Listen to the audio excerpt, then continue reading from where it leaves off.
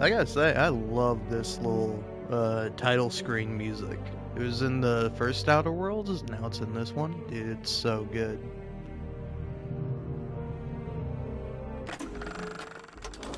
Now it's gonna go away. Rifts could destroy the entire galaxy.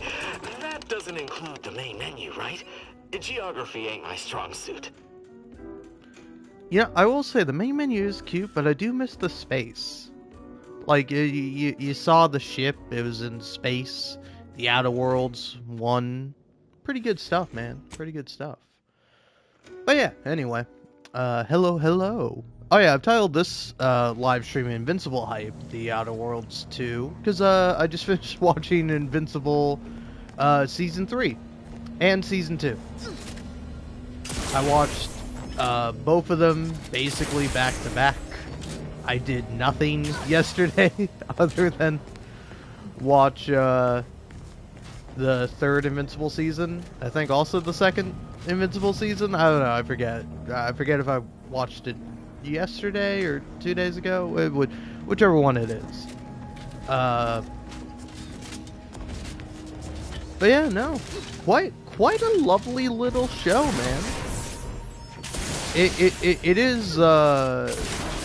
I don't know. I think it's pretty good. And considering season 4 is coming out, I'm like, ooh, I'm ready for that in, you know, about like 4 or 5 months. Yeah.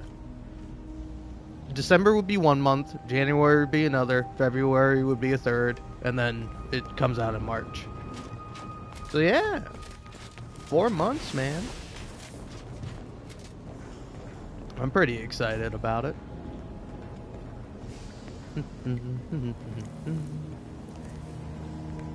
I don't quite know what to do though in the game. Like, yeah, what's my journal?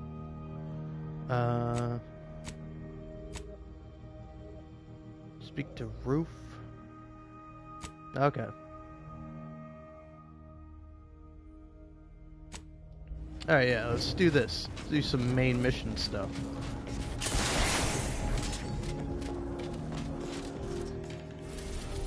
Take me here.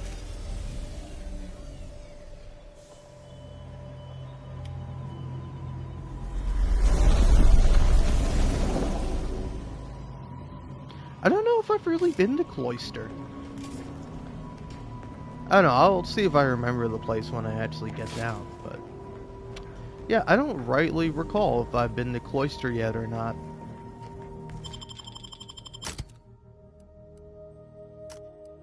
I think you have a mission here, don't you?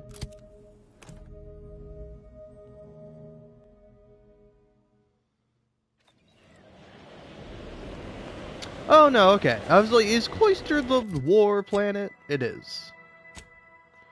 And just making sure of this.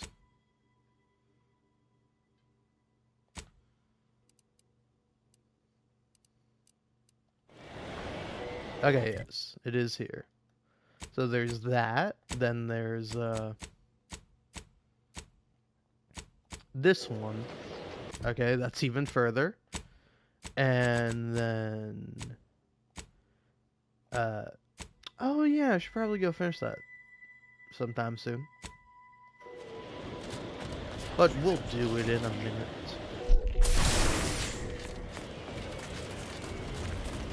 Temporary indignities of the body are nothing.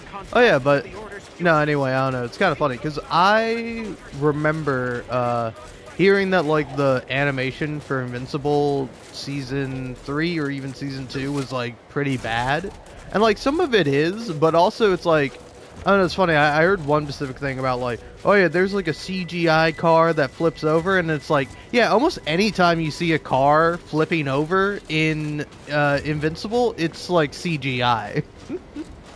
Like, I don't think there's a single car that gets flipped over in Invincible that isn't CGI. I might be wrong about that, but almost any time you're like focused on a car flipping, it's CGI. I was surprised watching Invincible season 1, like how much CGI I noticed in it, where I'm like, oh, I didn't notice that the first time I watched it. It's just a fun little thing to notice, at least to me, man. Because like I don't know, was it season 3 or season 2? Had to be season 2, I think.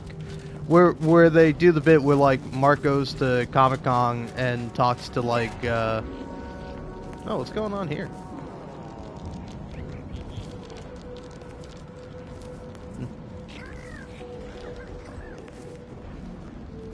Need help here? I have nothing to say, unless you want to discuss the inverse of height function, in which case I'll talk to the hero.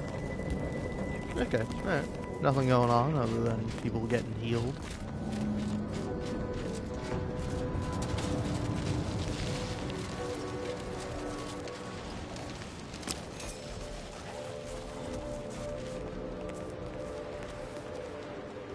But yeah, no, it's like, for me at least, throughout the series, I like notice kind of animation shortcuts, or like, oh yeah, hey, I see why they did that or reused that scene, or like, I think this is in season 3 where there's one part where it's like, hey, here we are tuning into a different part of the story in a different area, and hey, just in case you've forgotten, in case for those of you with a short attention spans, here's a recap. And like, you're going through like the recap, and it's like, I just watched this, man. I just watched this yesterday. I'm binging the show. I don't need to see all this again.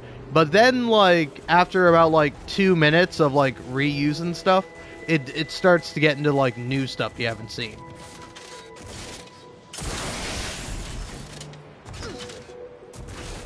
Which, like, honestly, I would have been a bit more fine with if that's how they started it. If they were just like, hey, in case you forgot, here's what happened. But no, they started off with, like, here's the next part. And now we're going to go back to recap. And then here we are, back where I started the story. And it's like, man, why didn't you just start the story in the flashback, man? Would have made more sense.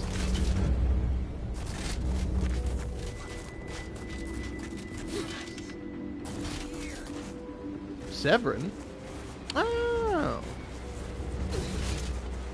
Look at this little guy. Hey, buddy. You. I don't know you. But you, I do. It's good to see you, Asa. It's me, Severin. You know, I've never been to Cloister before. It's cold. What is wrong with you? Boy, damn it. Did they mentally refresh you? No, let's just say I'm well lubricated. You tried the new Prestige gin? It helps when you have to do something you really don't want to do. Oh, so it's a trap, isn't it? Yes. There are a bunch of sentinels in hiding. When I give the word, they're to execute both of you. Not before I mentally refresh your brain pan with my knife. Ooh. Oh.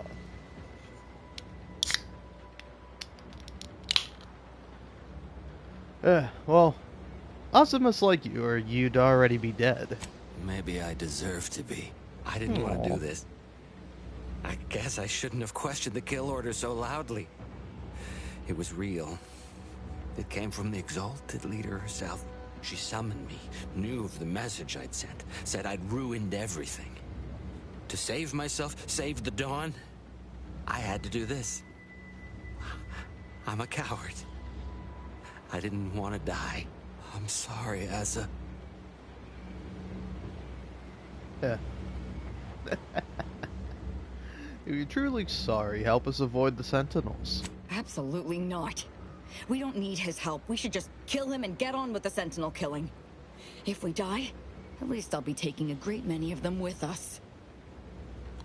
Well, it would be better to get his help so we can live to confront your exalted leader. You make a compelling argument. No need to waste our time killing yet more faceless cogs in the Protectorate machine. As fun as that may be. But you're basically just asking me whether I'd like to be killed by you or the Sentinels. Because when they figure it out, they'll execute me.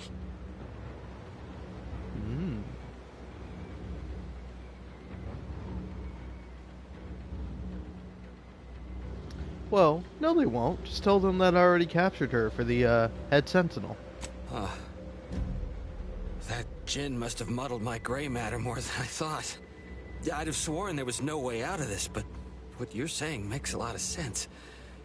Thank you. And thank you, Asa. I thought I was dead. What an idiot. I can't believe I thought of him as a friend.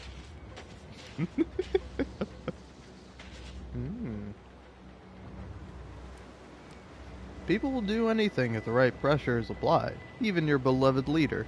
I can't believe she betrayed us. And the whole of the Dawn to save her own life. What a coward. The unspeakable things I will do when I find her. Well, once I find her. The exalted... No, I won't refer to her as such any longer. Dagmar continually moved around for safety. She always initiated contact with me. We do know that she was in league with the Sentinels, though. There's nothing of it but to get ourselves inside their headquarters on Praetor. We'll track her by accessing their comm system. We're just going to waltz in and access their system? How's that supposed to work? Lots of killing, I'd assume. And we don't need to worry about their systems. My parents were vigilant. I stole their access codes when I was younger, but never had the nerve or call to use them. Once we do, they'll become unusable, as they'll set off all sorts of alarms. I did mention all the killing, didn't I? Wait, your parents were vigilant? What of it? So were a lot of people. It is no longer of any matter, regardless. They are dead. And no, before you ask, I did not kill them. I would never have thought that. Let's get out of here.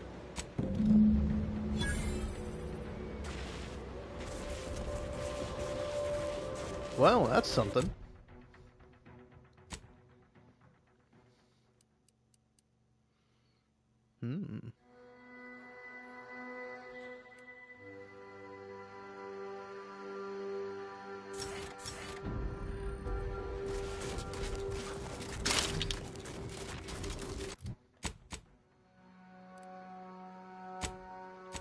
Let's see. Anyway, while we're here, we're doing this.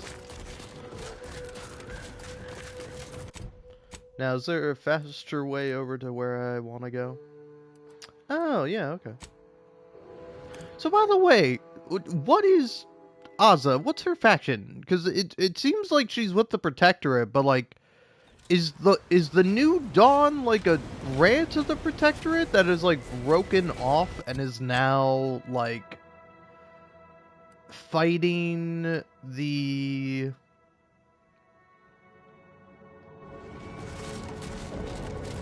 like, fighting everyone? Are they fighting with the Protectorate? Because, like, the Protectorate has their, like, big head honcho guy, like the Consul, or whatever that fellow was called.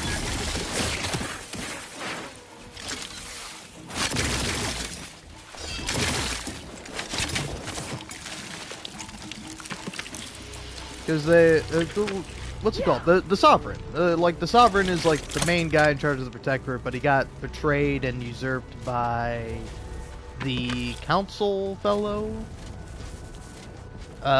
So, now that's a thing. But yeah, I thought you guys were all, like, obsessed with the Rift, and you're like, the Rift is the answer.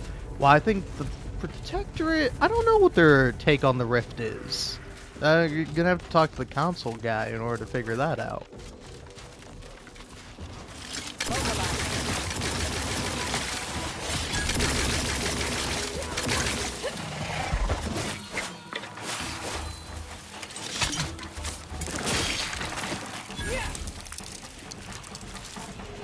Man, we are slaughtering these things.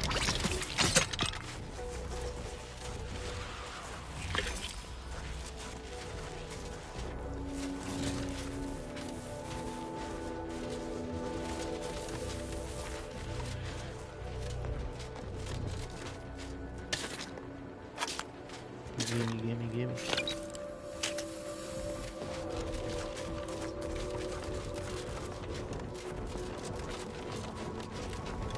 But yeah, I don't know. Other thing to talk about would be, I don't know, it's so funny how long it took me to realize that, like, the reason why I kept getting Zyranium poisoned is because of the armor I'm wearing, and it's, like, perk of, like, keeping you alive. If only we had a device for closing rifts, like the one we found on Praetor. I think... Do we have that? Do we not have that? Why don't we have that?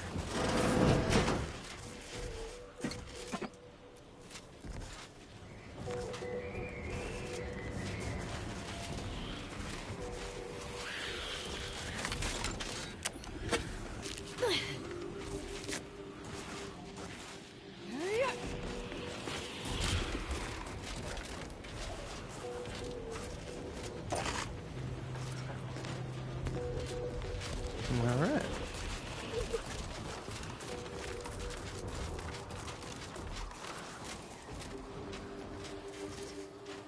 I will say though, it is a little fucked up that there's like no other way to get rid of Zyranium poisoning. I suppose it makes it balanced because this armor is really good, but it's like, it is and it isn't. Because on one hand, quite nice not to die when you run out of health, but on the other hand, you can't use your trauma kits. Investigating hostile. The traitor is here! Attack! You ignorant fool! I have to kill you! Almost! Enemy. Step aside. It might sting. A lot. Uh-oh! Commander's almost dead!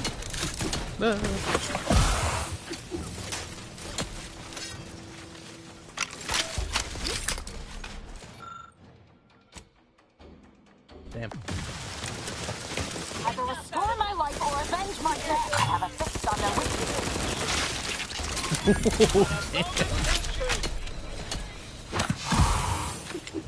Hey, leave me alone. Legally, you have to leave me alone. I'm just a little guy.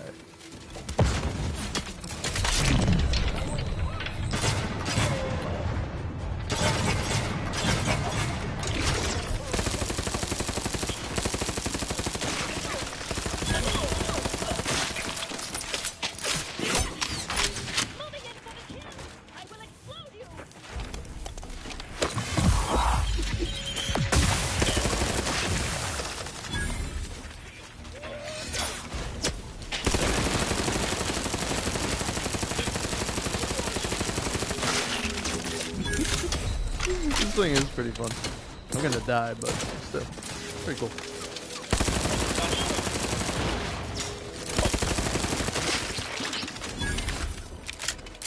Actually, I will say, now that I have the Zyranium perk, I'm like chilling. Battle scan.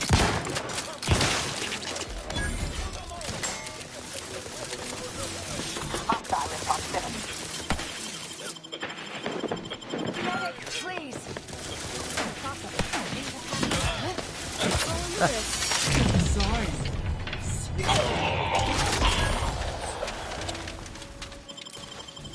Recharge for mayhem!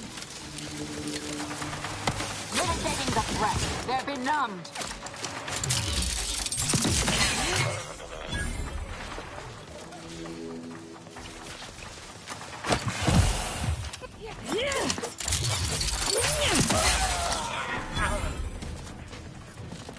Combat probable. Target analyzed. Lay down fire. Vitals are in the red.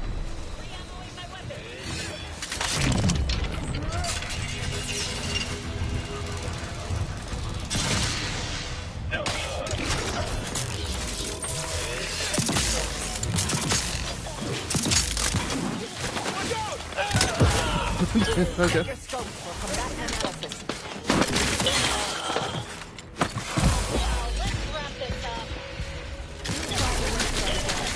Weapon ready, Commander.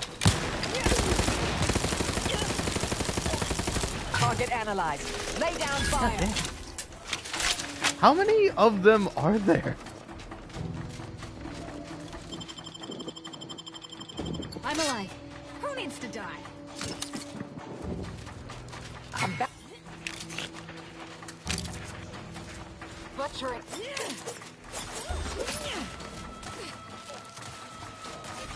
So, yeah, it's kind of funny. Are they only hostile because I brought Ozza Either along? restore my life or check your scopes for. Like, I think had I not brought her along, I could have, like, just walked into this camp. It would have been fine. Because they weren't, like, hostile towards me until they saw her. Eyes open. I'm alive. Who needs to die?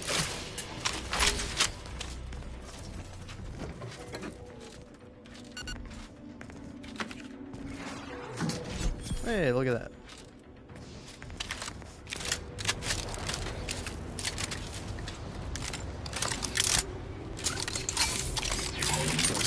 Load everything.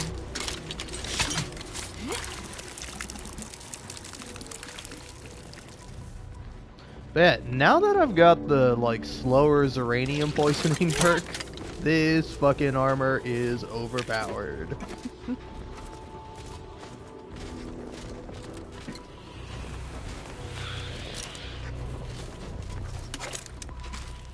Because I will say, save for the fact that I just completed Invincible Season 3, just like, literally, I don't know, a couple hours ago. I slept afterwards because I was tired. Because it's a lot of work sitting around watching a TV show. But no,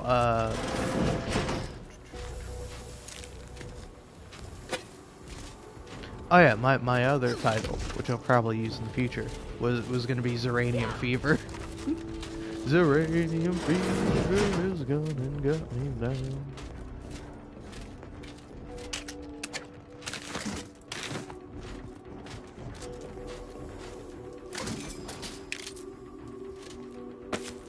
They really... did they have a whole society going on here? Or did they, like, kill everyone who was here and then take over this area? I don't know how the Dawn works. I don't know dick about the Dawn, man. Like, I just know she's part of it. They kind of hang around the, what do you call them? The rifts. And they're like, yeah, man, we're all about the destruction of the universe, you know? They're like accelerationists. Except they don't really have like a goal. They just want to like end the world, end the known universe. Blah blah blah blah blah blah blah. Get rid of that Zyranium fever.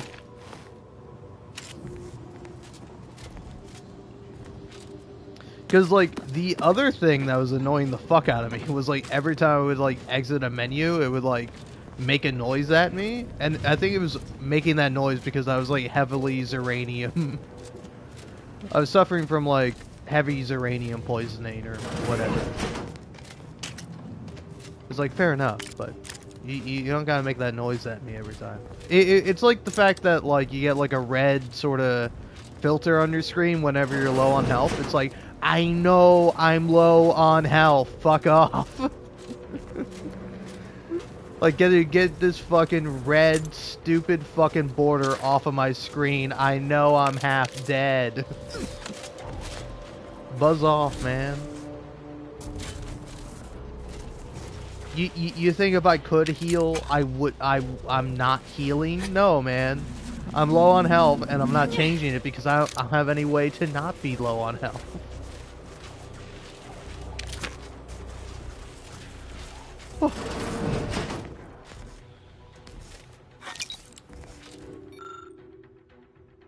Ah, come on.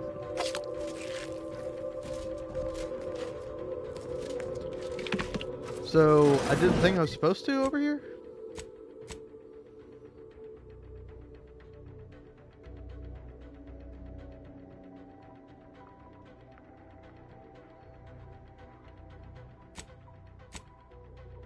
Yeah.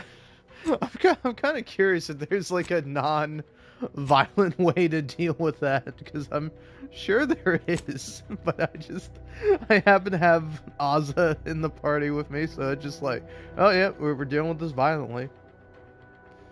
Hold on, I'm curious now. Gotta look it up.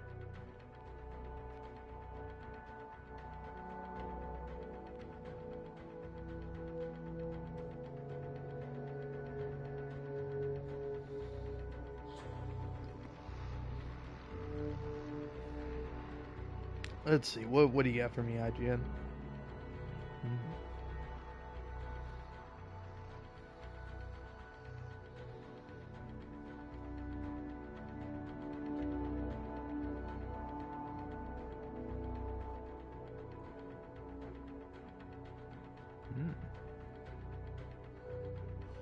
Okay, no, it is just a go here and kill all the guys quest. I really thought there could have been another route around, but hey, I'm fine with it. I do like killing. in video games. I haven't tried it in real life personally, but you know, if anyone's offering, I'm not gonna say no. I'm trying to think of what like the comparison is, or like what the bid is. It's like trying like a new kind of food or whatever. It's like, I don't know, I've never had like alligator before, but I mean I'd try it if I had the opportunity.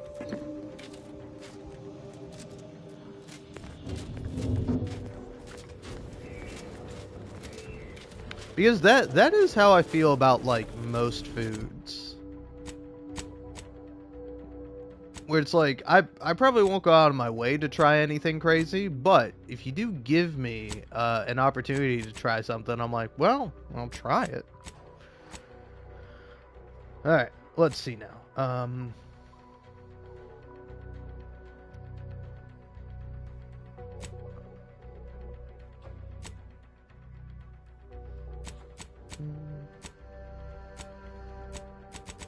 Yeah, oh, it's this one, right? Okay, yeah. I'm like, isn't there the thing I have that's like, you know, hey, go over here and do this thing for me.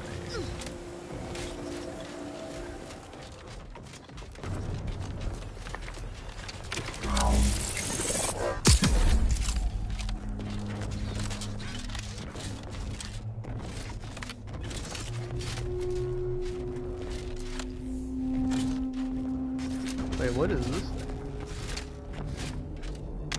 Ah. Some classic Rift residue.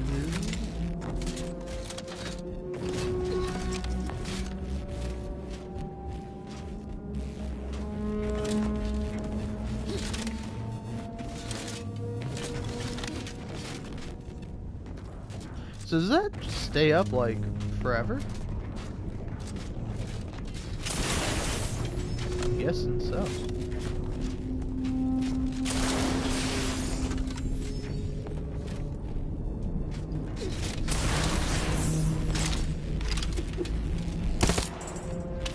Yeah, how does one process this Rift data?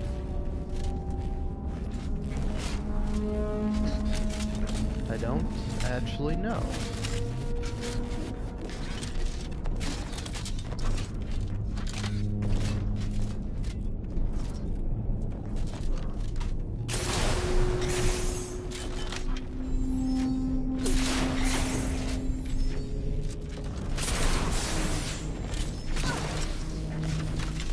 Don't know what's going on with that.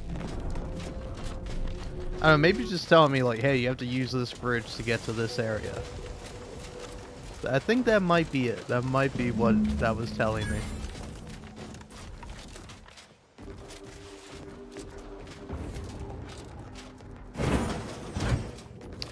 Oh.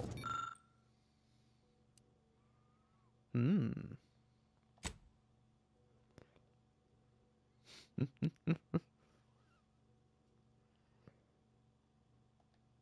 Ah. Oh, okay, I know all about that.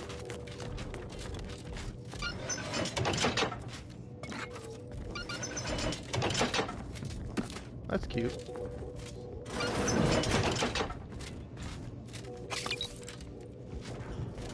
But yeah, should I be doing this then? Because I do have the thing of being like, hey, convince either Auntie Cleo's or the Order to help you take this area. So, might as well just hold off on that.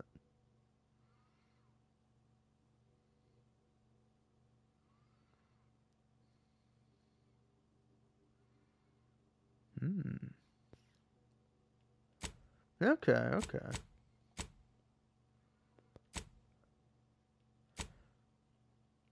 So, anything else around these parts? Okay, there's that.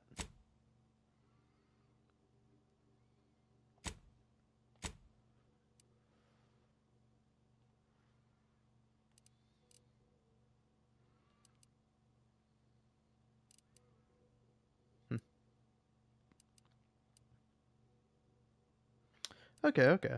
See what's going on here.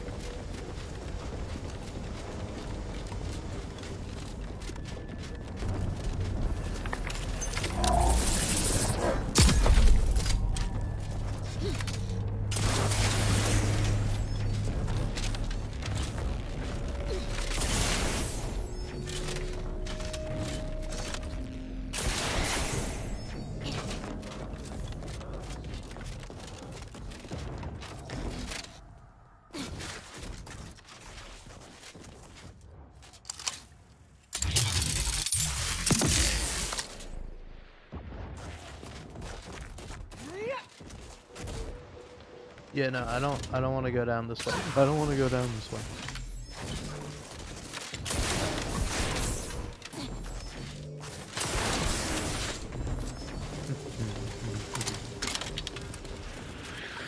Yeah, honestly, I thought I would have like more things to talk about, but I got nothing. I got like head empty, nothing going on upstairs nor downstairs, frankly.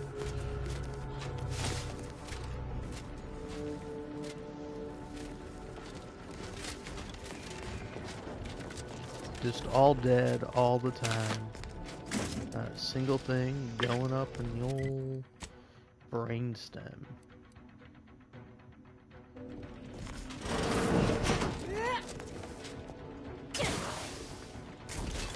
That.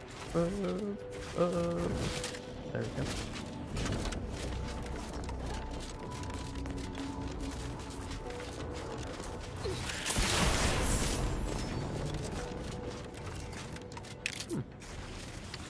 What's going on over here?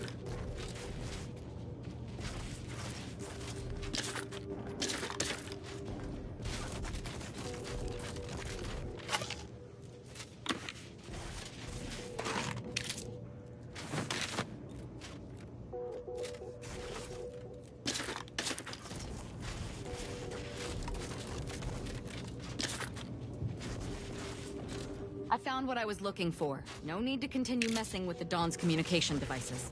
Okay.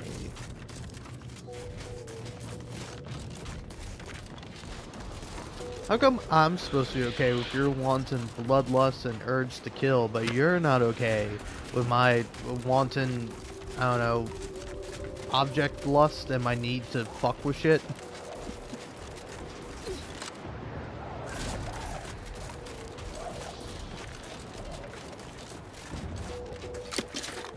Yeah, what am I looking for? Like tactile inclinations?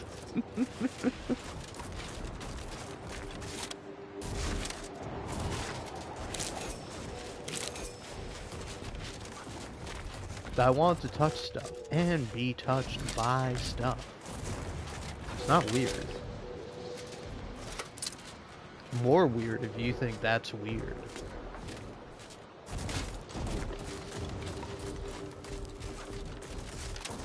Like I'm touching an object right now.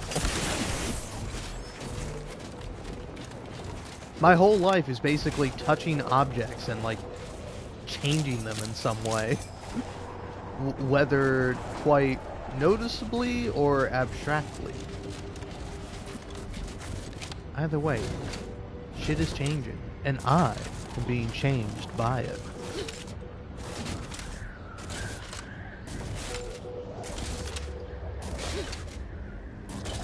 Mantisaurs. Preparing to attack.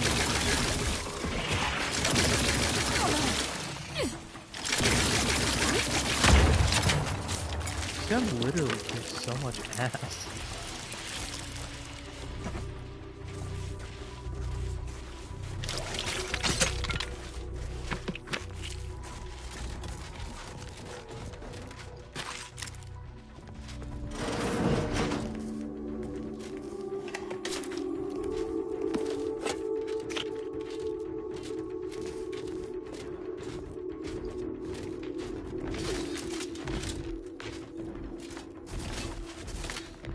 Betcha I can get in on the roof.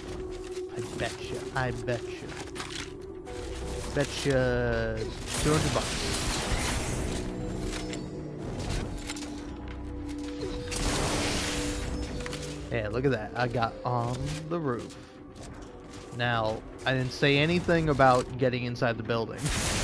Even though that's what I was implying and hoping for. So, I don't owe anyone shit.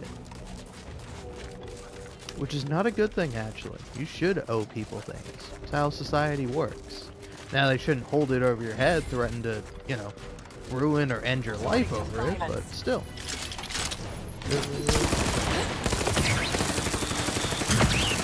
Adversary vulnerabilities identified. What? Why are they doing that? Pretty funny.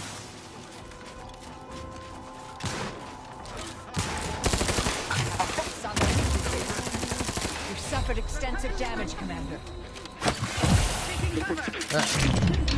The only real way to deal with this. Locking them down. Pulverization in progress.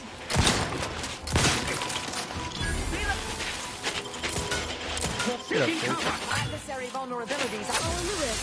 This might sting. Two more Commander supply lines will be sent.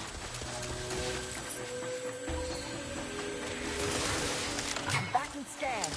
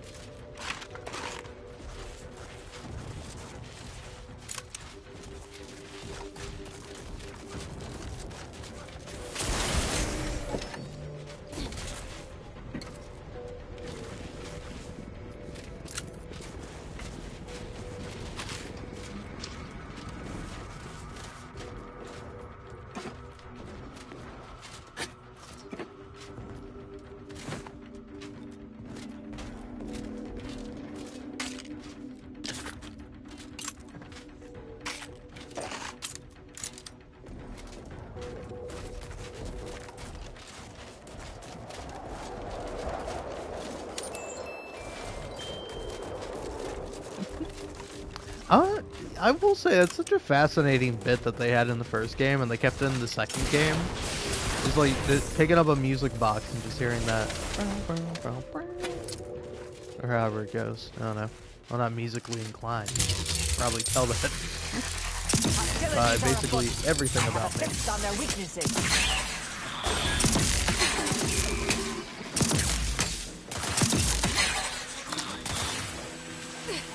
Step aside. Alright. I do love killing people in video games. Again, never tried it in real life, and frankly, I hope you realized I was joking when I said, oh yeah, if someone offered. Sure, why not? Yeah, here, question. If someone offered you to, like, not even do, but, like, go see an execution, would you do it? I think I would almost do it out of, like, curiosity. Of, like, I am kind of curious to see what it looks like when someone dies. Like, that would be a fascinating and horrifying thing to see. Like, in person. Because you can see videos of people dying, and I don't know, it's like, it's gotta be different, right? Because at least when you see a video, when you see, like, something not in person, you can kind of remove yourself from it. Or at least that's what I do every time I've seen that. It's like, because there's insane videos, you know? All subjects prosper under the guidance of our beneficent ruler, the Sovereign. Threat detected. Ratcheting up my aggression. This might sting. A lot. Patience. Still recharging. Standing by to see. Step aside. Swine. This might sting. Taking the fight up. Locking them down.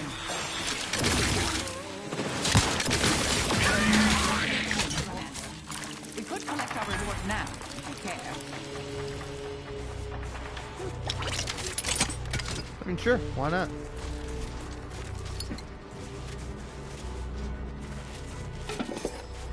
A reward for a job well done.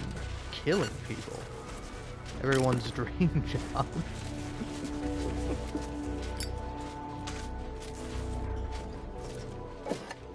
I will say it it is, I don't know if it's funny or like incredibly fucked up, but like there are like wars people fight because it's like, hey, I gotta defend my home, or I got drafted, or you know, plenty of reasons, maybe patriotism, like a lot of reasons you could fight in a war. But I think probably one of the funniest and most macabre is just be like, oh, I'm not actually on anyone's side. I just want to get paid. Like, I'll do war for money. Well, I'm not going to do it out of some ideological principle, you know? What am I, a fucking idiot?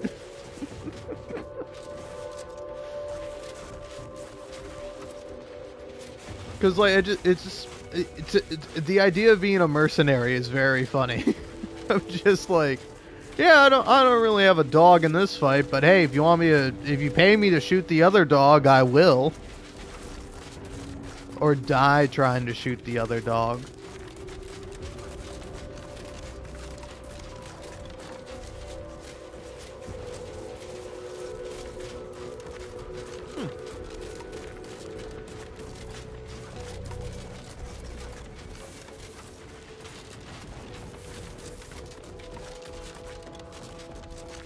Sorry, I'm now pontificating about the like the rules of war and like what any authority has to say about it. Like, is there a part in the Geneva Convention that has to do with like mercenaries? Of like, what happens if you do like capture a guy who's not actually a part of the enemy side, but just like wanted to make some money? Like, where do you send that guy back to? They're just like, oh well, you know, you got him, so now you can just keep him forever, or like, do you have to send him back to his country of origin, or if you can't go back to your country of origin, where? Yeah, I don't know. Yeah, that's also a thing in war. It's like there's rules regarding like the capturing and treatment of prisoners, you know, prisoners of war. But it's like, what happens after the war? Like, what if you win the war? Do you just keep them? You would have to release them, right? Or I don't know. Maybe I don't like thinking about this because this is a very serious subject, and I know fuck all about it. I don't know anything about the war, and frankly, it's a privilege not to.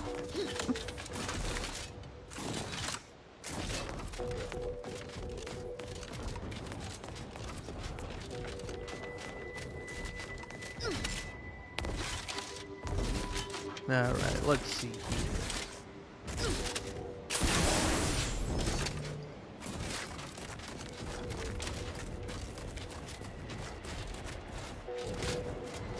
Hey, I killed all those guys for you. Can you pay me? You're back. I was beginning to wonder if you'd gotten buried in a snowdrift. Did you kill those yay-saying bootlickers good?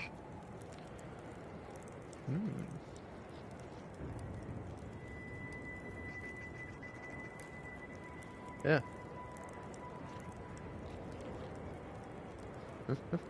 Job's done. I killed them extremely good. Funny. I'm on the clock, so I can't laugh. I'll laugh in my off hours. Here's your reward. Now get along. I'm as likely to be buried alive by my paperwork as the snow outside. Hey, look at me. And there we go. That's what I like to see. Max out my speech. Hey, I'm skilled. Alright, so, what do we got here?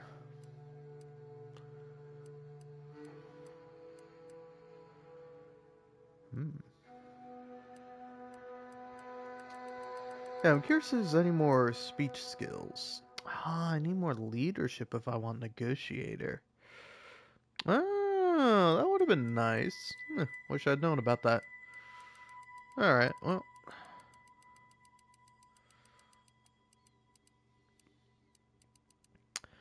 I don't know. Of all the stuff that's available to me, maybe I get...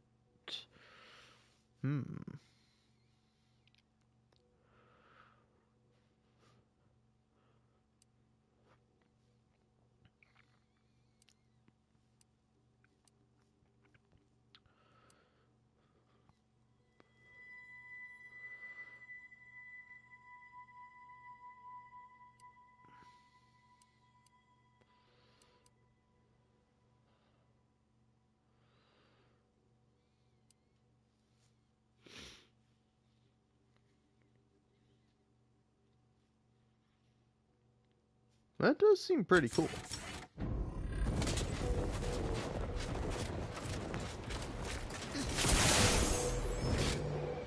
Alright. Well then. Let's go finish up the,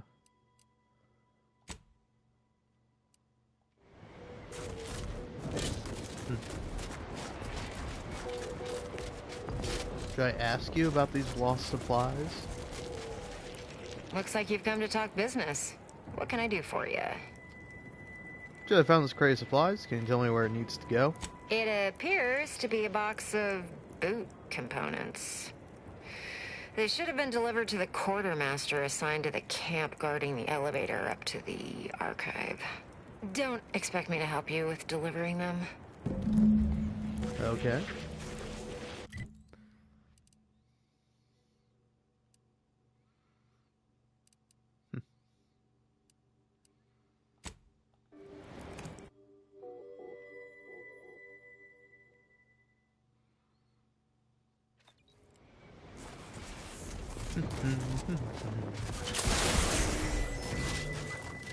Hey, you there.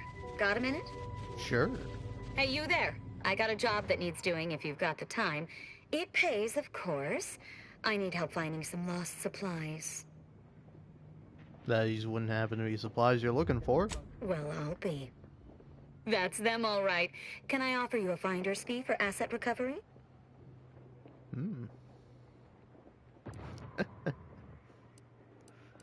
Oh yeah, sounds like a good deal to me. Great.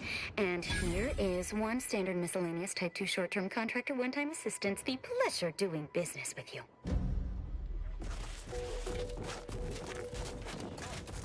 Okay, back to business.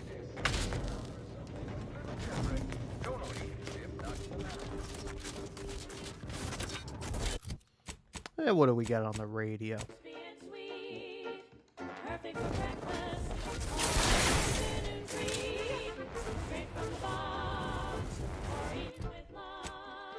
Alright, let's go solicit the order. Why not? Sounds like a fun activity.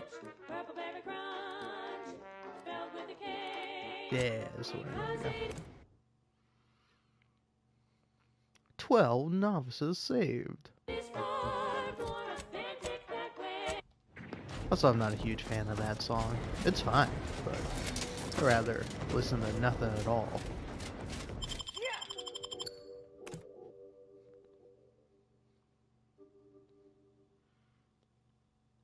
Oh, I think I have another mission here.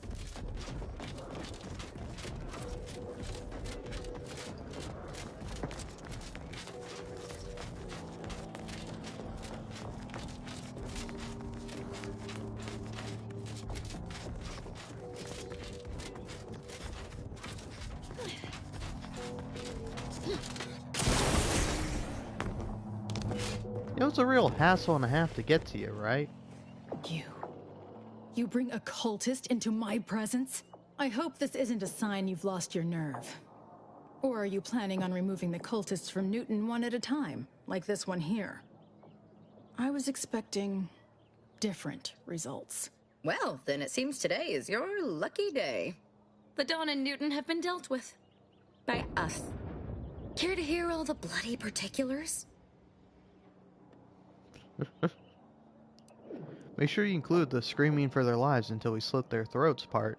Of course. How could you think otherwise? That was the best part. You saw a problem and followed your own methods to solve it. I can admire that. Here's something for your trouble. If you removed Newton's unsightly blemish, I believe you may be trustworthy. I have reason something predicted has come to pass. Let's hear it. One of the satellites comprising the Hyperion web was struck by a wayward craft and crashed on Paradise Island. I need someone to recover an informational component from it. Sure. I hope your zeal is properly placed. The Protectorate soldiers guarding the crash site are unlikely to let you close, unless something else is made to arrest their attention. I cannot say how that might be accomplished, unfortunately. Some of our scholars find answers to their solutions at the CAF integration point. Perhaps you might do the same. Collect the data from the crashed site and return it here. May the odds prevail against your bloody demise. All right.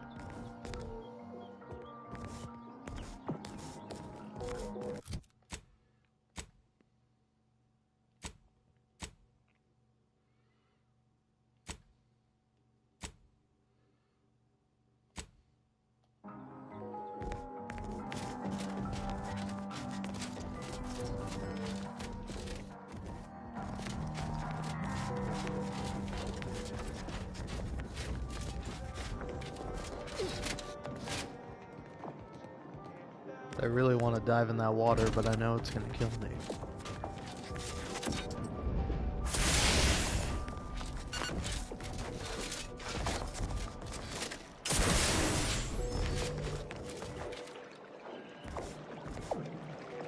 Look at you.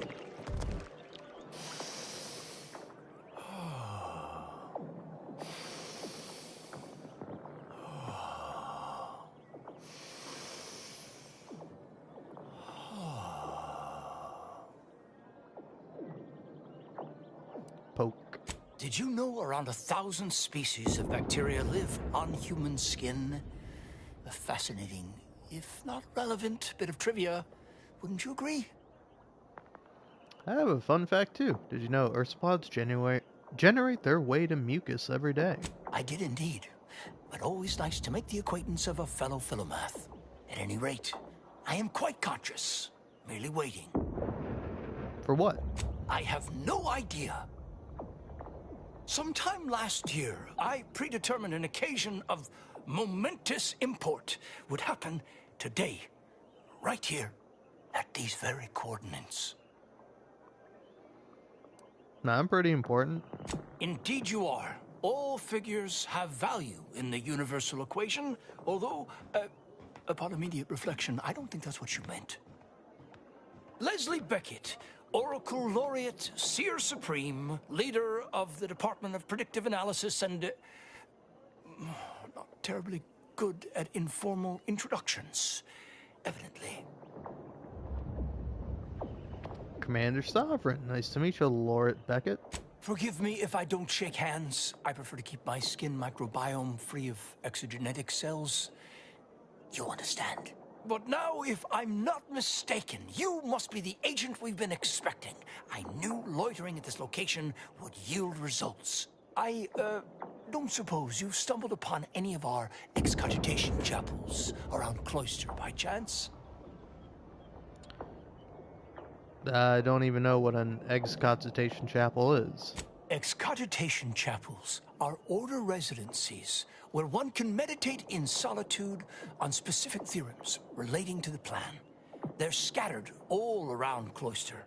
Prior to the war, such focused study led to all manner of breakthroughs, with audio logs routinely kept by the scientician in residence. In these unprecedented times, such logs could harbor hidden wisdom. However, with the war on, I've sadly been unable to get my hands on the last of these recordings. You mentioned breakthroughs, like what? All confidential, I'm afraid. Many are still under peer review, but I can assure you, their value is commensurate with, the discovery of gravity, or has the potential to be. Well, I've already begun collecting the logs you mentioned. How unexpected. Almost as if there's a universal plan at work in the universe. Please return when you've found all 4. I will be here. Yeah, I think there's something else I'd like to discuss. I'm happy to answer any questions you may have. Can you speak to rumors about an experiment involving the garden's water supply? How do you know about that? I mean, that is quite the allegation. I deny it effusively. Science item. Ah. That was convincing. Care to try again? First, answer me this. What is your interest in this matter? Yeah, I'm concerned for the well-being of the people here in Laplace's garden? I don't know how you say the name of this place. As much as I relish the idea of entrusting a stranger with sensitive and potentially incendiary information, I shall have to decline further comment.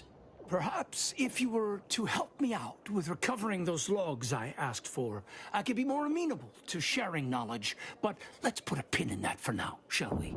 If there's nothing else, I would like to return to my deep breathing exercises. Yeah. Alright.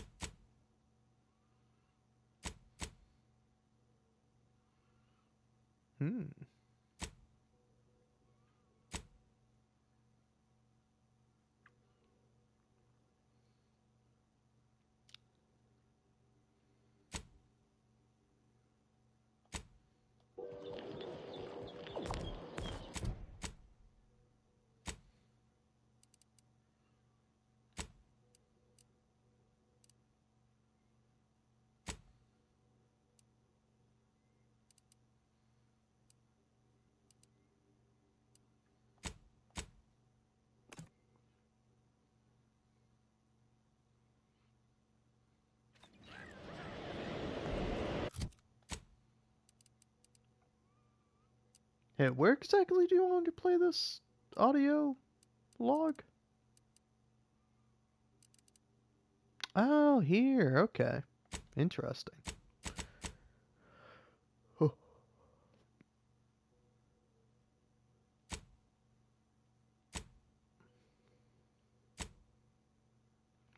Well, I say I'll go finish this quest.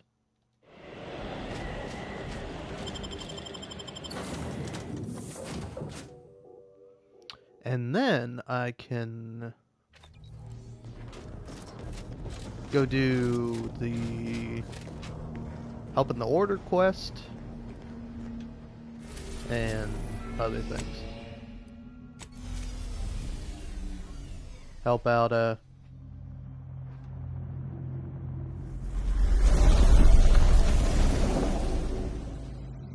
about Tristan and whatever he's got going on. I forget.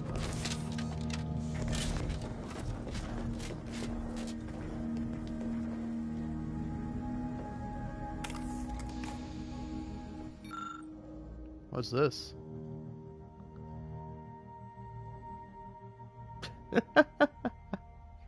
That's kind of funny.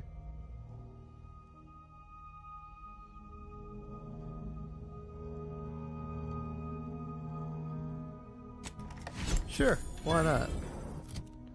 Now, is that a helmet or a bit of armor?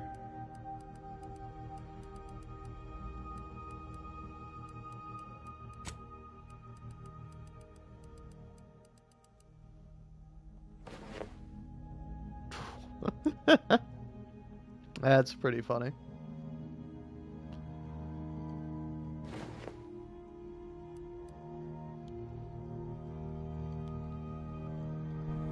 I think I'll keep this though.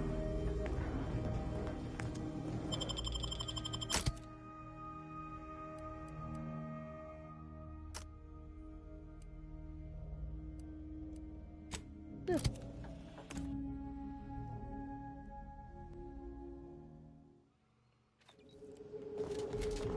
Solve this, head to Paradise Island or whatever it is, and then I don't know.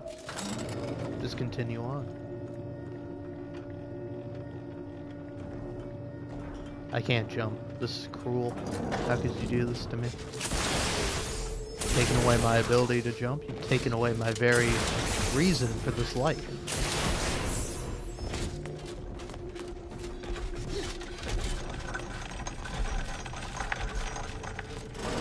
Actually, like, real, genuine opinion I have. You want to know what's the most wonderful, amazing thing that I don't really do because it's incredibly embarrassing? That is skipping. You ever skip, man? Skipping fucking rules.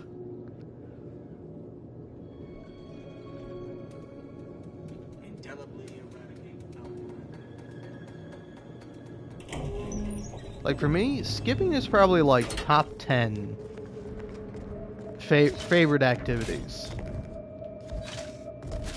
Ooh. I do have another way to go, if I want to. But no, I can just convince you to stand down. There you are. You saw the experiment through to the end, yes? The data hasn't arrived yet, so please do tell. Was it as beautiful as I imagined? Any inklings to the result? Or perhaps I oughtn't to have recloistered myself till after the experiment concluded, hmm? Well, don't just stand there. Tell me everything. See, Sir Bujold was very thorough, but there were some issues. Some issues? You seem like softening the blow. Was there a malfunction? Was there some error in the calculations? Wait. Let's start from the beginning. Step me through your understanding of what's gone awry. The experiment was deeply flawed on a conceptual level. Really? In what way?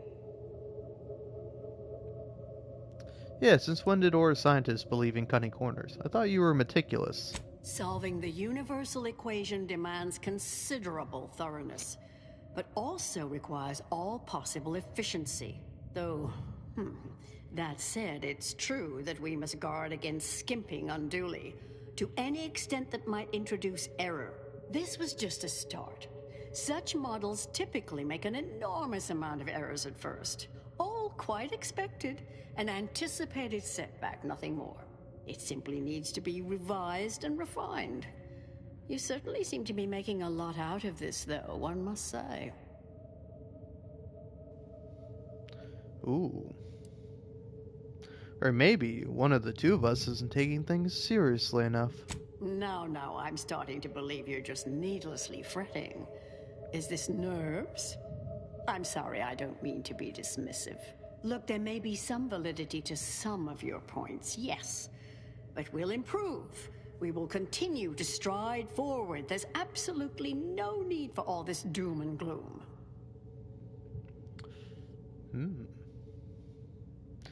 Are you sure? Because our predictions imply both are inevitable if you pursue this.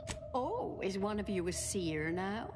Because I put considerable more stock in the prognostications of the Order's prime mathematicians than I do any old run-of-the-mill soothsayer. Now, is that all? Because I think I've had enough of all this. Everything we've done here is built off Seer Bujold's research, which is quite brilliant. The experiment failed terribly. Your career's over. Time to retire. Really? Will I become a laughingstock among my peers? Have the whispered jeers begun already? No, calm down. Breathe. You've faced setbacks before. The experiment data just arrived in my terminal. Allow me to eyeball it a moment. Perhaps there's something here to help prove or disprove any of what you've been saying. Everything seemed within acceptable parameters. No discernible variance. So why did it fail? Because the foundation behind everything you've been doing here is clearly unsound. Oh, come now. one bad test doesn't mean the science is completely flawed, does it? This has been a difficult conversation. Challenging, disputatious, at times compelling. Yet I remain unswayed. If I may, I have a point I'd like to add. By all means. There's a critical flaw in Sir Bujold's approach I think best illustrated by this English phrase. Time flies like an arrow. Fruit flies like a banana. I much appreciate this jest. Very simple, yet clever. Because in English, the word like can mean similar to or I prefer. And flies can be to soar, or plural of the insect. Through this perspective, it functions, makes sense, is humorous even. But in another language where words' meanings differ slightly, it does not.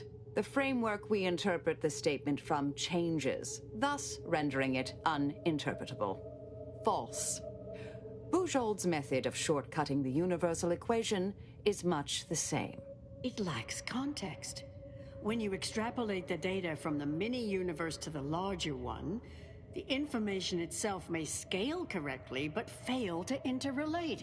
This little colloquy has proven rather arduous, and your points fail to... Wait. Considered as a whole... Damn it. No, I see it now. You are correct. We have obstinately and misguidedly blundered along here. The flaws in Bujold's research now seem apparent. Time for me to admit my errors. I'll need to inform everyone. Shut down research and operations. What will I do now? There's no place for me. Go. Leave me be. Our work here is done, it seems. Fellow scholars of the Order, this is Anchoress Byrne, with an unfortunate announcement. Our experiment today was a failure. The line of inquiry has proven intrinsically flawed. I became dazzled by bold, captivating ideas and ignored bad science. I am hereby canceling all related research, shuttering resigning from the Order. Okay, no, I don't want to do that. I thought I could get in there. Steal some stuff. Guess not.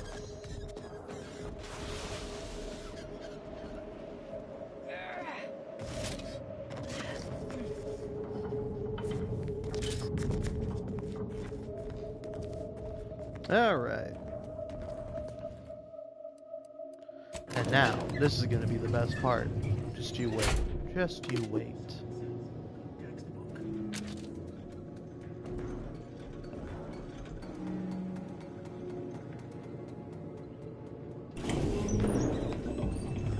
I understand now why they say never meet your heroes, Intercessor Delgado. You've truly been an enormous disappointment. A key experiment fails and Anchoress Byrne abandons vital research right after you and your consort arrive. And we are all to believe these events were unrelated? That's circumstantial and more than a mite bit paranoid. I expect better from an Order scientician. Even one from the Department of Applied Scientism. Don't think I don't see your handprints all over this, Delgado.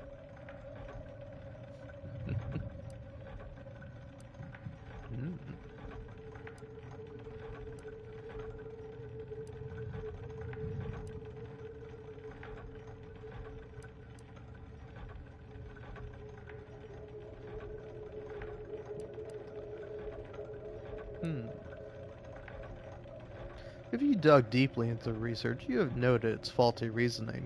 That might have worked on Anchoress Byrne, but I've talked to more than 4 people in the last 10 years.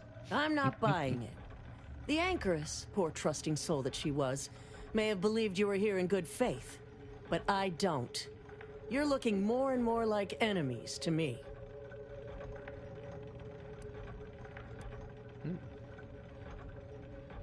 Anchoress Byrne talked a good game, but overlooked the shoddy science involved in the test. The Anchoress is one of the finest minds the Order has ever produced. I'm well versed in manipulative prevarication from feckless mutineers. Try again. Or try facing a gauntlet of well-trained exemplars. I could always choose for you. You're angry and scared and feel the need to lash out, but we're not your enemies here. No, I expect not. I suppose I just needed you to be. I wanted so much to do something here, something relevant, meaningful. Now it's all gone. I don't know what to believe anymore. Go on, get out of here, before I change my mind. Fellow exemplars of the Order, stand down. Haha, eat shit, fucking idiot. Oh, that was some good arguing. Reckon you'd give Auntie's litigation team a run for their bits. Yes, well done, Commander. Anais will be pleased. That's it then? The project is over? The secrets of the universe forever beyond our grasp?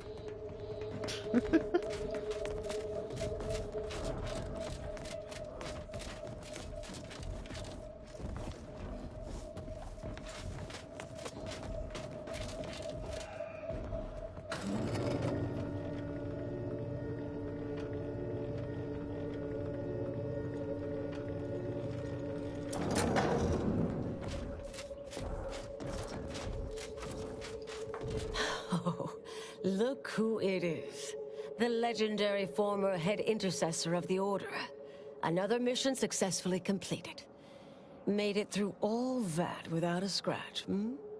Glad to see. Here's a future I'd always hoped for. You listened. Didn't just rush in like, I am Marisol Delgado. I am always right, even when I'm wrong. The credit or blame belongs to the commander here. It was their decision, ultimately. You forget I know you. You always thought you knew better. No one could ever convince you of anything. Before, that is. Good to see. Maybe you are facing yourself. There are a few things I'm still not used to saying. I was wrong. I'm sorry. Please. And thank you. But thank you, Anais. At any rate, I'm off. You all take care now. Marisol, don't be too enigmatic or anything. Try. Before I forget. Meant to give you this earlier. Oh, thank you, Anais. Goodbye.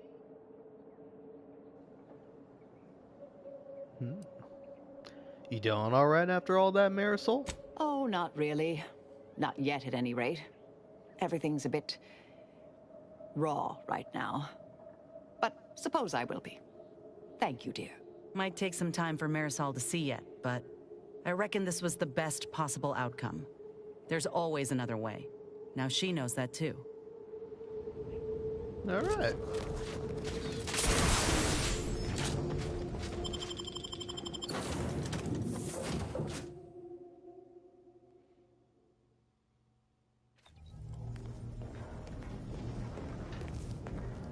Commander, it's customary to evaluate results after a mission of reasonable significance. Would now be good? I've had some time to cogitate over what occurred at Point Obviation. Some parts don't sit right with me still. Wonder if you and I might talk it through. You stuck thinking about what happened to Anchorite Brun? A bit, yes. With the work I used to do, I'm no stranger to guilt and regret. Midway into my requisite sleep cycle is when it usually plagues me the most. With Anchoress Brun, I know what we did was right. I know it saved lives. But we tricked her. Forced her to doubt her mind. You heard her. She's not just dissuaded. We broke her. And yet, such actions were par for the course for me in the past. When my remorse for Brun rears its head, it will need to get in line.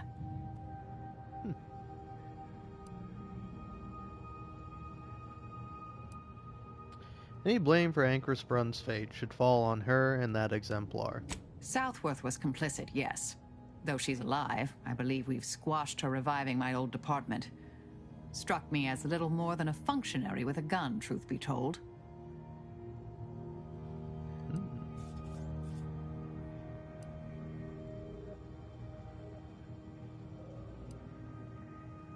Yeah, at least we don't have to worry about the universe ending now, for that reason, that is. Well, one hopes. According to Anais, we greatly reduced the likelihood of that occurring.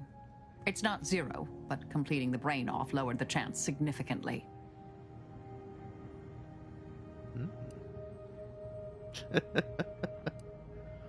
Now some time has passed, how you feeling about how you left things with Anais? She seemed pleased that we listened to her concerns, so I've changed, apparently. Thanks to you. Ooh.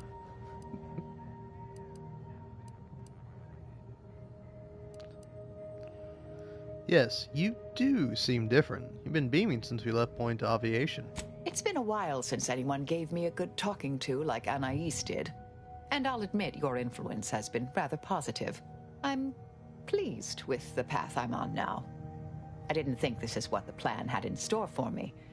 I've been facing myself with the same zeal I face my enemies. With tidier results. Appreciate you taking the time to talk it over, Commander.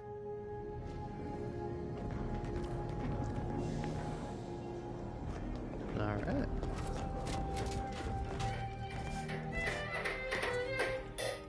Anti-Fizzo's Spectrum Vodka. You asked for new flavors of vodka, and we heard you. Now available in brown.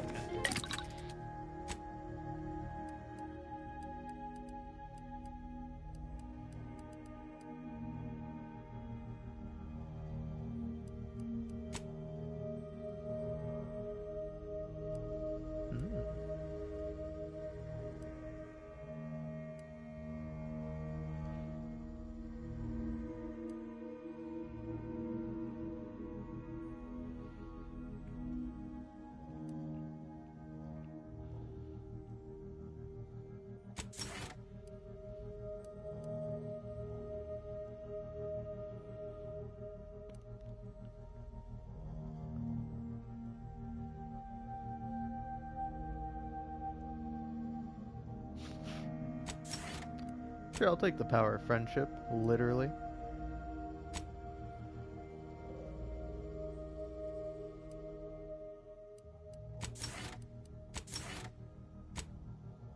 I don't care about the robot.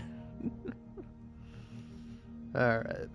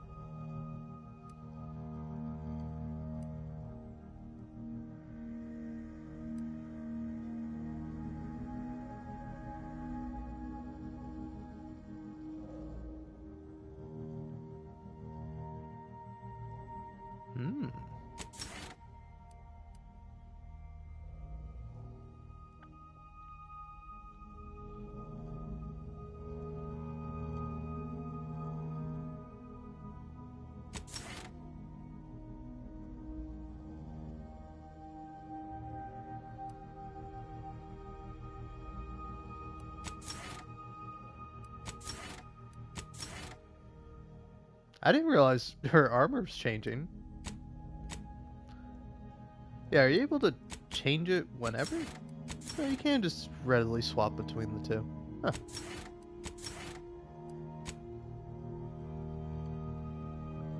But yeah, no, yeah, the armor does change.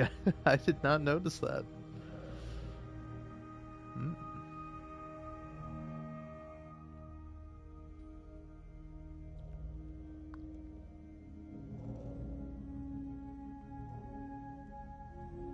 Yeah, blast barrel, man.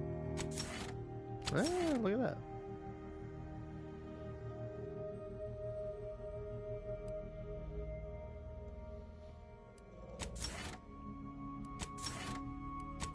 That's pretty fun.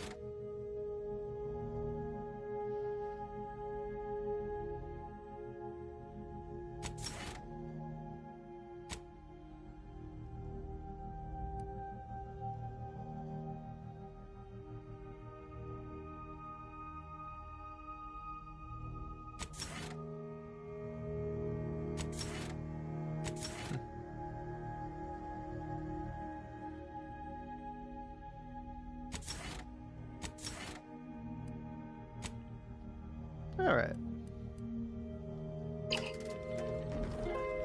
Well, that was fun.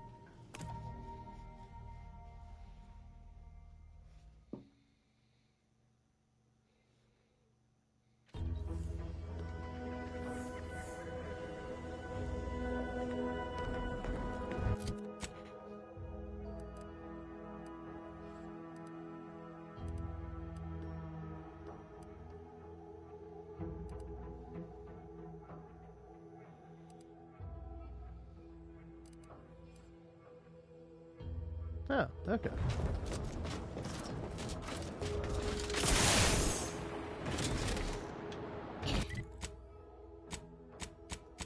Cadian Titan flower, or Colossicus arum, is responsible for dumping of my surrounding most settlements and the many other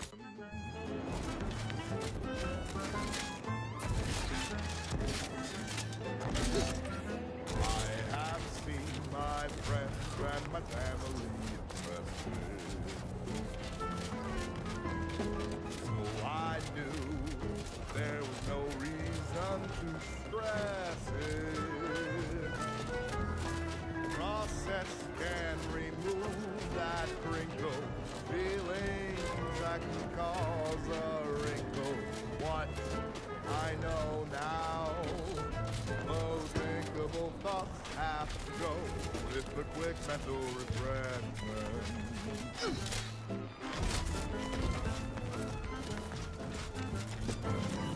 Those sentiments I felt were such a burden on me. The weight is better felt by one of Thanks for not crushing my plants, friend. I'm the Senior Principal Chief Director of Natural Studies, Acquisitions, and Monetization on Paradise Island. But call me Betsy.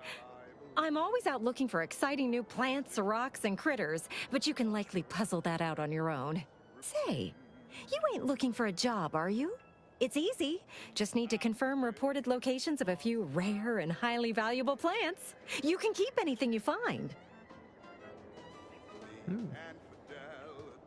Anything I find. Anything. Just so long as you bring me back confirmation as to the wheres of where you found them. I suppose an itchy trigger. I suppose an itchy trigger finger is pretty close to a green thumb. Tell me more. Well, you got me grinning to split my noggin clean in two. But enough of that. To business. I got a stack of reports, but since we're not supposed to be riling things up with the Protectorate right now, I can't go investigate them myself. It might be seen as aggressive. But since you're an unaffiliated freelancer, you could handle this task no problem. Just go to these places and verify if the resource is there or not, and report back to me. Sounds like easy bits to me. Friend, you and I are about to become very wealthy. First up, I need you to find a beautiful flowering plant called Heartless Lephoria. It can be found across Arcadia. More specifically, it's typically found near Zyranium, so it's spread along with the Protectorate civilization, since their technology is mostly powered by Zyranium. Oh, actually, I already found some Heartless Lephoria. Well, aren't you just a proactive go-getter?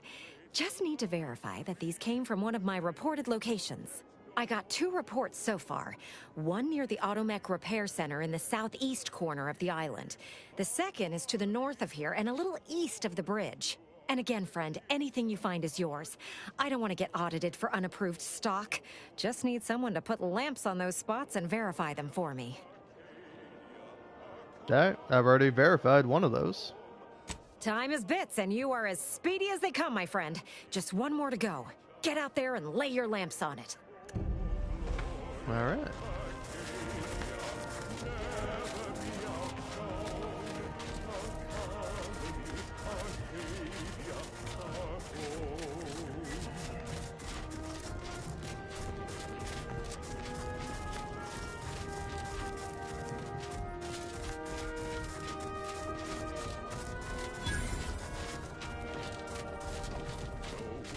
Silent as a tomb.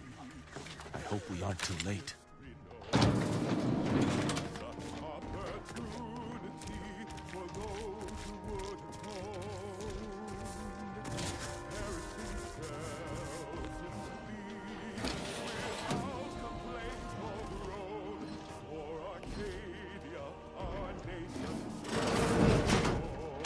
Virgil's not about. He's like to be in the training ground steps.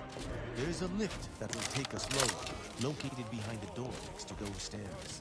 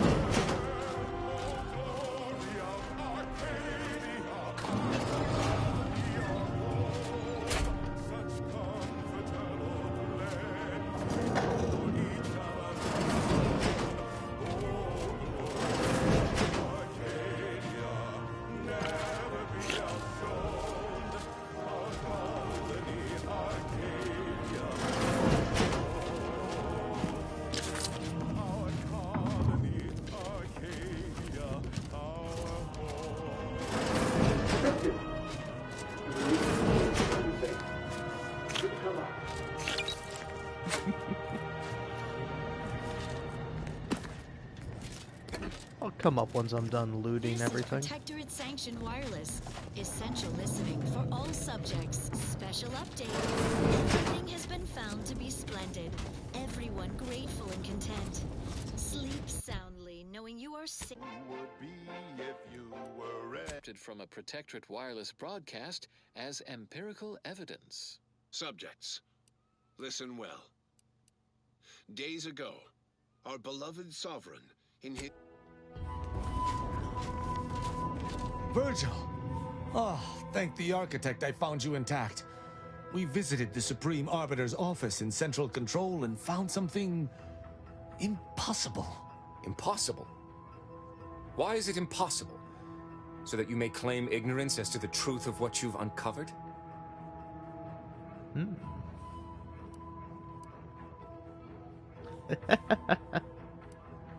Sounds like you know something we don't. Fine.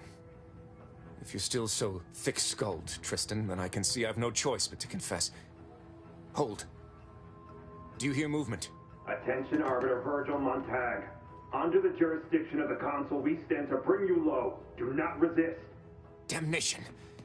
I knew the Sentinels were looking for me, but I did not expect they would come to this place. We have no choice but to fight.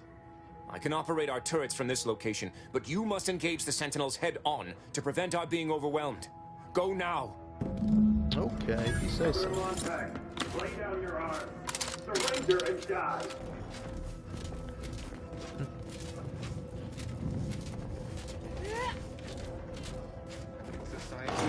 That was...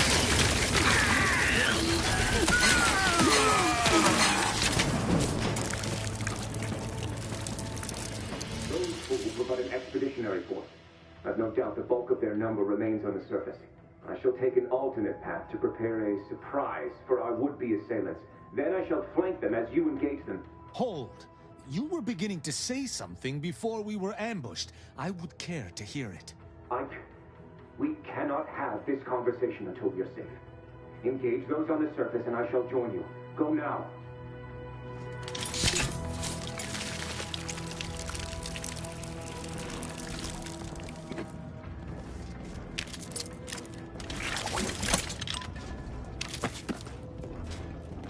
Alright. Hey, pal. Those fools. Protectorate subjects should know better than to attack a Protectorate Arbiter. The only explanation is that they were lackeys of the Consul. Why else would they engage someone such as myself without expecting reprisal?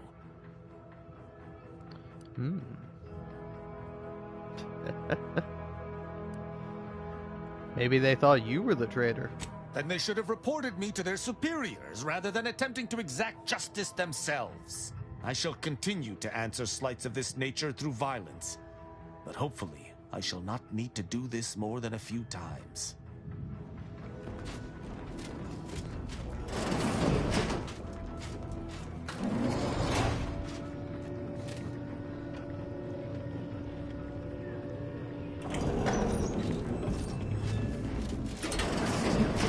Right. Where's the goal? Village department.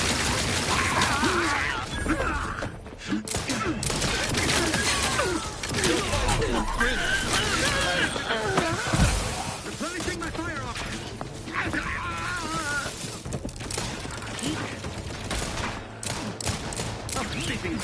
On the authority of the sovereign.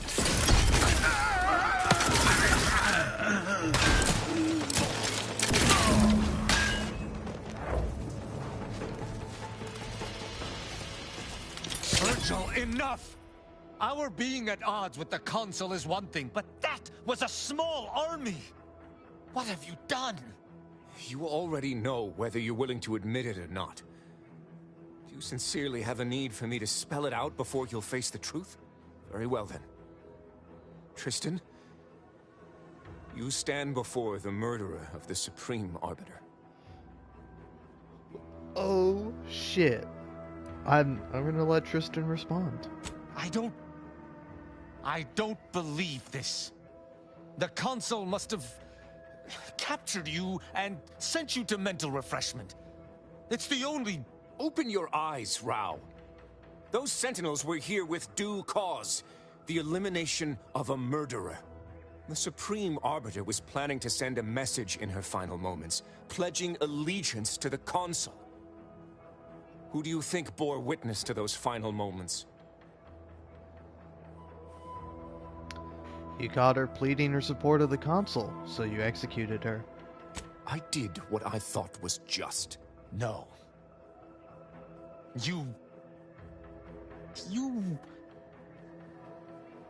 You lied to me?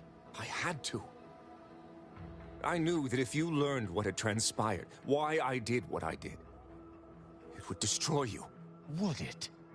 Or were you just trying to save yourself from my wrath?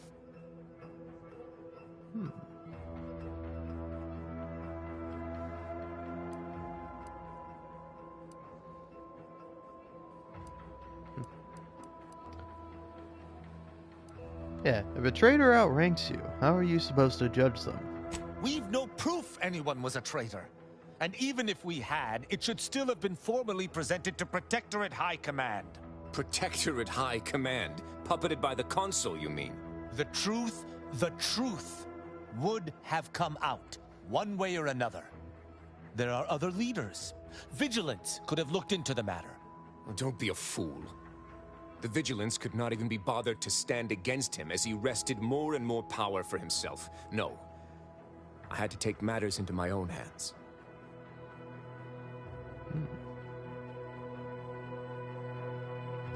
Yeah. Yeah, you got one chance to explain what happened and why you did what you did. With the demands this war has made on us all, I'd not seen our mentor for some time. My visit was meant to be a surprise. Unfortunately, it was. I overheard her decision to align herself with the Consul before she realized I was there. This admission, I had no choice but to act. But there was a choice. Why didn't you come to me? Together we could have come up with something. Some other course of action. Because I didn't want you to know. I never wanted you to learn the truth because I feared you'd lose your faith.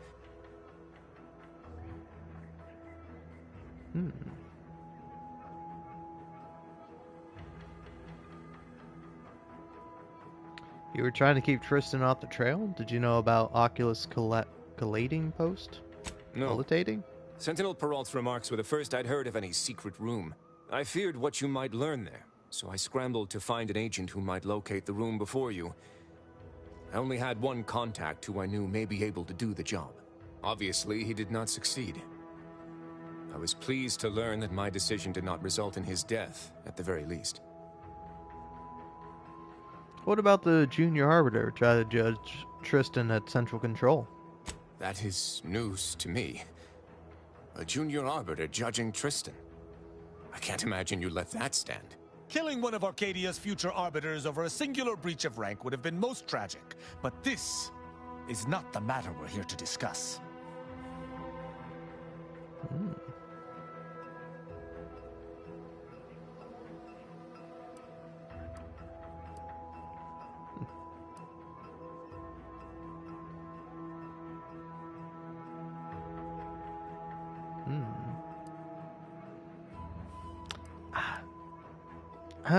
He only kept the truth from you because he cared about you. Is that so wrong, Tristan? No. I can, if the situation was truly as he claims, understand his initial decision. Perhaps I even sympathize. Just a little. But playing false with me, that's another matter entirely. And the matter of justice remains. Yeah, well, try to calm down. You need to think rationally about our next course of action. You're right. You're right. I can't let emotion get the better of me. This is not the first time we've encountered the paradoxical nature of Protectorate law. Each time we did, you convinced me to stay my hand, and I do not regret those I spared. Our prior conclusions inform my present feelings. I theoretically understand what Virgil did, for there was no proper decision he could make. But I cannot view this objectively. Virgil killed our mentor. It's madness. I cannot simply let that stand. Can I?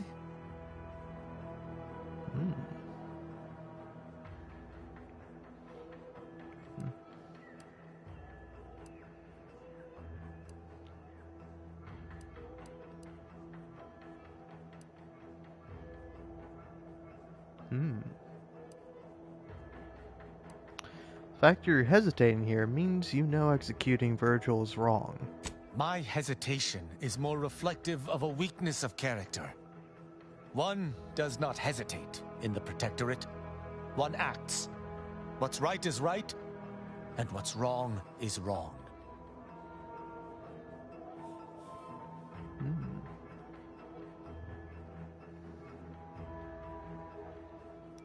How many unlawful things have you done in the last week that turned out to be just?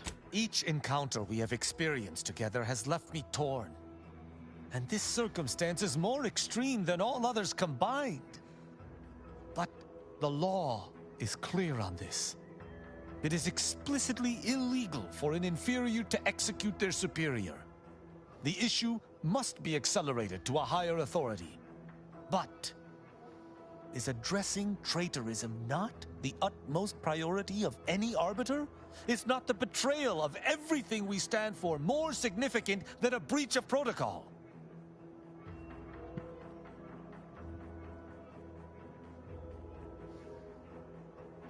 Well, is there anything else he could have done? Any alternative? No. And even if there was, maybe this was right. We must think for ourselves if Arcadia is to survive. I cannot bring myself to execute my sworn brother. Sometimes what's truly right is different from what everyone else seems to think. That sounds like the self-justification of a misanthrope. I suppose we'll simply have to wait and see if this decision was a horrible mistake. I know not what to make of the Supreme Arbiter's betrayal. I'll have to ruminate on it for some time. But that aside, I forgive you, Virgil. You are spared. Wise choice. You'll sleep better tonight, I swear. And every other, forevermore. I don't know what to say. I just wish there had been some other option.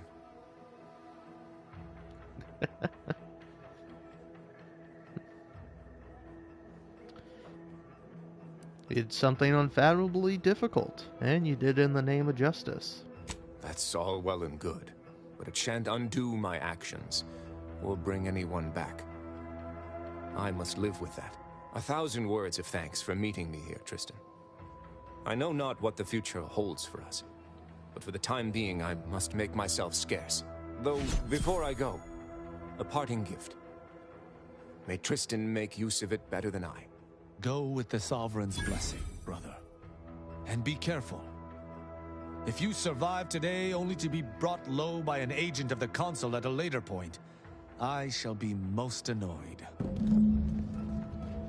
Commander, this has all been draining. I need time to process what we've learned today. What I've done. Later, I hope we might discuss it.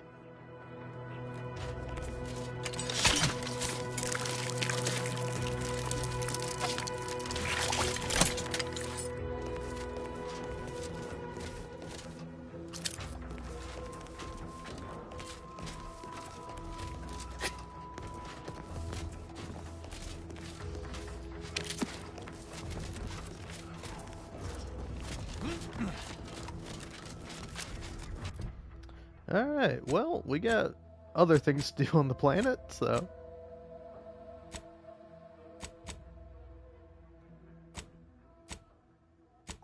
Yeah, where's this?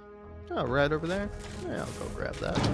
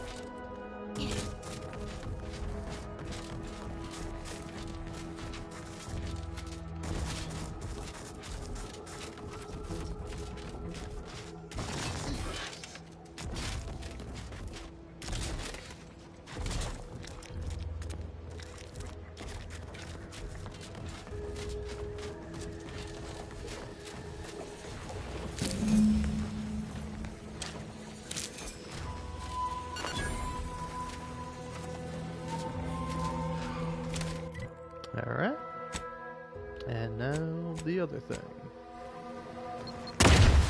Ow. Ow, ow, ow. Ah. Get me out of here. Get me out of here.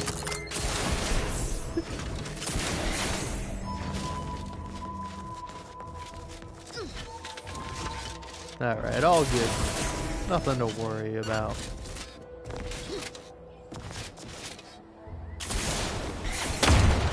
Motherfucker.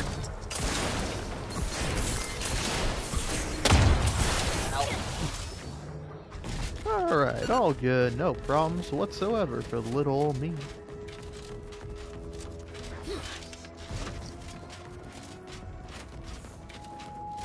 Hey now, invasive element!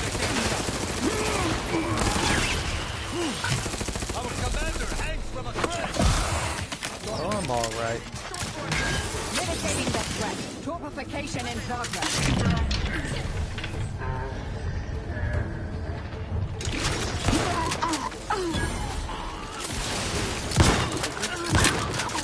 Target analyzed. Lay down fire.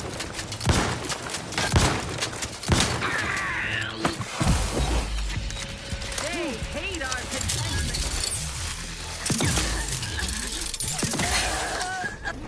Go for torpification.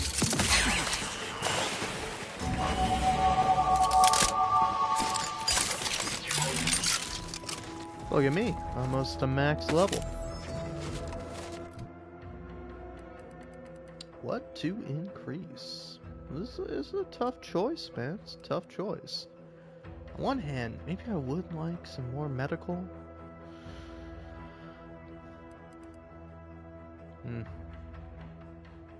And get this up to 6. I don't know. Yeah, let's just do hack. Why not?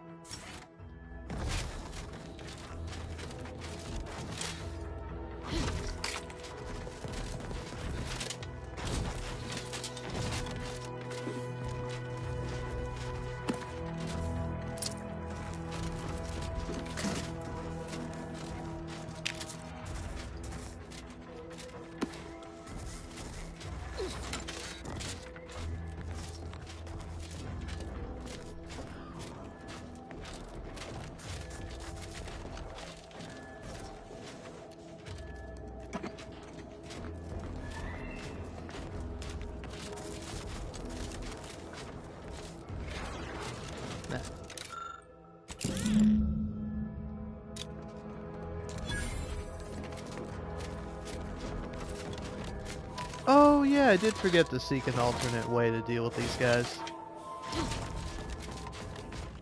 Well, I am a little curious, but do I really care? Nah, I don't really care.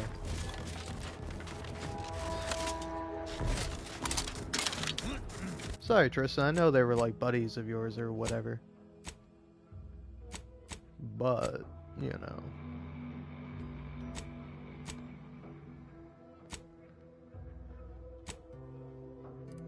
Alright.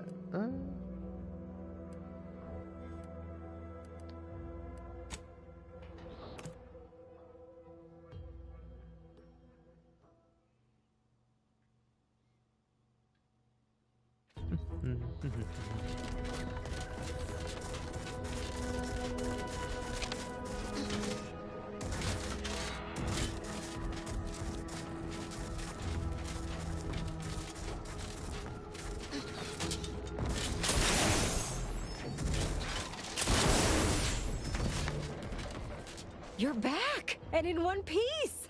I assume you have good news and haven't forgotten where you were going or what you were supposed to be doing? Have a little faith in me, will you? I verified both locations. I was hoping for at least one, but both at once? Exceptional! None of my lab assistants are ever this efficient. And since you're so good at this, I have another job for you. There's a type of rare mineral called ferrochromium. It's yellowish in color and typically forms in rocky, mountainous areas or caverns. Our data points to the east coast of the island, the far southwest, and just this side of the ravine almost straight north of here. Same rules as before. You keep what you find.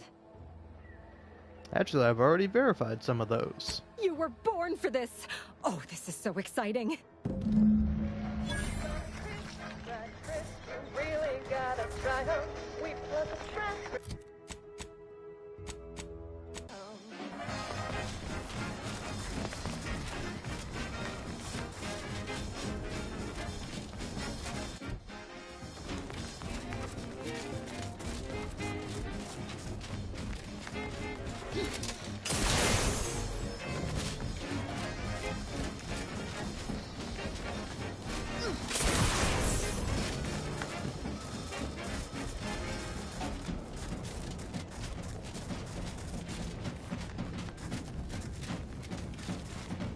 Fine, just fast travel me over there.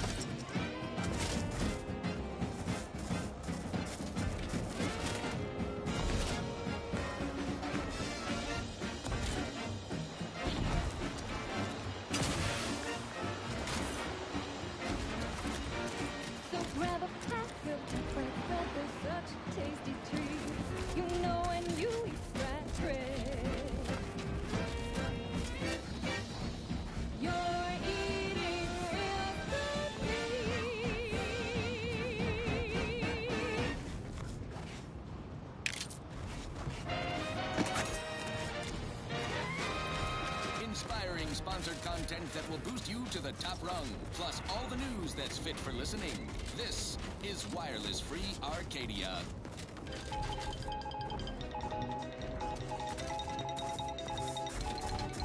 This just in, a field report from the Office of Competitive Analysis and Artful Reconnoitering. Ooh, this sounds important. Better pay heed. Threat assessors have adjusted their risk tables for the Arbiter Training Facility, jewel of the Protectorate's military portfolio, northeast of the landing pad near Broken Spire. Although only a skeleton crew remains, the facility's automechanical defenses remain Okay, so I'm looking for a cave. Approach at your own risk, and only if your supervisor can readily replace you upon your likely demise. Well, you heard it here. Best of luck to anyone hull-headed enough to poke around that. Now, on to other things.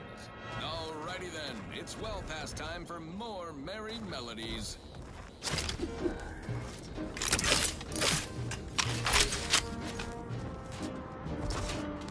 I'm yearning and yearning for you. My heart and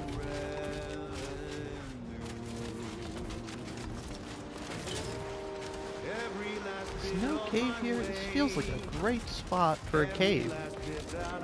What happened, God? You didn't put a cave here? Didn't think it would be cool enough?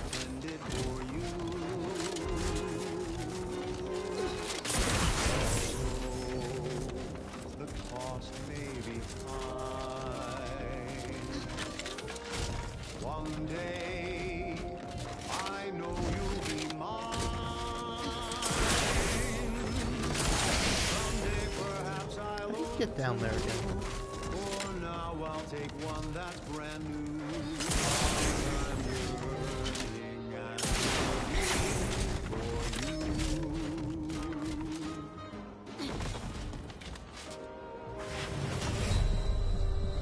All right.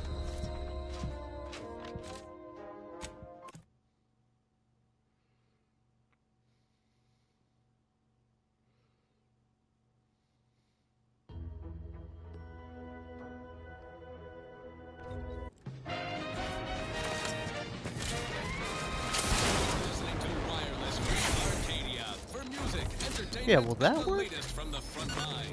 Sponsored by Auntie's Choice, improving lives through unfettered free trade and unbridled self-betterment. Standing by is Your judgment has found you!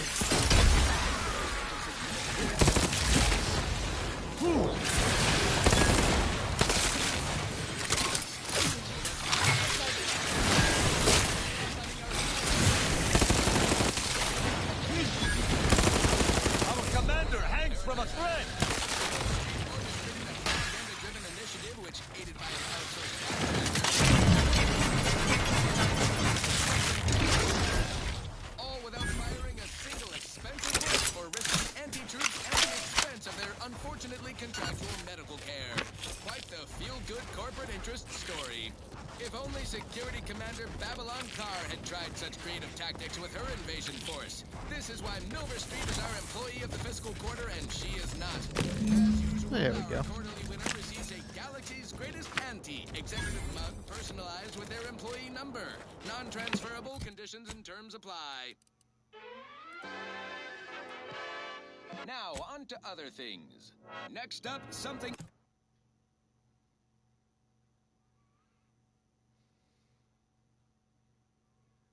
reasonably peppy. Please consult your employee handbook to determine if dancing is presently allowed.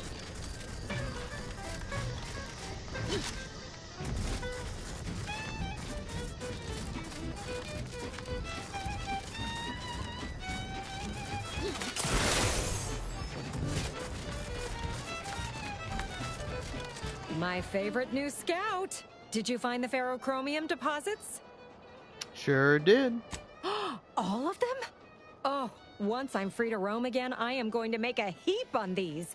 Going to have finder's rights and royalties on half the island. Thanks heaps for your help, friend. I hope those resources you found help you turn a big profit. And here's a bonus for you. Well, that's plenty for me to run claim paperwork on for now. Just by way of a heads up, our scouts never made it to the North Island. There could be more there. More, you say? I'm listening. That's the spirit. Where there's a will for bits, there's a way to bits.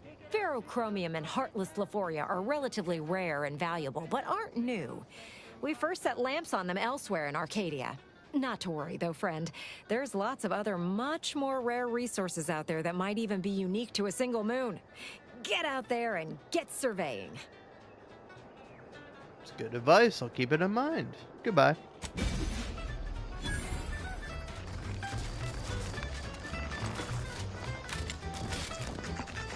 All right.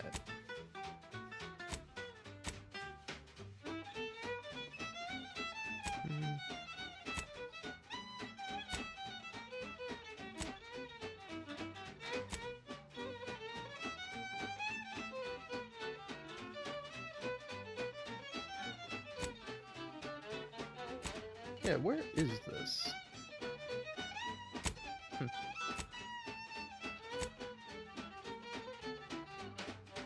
You crave more colors through the gauntlet down. Now Spectre Vodka comes in brown. All the colors, don't overthink it. Tip it back and drink it. Drink it, drink it, drink it, drink it, drink it down. Pick it up, tip it up, glug it down. It's Fizzos, Fizzos. We love Fizzos, Fizzos, Spectrum Vodka.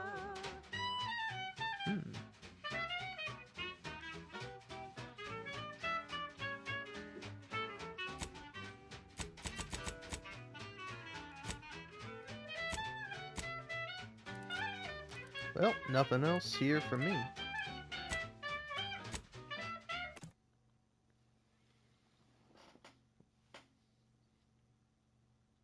That was a song the Sovereign doesn't want you.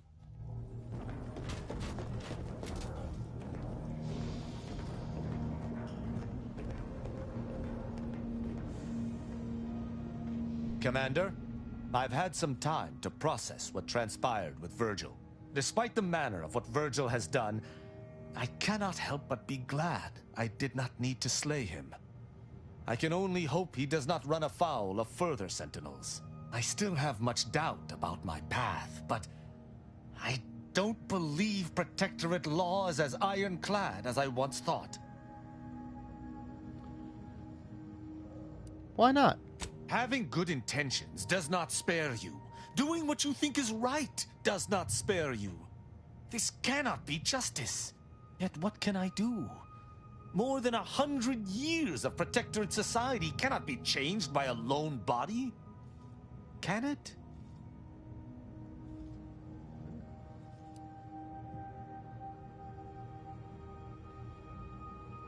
One person can't be expected to change everything, but trying is better than not. But how? I see. I must follow my own path, my own sense of right and wrong. I can only hope it has been cultivated properly. I shall remain with the Protectorate, interpreting its laws through a moral instead of a punitive lens. Innocent until proven guilty is a novel concept, but it is worth a try.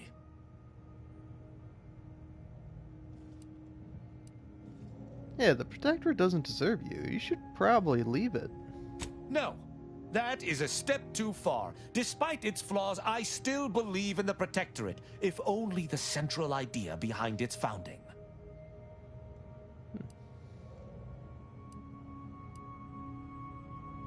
Then change it from within. You're next in line to be the Supreme Arbiter, right? I hadn't even considered that. I suppose... yes. I suppose I am. And if that's the case, perhaps I can massage our more cruel laws. How do you feel about all this? A drunken, disorderly subject once struck my faceplate with an electrical pitchball stick, resulting in a concussion. My head pounds worse now, but my heart feels lighter. When we began traveling together, I was not sure what to make of you. But your input throughout our time together has been invaluable. I deeply appreciate your hand in this investigation, Commander, and in entertaining my incertitude. Let us move forth to free Arcadia from injustice. All right.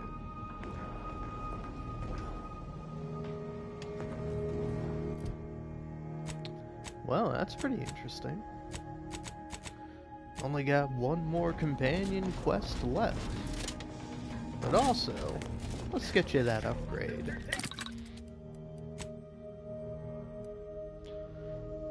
Flamethrower Gauntlet. Just Gauntlets gain a flamethrower attachment, causing continuous plasma damage around him. Okay. Yeah. Down for the flame.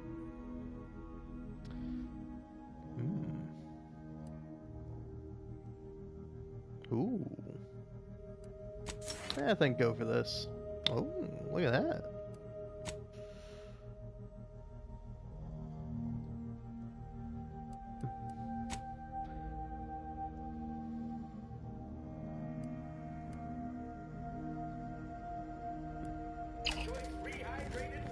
Well, alright then. I think you ought to be careful, Commander. After what we saw in that lab on Cloister, I ain't keen on aligning with Auntie's choice and handing them more power. More importantly, it's becoming clear to me that folk don't actually want us here. Westport resisted as long as they could. You think that doesn't extend to the rest of the populace? There is another option. The Order. They're trying to do right by the refugees, after all, and seem reasonable when they ain't being strong-armed by extremists. You could consider them.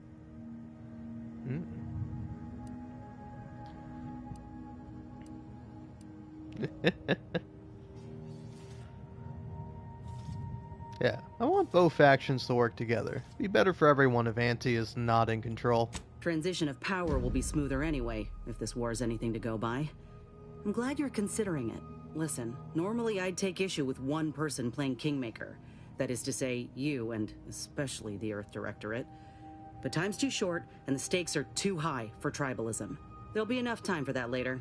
For now, we need to ally with someone who can defeat the Protectorate and close the rifts. So whatever you decide, I'll support you. We should move on, unless you got something for me? Nope.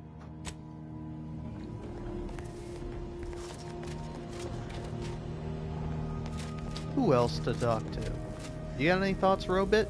This unit is now at maximum efficiency. The overall likelihood of the team's total annihilation have been greatly reduced. Looking good, Val. How do you feel? Current status: optimal. The Earth Directorate thanks you for your service in upgrading your Valerie unit. Reimbursement for parts and labor is not available at this time. Okay, well that's great. Yeah, you pay me back by telling me something about yourself, Val. Something I don't know. Did you know? The average Valerie unit remains in service for 5 to 10 years. Agent Ibarra, however, has extended this unit's functionality beyond this range. So you're practically ancient in automech years. This unit is programmed to avoid commentary on age unless directly related to a health condition. You may have everyone else fooled, but I know you're smarter than you let on. It is always a pleasure to speak with you, Commander. You fucking robot.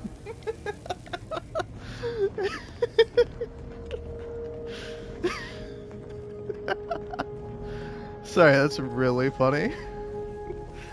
That I the technophobia flaw, and I accuse the robot of fucking having some sinister intentions.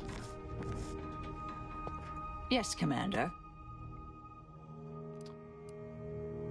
You wanna do some crew evaluation? Happy to provide unbiased observational data. How you getting along with the Arbiter? Swimmingly. For once, I don't want to kill him and make his death look like an accident. The old hullhead actually grew a heart. Not even the Archive could have predicted that. What do you think of Aza? She has an aptitude for killing, although it's quantity over quality with her. I'm glad she's on our side, but I'm still sleeping with my goggles on proximity alert mode. Do you now? Let's hear it. Anais seemed like she knows you pretty well. More than anyone alive, I suppose.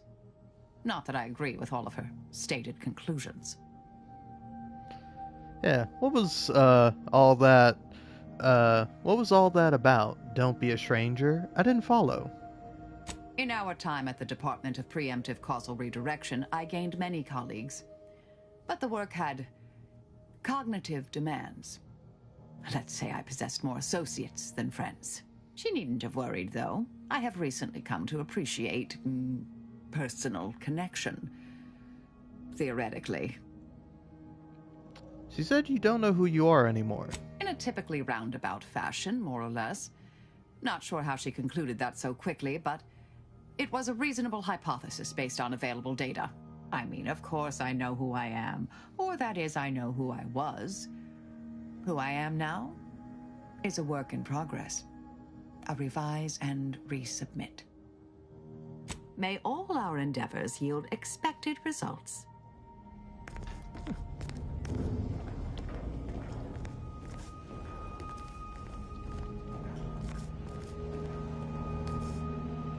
Dagmar.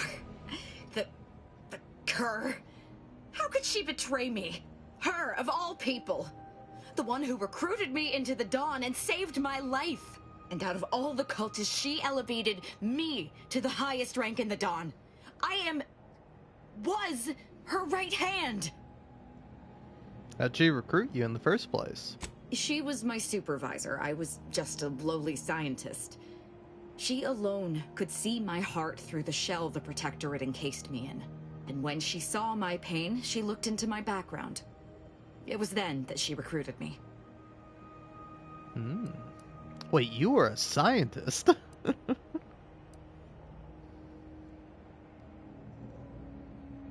Yeah, you were a scientist? And why is that so difficult to believe? Ironically, I used my closed-minded scientific rigor as a defense from the unbridled intelligence that tormented me when I was younger.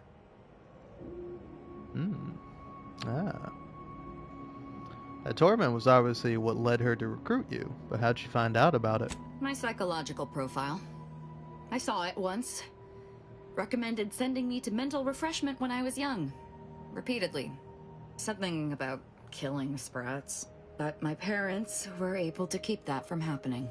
The paranoia the Protectorate creates in its subjects crowds everything else out. even familial love. They were terrified that my behavior would lead people to start looking at them askance. Well, there was also the Sprat killing.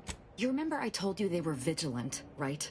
They could have helped me in numerous ways, ways lesser subjects' parents couldn't. But they did nothing. Just locked me away until I learned to hide my feelings. My existence was always bleak, joyless, without purpose. Just like every other subject's. Dagmar was the first friend I'd had since I was a young child. She gave me a life, a family. Or so I thought. Good thing you don't need her anymore, then, since you have me now. What a dickhead thing to say. Thank you. But Dagmar has shown me I can't depend on anyone. I have to let my beliefs guide me now. They're all I have left. It's hard to explain, but outside of the lab, thinking only ever confused me, got me into trouble. Since I joined the Dawn, everything has been so much simpler. I depend on the Dawn's beliefs. Without them, I would have nothing but a purposeless existence. I just can't, and I won't. I'm certain we've better things to do than whatever this is. Talking?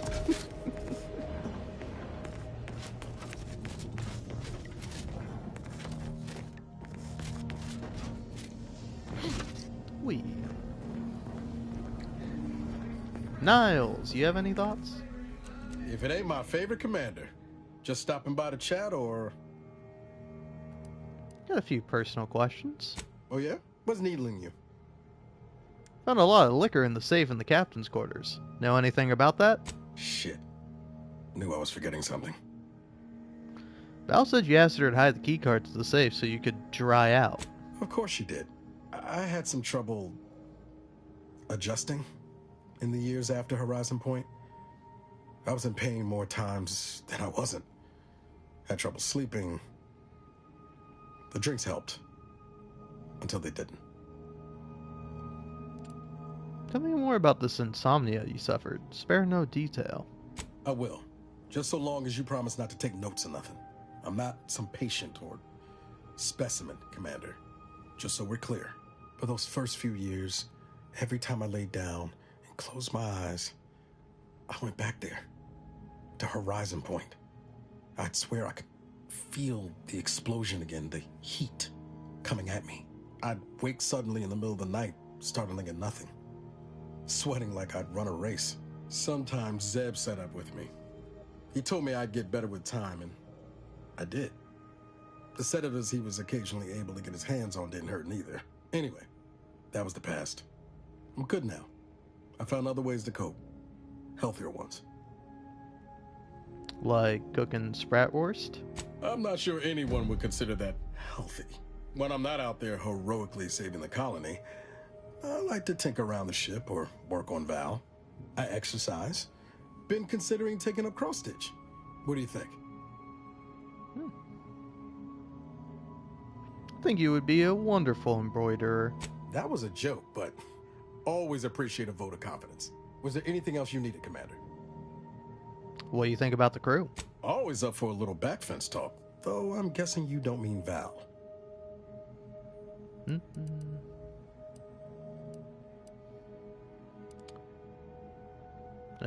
Give me your assessment of Marisol. Underneath that friendly old lady facade, Marisol's a killer.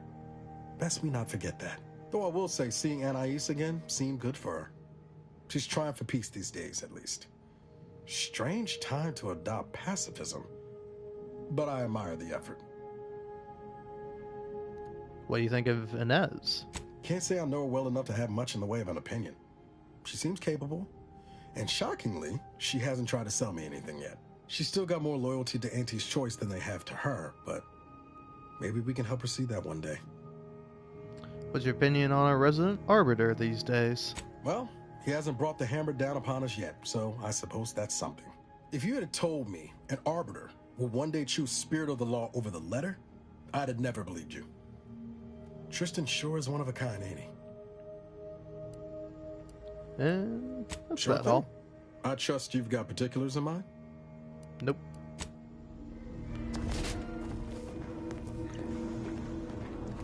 Go ahead. Tell me what ails you. I'd like to hear your opinions on our crew. Oh, I see. You're here to gossip. All right, let's hear it. Who do you want to talk about? Let's discuss Niles. Seems friendly enough, if a mite guarded and a little thick-headed in his view of Auntie's choice. Regardless, I can assure you I'll treat him with the same respect I show you. I'll admit, though, I might be concerned by his newfound zeal for the Directorate. Think he had a good thing going making his own way. This could stifle him in the long run. What do you make of Tristan? Not only is he a couple smokes short of a pack, he's also insufferable. I try, Commander, but boy, he makes it difficult. Gotta say, I'm impressed he's using his own gray matter for once. Now that he knows real justice is malleable, I rather think he'll make a fine arbiter. But you have a lot to say about Azza. Oh, I got a lot of choice words that would have even Val covering her audio receptors, so I'll spare you most of them. I just hope we don't regret letting Azza on board. She ain't right in the head. She's damn near bloodthirsty. I'll keep my distance when I can, but I promise you, if I perceive even a hint of threat from her, I will deal with it. You get along with Marisol? Ain't often you see an elder solving an equation with one hand and stabbing someone in the eye with the other. So the real question is, does she get along with me? I sure hope so. But something in her changed after what happened on the island, like a blade that's been blunted. It's a good thing, I reckon. I even think I saw her smile the other day. All right. Fine by me. You want to discuss some personal matters? How personal are we talking? Want to know more about your old unit and your friend Ortiz. I expected you might, after seeing his message. Well, like I said, we were both in the same unit. Me as a combat medic, him as a machine gunner. Everyone in my unit was from Tau Ceti, so we already had that in common. And we served on the front lines, which made us look out for one another that much more. See, most of us were laborers, and we just got our first real shot at something greater. We wanted to make a name for ourselves, and what better way to do that than become a hero? Our onboarders promised that if we demonstrated exceptionalism, showed initiative, that we'd get promoted quick. And our days of living in squalor would be far behind us. How'd you and Ortiz first meet? We spent a week crouched in the same foxhole under aerial bombardment.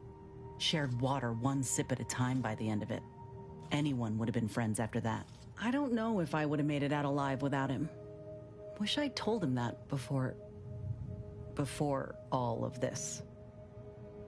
Glad you two survived. How'd the rest of your unit fare? Better than I'd feared. Only had to bury 2 troopers and amputate 5 limbs.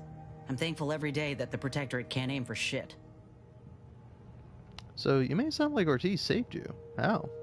He kept me clear-headed.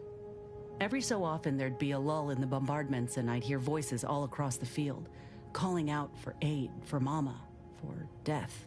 Almost got my head clean taken off when I tried to scramble out of the foxhole the first night. I heard a call for help and moved on instinct. Damn foolish of me, really. Ortiz told me not to panic, to wait till he could provide cover, to just shout first aid instructions where I could. It was too valuable to fall in battle, he said. It was a rough few nights at first, knowing I couldn't help folk who needed it. And the reward for that torment was my life.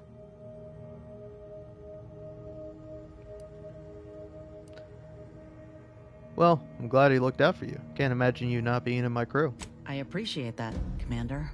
In any case, I'm only standing here because of a damn fine soldier who became my friend. I'll carry that knowledge always. Fine by me? Yeah, I want to continue our discussion about the Earth Directorate. Yeah, figured you might. I want to say up front that I got nothing against you or your crew. Ain't one to judge the firearm by its plating. And so far, you ain't given me reason to doubt your character. But the Earth Directorate itself, it's got much to answer for.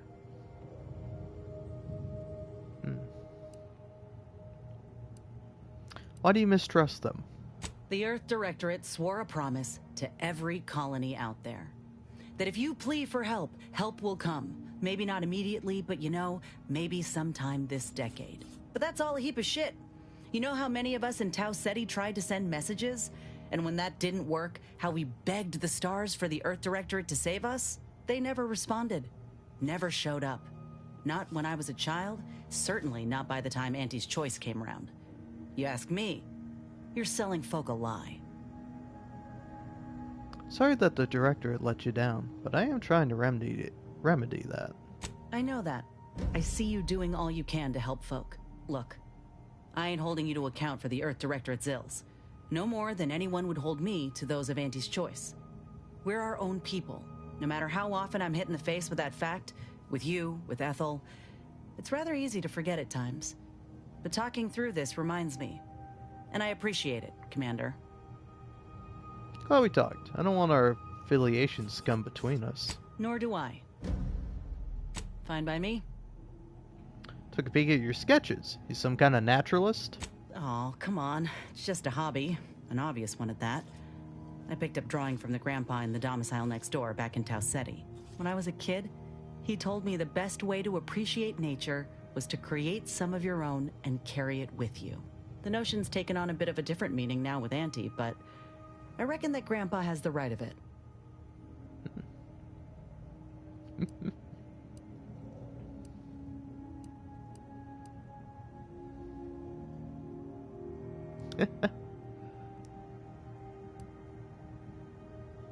Yeah, it's good work. I prefer this to Auntie's method of creating nature, for the record. Want to know a secret? So do I. Don't get me wrong, they've done a lot of good. Modern medicine sure beats slathering plant matter on your wound. But there's something to be said for partnering with nature, not fighting for dominion over it. You mentioned Vincent before. Is he the one who taught you? Yep, that's him. Hoping I've done him proud. You drew a Crabble, lovingly, I might add. How do you square that with killing them? Well, they ain't exactly equipped for negotiations, and I ain't gonna become a bloody pulp if they're aiming to pick a fight. But they are fascinating. I'd watch them all day if their hunting instincts weren't so sharp. They like to play, did you know that? Of course, they play with the corpses of their prey, but it's play nonetheless. Could you draw me like one of your raptidons? On the off chance you're being serious, afraid not. Never quite got the hang of drawing human appendages.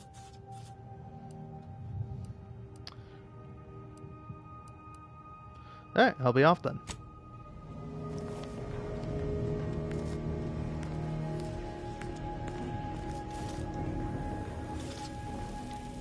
What are you looking at? Injuries detected. Please seek medical assistance prior to loss of consciousness. How may this unit assist you, Commander? I have some other questions for you. Readying database. I'd like an assessment of the crew. Which member of the Incognito would you like assessed? How do you think Niles is doing? Due to numerous actions of note and an outstanding dedication to the Earth Directorate, Agent Ibarra is well on track for a promotion following the conclusion of this mission. Any thoughts on Inez? Grafts are known to cause pain and discomfort due to dry, flaky skin and restricted blood flow, among other issues. While Trooper Silong has declined this unit's offer of therapeutic palpation, she has allowed for a humidifier to be installed in her quarters. For now, Trooper Silong's overall health outcome remains uncertain. Continued monitoring is advised. Give me your honest opinion of Tristan. A notable decrease in arbitrations has been observed from Arbiter Rao. Theorizing, this lack of unabashed violence may indicate shifting priorities. Like an update on Marisol. Agent Delgado is showing an increased preference for pacifism over violent action. This is not recommended for mission success. Want to know what you think about Aza? Multiple warnings have been issued to Deputy Agent Leitinger regarding knife safety, and all have gone ignored. This unit is ready to answer any... Alright.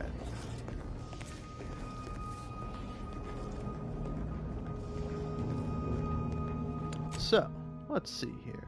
Yeah.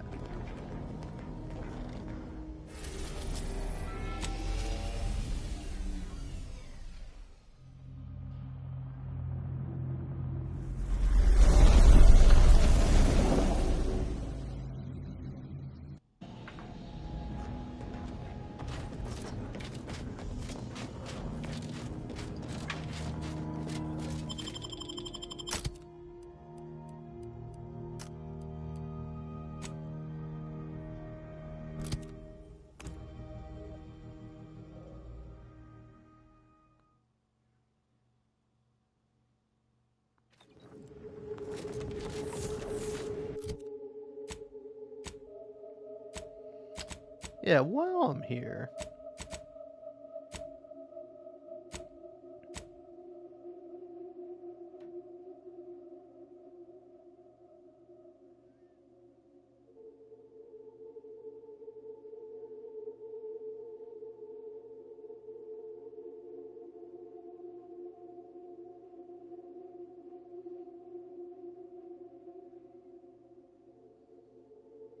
So, northwest, southwest, northeast. So, southeast is the last one, I think?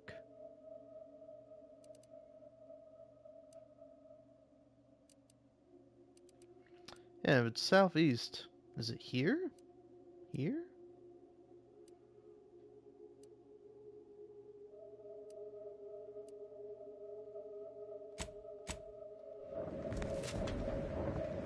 I don't know, maybe I could go ask. I don't like being in this area, it makes the frame rate drop.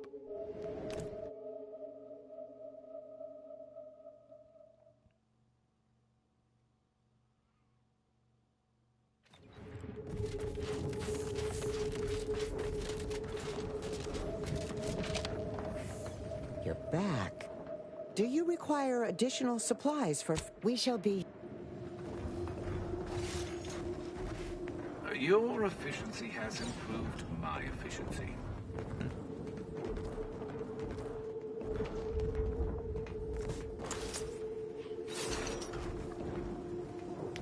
Still don't really know where else I could go.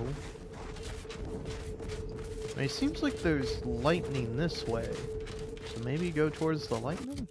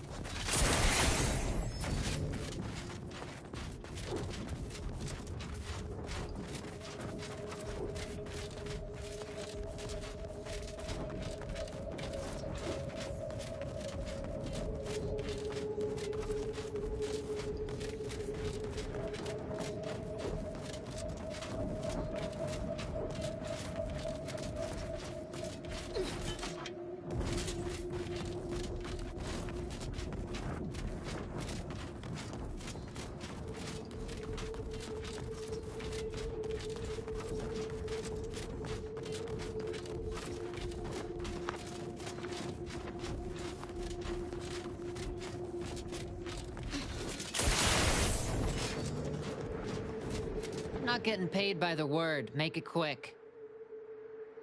I'm here to perform a routine inspection of this facility. Stand aside. So, the upper rungers are suddenly in a twist about all the mishaps, huh? Figures it'd take them this long. You've access to the main floor, but mind yourself. There's a fair few hazards about the factory, and folks on the upper level aren't like to be as amenable as me about your visit. Cool.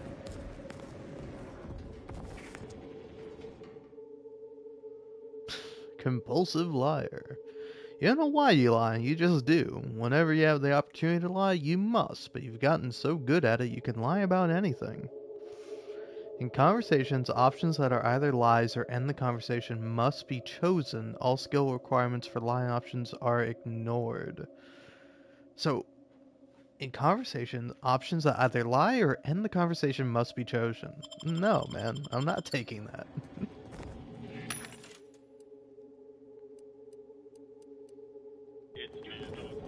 This place smells of spilled chemicals and death. I forgot I brought you along instead of Inez.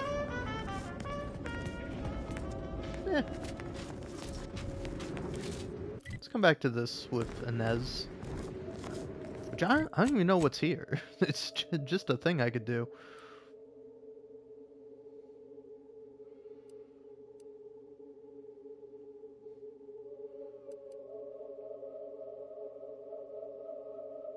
Lightning Tower northwest. Lightning Tower northeast. Grounding Station. Lightning Tower southeast. Have I done that one? No, maybe this is the only one I haven't done.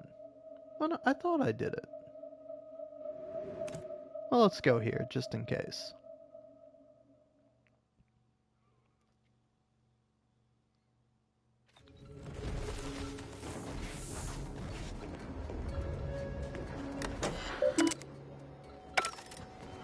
Yeah, okay. No, I did this one.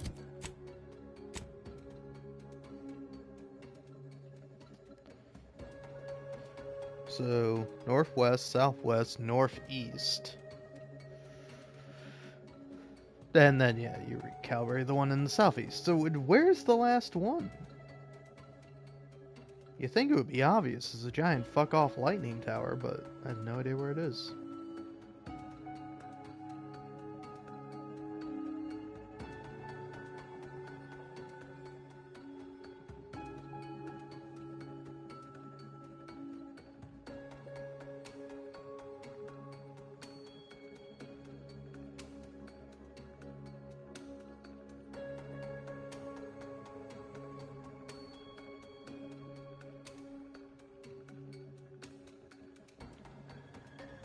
So apparently, there's this one, this one, this one. Apparently, that's it, I think. Or just about. Alright, cool.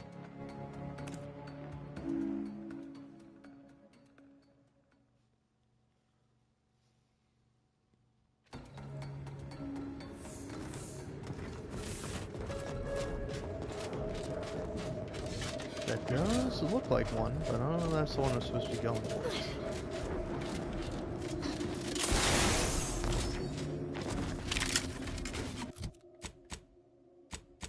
Is Auntie's choice? It's quite simple, really. Auntie's Choice is a lawful entity formed under the legally binding Global Corporate Treaty of Versailles. Capable of entering into contracts, owning assets, and existing indefinitely for the express purpose of executing its fiduciary duties to its board of directors and to Auntie herself. See? It's quite simple. Now, why don't you get to shopping? Now, upward and onward. This is for anyone out there who just... Stun weapon ready, Commander.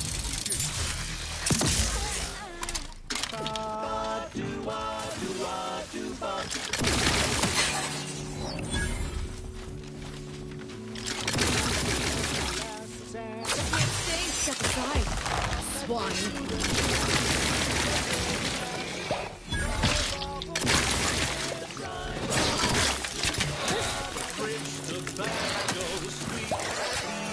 Value agents were durable. Patch yourself up. I'm reloading.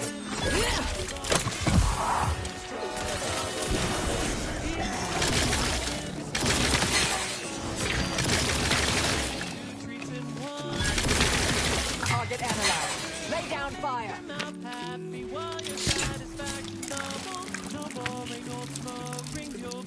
Smoke bubbles, at home or at work, by the pack or the I'm back and scan. the bubbly perk that will pick up your pace. It's Bubblegum Slims. Try Bubblegum Slims today.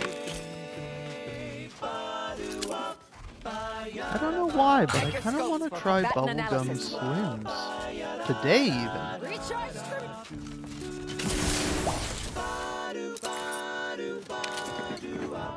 Whoa, that's a lot of fucking alcohol.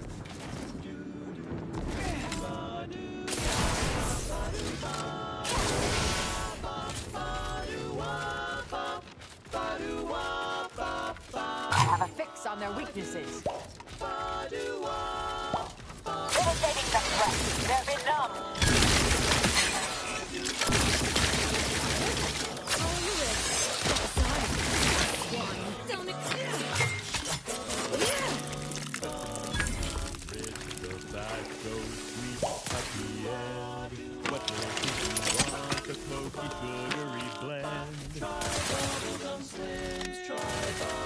Get your Long slim smoke with the bubblegum filter.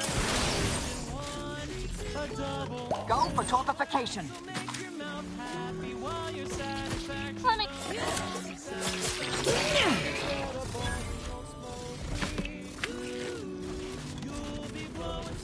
Bubbles, blowing smoke bubbles, fire you up. For flavor that lasts and a taste you can't top. From that first food inhale to the very last. Try bubblegum slims, bubblegum slims, oh bubblegum slims. It's filled with flavor.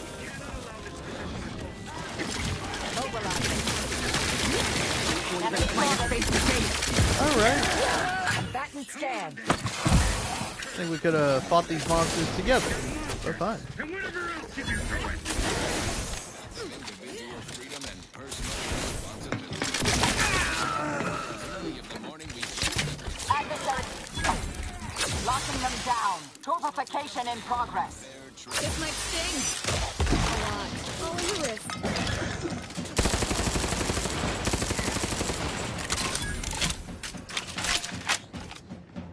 Did we get them all?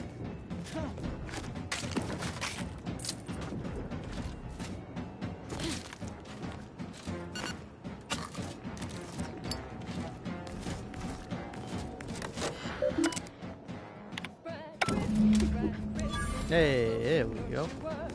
Look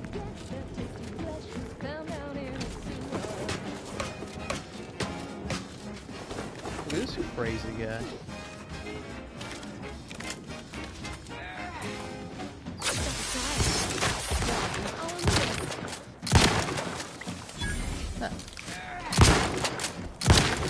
Target analyzed.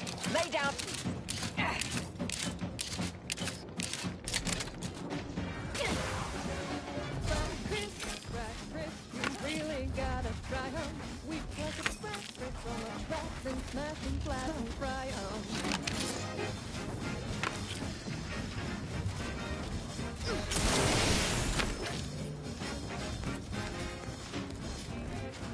I'm not gonna lie, the song's making me hungry.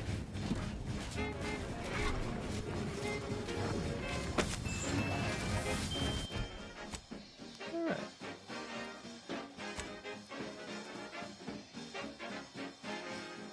There we go.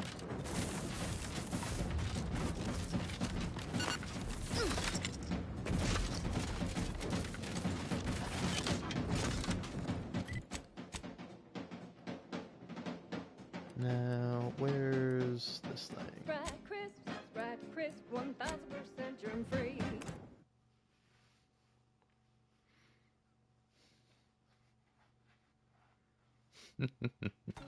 Cause nothing survives when it's splash bright at 405 degrees.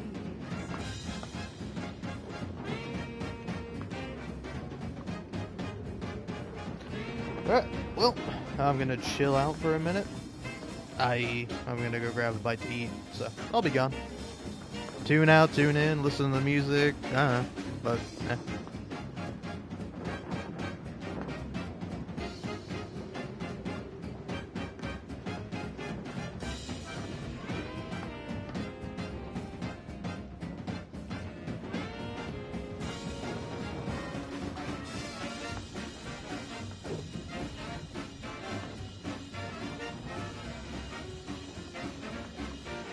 So grab a pack of deep fried Sprat, they're such a tasty treat.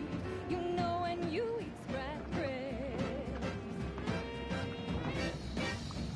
you're eating real good.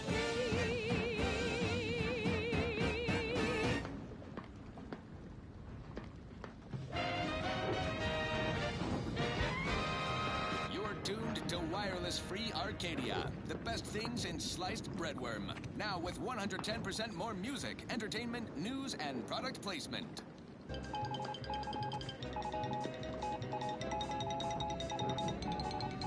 An important update regarding the attack on Outpost Opportunity.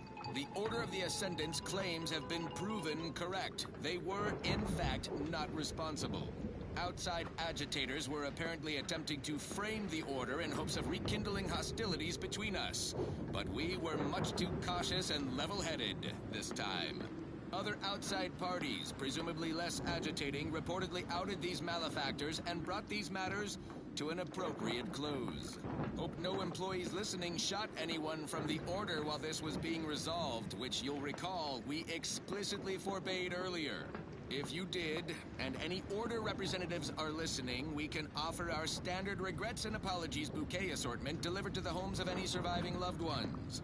Alternately, we could just leave a dozen or so outside one of our local field offices for you to collect and distribute yourselves. In fact, we'd actually prefer that. Assuming by your silence, that's okay. Lovely, let's do that. Ta! Now, on to other things. This one goes out to all those aspiring to climb the rungs of their department. May you ascend swiftly, through talent or guile.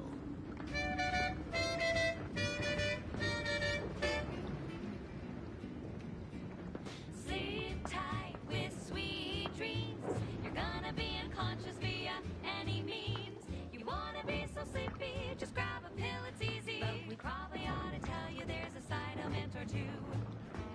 Apoplexy, whooping fits, childhood gout, adult rickets, dysentery, swings of mood, bloody flux, decrepitude, night terrors, mania, day terrors, melancholia. Sleep tight with sweet dreams. You're gonna be unconscious via any means. You wanna be so sleepy, just grab a pill, it's easy. Sorry. One more interlude, additional ailments include Chronic itch, inflammation, night sweats, flatulation, lumbago, mild daze, scrum pox, general malaise, imbalanced humors, dyspepsia. Oh, and one more thing. Insomnia.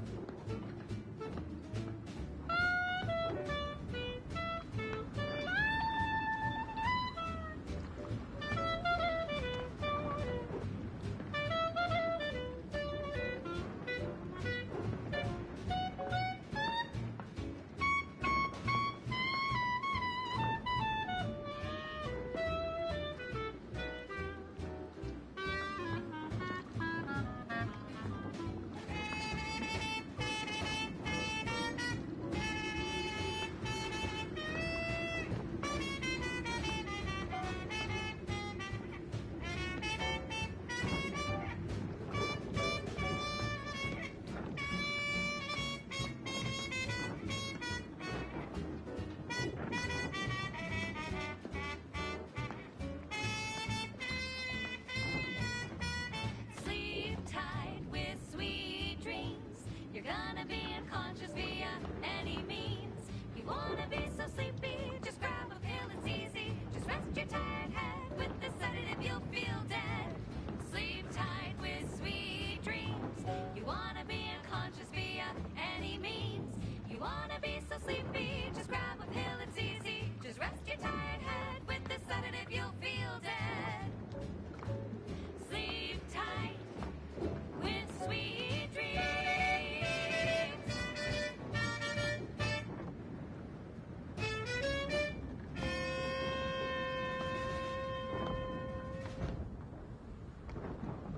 That popular favorite was requested by Carlson Fidel, thinking of their family in Halcyon. Let's hope our War of Liberation brings the brave employees of said colony the products they need to survive in time. This one always makes me pretend I have the sun in my eyes. Crab witch, a sandwich made from crab will make a mighty fine treat. Crab witch, is the sandwich you want to eat.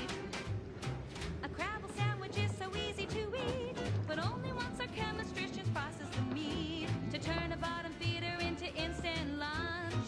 It's quite the branding feat. So grab a crab because it can't be beat.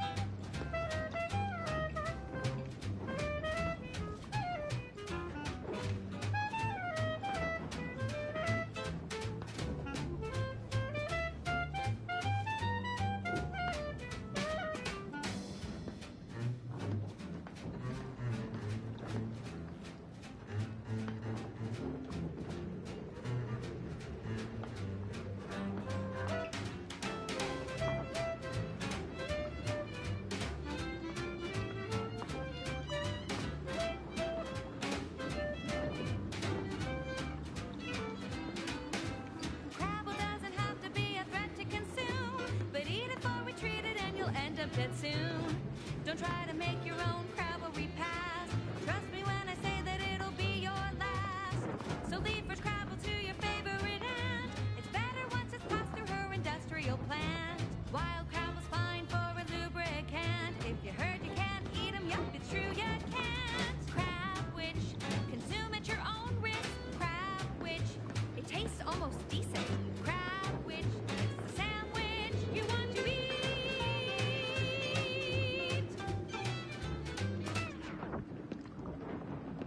And now, a word from our sponsors. The stamen of a typical Arcadian Titan flower, or Colossicus arum, is responsible for dumping several pounds of dander into the local atmosphere each pollination cycle. Multiply that by the dozens surrounding most settlements and the many other flowering megaflora native to the colony, and you have a recipe for gunky eye, goop lung, post-nasal flooding, and worse. Unless you've stockpiled Falderall's mollifying demulcent. An easeful release from Arcadian allergens of all kinds. Use Falderall's mollifying demulcent and breathe easy once again. Falderall, the most trusted name in exo-anti-allergenics. Yes, well, enough of that, I suppose. Now, here's a song to take your mind off your worries. Unless you're being hunted by a pack of raptidons or some such. I'm looking for a meal that doesn't leave me feeling hollow. Don't want to do no cooking. All I want to do is swallow. Hey, here's a fancy king. Wow, it's a real beauty. Let's see what's inside and get back to our duty. Borscht wurst, oh Borscht wurst, it's not the worst unless it's Borscht wurst. Borscht wurst, oh Borscht wurst, grab a can today. Tongues to sweet meats, lungs to hearts. They use all the tastiest parts. Ears to hocks and rears to tits. Efficient meals means we make more bits. Borscht wurst, oh Borscht wurst, it's not the worst unless it's Borscht wurst. Borscht wurst, oh Borscht wurst, grab a can today.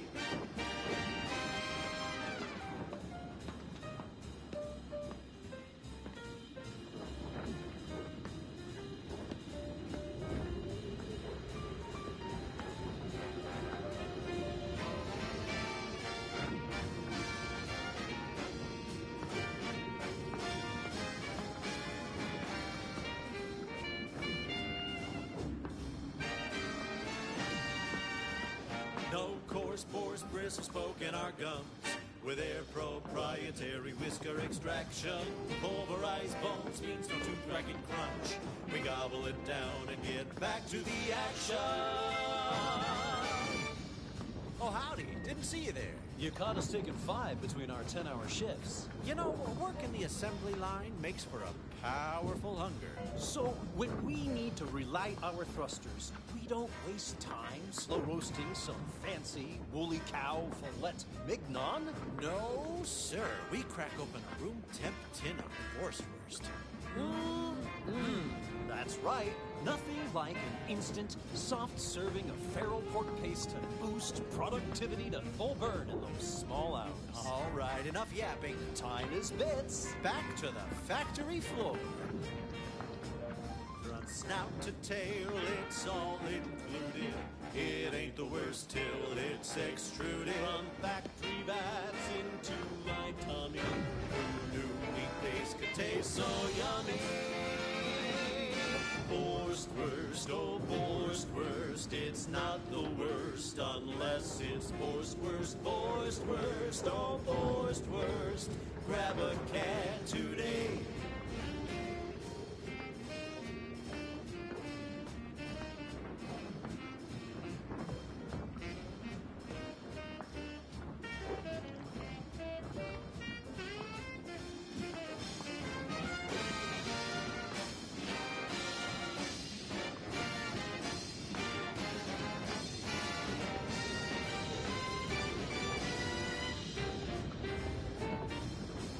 Don't be a shirt,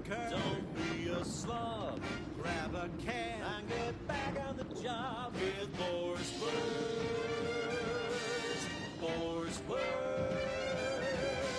It's not the worst unless it's Force Worst. She's just the best choice. It's Auntie's choice. Amplified across the rings of Elysium, from the boardroom to the bottom rung, this is Wireless Free Arcadia, official frequency of Auntie's Choice. Stand by for this special report, prepared in partnership with the Office of Competitive Analysis and Artful Reconnoitering on the Protectorate's recent management shakeup. Who in the world is Emery Thoreau, a.k.a. the Consul? The button-down, well-groomed, rough customer who so deftly heave-hoed his sovereign to become top canid of the Protectorate? A competent confidence man, he played the long game as aide-de-camp to 2 generations of sovereigns, exploiting their trust to lay the foundation for his ruthless self-promotion. Thoreau's master stroke was to co-opt the Sentinels. Ostensibly formed to encourage patriotic zeal, they're now the Consul's boot heel. Classic totalitarian sleight of iron hand. Don't take our analysis for it. Hear the Consul's motives replayed in high fidelity in this recent Protectorate broadcast. That I believe my decision-making is superior to the Sovereign's. That I consider him naive, grief-stricken, unfit to serve as the caretaker of worlds. Why should we care who's minding the Protectorate store? The Consul is a brutal adversary of unfettered self-betterment. His sovereign was a bleeding heart by comparison. Our takeover is a matter of principle as well as profit. We are liberating these subjugated saps from more than just their excessively flavorless food or suppressed initiative. Their Consul is a cruel villain, a tyrant. If you need more proof that we're the protagonists of this tale, I leave you with this. The Consul's plans for his own addled citizenry. I will only be torturing the Sovereign's subjects. Okay, back to business. This one reminds me of the morning we drove the Protectorate from Fairfield. A good day for personal freedom and fair trade. Wireless Free Arcadia presents our top requested marketing melody, Forced Rockets by the Herschel Sisters. Force rockets. Force rockets. Put a rocket in your pocket and launch your launch today. When you miss the call for chow, but you want to eat something now, you'll go for lunch with Force rockets. When your team is getting creamed and your winger's out of steam, recharge your toss ball crew with Force rockets. Force rockets. Force rockets. Put a rocket in your pocket and launch your launch today.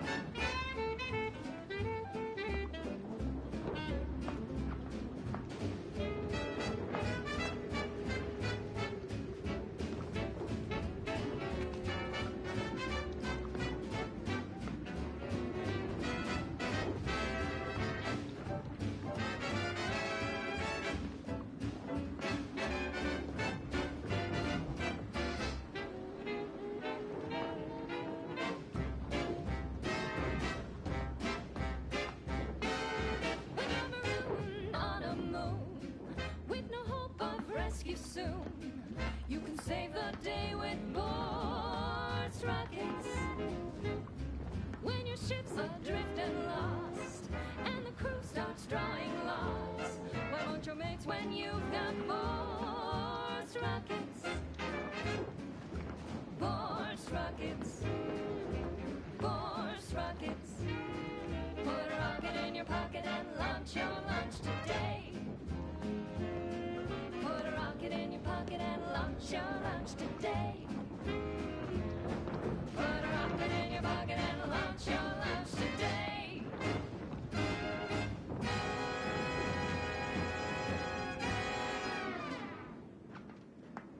Next up, the real reason wireless-free Arcadia exists. Advertising.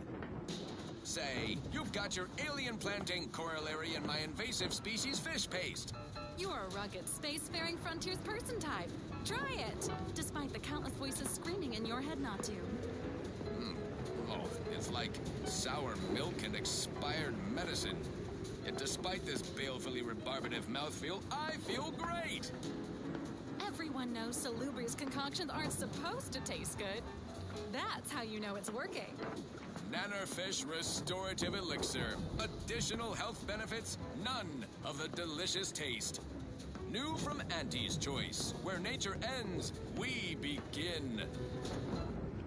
Right. Moving on. This one goes out to all those aspiring to climb the rungs of their department. May you ascend swiftly through talent or gut.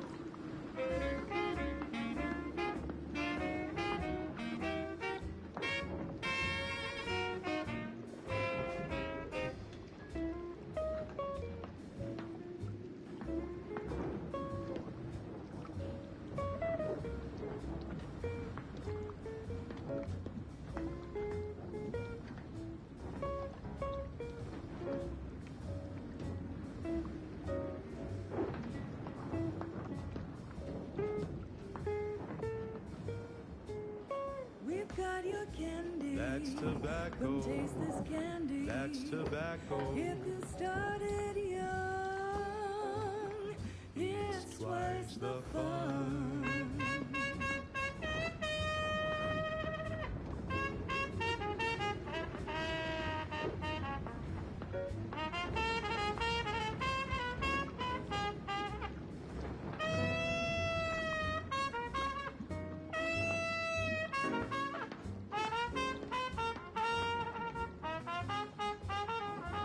Talking candy. That's tobacco. Lover candy. That's tobacco. If folded coffin bothers you, don't worry, you can chew it too.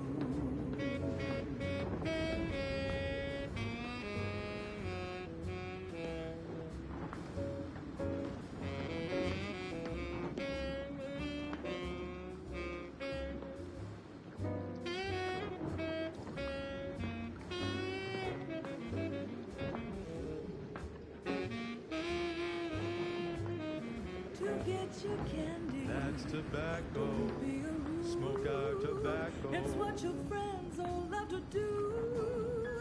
Behind your back, they make fun of you.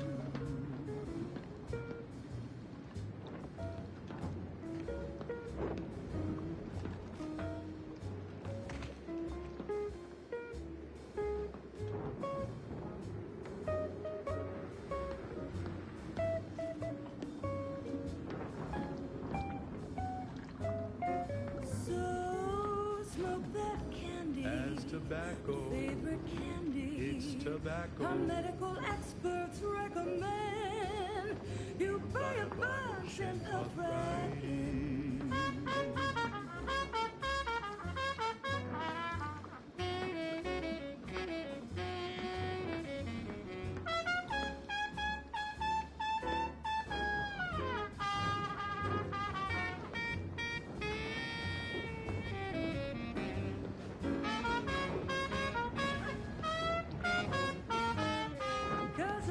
Candy. That's tobacco. Your favorite candy. That's tobacco. You want your candy. It's tobacco. Delicious candy. It's tobacco. Come get your candy. That's tobacco. You want your candy. That's tobacco. Candy. Tobacco.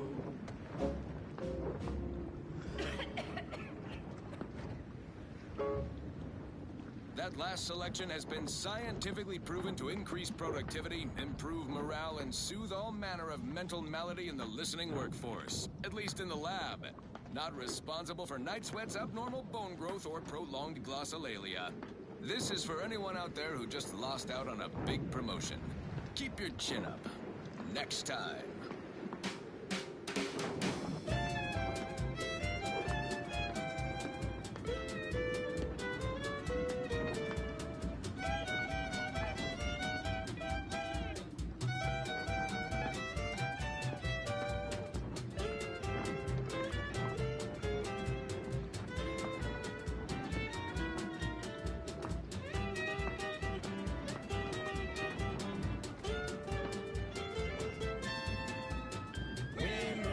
That's you and there's no doubt.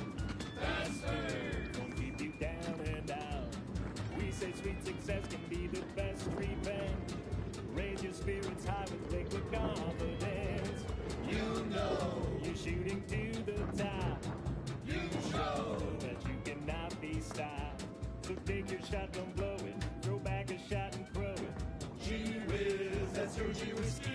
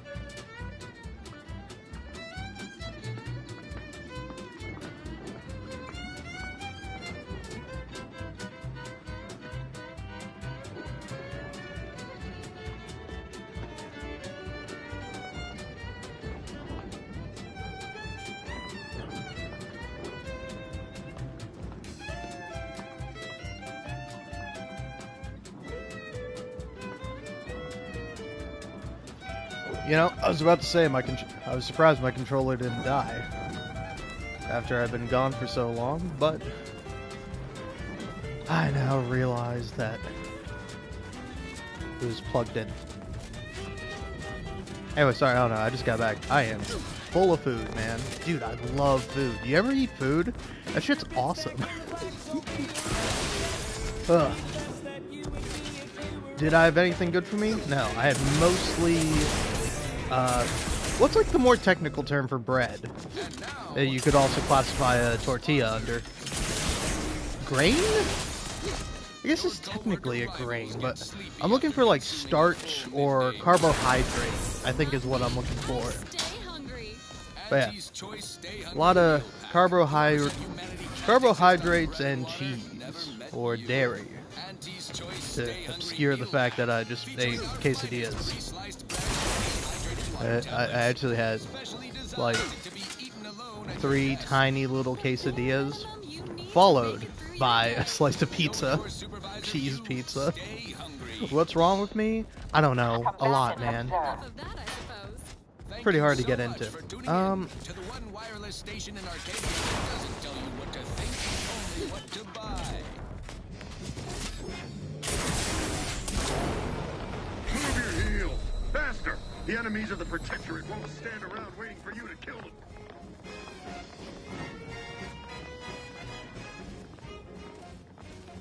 There was a lonesome boy with a hapless frown, whose luck spun around when empty came to town. A marketeer whose body can't do nothing to lose. Public born, a deal that he could refuse. Yes, and he welcomes you with arms open wide, and all you gotta do inside the darkest side. The boy signed up and didn't hesitate. Anything to win above the Papa's name. The marketeer said, okay, let's go away.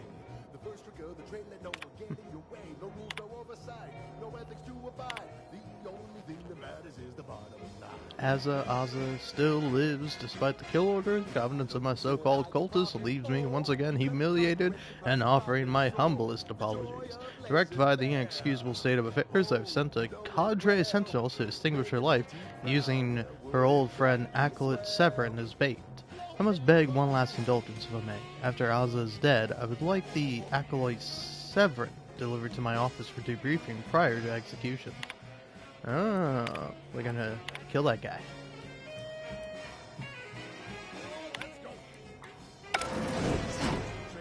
Dagmar didn't betray us to the Sentinels.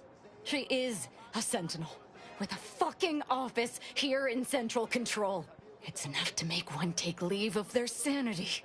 Oh, child, I think that tram has long since cleared the station. I'm just going to pretend I didn't hear that. Fortunately, there's an easy solution to Dagmar's betrayal. One which involves removing her head from her body. Or maybe we should start with the disemboweling? So many choices. Maybe let's hold off on the disemboweling talk until we confronted her in person? Well, as a Helia Leitinger, I suppose I shouldn't be surprised you've made it this far. In addition to your wonderful thirst for wanton violence, you were always bright, though still somehow too thoroughly deluded to apprehend the truth. But then again, you never really wanted to, did you?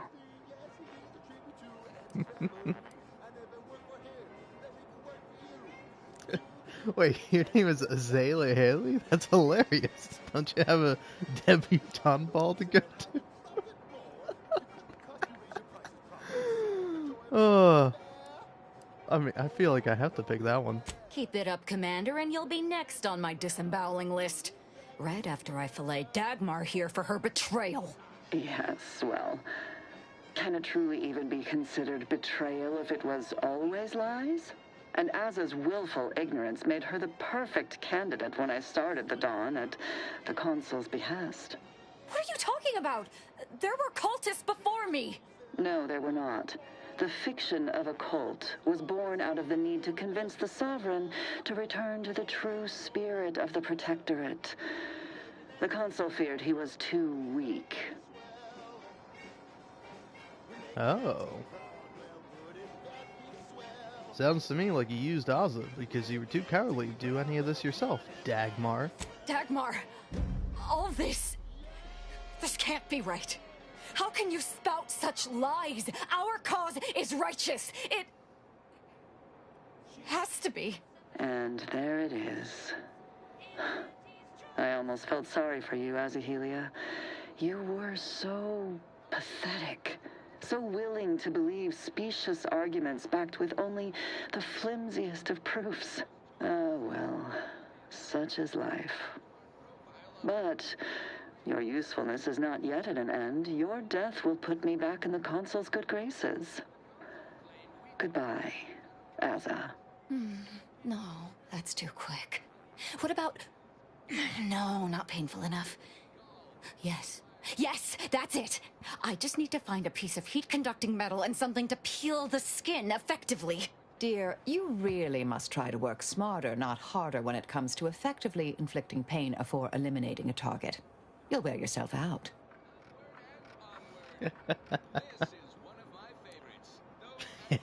Yes, give in to the hate.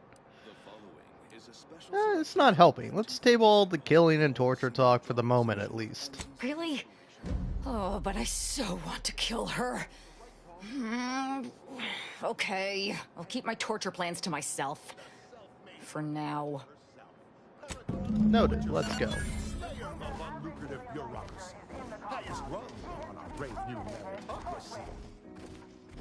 I wouldn't go around announcing that. And I took it. I said, Auntie, a moment of your time.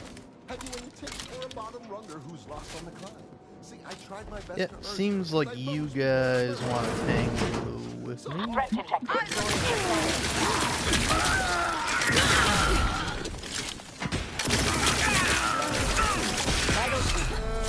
Oh, yep. I will restore my life or I have a fix on their weaknesses.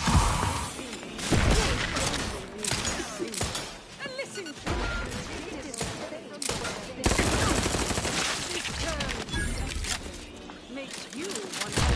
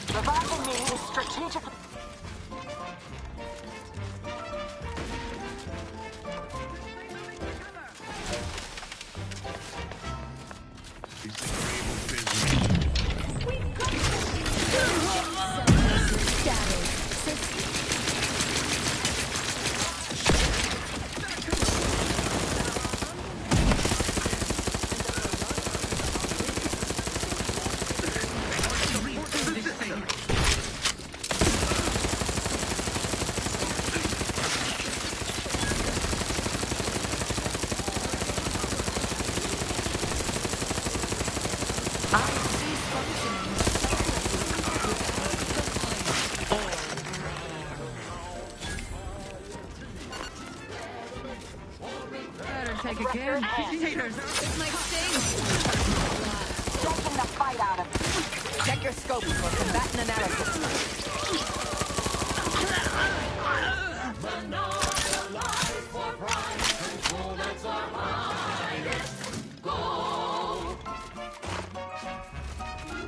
Combatant scan. Moral graves, make them buy our corporate ways. Convince them and increase your sway. Make them do what we say. I saw time for one more lesson. But I got one less question. I said, but I worry about reprisals when dealing with my rival. Combat probable.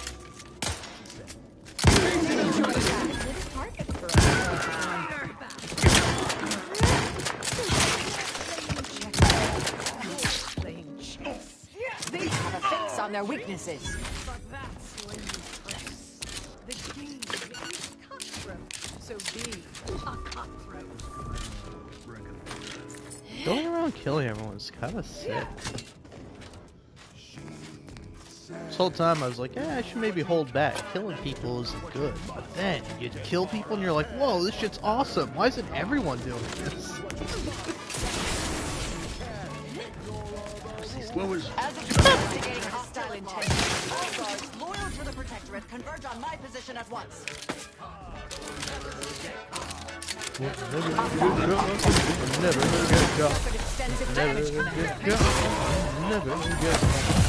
Fortificator at ready status. Adversary vulnerabilities.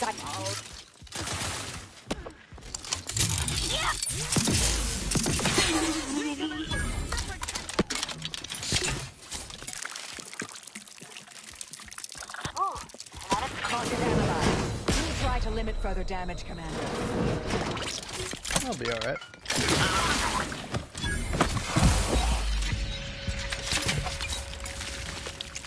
Employing a thorough, methodical search pattern. I'll handle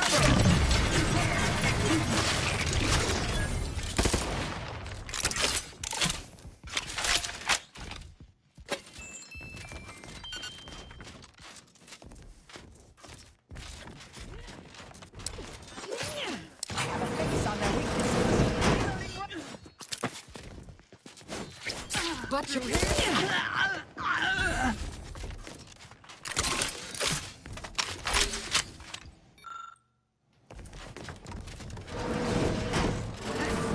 ratcheting up horrible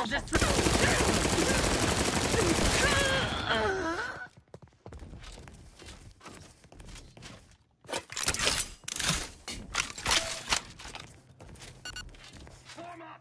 They're closing in! We got her vision.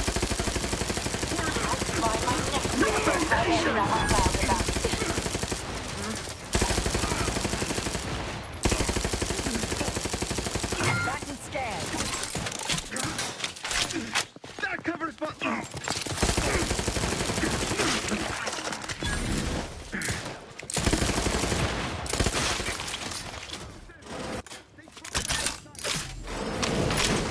I'm alive. Who needs to die? Straight Hostilities to are it. all yours. Step aside. Sharpen up. Locked out. Away! Target analyzed. It might sting. Step aside. Swine.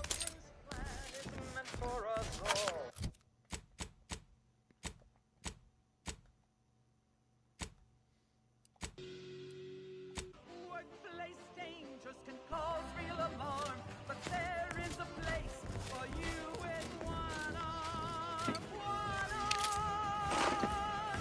Two hands are better than one, but one is better than none. Two hands are better than one, but one is better than none. Two hands are better than one, but one is better than none. Two hands are better than one, but one hand is better than none.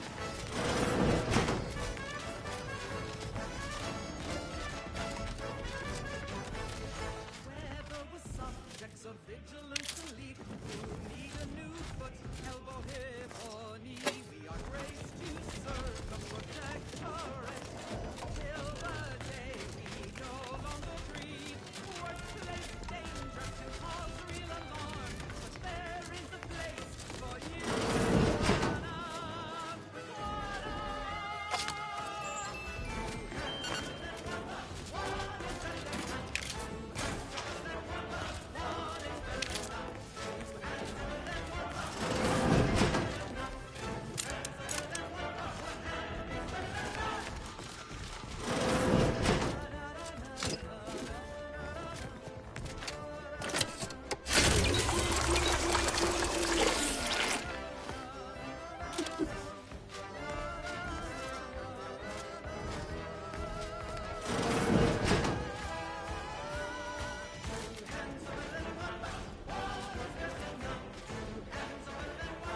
but one hand is better than none. Ah, you're still alive. No, let's not be too hasty here. You seem a rational person. There must be something we can do to resolve this peacefully. Please don't let Azza get her hands on me. Why are you talking to them, Dagmar? I'm the one you must answer to. I'll let him talk. So start talking. Tell me why. Why did you do this? To me? Why? I'm a loyal subject to the True Protectorate. What other reason is there? When the Consul tasked me to help save the colony, I did not even think to ask why. And you were an obvious choice. So lost, so dead inside. But then you went berserk.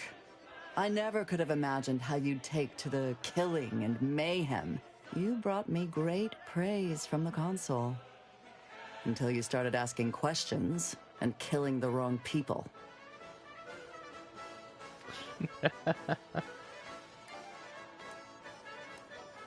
Yeah, which wrong people did she kill? Which wrong people didn't she kill? We were supposed to work through intimidation and the perceived threat to our system. Sure, maybe kill some subjects, those that could possibly become threats to the Protectorate, but not the dozens she slaughtered. For Matriarch's sake, she was killing vigilance. And then she started asking questions that would have led to her discovering the truth. She had to die before the Consul decided to cut the link between Azza, him, and the Dawn. Me. I'm shocked that filling a vulnerable person's head with lies turned out so poorly for you. It's a good thing for you. I'm feeling a little less vindictive since I've been running with the commander here. That means your death will be quick. Well, quicker than it would have been. You should let Dagmar go. If you don't, your anger towards her will consume you. What? What are you trying to say? It's driving that chaos and adrenaline you're living on that's wearing you down.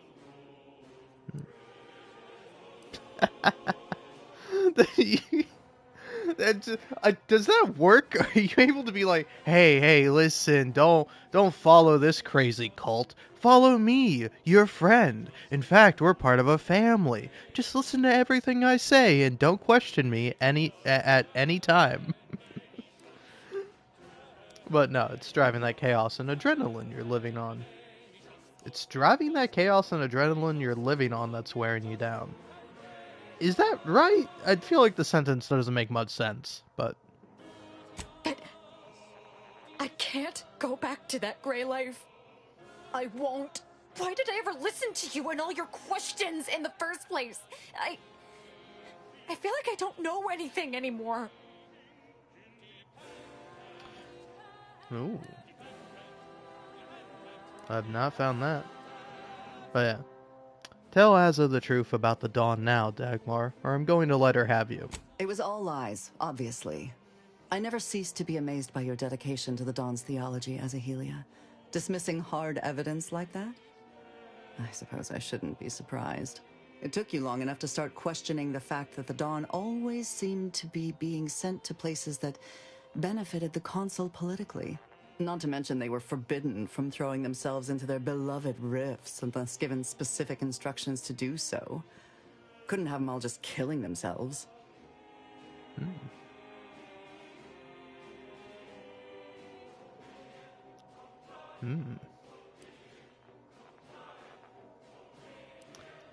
What about it, Azza? This must be enough to prove to you the cult was never real. Yes. More than enough, actually. I'd gone too far to admit it. Until the end, when I could no longer completely ignore the dissonance in my head. It's lies. All of it. Get out of here, Dagmar. Before I change my mind. Yes, well, can I just grab my... no, I suppose not. I'll show myself out.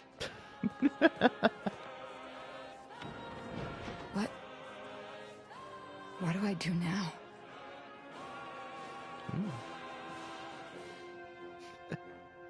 What do you mean? You're part of my crew. I know that, but thank you for saying so. I meant, what should I do about the unhinged members of the Glorious Dawn? Without a leader, they could be even more dangerous. We may need to do some killing. You know, for old time's sake. I think it might be better we could find a way to use them as a force for good. I can send out a general message from here. I'll need to concoct some plausible theory to sell them on, though. Can't simply tell them to abandon their beliefs and just be good. How about this? I'll spout some vague new discoveries about the plan that demand we align our intentions with perfection before the Rifts will accept us into paradise, or some such nonsense. That should work, though I suspect a fair amount will simply just jump into the closest rift. I'm sure there will be some that ignore the message completely, though. Enough to keep my knife skills up, at least. We can deal with those personally, if it comes to that. It's done. I need to leave this place. It makes me sick to my stomach. Fair enough.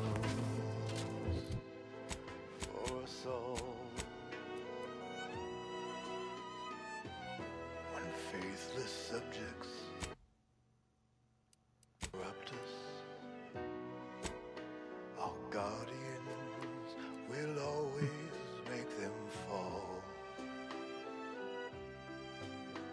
The heroes of the hour, they're full of strength and power. Send in the sentinels for us all. Send them in, they will always win. Send in the sentinels for us all.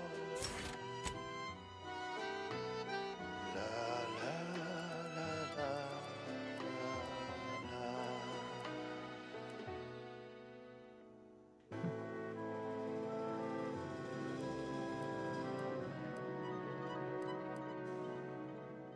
When the outside tries its best to invade us, our champions will cleanse the streets.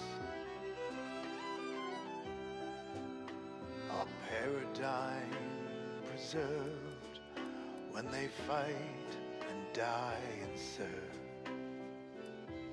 Send in the sentinel Why not? for us all. whether inside or out, there is never a doubt. Unfriendly customers. Adversary vulnerabilities identified. Nothing intentional. Send in the cell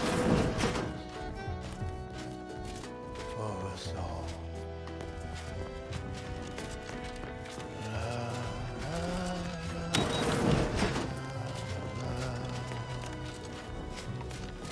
This is pretty fun.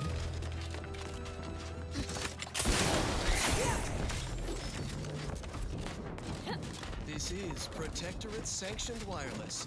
Social guidance and approved messaging, punctuated by acceptable music. Remember, collective cognitive compliance is a key part of our perfect society. When we comply together, I like this new, more level-headed you, dear. Now that you've denounced all that rift-worshipping nonsense. I prefer this new me too, I think. But does this mean I can't call you Endpoint anymore? Technically, I was known as the Endpoint. That seems a bit unwieldy. Hello, the Endpoint. How are you today, the Endpoint? See? You know, just Marisol is fine, dear. Aww. I could feel my weary little mind start to form. Things I shouldn't be thinking about, I ponder. I know we just killed all those guys, but their music is really good. Maybe we should join them.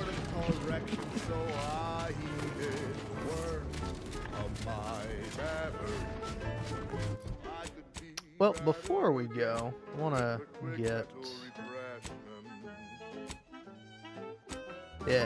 get this mission done and dealt with. I have seen my friends and my family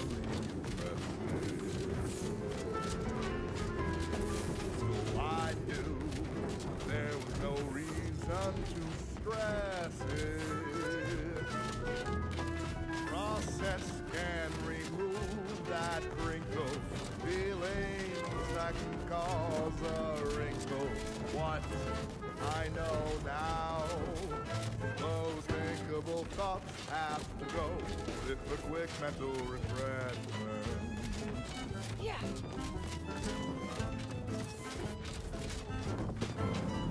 Those sentiments I felt were such a burden on me.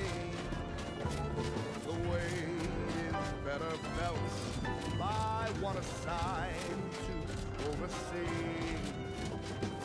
Thinking never made anybody happy, that I believe. Blessing offers such an effortless reprieve. Since that day, thoughts have never been the danger. The infidelity are no longer strangers. Sadness that was once inside me has long since gone, and though it tried me, I knew that I could be oh so much better again with the quick mental refreshment.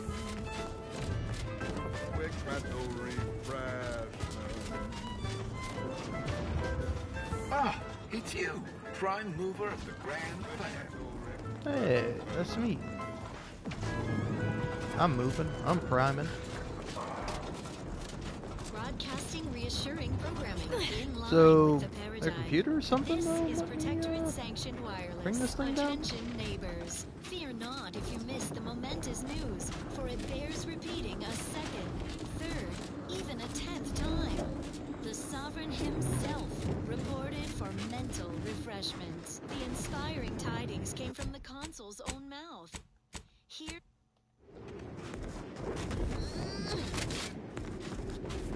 Seems like there's nothing on there.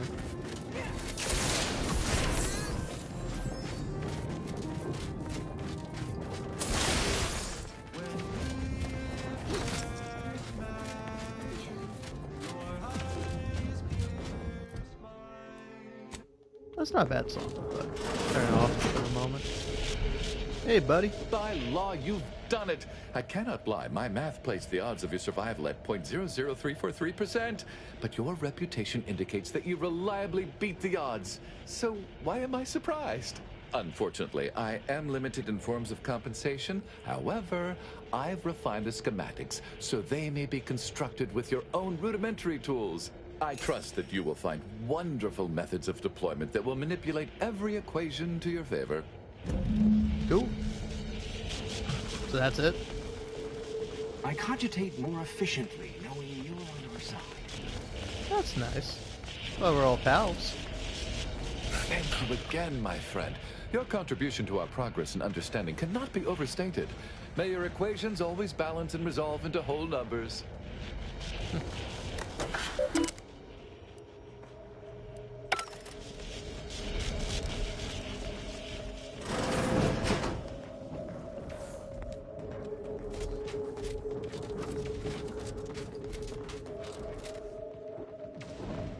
Alright, well then.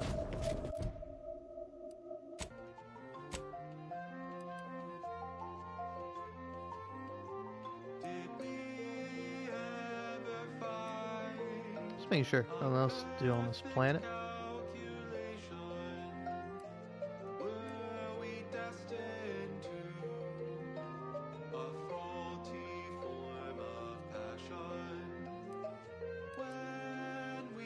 Yeah, there might be more to do, but I don't see it.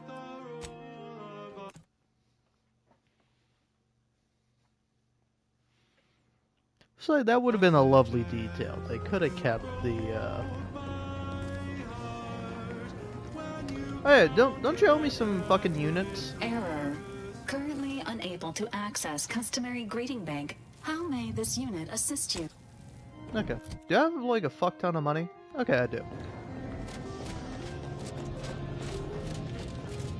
I was like, I should.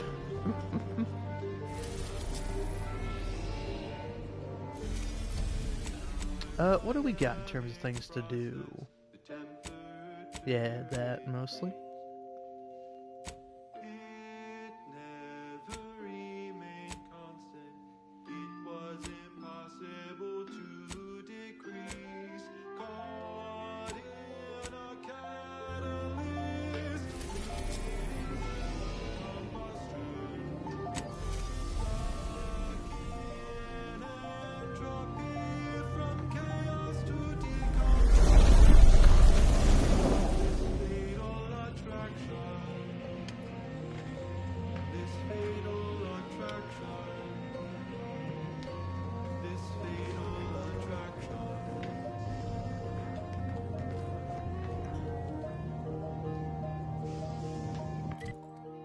Now, let's see here. Deviation under duress. And now, constructually compelling yet categorically veracious statements regarding products researched and designed to increase energy, efficiency, creativity, and focus. Oh yeah, Healthy should upgrade food you. can be grown in soil, but even healthier food can be grown in a laboratory. 100% Fabwich. Our Fabwich packaging is as airtight as any proved by the charismatic mathematician. From the Order of the Ascendant. A statement with dual meaning. People who hate numbers do not count as much as the rest. Consistency in your work is wonderful. Consistency in playlists is not. Now for a new song. Generating primes, techniques, and uses. Good day and welcome again to Advanced Abstract Algebraics, Section 4, Session 43. Please continue to enjoy the background music, which I have selected today based on its arithmetic-based harmonic progressions. My name is Edmund Vandersmythe, and I am the Senior Tenured Laureate of the Tertiary Adjunct School of Numenistics for the Order of the Ascendant. Today's lecture will focus on the generation of prime numbers, techniques, and uses thereof. I know. Prime numbers? Why so simplistic? Well, consider this a basic refresher course in remedial numenistics for those new to the Order. I will start by explaining what a prime number is, despite the fact that you should have learned that definition decades ago while still in diapers. But no matter. I have been called many things, and repetitious is one of them. I have also been called redundant several times, and once I was called reiterative, if you can believe that. So, prime numbers. What are they? The simplest definition is this.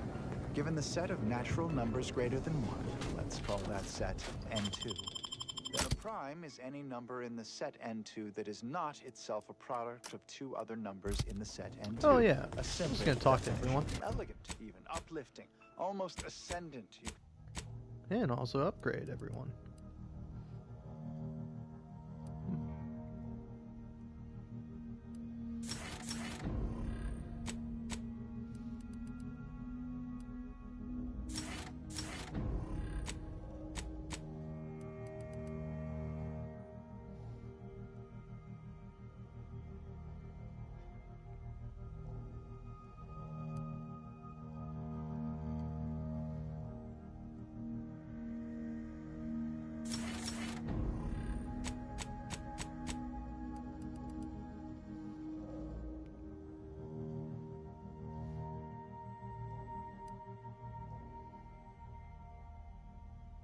Hmm.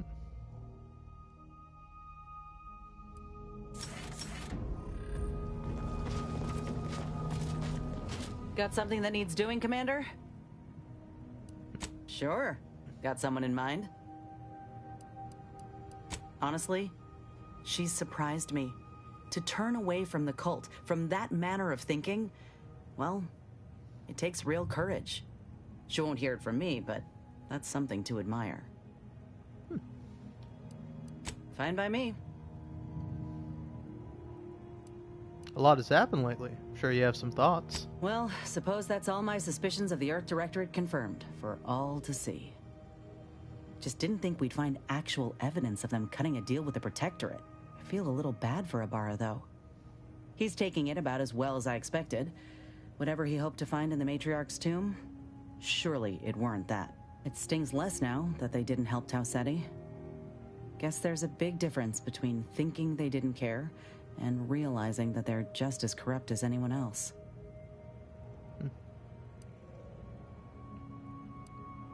Yeah, the Earth Directorate had everyone fooled, even me. I'd rather not dwell on it. Fine by me. You have more thoughts? Thought I knew full well the evils of the Protectorate, but seeing the Sovereign in mental refreshment was a new low. He was a desperate, sad man just trying to save his family. And the Consul stabbed him in the back. Law. You know what really gets me? Not one person thought to help their blessed leader. If this is the culture the Protectorate had fostered, then it's only right that we undo it. Fine by me. Well, that Rift Lab sure was full of excitement. Went in thinking it was gonna be a simple heist. Walked out in the middle of a law-damned coup. Ain't that shocking in hindsight? The Protectorate were always trying way too hard to present a united front. Auntie would have given direction to dial back the theatrics some, I think. And now, we got this Consul to contend with. I expect he won't make it easy. Hope Auntie's choice is ready for it. Fine by me. The Order's really got some nerve, acting all superior over Auntie's choice. They mocked us for our experiments, but here they are, drugging their own folk en masse. Ain't any different from us in the end. Though, guess it really goes to show the power of public relations, huh? Fine by me. Sure. Got Nope. someone in mind? Nah. Fine by me. Alright.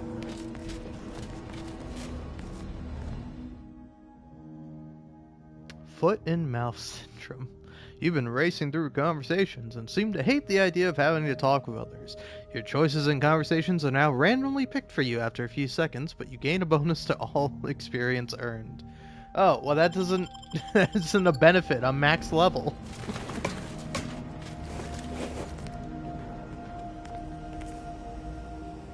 It's strange how I ended up here after all my time with the cult. I think I knew it was a lie all along. I just felt such freedom, such excitement. Like nothing I'd felt before, but it was all hollow. Being free didn't give me purpose. It simply served to distract me. I guess I just wanted to say, the fact that you accepted me onto your crew means a lot. It feels like I have a home. So thank you.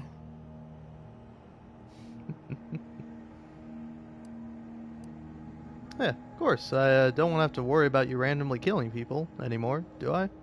Not randomly, no. I'll follow your lead. Unless I feel you're being threatened. Can't have my commander killed, after all. Alright.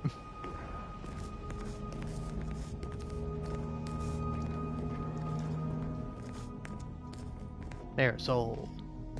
If x is the square root of -1, and you distribute the two binomials together, then the coefficient is...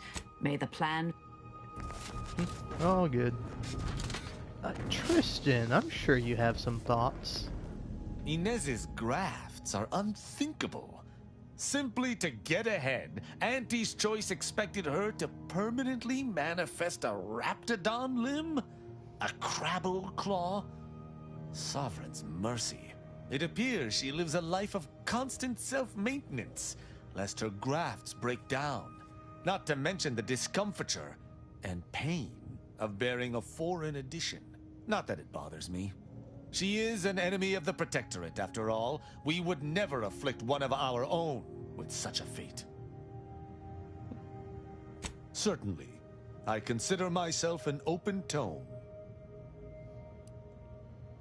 How you feeling now that everything with Virgil's resolved?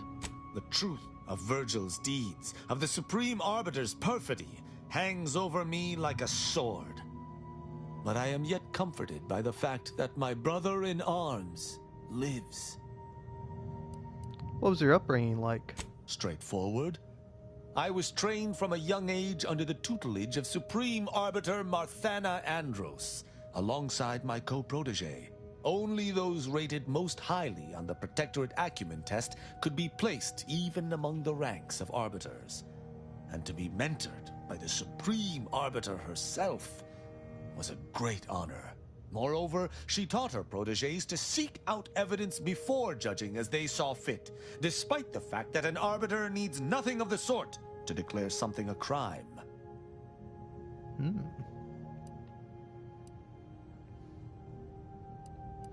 I'm surprised corruption isn't a bigger problem with you arbitrators. Once I would have vehemently refuted even the possibility of such a thing occurring. Arbiters serve the Protectorate, and the Sovereign's will is absolute. But you've shown me that the Protectorate's laws are contradictory, and an Arbiter blindly upholding contradictory laws will brutalize. I've no inkling what this means for the future. Once Arcadia is no longer under active threat, perhaps I will take the time to consider it. Ask, and I shall answer. I'd like to, well, that's enough for now. Can I talk to you without this Your fucking pet light? mechanical has been something of a nuisance lately. She bludgeoned me on multiple occasions, and earlier she came at me with a live electrical prod. I suspect I should be annoyed, yet I find myself nostalgic. It reminds me of my Academy pain tolerance seminars, minus the broken fingers. Certainly, I consider myself an open tome. I'd like to gauge your opinions of the crew. Who amongst our motley assortment would you care to discuss? Oh, everyone. What do you think of Niles? I find Agent Ibarra most curious. His system of values differs from my own, but not so much as I would expect. I look forward to understanding him better. His renewed devotion to the Earth Directorate is most commendable. Acknowledging an organization's faults, but pledging to ameliorate them, is far more difficult than resignation. What about Val? She is an endearing piece of engineering. Her continued functionality, despite her advanced age, speaks to a skilled caretaker. though she retains certain quirks. Earlier, she bumped into my head.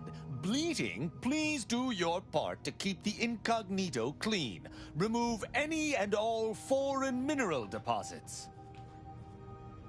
How's your relationship with Inez? She is an enemy combatant, and were I not in your command, I would be honor-bound to bring her low.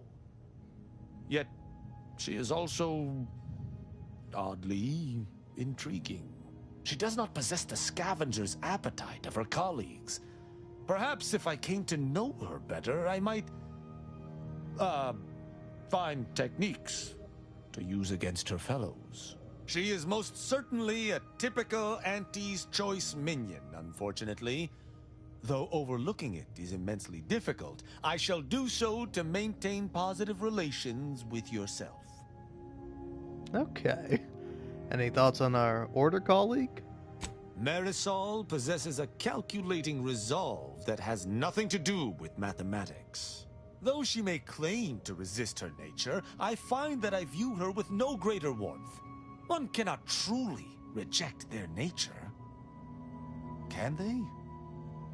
Oh. Figure relationship with Aza might be a little contentious. Aza is still unpredictable.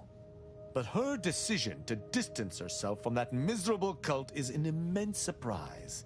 Though I hate to admit it, I may have underestimated her capabilities. Perhaps there's more to her than I realized. Or perhaps she will return to her old ways. Time will tell. All right. Verily, idle gossip hardly suits an arbiter anyhow.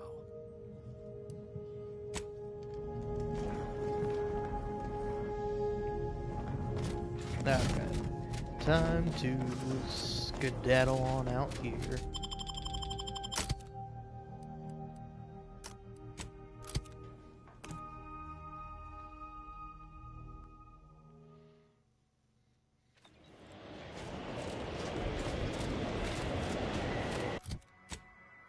So, let's see where all these audio logs are.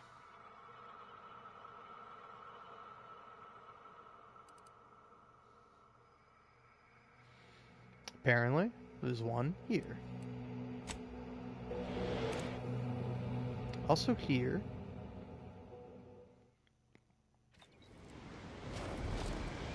Yeah, okay, I already got that one, for sure. So that's the one I have. So now I gotta go find this new one. Put some tunes on.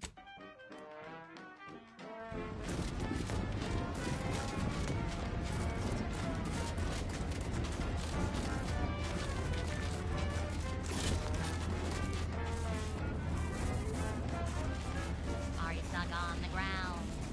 Impact a colon got you down. Well, trust anti-chemical purge is far better than natural cures. Oh, live now, fly free. No longer does my packed intestine dictate where I have to be. Oh, live now, take wings. Don't flounder at the bottom. Be a raptor in the slipstream.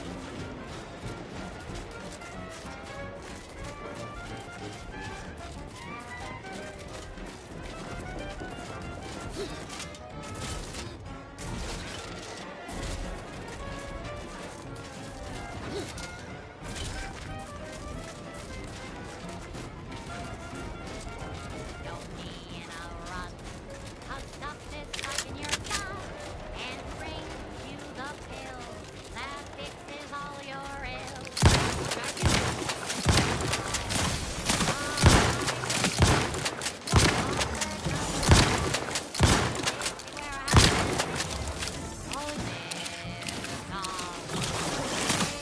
Looking a little woozy there, Commander.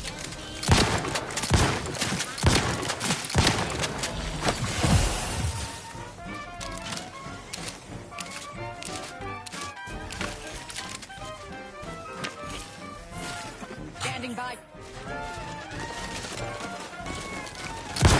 Energy transmitter defeat.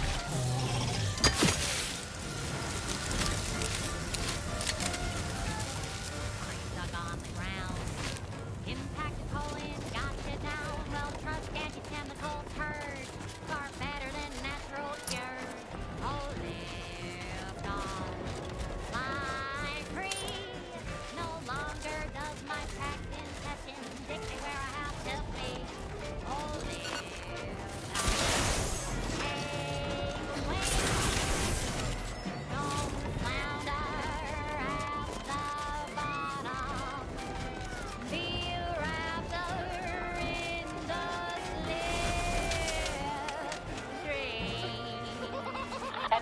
Listen.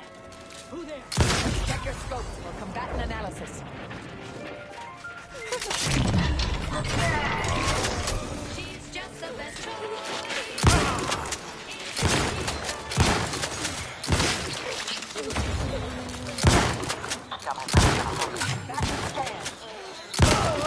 Commander! The Auntie's Choice family is large.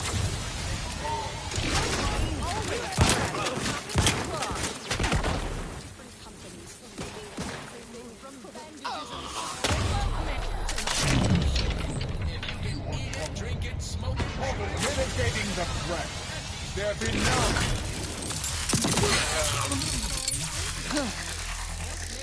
Even larger. And now, back to it. Alrighty then. Welcome time for more merry melodies. Activating energy transmitter. Target analyzed. Lay down fire.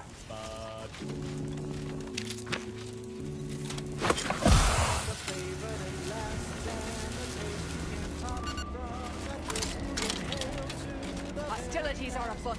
Try bubblegum slims. Try bubblegum slims. Spot the rich tobacco sweet. Adversary vulnerabilities identified. What more could you want? A smoky, sugary blend. Raring to go. It's a long, slim smoke with the bubblegum flavor. A double thriller, so make your mouth happy while your satisfaction doubles. No boring old smoke rings, you'll be blowing smoke bubbles. Ba-do-bop. At home or at work, buy the pack or the case. It's the bubbly perk that will pick up your pace. It's bubblegum slims. Try bubblegum slims today. Ba-do-wop, ba-yada, ba-do-bop, do-ba-da-da-da-da. Ba-do-ba-do-ba-do-wop, do-bop, bop, bop, bop, do-do-do-ba-do-ya, ba-ba-do-ba-do-wop, ba-ba-do-wop, ba-ba-do-wop, ba-ba-do-wop-do, ba-do-wop, ba-do-wop, ba-do-wop-do-wop. Oh, bubblegum, bubblegum, bubblegum, bubblegum, bubblegum, bubblegum. Rich tobacco at the end. What more could you want? A smoky, sugary blend. Try bubblegum slims, try bubblegum slims. It's the long slim smoke with the bubblegum filter. It's two treats in one, a double thriller. So make your mouth happy while your satisfaction doubles. Satisfaction doubles. Instead of boring old smoke. Ooh, you'll be blowing smoke bubbles, blowing smoke bubbles. Ba-do-wop. Full flavor that lasts and a taste you can't top. From that first smooth inhale To the very last, try bubblegum slims. Bubblegum slims, oh bubblegum slims. It's filled with flavor. Bubblegum slims, try slims. Today. flavor won't stop till the very last. Oh, that ridiculously catchy number was sponsored by the Department of Invasive Marketing. Just try to get it out of your head. Next up, something reasonably peppy. Please consult your employee handbook to determine if dancing is presently allowed.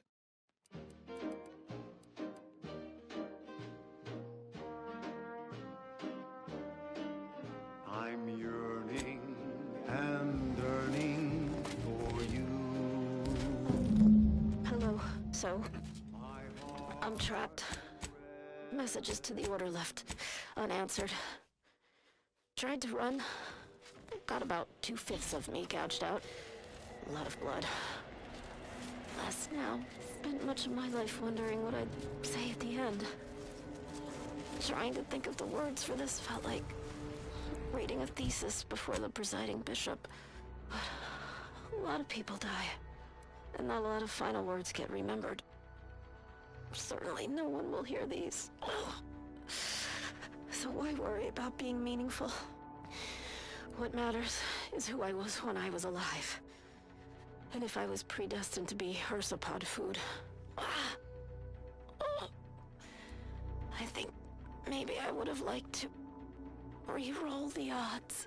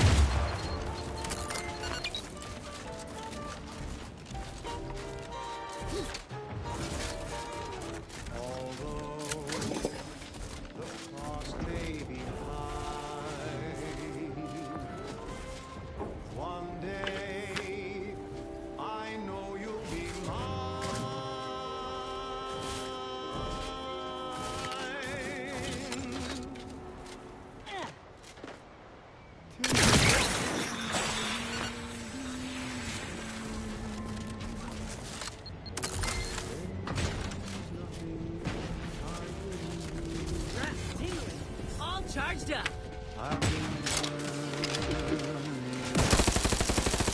Gun weapon ready, Commander.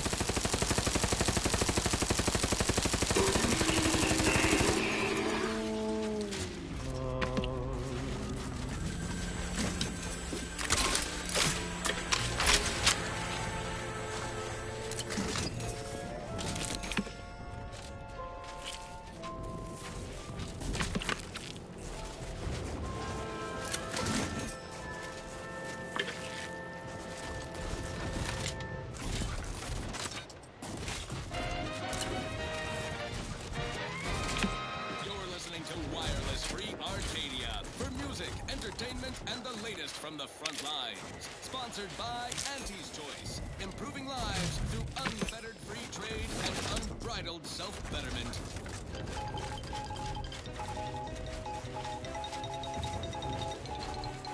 Auntie's grand advance across the Arcadia system marches on. Sit back with your favorite stimulant as we look ahead at our acquisition agenda.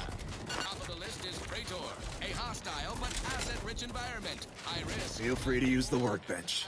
Just don't break it. Stronghold represents just a lick and a promise. Now we must pluck the high-hanging fruit. Protectorate facilities so hush-hush, even their own adult citizens remain in the dark. No surprise there. Protectorate brass keeps their people on a strict need-to-know-nothing basis. Our agents in propriety... So, you folk just drop into a war zone, find an empty building, and set up shop? Isn't that dangerous? Yeah, pretty much. And yes, very. Come in. Let me know if you're looking for anything in particular. Promising mountain lab dedicated to rift experimentation and general alteration of the fabric of space and time. Those unimaginative Protectorate slackwits saddled this facility with the predictably dull moniker Has a 2-minute Interstitial cooldown, which Reconfiguration decreases Center. with your I'll lockpick pause while you skill. stifle your yawn. A That classic does look failure pretty of cool, basic though. branding. Kinda No wanna sizzle buy it whatsoever. just to have it. We'll fix that soon enough when Eh, our give it to me. forces, the lab and our lab coats appropriate its I didn't mean to buy that. property. Speaking of appropriation, the freelance agent who's become such a fixture on these airwaves reportedly procured a device from the lab that may actually control rifts. Obviously, we are vested in acquiring such a contraption. We might use it to control the trade routes, fuck or is simply swallow up the this competition. thing? Imagine Rocket the profit pistol. possibilities. I'll Our buy it. Arcadia takeover is a marathon, not a sprint. We're all in the Sprat race together. Soon enough, Praetor's midnight moonscape will be lit like high noon anti-signage. Alright. Now, on to other things. This is for anyone out there who just lost out on a big promotion. Keep your chin up. Next time. I'm all sick of all these You there? fucking... Need a smoke? That's going to fight us. Sick of all these lines. Check your scopes for combatant analysis.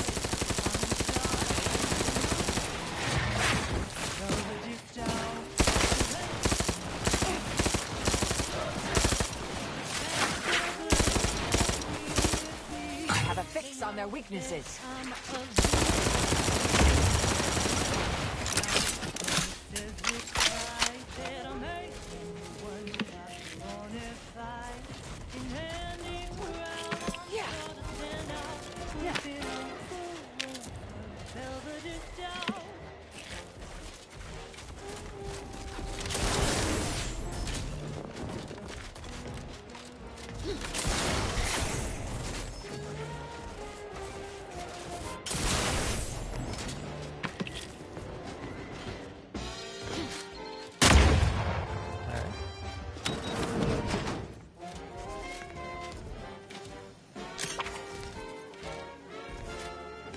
What did that even do?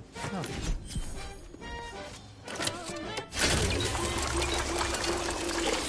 And the smell is just as impressive too. Anything smaller than incomposed. These belvederes ain't your grandma shoes. Their whip was down, nothing else will do. And if you're an up and comer, you should try one too.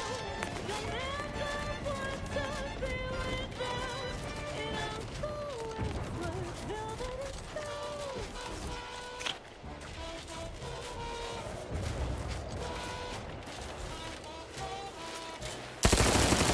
Investigating combatant stand.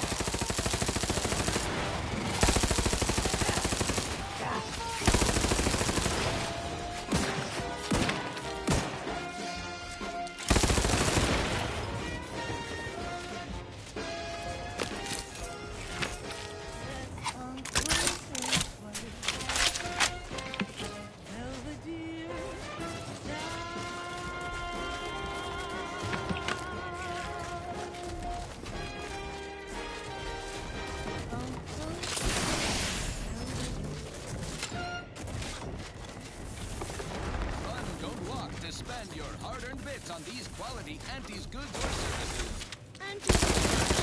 Mobilizing.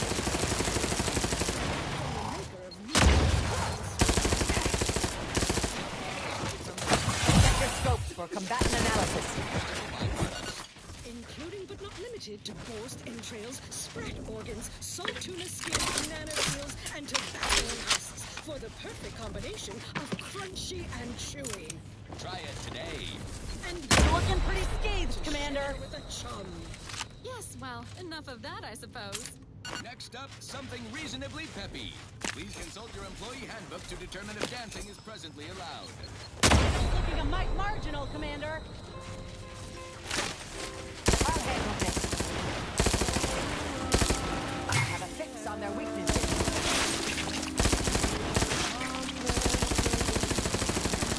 Activating energy transmitter.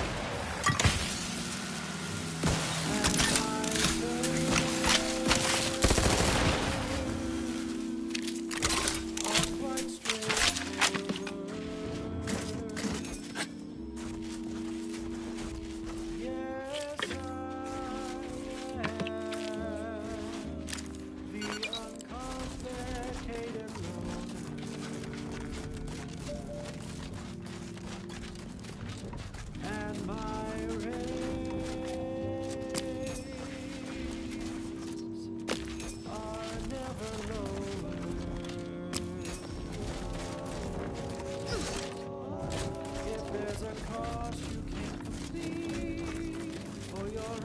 just won't quite be. I can lend you all the bits you ever Pearl. need. But the loan that you request includes compound interest. To my standard service fees. Oh. Ratcheting up my aggression. Target analyzed. Lay down fire. Commander, you're bleeding.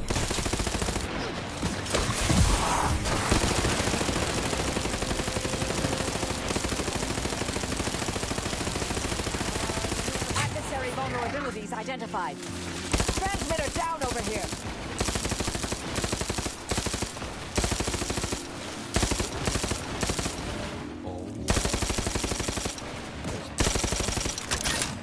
Batten scan.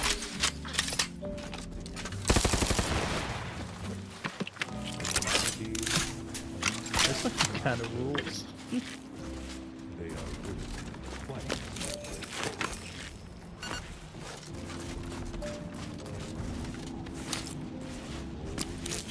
Everybody knows that I am in here.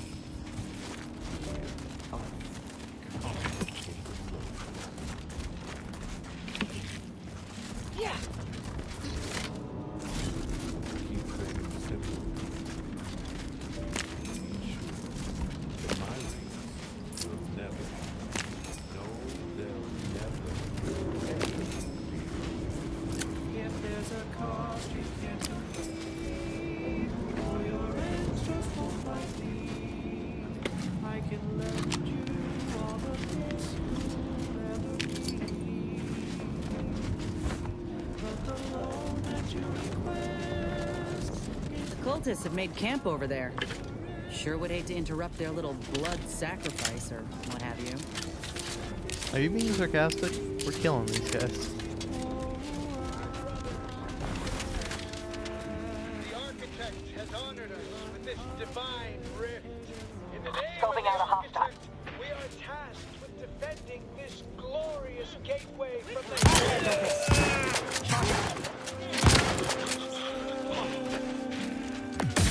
are quite straightforward.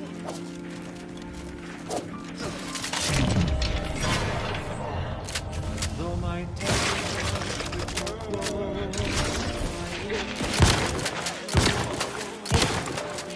Adversary vulnerabilities identified.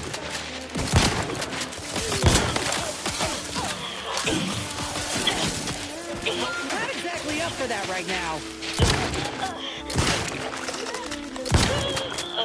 Check your scope. Combatant analysis. Ammoing my weapon. This will blow you away.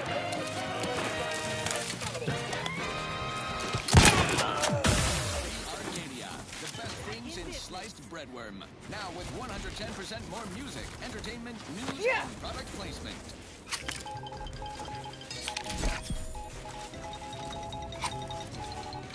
Batten down your quarterly budget for an asset report. You know what deserves some visibility? Praetor, a gloomy moon that's become quite the shining star in our portfolio. Thanks in no small part to the chemical plant we liberated from the Protectorate in the earliest phases of equity building here in Arcadia.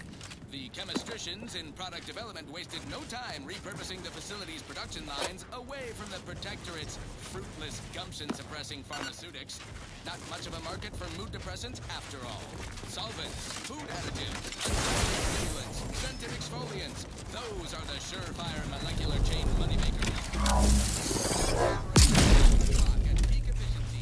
Yet employee safety, as always, is given the utmost of reconsideration. 12 out of 10 top medical technicians recommend working in proximity to caustic chemicals. Slurry fumes really open up the sinuses. And who needs fingerprints anyway? It has been 6 days since the last fatal workplace incident, but rest assured it was not the fault of the plant or any execs in charge of that methods. As acknowledged on page 98, subsection K of the ironclad wrongful death waiver that if there's a workplace death, then the scene did something wrongful. The Praetor Your plant's trifling risks are worth its substantial rewards, expanding our reach in the lucrative chemicals market. Because when Auntie's Choice diversifies, we conquer. Other things. Now, here's a song to take your mind off your worries. Unless you're being hunted by pythons or some such.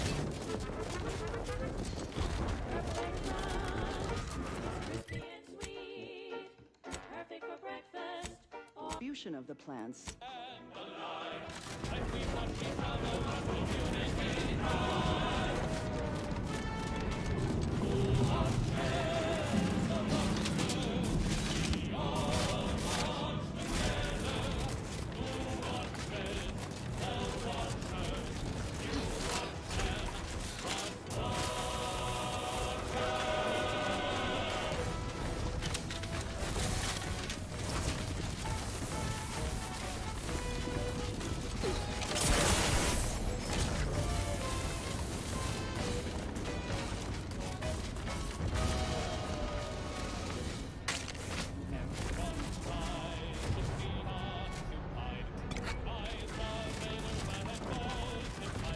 Alright, let's go see what this is. If I can.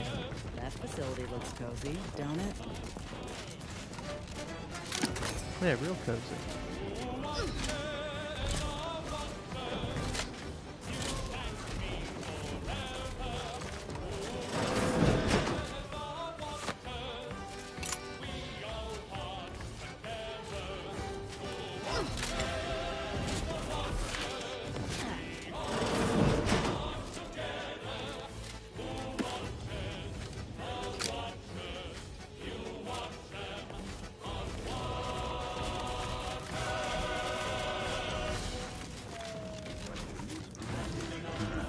Individualists!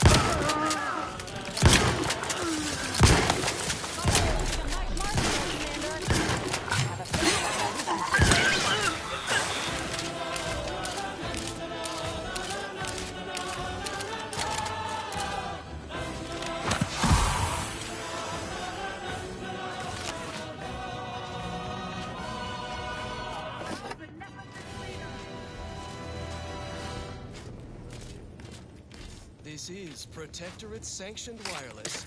Social guidance and approved messaging, punctuated by acceptable music. And now for a message from the console, acting caretaker of worlds, who invites all Arcadians to share in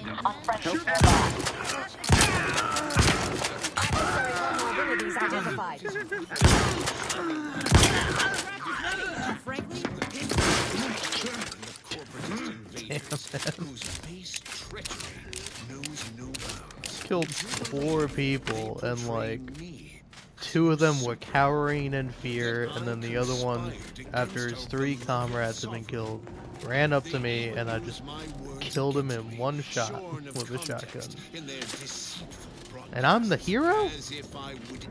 That's cool. That's cool. The matriarch's own blood. They would have you believe I'm a seditious fool. I'm a braggadocious. Such a haphazard electrical absolute power. setup deserves careful scrutiny, but consider using eye protection, dear.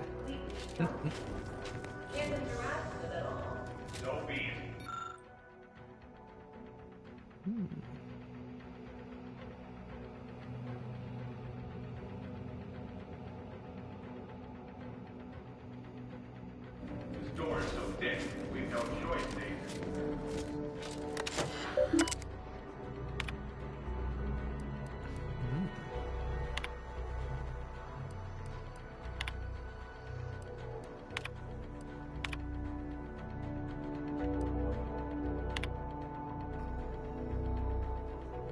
Ah, 0, 1, 1, 2, 3, 5, 8. Isn't that the Fibonacci sequence?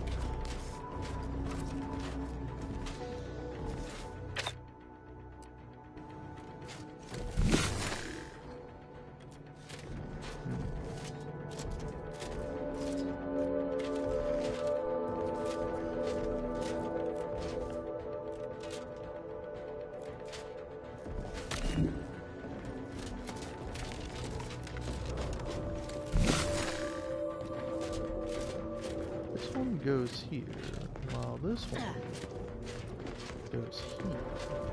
Okay.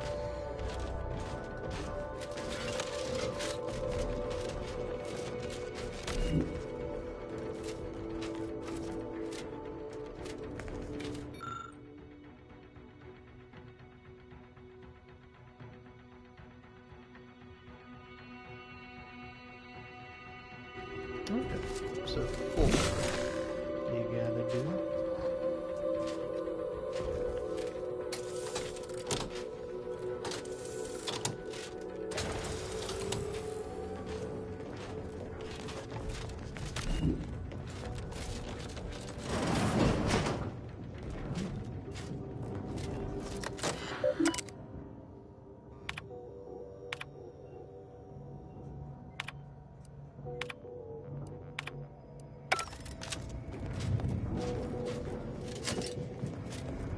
I've encountered more than a few of these experimental weapons in my career.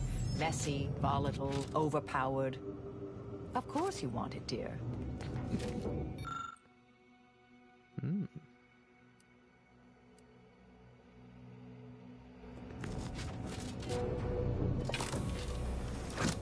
Big Bang. Whoa.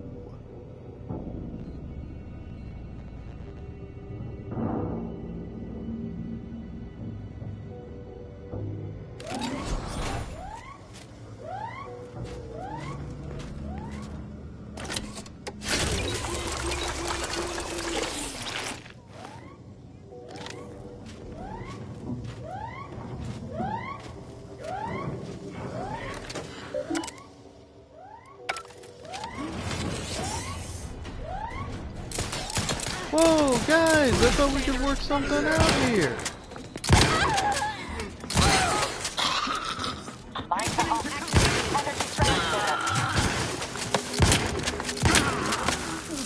Listen, I'm a friendly.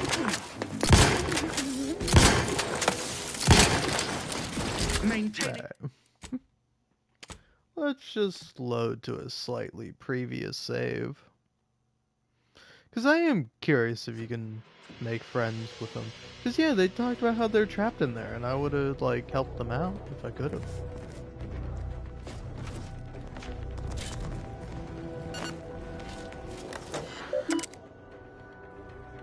So just making sure, checked all that. Okay.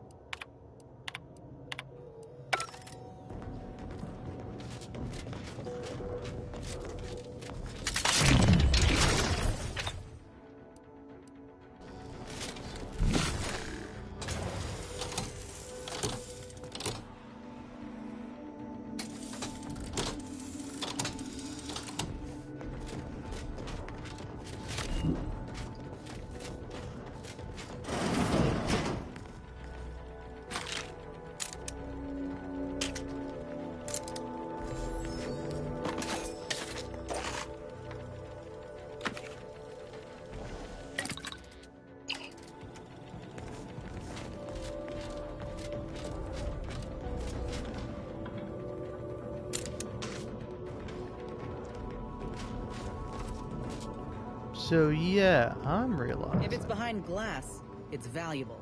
I say we smash and grab.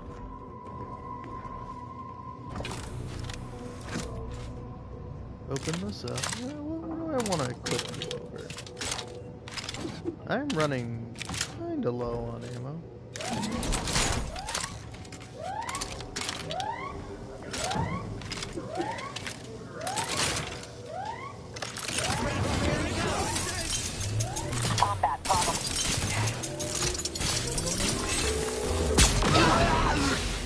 Ho ho ho ho ho!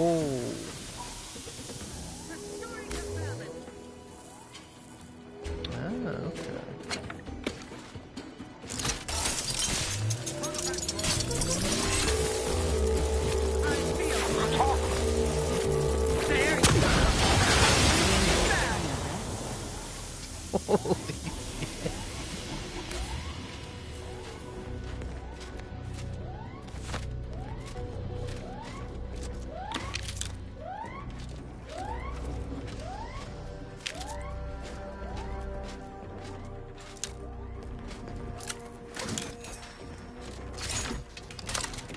theorize we can put this hazardous substance to good use as a more lethal ammunition.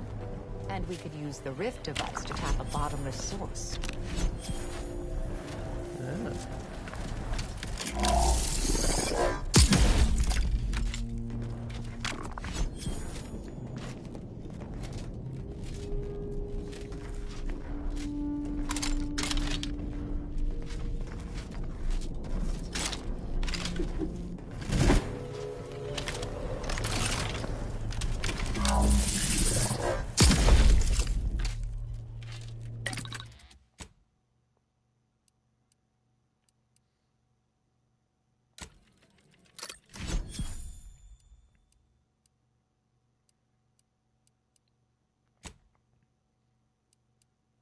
Yeah, there we go.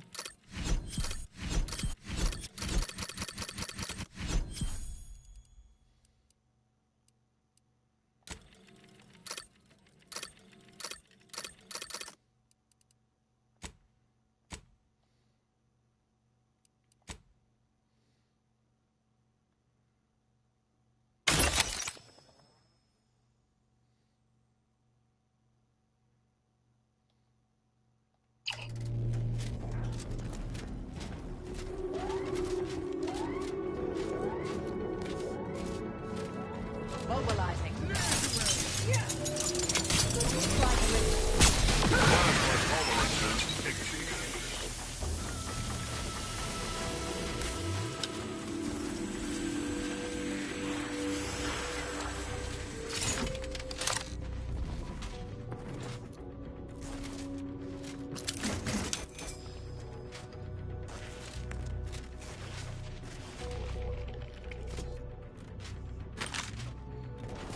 Got out alive, and with a weapon of apocalyptic proportions.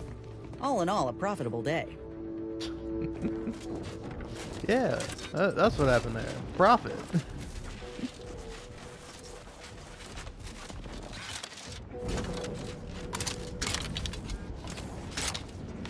I mean, it's so tempting. Like, how are you not going to be using it? Investigating hostile intentions.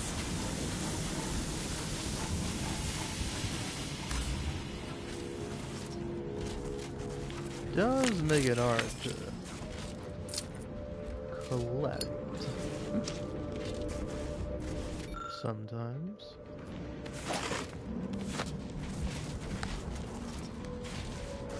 Feeling like I could take on the galaxy, Commander. But don't worry, I always got time for you. Cool. Do you have some thoughts? Generally, I like to err on the side of mercy. But we made the right call, putting down the cultists in Newton. Elsewise, we'd have unleashed their chaos on the rest of the world. Cool. If x is the square root of -1, and you distribute the may all...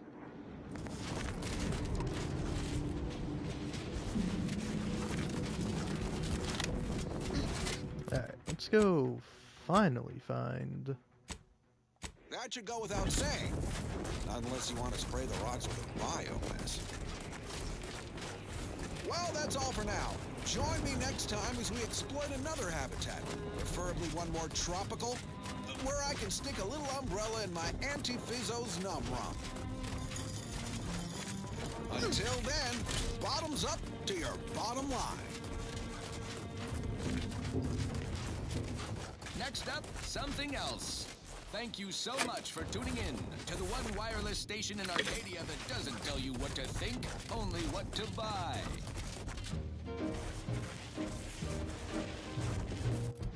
Is this the right way? I'm yearning and yearning for you. My heart and revel. I'm guessing probably.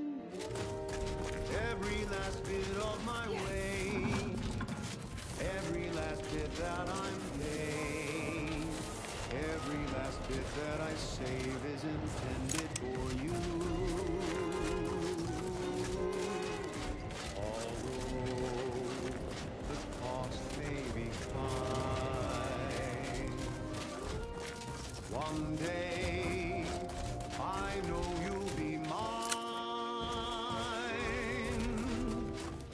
someday perhaps I'll own two. For now I'll take one that's brand new, 'cause I'm yearning and burning for you.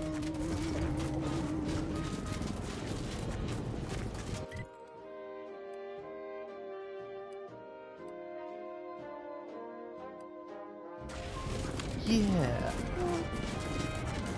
Well, shit actually is. Take me back. Oh, I can't fast travel because I'm jumping. Classic. Fine, I'll fucking run there. You think I won't? You think I have anything better to do? You'd be wrong about that. Well, actually you'd be right, but it's not like I'm actually gonna go do something better. What am I, smart? What am I, someone that uses my time wisely and valuably? Fuck no.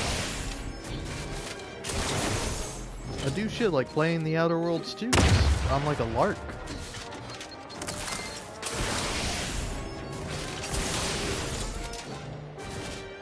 Because honestly, I'm like, I'm a fan of the Outer Worlds 1, and I'm like, I'm gonna see if I like the Outer Worlds 2. More or less, just about the same. And let me tell you, I like it more. Is it mostly because of the music? It is mostly because of the music, but it has other things too that I like the companions. I like all of them. They're all pretty good. I think the Outer Worlds one might just have a slight edge with Parvati and Parvati alone. But I do like some of the other companions, like Vicar Max and... Who else is on there? There's Sam the Robot. I don't really care for him. I'm not a big robot companion guy. But then, what's like the other... Who are the other characters? Oh, I can't remember her name, but the woman you meet on the one planet whose name I can't remember. And she's like a Raptidon hunter, and you help like find her old colleagues. And yeah. And then there's Felix. Felix, I remember.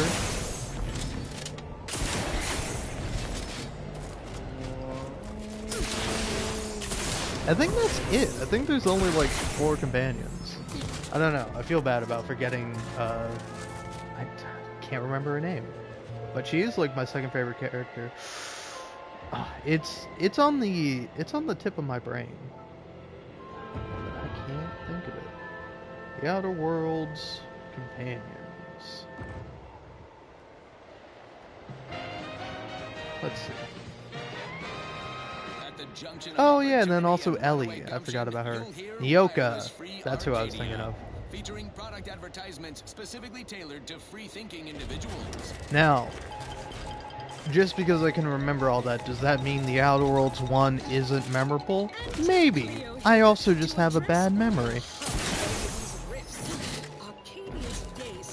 Like, for example, what did I have for Thanksgiving dinner? A big meal dinner. A lot of my family was there. There was turkey and stuffing, and I actually do remember, but that's because I've been eating leftovers for a week. Turkey, green bean casserole, macaroni and cheese,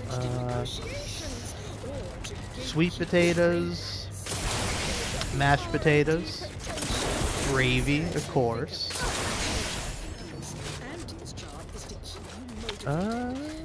What else was there? I think I already said green bean casserole.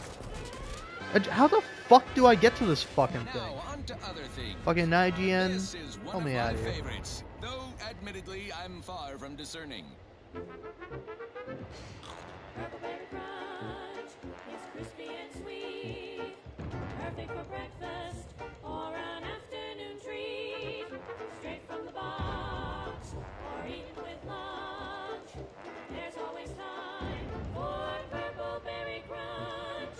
Purple Berry Crunch, spelled with a K, because it is far more authentic that way. Purple Berry Crunch is for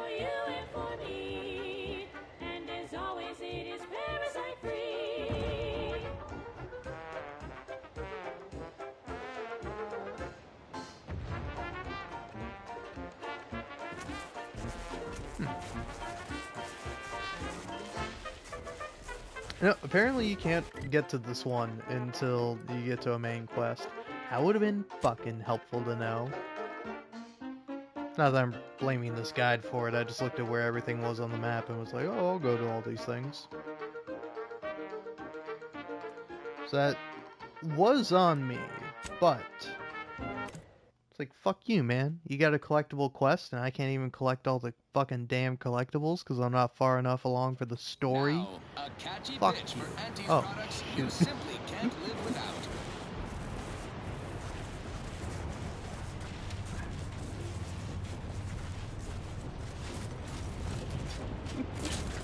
Of course, that moment is the moment where somebody says hi.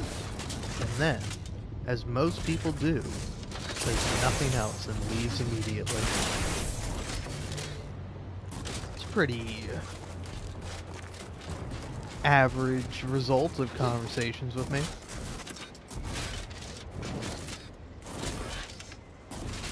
I would guess, I don't know, I don't talk to anyone. I haven't had a single conversation in so long.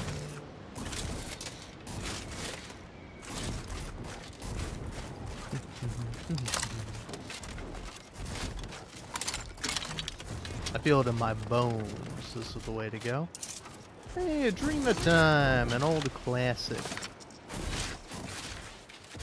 Glad they worked out that bug where you would take too much of it and it would turn you into like a psycho that wanted nothing but Adrena time and blood.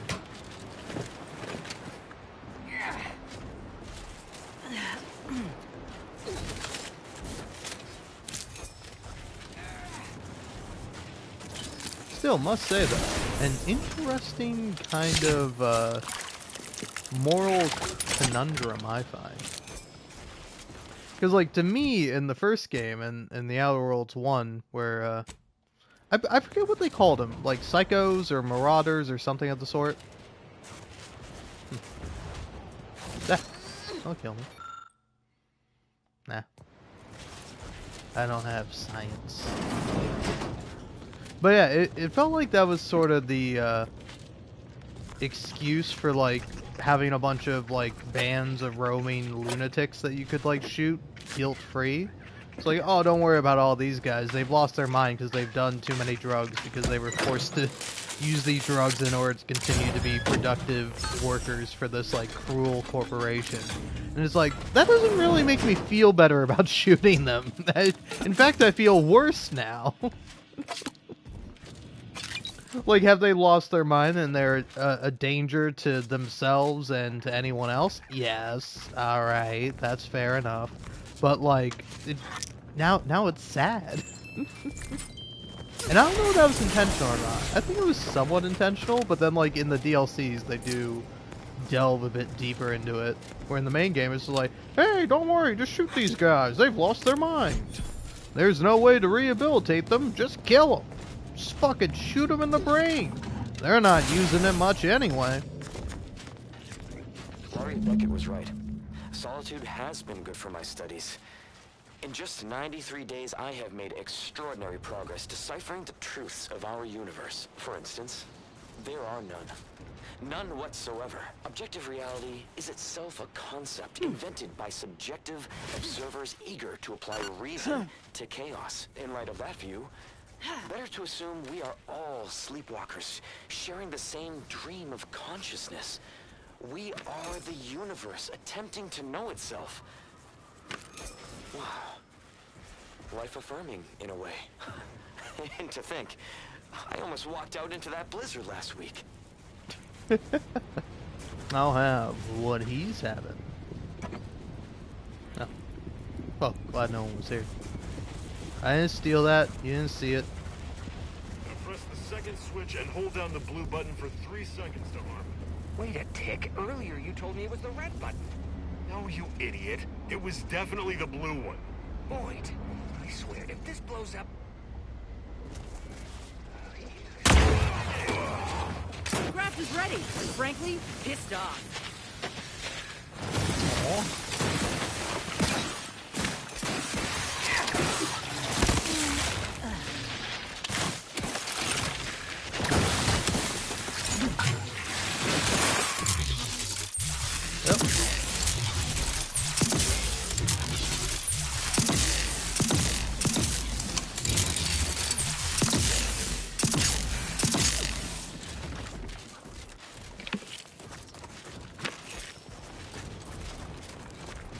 you got on you? Yeah, shotgun shells. Not bad, not bad.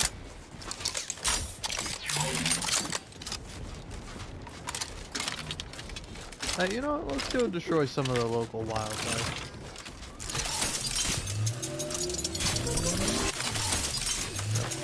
Stun weapon ready, Commander. Combatant scan.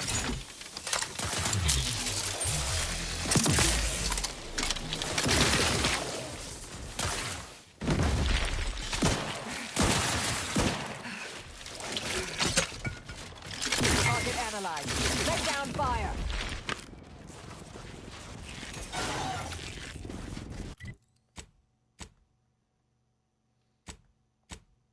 Pairs that differ by... Lower managers, activate the brand loyalizer.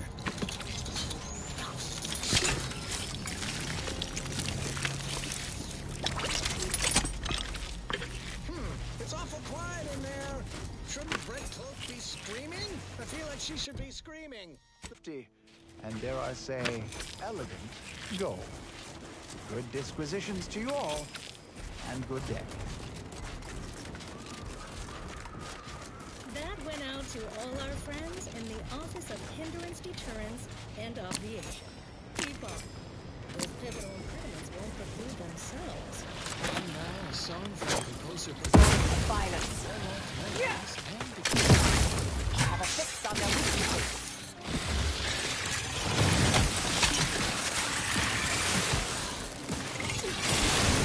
Consider self-preservation a priority.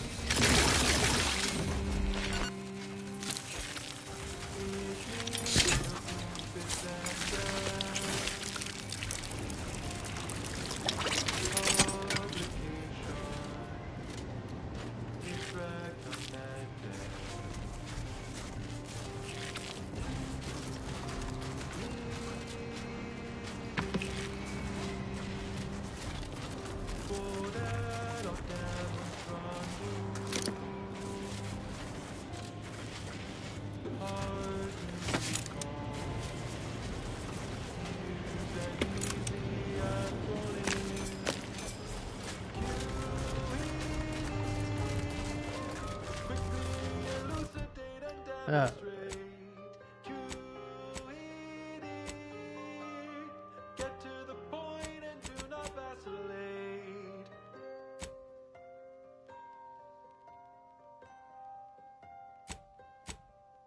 You've checked your...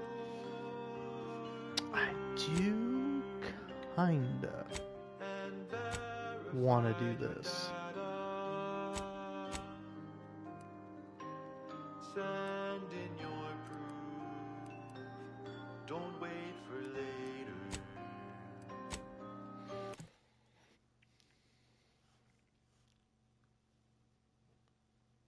You've crossed your T's. You've dotted. What's it called?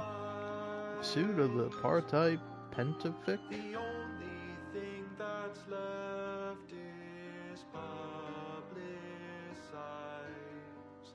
QED, quickly elucidate and demonstrate. QED, get to the point and do not vacillate.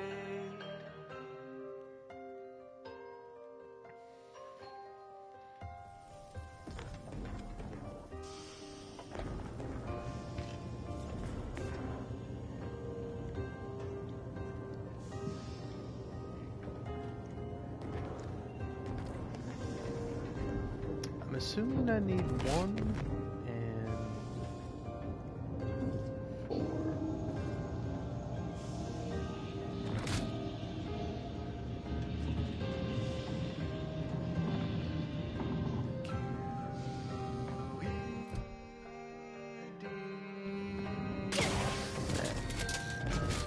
Take me to that other place.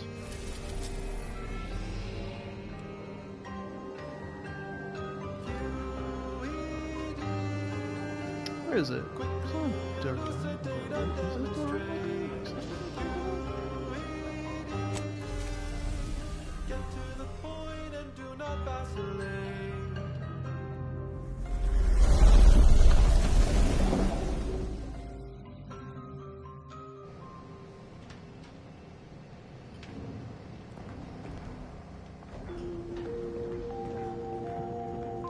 listening to Grand Plan Wireless, Arcadia's voice of reason.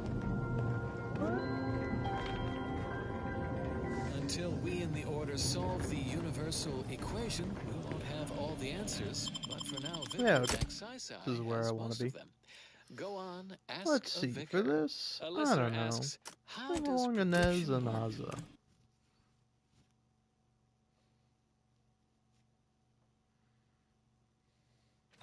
Well, the intricacies are much too complex for the layperson to grasp, but that's hardly a satisfying answer. Trust Vicar Maxisai for a fathomable description that even the shallowest minded among you might absorb. Always happy to illuminate. We start with a person's life equation, as determined from the extensive questionnaire they filled out at their nearest predictory. Then, we perform a standard surface integration of the equation, leading, of course, to the production of an undetermined constant. But by using a single data point from their life event list, we can assign a value to that constant, so leading to a simple to use, simple to this understand one that I need life is prediction all the equation. We way. can use additional points to not only validate our model, but also to improve its predictive accuracy. And we can use the resulting integration to predict future life events. And there you go. I knew you'd understand. In fact, I predicted it. Until next time, keep your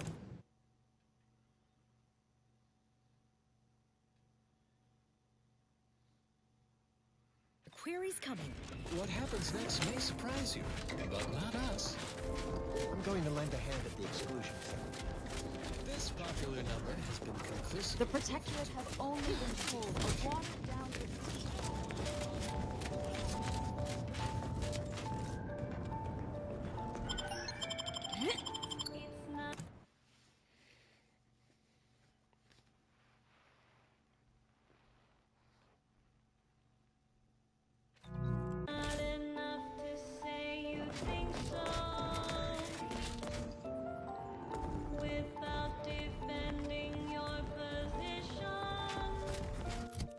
Southern Tip.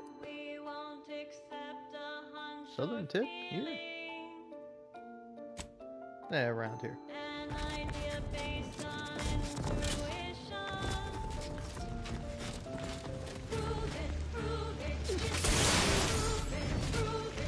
Come on, you let me through now. Solved all the problems that were here. Ugh.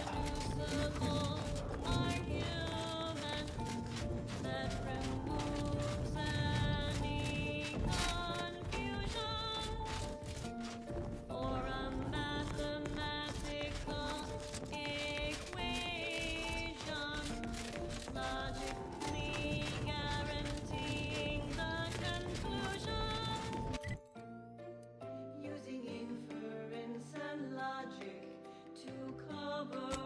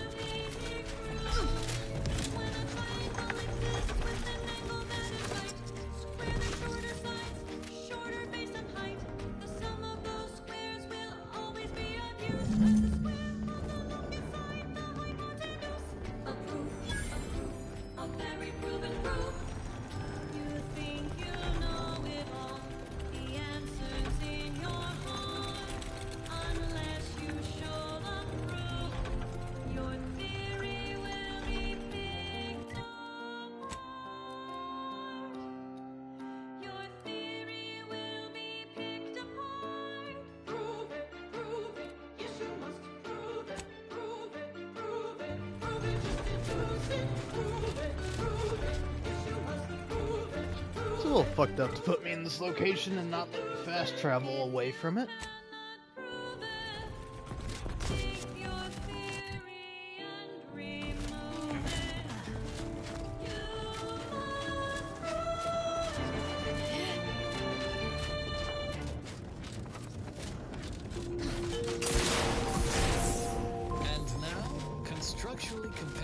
Categorically veracious statements regarding products researched and designed to increase energy, efficiency, creativity, and focus. You too can reach the pinnacle of refreshment with Omega Point Tea. Available in standard and recaffeinated versions. Oh, God. Gotta remember through my drug-addled haze. How the fuck I got out of here once I did this mission? Upon a chalkboard. Auntie's Choice and the Protectorate both count very little. I don't know if I did. The Order of the I Ascendant don't know if I counts remember the most. how I got out Avid of here. followers of I'll be stuck here forever. which saw Till the end of my days. Interested in receiving our weekly selection of mathematical clues? Visit your local predictory.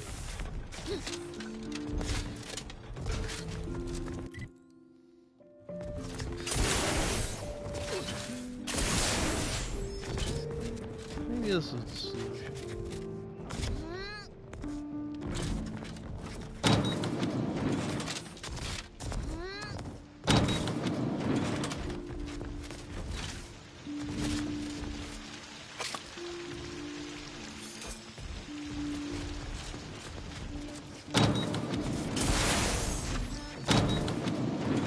There we go.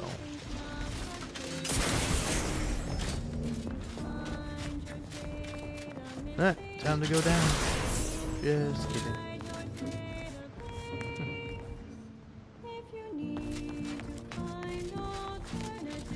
Yeah. Like I saw this blood stain going this way.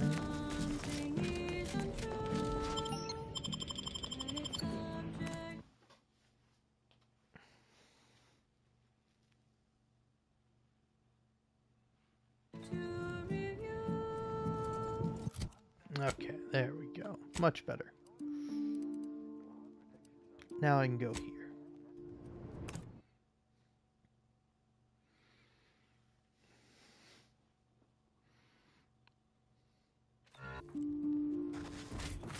Go here, go to the fucking square.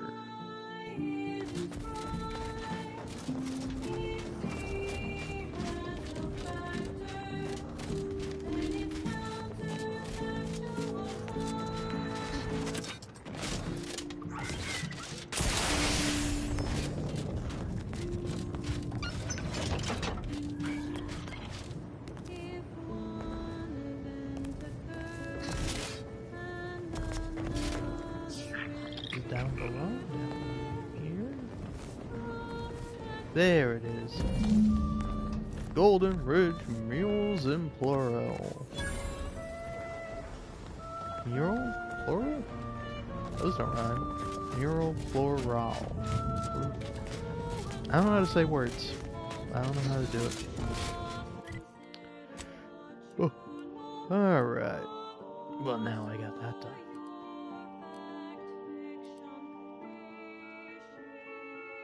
Back to the ship. Well, back to the landing pad, and then back to the ship, and then back to a different planet, and then turn in a quest, and then get told to go somewhere else, and that's gonna be about 10 loading screens. Do I mind? Well, obviously a little bit, but you know...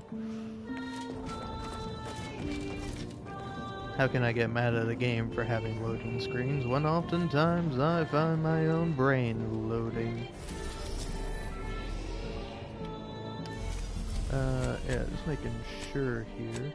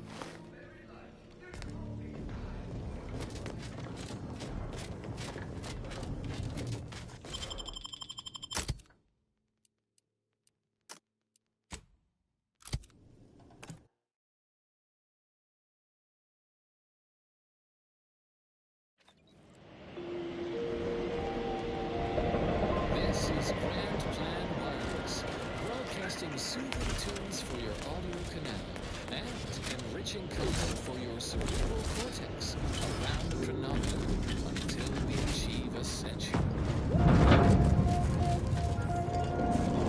An unfortunate event has transpired. A massive explosion at Alexandria Monastery in Matriarch's Mercy has sent rocky debris raining down upon inhabited areas below. Yet, on a favorable note, this event has positively validated Sir Wiley's exclusion zone predictions. The aforesaid debris landed in the forewarned areas with an 89.3% accuracy.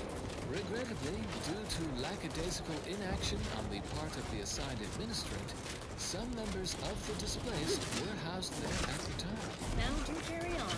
And as always, anticipate and calculate. Further beneficial content soon follows. Consistency in your work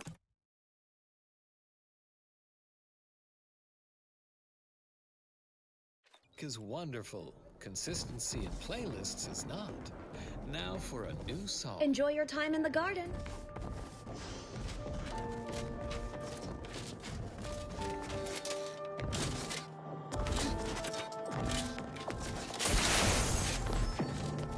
Do not worry when things become complicated.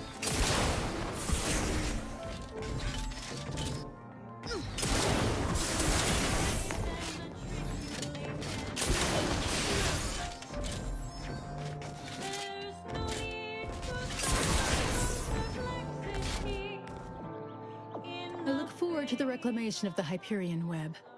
Hopefully you shall facilitate that. Now, how might we be of use to one another? Yeah, crash satellite found, information retrieved, here you are. Yes! Excellent! Take that, reductionists! Your horrid little surveillance devices shall finally be used for what their purpose should have been! Don't tell anyone about that outburst, please. Here's something to keep you quiet. I think I've more than proven myself. Can I meet with the presiding bishop now? Yes. You've earned not only my trust, but the Order's as well. I hope you'll continue working with us in the future. I've informed the presiding bishop you're coming to speak with her. She can be found in the room off the main stairwell. I'm sure I don't need to say this. But if you even think about bringing harm to Ruth, I shall know.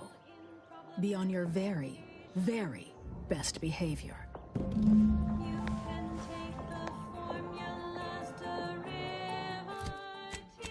All right.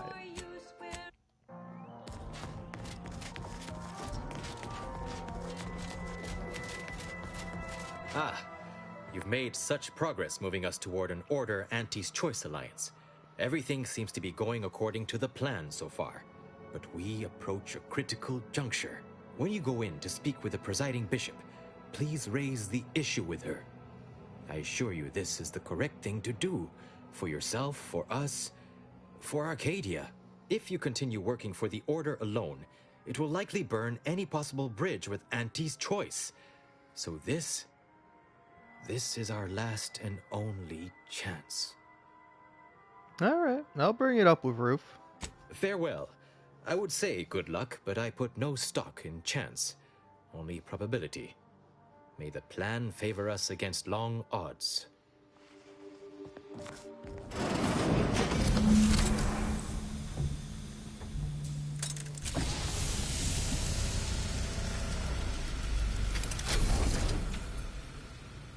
The Order has always proclaimed patience as a virtue, but I am pleased my waiting is finally at its endpoint.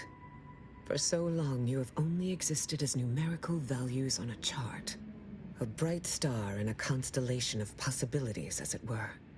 Now, with your arrival, the Order nears the totality of its goals, provided you are willing to stay aligned with our cause. Yeah.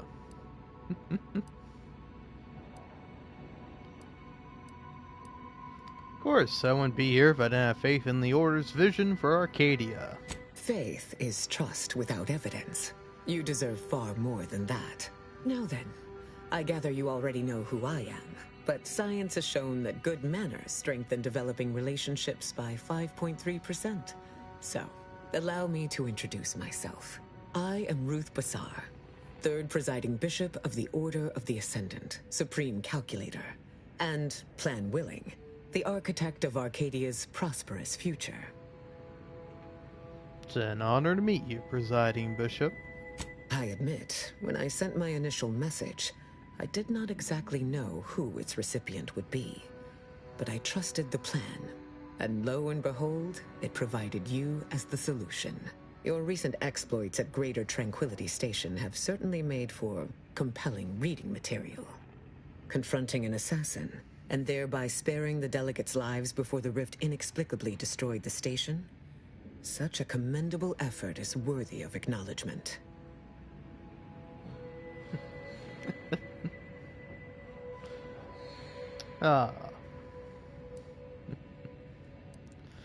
Anyone else would have done the same.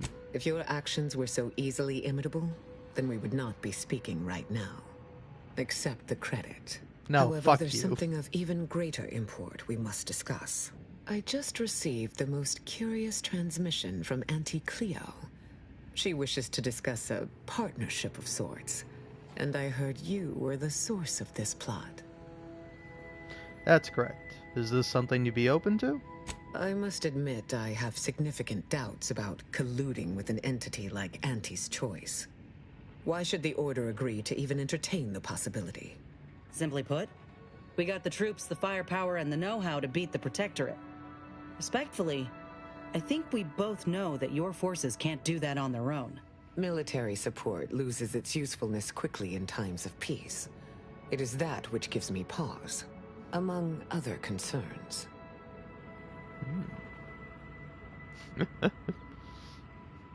I consider you a wise leader, Bishop. Wise enough to see the potential benefits here.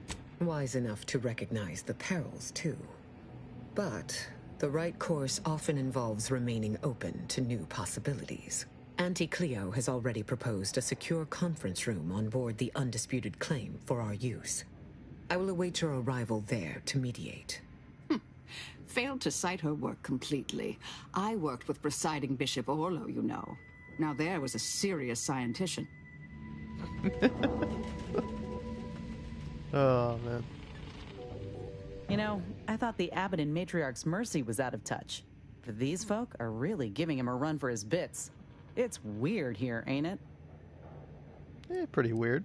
Presiding Bishop Bassar sure thinks a lot of herself, don't she? But the reverence her people show her seems genuine enough. Reckon I'm curious to see more of her management style. Did you need something? May the plan favor us against long odds.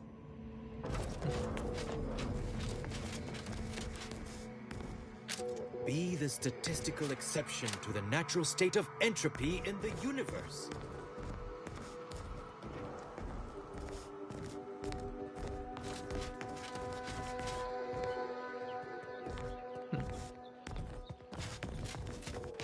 What is that way yonder, and how do I get there?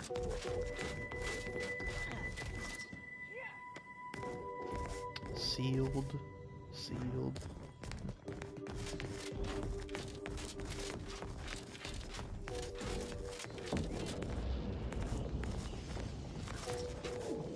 I don't know how that's happening, but whatever. Alright.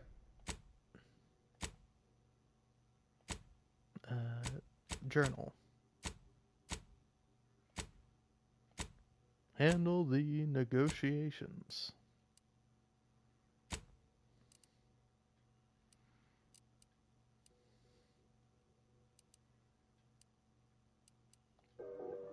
Oh yeah, is that here? No, not here.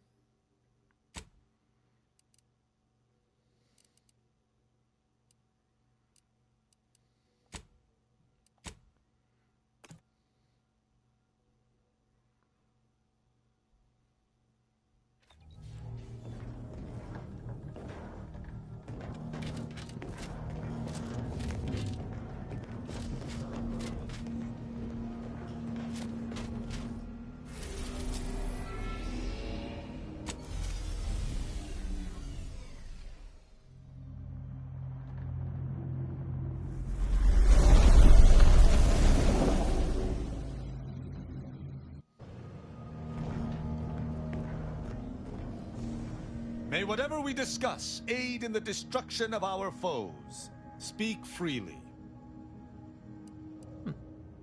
Certainly. I consider myself an open tome. How's life in Arbiter treating you? Bleh. Oddly. Analyzing each law that I follow, gauging whether it is just or unjust, is a wholly new experience. It will take much getting used to, much trial and error. Was there more in this vein you wish to discuss? Nah. Yeah, you talk a lot about the Sovereign. What's so special about him? Why, he is of the Matriarch's direct lineage. That part I get. Why does it matter? Only he possesses the understanding to lead us all. Someone not Matriarch ordained would bring the Protectorate to ruin. And now, with him so direly mentally refreshed, I fear he can never lead again. The Protectorate's future is in a state of horrid flux. But be that as it may, the Consul shall not lead Arcadia in the Sovereign's stead. Not while I yet draw breath. How do Sentinels and Arbiters differ? In every respect, save being humans, and perhaps even that is arguable in the Sentinels' case. Where Arbiters uphold justice and loyalty within the Protectorate, the Sentinels operate on its fringes. They are clandestine operatives, little more than alleyway backstabbers. I find them wholly unnecessary. As you might expect, they are the Consul's pet project. Oh, that's enough for now.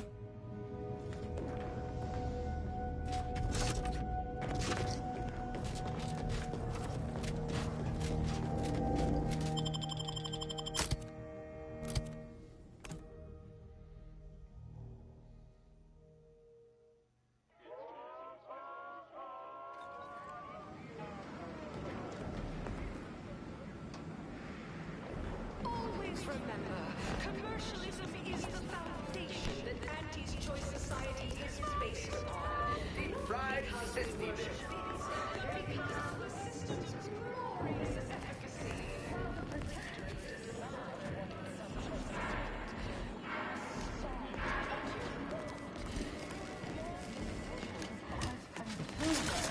What's more, we skip the frivolously lengthy approval.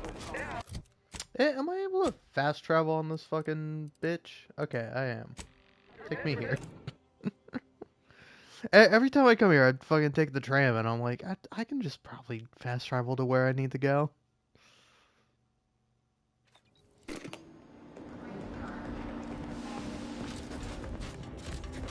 took what nature heedlessly assembled and Can't tell the difference. I know. Folks, but I've got our... Yep.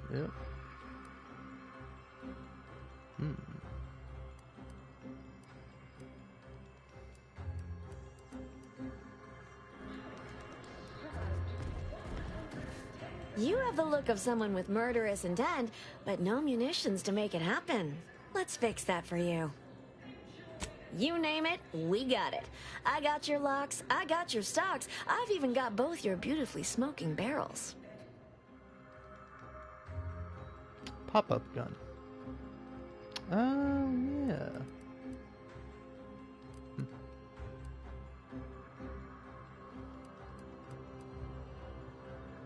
I think I want that.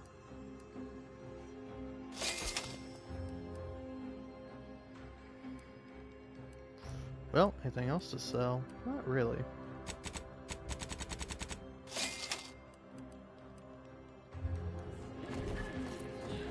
Still don't know where you get an antimatter plasma sniper rifle from. I would really like to have one of those. is a life that's sweeter.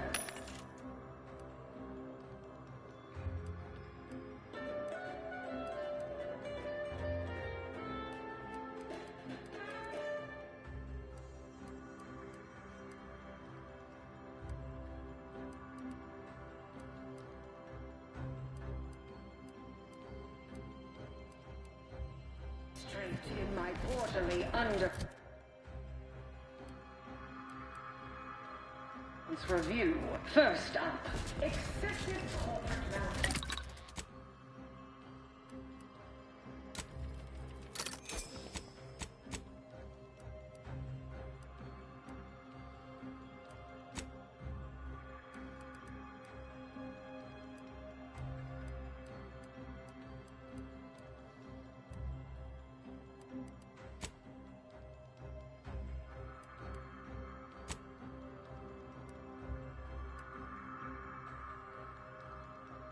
Oh, you can only do something for the barrel. I see.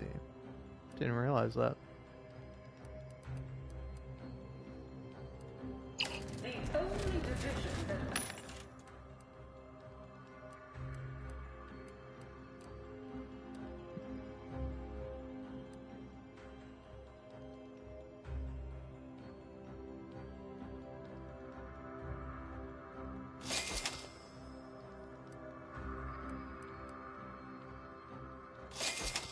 Ooh, yeah, there we go.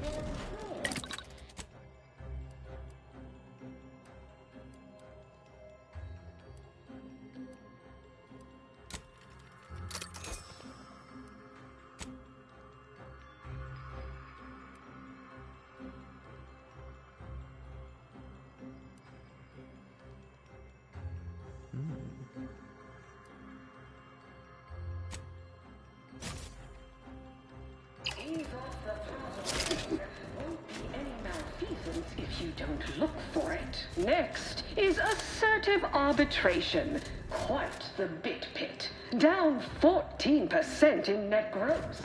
You're supposed to squeeze.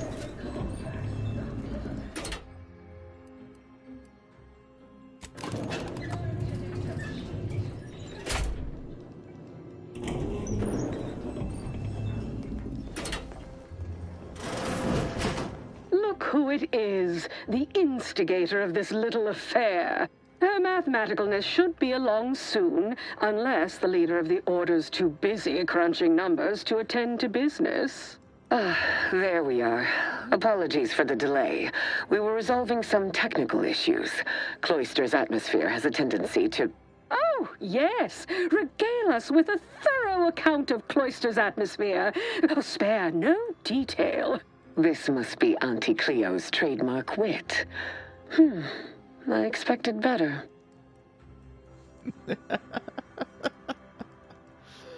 See now why a neutral third party was needed here. If I was discourteous, I apologize. So long as our mediator proves up to the task, surely we can remain civil. If not, these negotiations may prove short indeed. Alright. I've proven myself capable enough to get this far, haven't I? I suppose you've passed muster. Certainly not averse to getting your hands dirty. But the give and take of deal-making is another matter entirely. From where I'm positioned, I sense 3 sore points still in need of massage. Point 1, control of the archive. Point 2, oversight of production and distribution of skip cores. And point 3, management of Rift technology. Well, the most important thing is to decide first who gets control over the archive. Before we go any further, I want it in writing that the Order will take full control of the archive without interference from Auntie's choice. What? So the Order can set it fruitlessly idling for another few centuries? We would put it to far more practical use. Imagine the marketing strategies it could develop. I would sever my own hand before giving custody of the archive over to a corporation. Humanity's ascension depends on its calculations. No, such a condition is out of the question.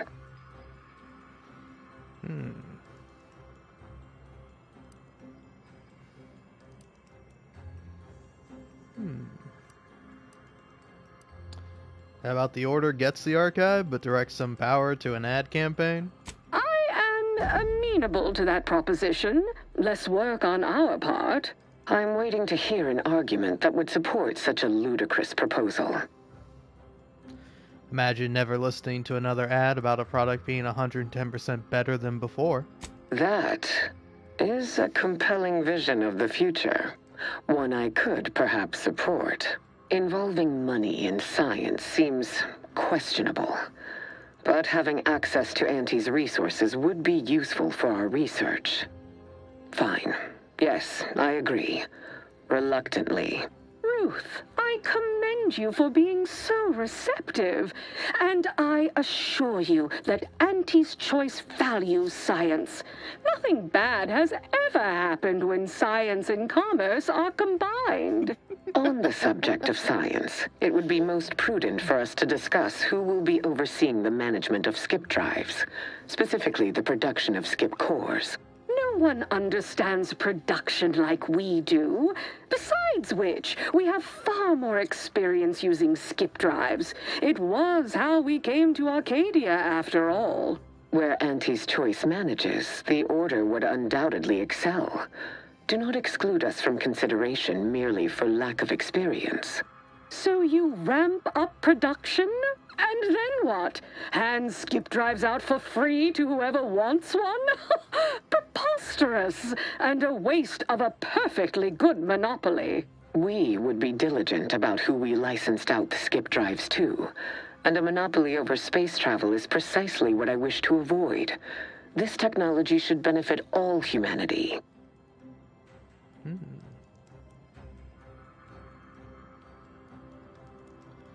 Well.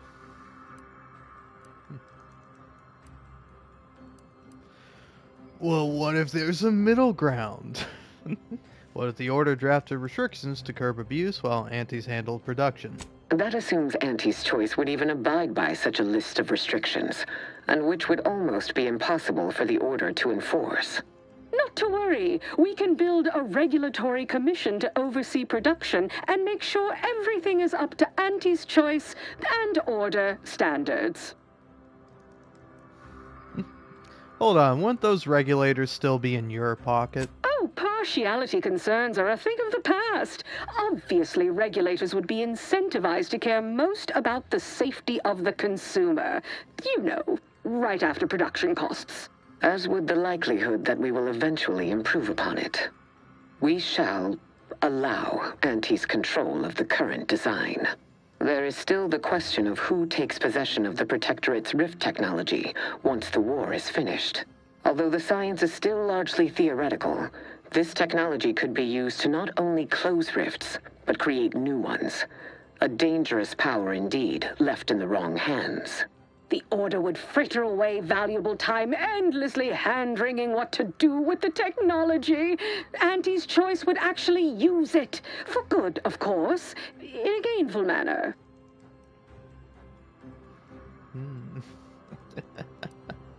Crazy idea, but maybe the Order and Auntie's Choice can share the technology? A 50-50 split? But that's so equal. Imagine how magnanimous, magnanimous? Fuck, I don't know that fucking word. Imagine how magnanimous Aunties will look to Arcadia's population. Goodwill rarely converts well into bits, but I suppose I do take your point. If Ruth's open to it, I believe I can agree on the general terms here. And, well, we can haggle over minor quibbling details like percentages later. I shall look forward to brokering the math with you, Cleo. There is one final matter I wish to discuss. I require some chemicals that I have been told are manufactured at a plant on Praetor, controlled by Auntie's Choice. That doesn't sound too difficult. Auntie, can you help with that? I know which plant you're referring to, Ruth, and what comes out of it is hardly safe for general use. Out of professional curiosity, what could you possibly need with such dangerous compounds? Running a little experiment, are we? On what? Or whom?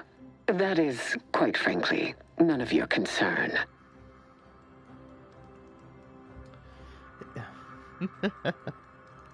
But it is Auntie's business now, Ruth. You two are working together. Precisely. Partners don't withhold secrets, although they can and probably should withhold extremely dangerous chemicals if not properly notified of what they will be used for. I will make no progress with my request without further explanation, will I? While the archive is an infinitely complex machine, an equally complex apparatus has been designed which allows one to interact with it directly. Brain-to-logic assembly, as it were. Unfortunately, this headgear exacts a rather tremendous cost on the wearer. A certain panacea is needed to survive it, but I require these chemicals to finish it.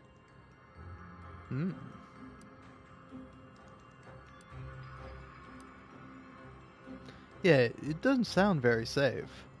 No, it is most certainly not. But if humanity only pursued the safe course, we would still be subsisting in caves rather than thriving amongst the stars. Being first inherently comes with risk, but better that I should undertake this endeavor than ask another to do so on my behalf. I am singularly positioned for the task. And I thought we were the ones who threw caution to the wind. Ah, well, Ruth, if worst comes to worst, I'd be happy to serve as a substitute teacher for the Order.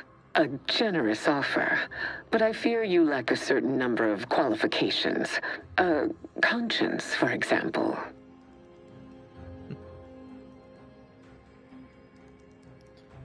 If you make this bet and you're wrong in any way, the entire Order will suffer. You sound just like Laureate Beckett. I weary of having this debate, especially as I can never seem to win it. Very well, never mind about the chemicals. Now is not the time for risky experimentation at any rate. Oh, bother. Here I wanted to see Ruth lobotomize herself. Oh, well. Best I'll say is today's outcome is workable. Barely. Our gains were not as exclusive as I had hoped they'd be. Arriving at any arrangement even remotely equitable was statistically improbable. Be glad our mediator managed to find a middle path forward. Yeah, centrism. That's what this game's all about. I'm just happy you two were able to reach an agreement at all. As am I. You certainly have a way of curving probability into your favor. Well, that'll be all for today. Don't forget to purchase the latest in Auntie's Choice products out on the value-added Esplanade, or enjoy a refreshing cocktail at the Best Choice. And do come see me personally when you have time. I have just the thing in mind for an accomplished freelancer such as yourself. One moment. There are still the logistics of recapturing the archive to consider. We'll, of course, provide our expert troops to support these efforts. Have your people call my people to sort details. Toodaloo! Brusque as ever. Auntie's troopers will certainly help us manage the Protectorate forces easier, especially if supported by your help. But it would be irrational to expect you to endanger your own life without a more specific strategy in place. Fortunately, I have already given this some thought.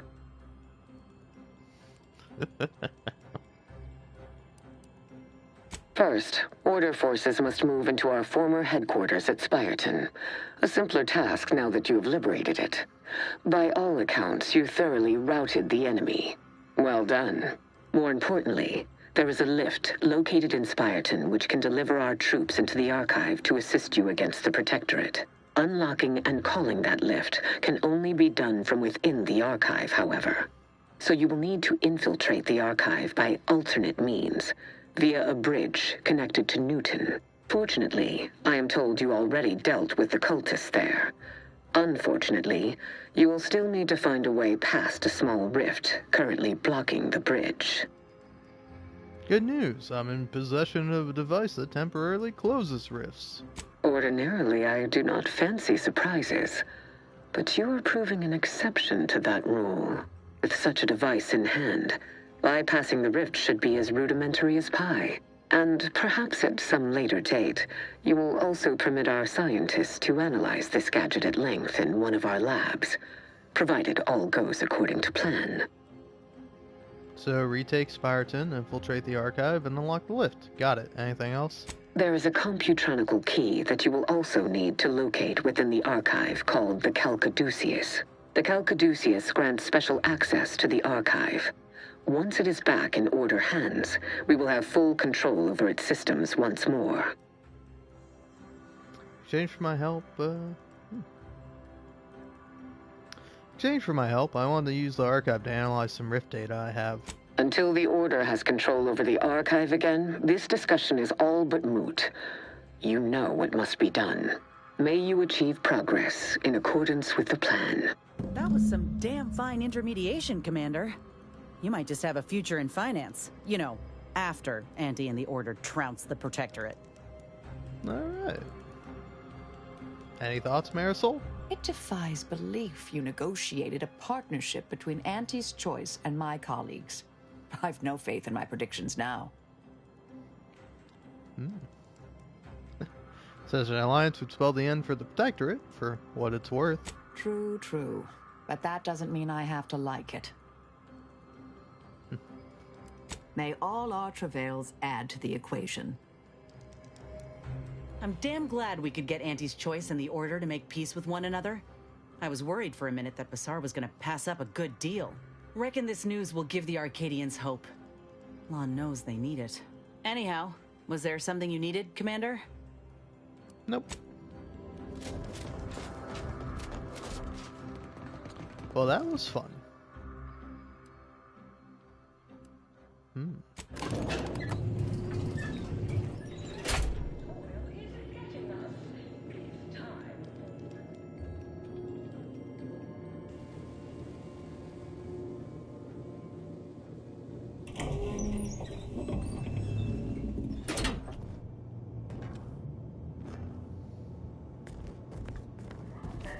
Sales of new and improved stimulants and nutrition supplements are Canid show. quarter over quarter.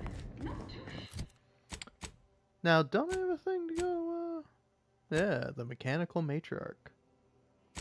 Yeah, look at this. compared to experimental operations, where top lab coats are doing pioneering, confidential work in, well, whatever they're working on. We've successfully co-opted yet another of our rivals. Can't believe those eggheads accepted the deal. What's next on my agenda? That outside contractor is here. You requested a brief tete-a-tete. Ah, there you are. Our fresh-faced new go-getter. We meet in the flesh at last. You've proved quite useful. Keep it up. You'll be going places. You don't seem much put off by my appearance. Good. I have no stomach for those with no stomach regarding me having no stomach. It is, however, something of a brand secret reserved for only the most trusted confidants. And covered in detail buried within the confidentiality clause you agreed to on arrival. I trust this presents no concerns for you, yes? Blah. Ain't meaning no disrespect, it's just everyone was saying that you were focused on a product launch or avoiding assassination attempts. That's why you weren't seen in public. Poor dear, believing that erroneous drivel. You do know I have a reputation to maintain. I can't let every rung leech know my condition and open the door for plotting. I ask again, do you have any problems with the previously mentioned stipulations? Aww.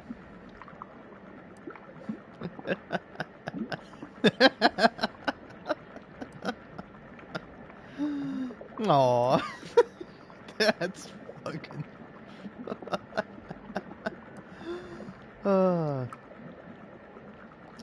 Your body was just distracting everyone from that winning smile of yours. Oh, careful you. Specious flattery will get you everywhere. Fortunately, when you're the head of an advanced medical technology corporation, you become first in line for any experimental life-preserving procedures. As far as what happened, I was the victim of an unfortunate industrial accident shortly after we arrived here, the details of which are less salient than the details of what comes next.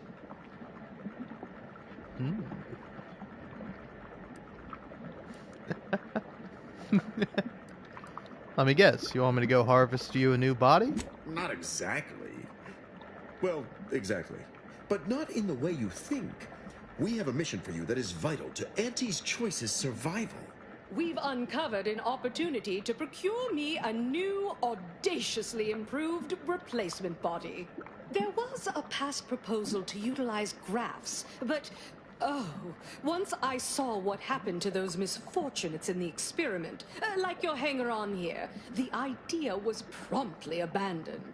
Wait, are you saying that the grafting program was only started up to help you with your condition? And was shuttered because it couldn't? Yes, keep up, dear. You think we would have invested money in such a risky procedure for gains on the battlefield? Well, that's what bombs are for. That means your scientists lied to us, and our suffering didn't mean anything at all. Is that right? Me and mine were just lab sprats to you this whole time? This is what you signed up for. Tell me, did you also believe that we came here to solely liberate Arcadia and not for its resources? Oh, you did. How sad.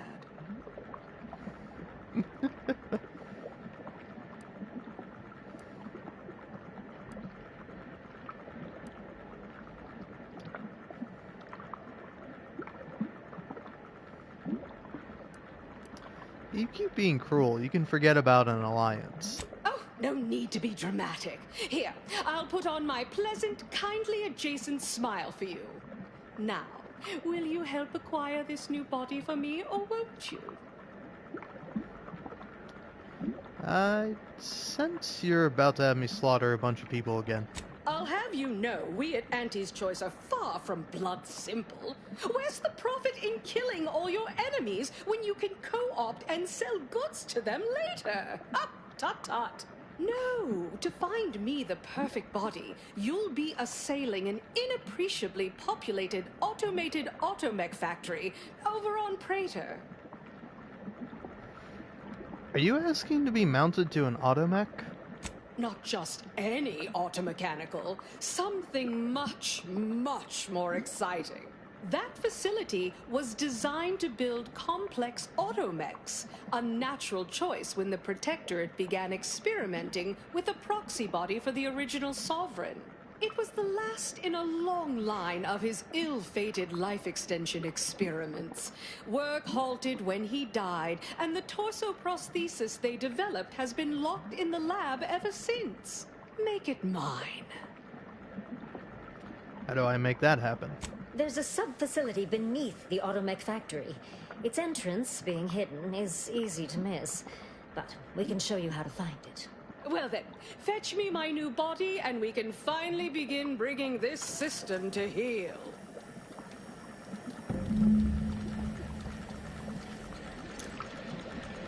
That is fucking crazy.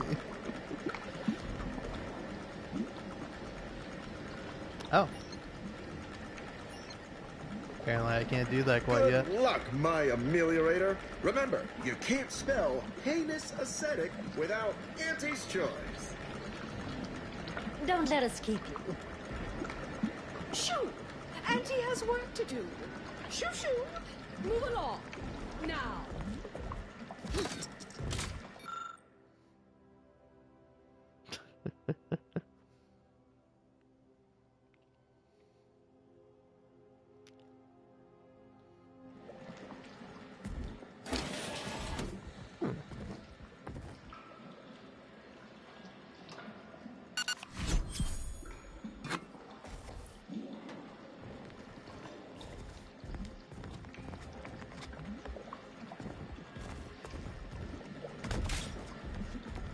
What a fucking fascinating development. Posteriors in the seats. A blood sport without blood sounds like red ink to Auntie. Our tossball teams play. I can't believe it. The only reason the grafting program was created was for Auntie's sake. And when it didn't work, we were tossed aside like broken toys. And for her to say outright that she's only here for the resources and the manpower, oh, she really took us all for a ride, didn't she? She told us we were liberators, that anyone could be a hero and be rewarded. Ain't nothing but lies. And it ain't just Ortiz that's dead as a result.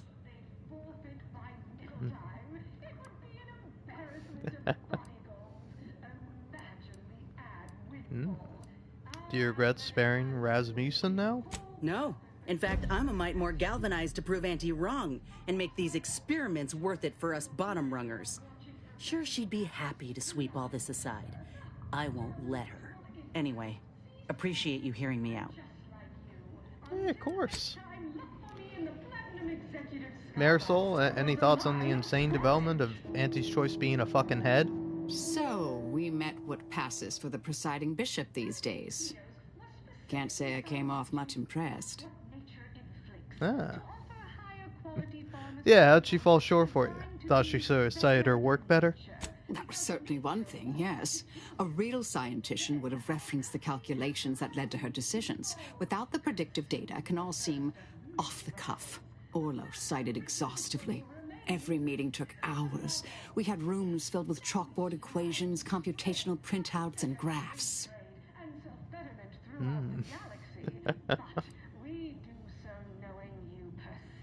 And see why you find fault with her leadership. Ah, you're validating my hypothesis. Thank you, dear. That's all any scientician ever wants. May all our endeavors yield expected results. Agent, what do you need? I just want to see if you had to say anything about the head thing. The head thing is pretty funny.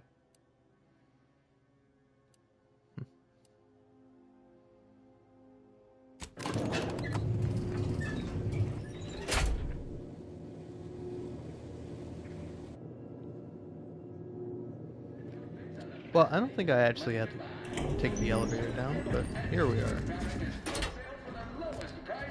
I just had word from that old number cruncher on Cloister. Alden tells me you agreed to continue the work we began at Greater Tranquility Station. Grand! A collaboration between Auntie's Choice and the Order will truly reward all of Arcadia, not to mention the Order itself. If they partner with us, it's only a matter of time before they come to see that profits are a more tangible proof of progress than those unquantifiable theories they get lost in. I had some questions. Certainly. Yeah, I'm interested in hearing more about you, Gertie. Aren't you adorable? Next, you'll be asking me to name a time I overcame adversity in the workplace. What is anyone apart from the function they perform? To wit, I am my job, and I rather think such an esteemed position speaks for itself. Ship is enormous. Anywhere you recommend visiting in particular? If price matters, there's the bottom runger. Dingy little watering hole on the Esplanade. Not glamorous, but you won't contract anything fatal from the drinks there. Probably. But for a person of means and taste, the best choice is undeniably the finest gin mill on board. They tried to name a drink after me once, but I refused. Too gauche. You'll find the best choice in the upper portion of the promenade. Can you tell me what Auntie Cleo's like? Do you like working under her? Oh, answering that would come dangerously close to upward communication, which is not something we advocate in Auntie's Choice. Wouldn't want the junior ranks getting the idea that they can review or, law forbid, critique their seniors. Suffice to say, Auntie Cleo is without peer, quite literally. This corporation would be adrift without her as our steady bellwether.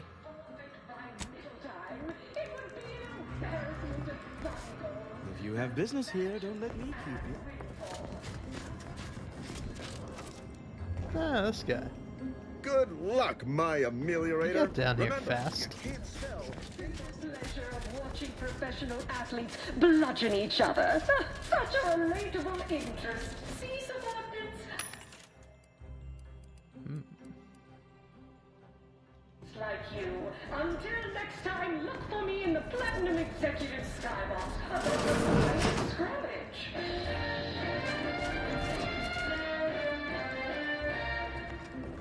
Anti-Cleos was specifically founded to fight what nature inflicts, to offer higher quality pharmaceuticals. Now, I think there is something here that I ought to do.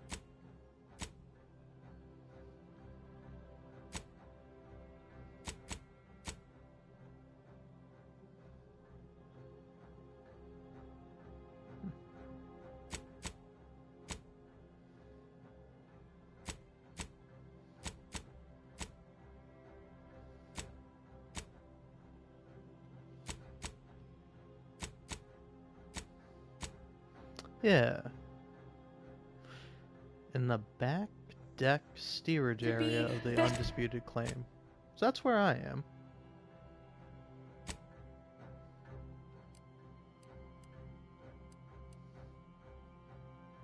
Ah. Nature. Take me there.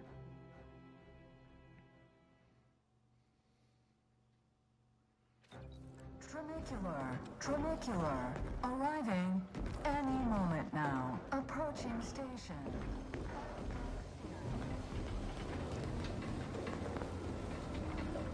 Down and outer. Sorry, time is bits. Bits is time. Or are, that is. Hey, mister, any bits to spare? Working hard or hardly working? That's rhetorical.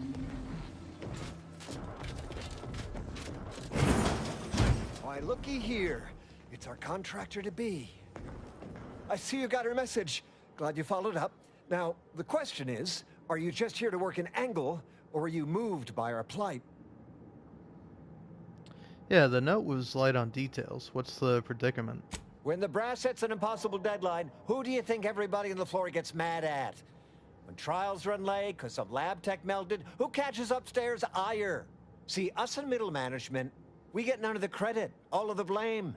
Catch hell coming and going, with nary a promotion or raise in sight. Well, we've had it.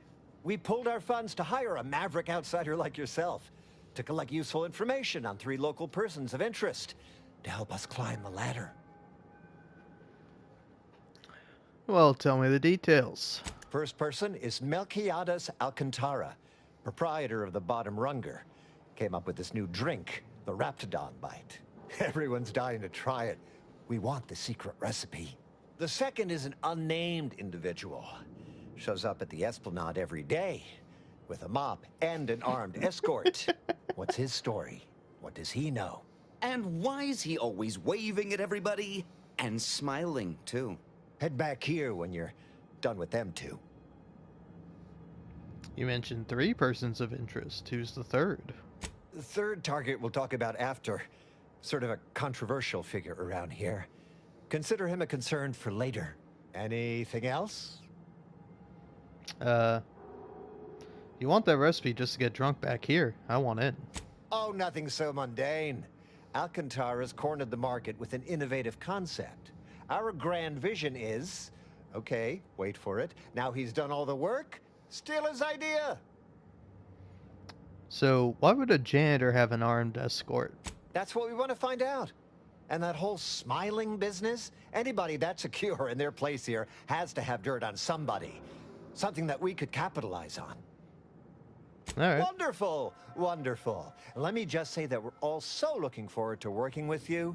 We can't wait to benefit from the fruit of your efforts.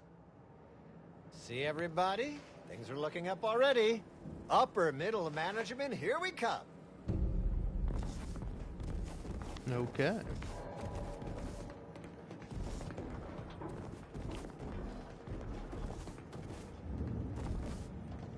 Have a profitable day. Ever read the Middle Manager Handbook? Really shores up the foundation of your fundamentals.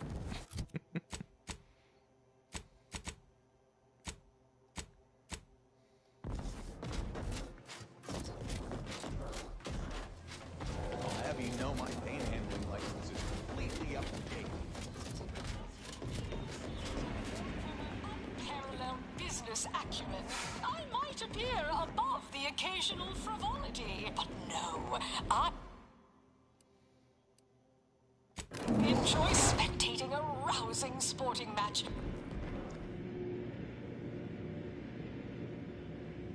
Always Always remember, commercialism is the foundation that Auntie's Choice Society is based upon. Not because we worship bits, but because of the system's glorious efficacy. While the Protectorate decide what its subjects get, we respond to what you want through your decisions as consumers. What's more, we skip the frivolously lengthy approval process our overbearing neighbors employ. Why wait 20 years to bring a new product to market when it can be enhancing people's lives now? As a responsible member of society, we allow you to take part in public product testing, respecting your right to risk a few risky side effects. Ugh. Ain't heard from Ortiz in months. When we get back to the ship, let's give this a watch. The shifting needs of our populace. After all, that's what unbridled freedom's all about.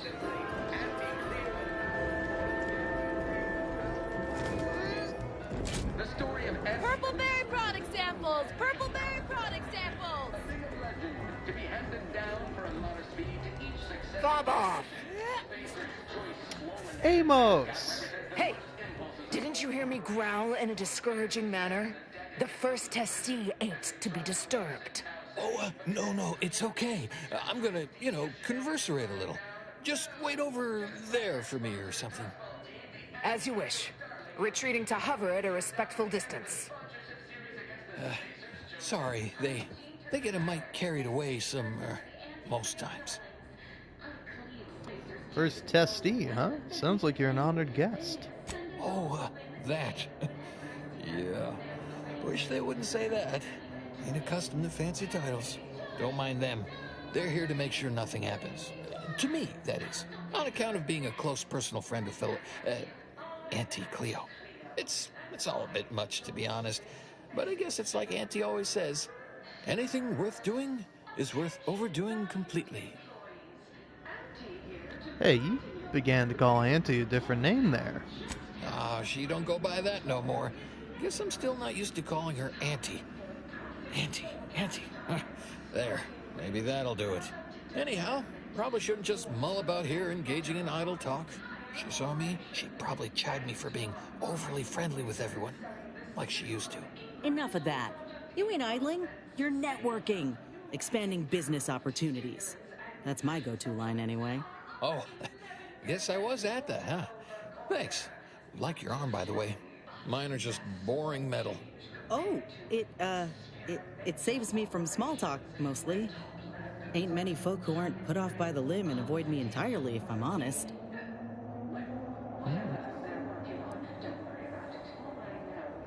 We could always engage in idle talk somewhere else. Yeah, like go to a saloon or something and just chit-chat, like everybody around here seems to do, right? Like, all the time. Wait, really? Why, sure. I mean, guess I can't see the harm. Hey, stay here, will you? Me and my new friend here, we're just going over there, to the bottom runger, to talk. Staying put, but keeping alert as if our jobs and our lives depended on it. Meet you at the bottom runger.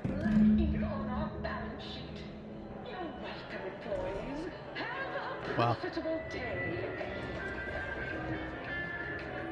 Close enough. Fun fact, in case you don't know, the reason I'm like, oh, it's Amos, is because, I forget what it's called, but it's like Amazon Prime had this little, short series. I would compare it to, Love, Death, and Robots, if you know that Netflix thing. But it's, all video game-inspired stuff. I didn't watch all of them, but I did watch the one that's based on the Outer Worlds. And it's got Amos as a character in it.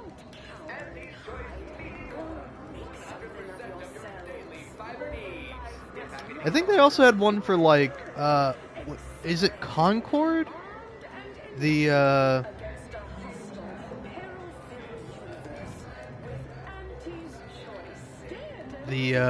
What's it called? Concord, the PlayStation's failed Overwatch type or whatever it was meant to be.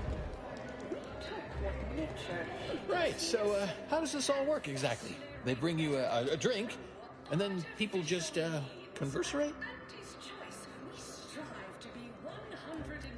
Yes, but small talk is for small people. People who matter talk about topics that matter. Oh, right, and I'd add that big talk is for big people who matter. Yeah. So we don't talk about work matters or our day. Okay, then. What other sort of stuff you want to talk about? The weather, maybe? The weather could be nice. Ooh.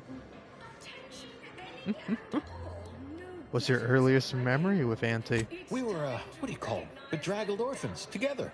Both worked at the garbage pile in Argos. She had to pull me out one time, else I'd be smushed right now. Wow.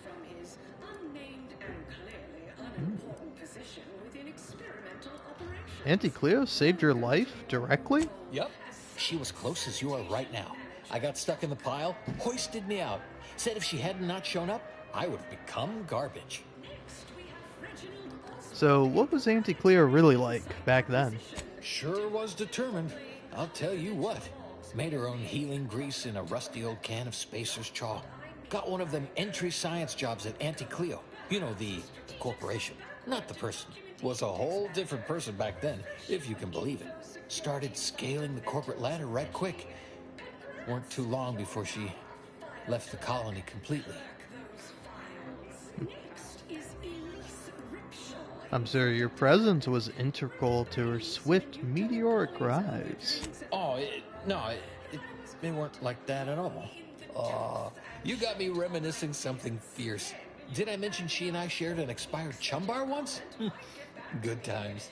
You ate food once? Is that? Is that so? Recall anything else about her of, I don't know, even greater import? She came to be lead scientist of research and development at Numa Experimental Station.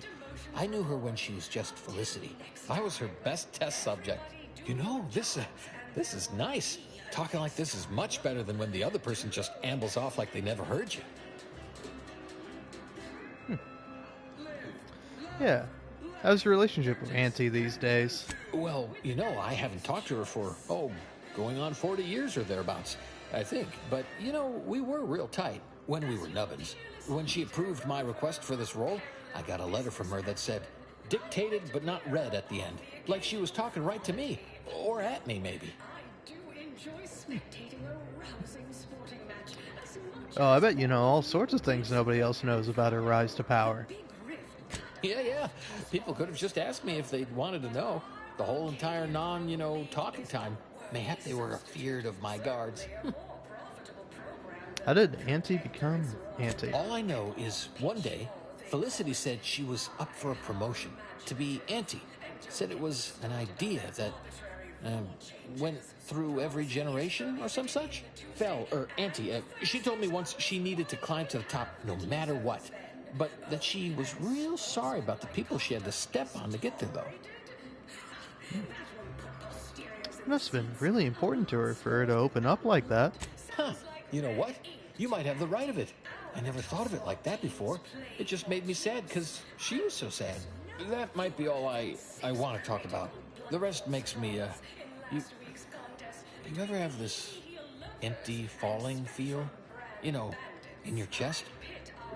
Like that, I guess. I don't know, would hate to be rude. You come out with me and all. Yeah, there's one last thing I wanted to ask you about, if that's okay. Oh, okay. Sure, we can keep on, converserating. Just a bit, right? Well, what about?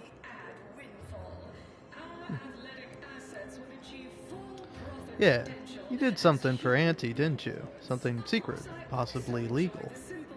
Wait, no, I only did it one time, ever. I swear. I didn't know it was, not legal. I never been good at lying.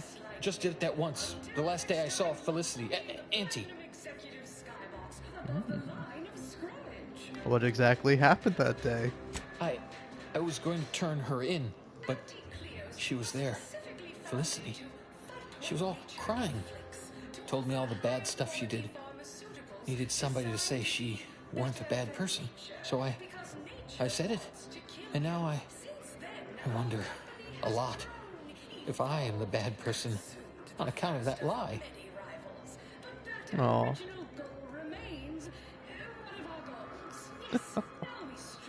I think you're the least bad person on the ship, Amos. Maybe this galaxy. So, maybe I'm not good, but I'm less bad? Less bad is pretty good, I reckon. A less bad person might not need to feel bad a lot. Thanks. Well, guess I should get back to work. Important job and all. You know what? I haven't felt this springy inside since Fel and I worked the garbage pile on Argos. Like, less bad. Maybe good, even. Wow. Never thought I'd be able to see the undisputed claim in all her glory. Visiting was invite only for us troopers, and even then, you had to pay a month's salary to secure entry. Would have been worth every bit, though. That poor Amos fella's a bit of an open book, ain't he? He's been through too much. Hearing how Auntie abandoned him the second she got power shouldn't surprise me, but it does. I don't know how he can stay loyal to her after all this time. He's still on the bottom rung with no reward in sight. What's in your heart don't matter at all, does it?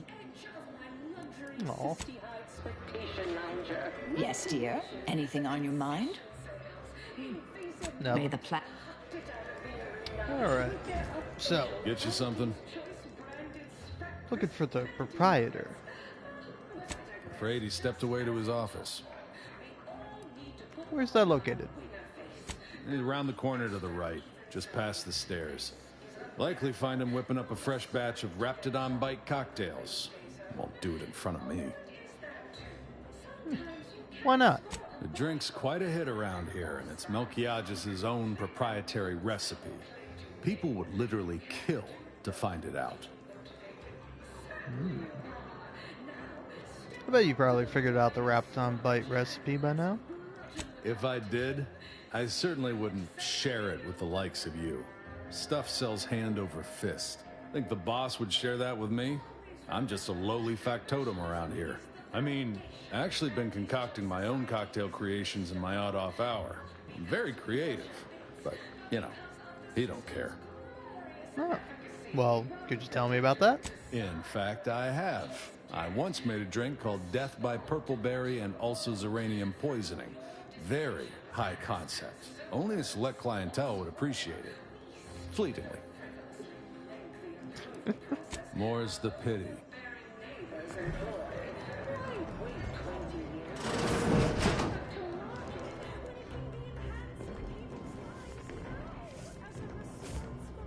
I'm sorry, but I'm quite busy at the moment. There are a half-dozen sinks left to clean this shift, as well as one thoroughly formidable latrine, and I... Wait. How terribly rude of me! It's you! You're the one who talked me down from my horrible course at the N-Ray range on Golden Ridge. Victor, what are you doing here?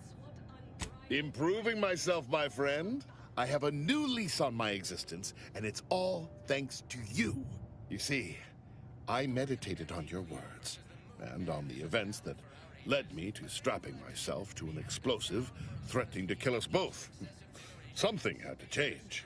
I realized that the tremendous question, that of controlling the universe's uncertainty, was too tremendous to pursue.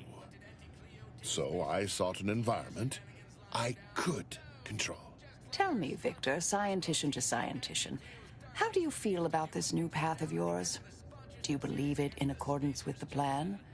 Are you, dare I say it, happy? I take a simple joy in each latrine. I leave spotless. On a purely theoretical level, I admire that.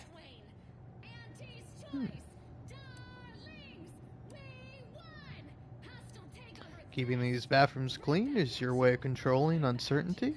Keeping these bathrooms clean is a vast understatement. This is a constant battle against the forces of entropy and the ship's inept cafeterial staff. Where my prior position faced constant, impossible questions, now I can ponder the tangible. I've already begun a dissertation. Efficient clog removal in modern ship plumbing.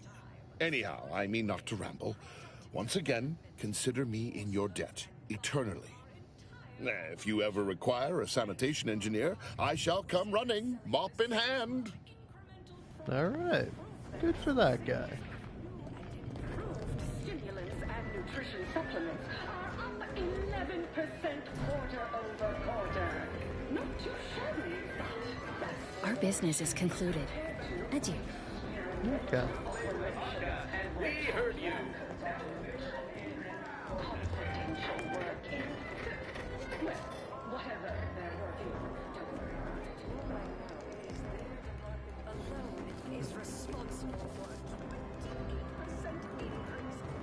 Where is the office where this guy is making his Raptidon cocktails?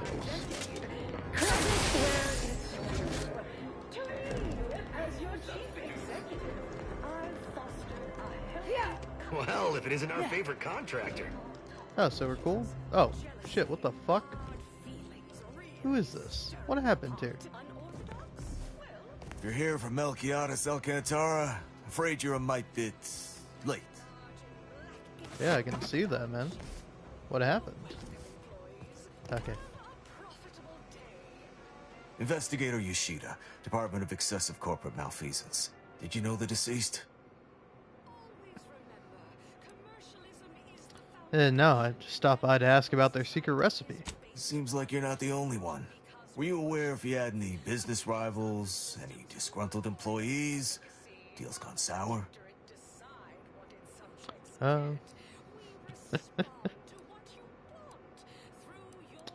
Aren't all employees disgruntled? Are you asking the questions now? Thought this worked the other way. I'm working for a group of middle managers to help them climb the corporate ladder. Ah, just like on that show, Corporate Fixers for Hire.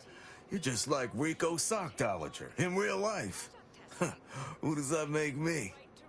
If you're after the recipe, you probably want to ask around at the bottom runner. Someone there might know who'd kill Melquiades for it. So, can I go now? Am I free to leave? Go on. You're clear to saunter freely.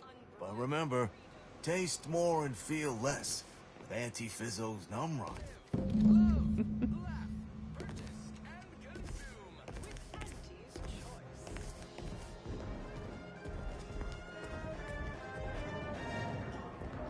As your peerless leader, known for her unparalleled business acumen, I might appear above the occasional frivolity. You seem new. No, I do enjoy spectating a rousing sporting match as much as all of you big drinks and fire. The big rig cut off toss-ball news from home. From our Arcadian... Look who's back. You. Yeah, your boss is dead. You have any enemies you know of? I know one. Valo Andrews, owner of the Best Choice. Wasn't too keen on our success. Melquiades said she's meaner than a bag of Raptidons. I'll miss his wit. Oh, you've never met her? The only way I'd ever make it in that place is crawling through a vent. Some of us have pride. Till next we meet. Okay. Sounds like red ink to Auntie. Purple berry product sample! Purple berry product sample! Less than 6 critical blood force dramas in last week's contest. Oh yeah, I've been here. Sorry, in the midst of composing my latest product-oriented dramatization. Sorry, no autographs.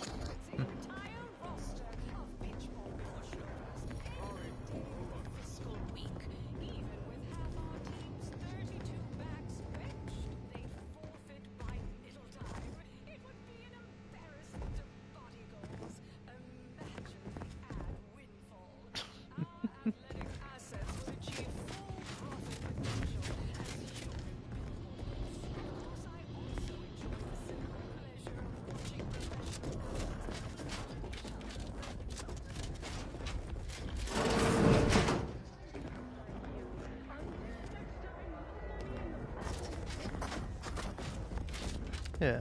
What's in here?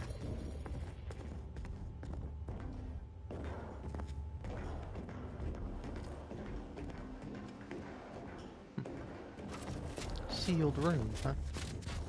Okay. I'll let it lie. For now. Wants to kill you. Alright. Do the best choice. And you should let me in. I've talked to Auntie personally. And she has a great head. Not on her shoulders, though.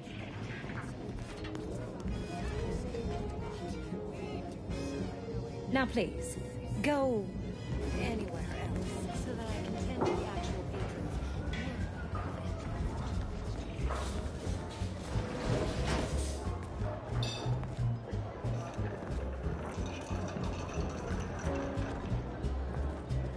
You who I'm talking to? What now? I'd like to see the owner. Have an issue with the service? She's in her office. Door to your right. Oh, say it isn't so.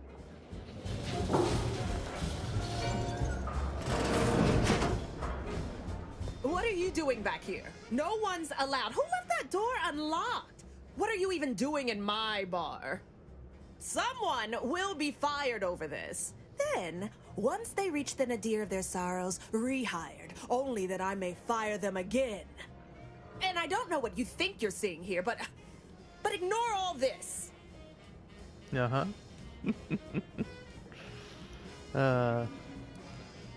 Ooh. Just preparing a toast to a dead man, eh? Using their proprietary recipe, huh? Fuck. I fucked it up. Fuck. Fucking loser. Why, yes. Yes, I am. Not sure I appreciate your insinuating tone there. It's a Raptidon bite, a unique concoction devised by Melquiades Alcantara, who was simply my dearest friend. Or was. I procured its recipe from him before his unfortunate passing, and before you ask, yes, I have receipts for everything.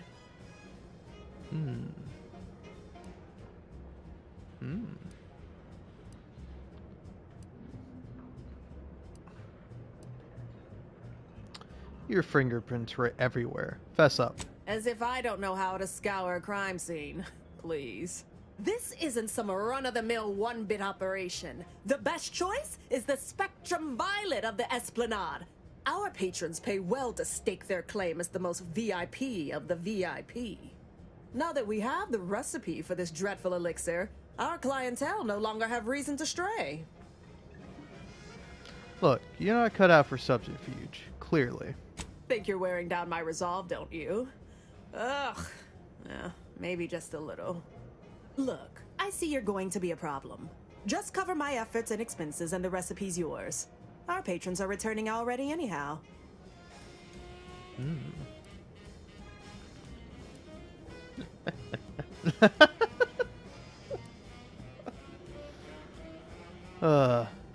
Give me the recipe and plenty of bits or the corporate investigator hears everything. Fine, you can have it. But I better not hear one squeak from excessive corporate malfeasance. Here you are. One lightly bloody, slightly less secret recipe. Time for you to blunder out the way you blundered in.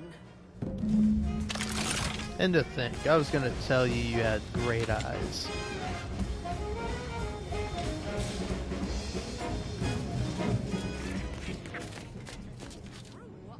Alright. Well, back to the back. Is this... Alright. Sure, why not? Looks like a long mushroom.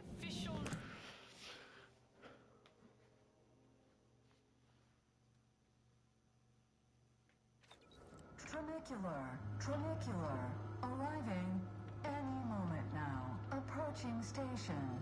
Back deck steerage.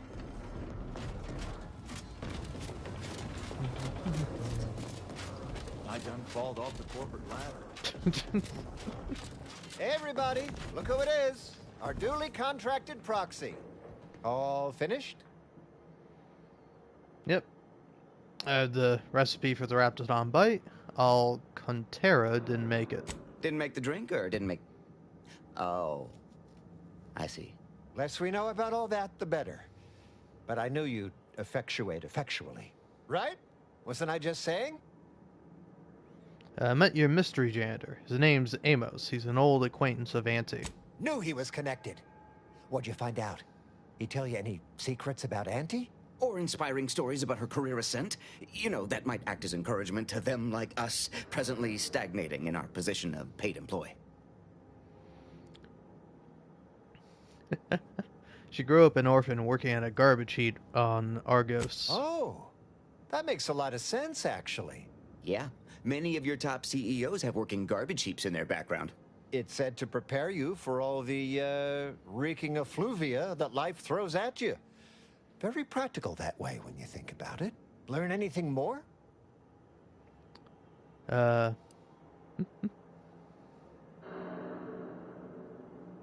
Ooh. The big secret was how she once convinced someone who always told the truth to lie to her. Can't even imagine possessing that degree of marketing acumen. You could just tell people how to think and do things. Like to not constantly yell at you all the time for only just doing your job. Those details were highly motivating, both personally and professionally. Real roadmap to success kind of thing. Diverges greatly from events depicted in Auntie the Musical, the all-singing adaptation of Auntie's life story, which we've all, of course, watched 9 times. Here, for your trouble, from all of us. Now, about that last person of interest. There's a former Spacer's Choice VIP in the brig. We tried talking to him, you know, to see if he had any useful dirt, but he's kind of mean. Full of scathing invective. Belittling, one might say. But, you know, tough sort like you might have an easier go of it. He's in the brig? Do I need to worry about security? Nah, they got him set up like in olden times. They let everybody walk up and holler at him, throw produce and such. Whatever that is. So, how mean are we talking exactly? You know, we all been chewed out pretty fiercely before. Kind of a regular occurrence, really. But I swear, I ain't never... I still have nightmares. Sometimes I think I hear his voice, and I start to run. Uh-huh. Likewise. Future generations will tell cautionary bedtime stories about that day. Consider it done. Oh, that sounded very take charge. Have to remember that. Okay. We'll make sure you've got authorization to the brig when you arrive. May you effectuate effectually toward the agreed-upon goal state. That's the middle manager handbook again. Real take-charge stuff.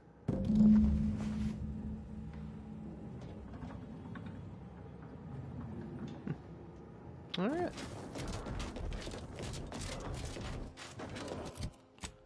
So, where's this fellow? Around here.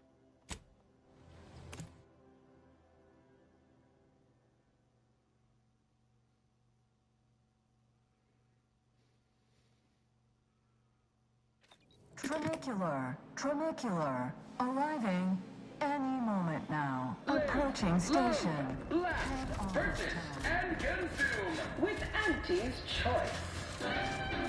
Ah, here. You don't actually give me that shotgun. Welcome. Yep, Here. very welcome.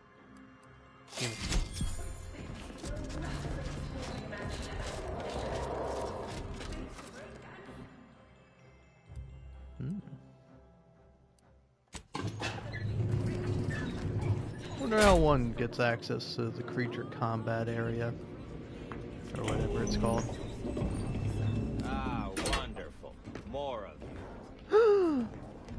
I think I know who you are. Come to jeer at a fallen old rival like all the rest. Swear I heard from everybody else in this rickety tub. So far, I am decidedly unimpressed. Been some sorely lackluster heckling from your colleagues. Clever as barbs weren't clever enough by half. Not expecting much, but go ahead. Try your worst. Let's hear it. Your visage and demeanor clearly violated good taste to an unlawful extent. That was almost all right. Better than most. Pretty so-so. Got anything else?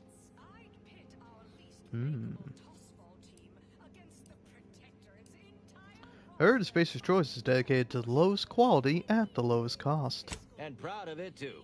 Why waste bits on something of higher quality and pricier when it'll just wear out eventually? Might as well buy something cheap. You are clear on the concept here, right? You're meant to insult me, not just spout things that are true. Loses a little sting if I agree with everything. Anyhow, you done yet? Or you got more? Nice. Glad it's a full face mask you're wearing. Whatever you got, I don't want to catch it. That joke cuts both ways, friend. You look like a walking petri dish yourself. For once, I'm glad this is a full face mask, too. Pretty average work, all told. Better than anyone else here, sure, but they exist only to thoroughly define the bottom of the barrel.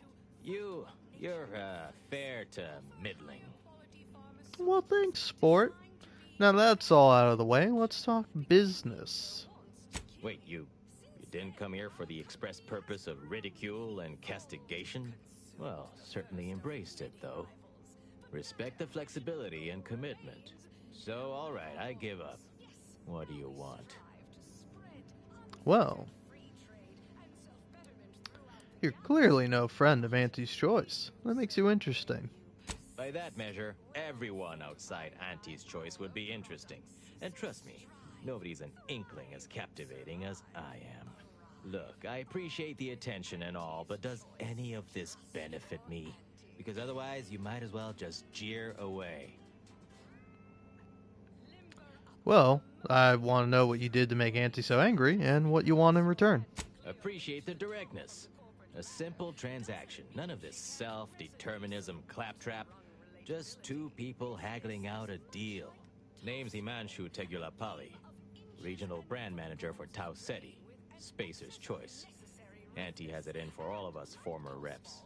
But me, in particular, been humiliating Spacer's Choice every chance she gets. You seen those display images mocking the Moon Man? Dressed up like a baby? Petty stuff. Being completely one-sided. Till now. Let me guess, you want a shot at being petty right back? You bet. I want my turn. Figured I earned it. I mean, look at me. I taped a particularly scathing diatribe earlier. Patch it into the PA system. Let me have my say. And you just happen to have a pre-recorded diatribe on you? Not on me presently, no. They tend to take things off prisoners, you know? It's weirdly universal. Also wasn't wearing this reeking thing prior to being staged for public ridicule. The audio cartridge is in an evidence locker in the room behind that desk. Bet if you just ask the guard over there nicely for access, she'd open it right up for you. The PA system controls are in the back room at client intake. Had it all worked out earlier, before I got caught. Sure, this seems ill-advised, but fun. Wonderful. That broadcast is gonna be the finest verbal rebuke of my career. Though I should mention, while you're on this ship, Auntie's Choice has a few products what might improve your odor, looks, and breath. Sorry. Couldn't help myself. I fucking love this guy. Hey there. Welcome to The Brig by Corporate Compliance. What is it? How can I get access to the evidence locker behind you? Well, you'd probably pay me to remotely unlock it. And or ask me in a remarkably debonair fashion.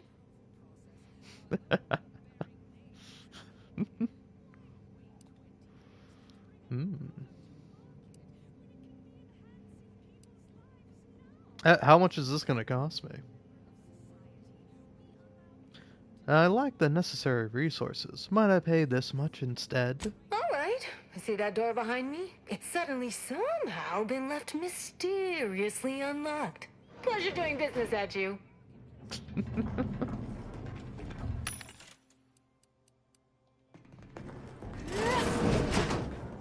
All right.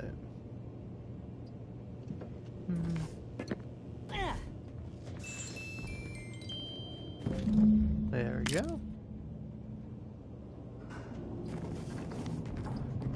Alright, lovely. What? You forget what you needed to do? Remind me. The audio cartridge is in an evidence locker in that room behind the guard desk. The PA system controls are in an office at client intake, near where your ship is probably parked. Get going. The next irritating voice I hear on that loudspeaker, I want to be my own. I like this guy. Alright, alright.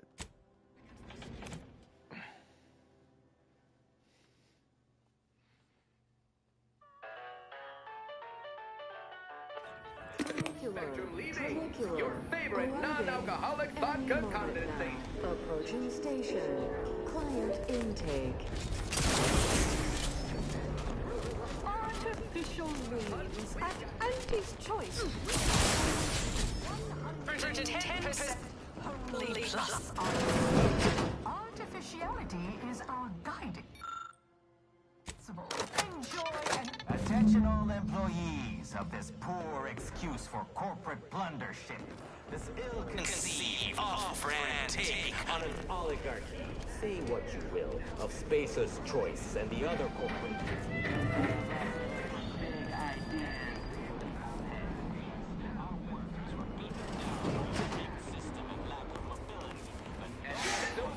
Is better than false hope, right? That's really funny. Everybody in this company thinks they're going to be somebody someday. It ain't gonna happen. Auntie Cleo's marketing you a bunch of wishful thinking who... The story of Auntie Cleo versus the Moon Man is a ballad for our ages. A thing of legend, to be handed down for a modest fee to each successive generation. Spacer's Choice swollen-headed mascot represents the worst impulses of old corporations, who unfairly stacked the deck against the little person, as they tried with us at Tau Ceti. But did Auntie Cleo take Spacer's Choice devious shenanigans lying down? Whoa. Ain't heard from Ortiz in months.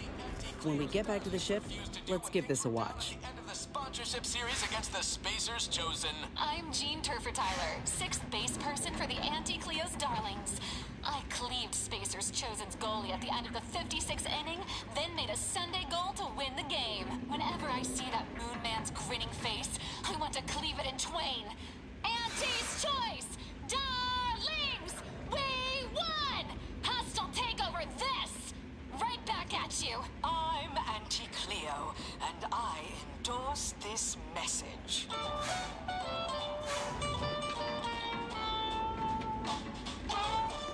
That was pretty funny. Whoa. Ain't heard from Ortiz in months. When we get back to the ship, let's give this a watch.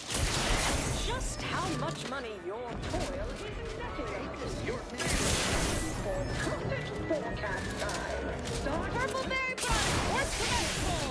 Or comestible!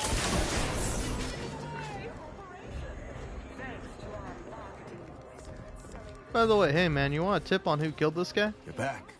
What is it? I discovered who killed I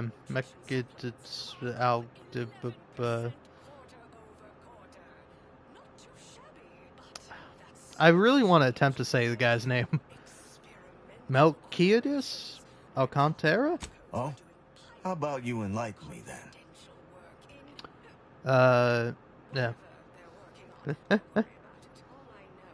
Oh, it's that snooty concierge at the best choice. Tried to frame her boss, just ask her. Valo Andrews had the recipe components spread out on her desk upstairs. Certainly sounds rather incriminating. And somewhat amateurish to boot. I'll look into it. Appreciate the information. Don't forget. Sure. Auntie's Choice 02 whiskey. Hard feelings really stirring the pot. Catch over to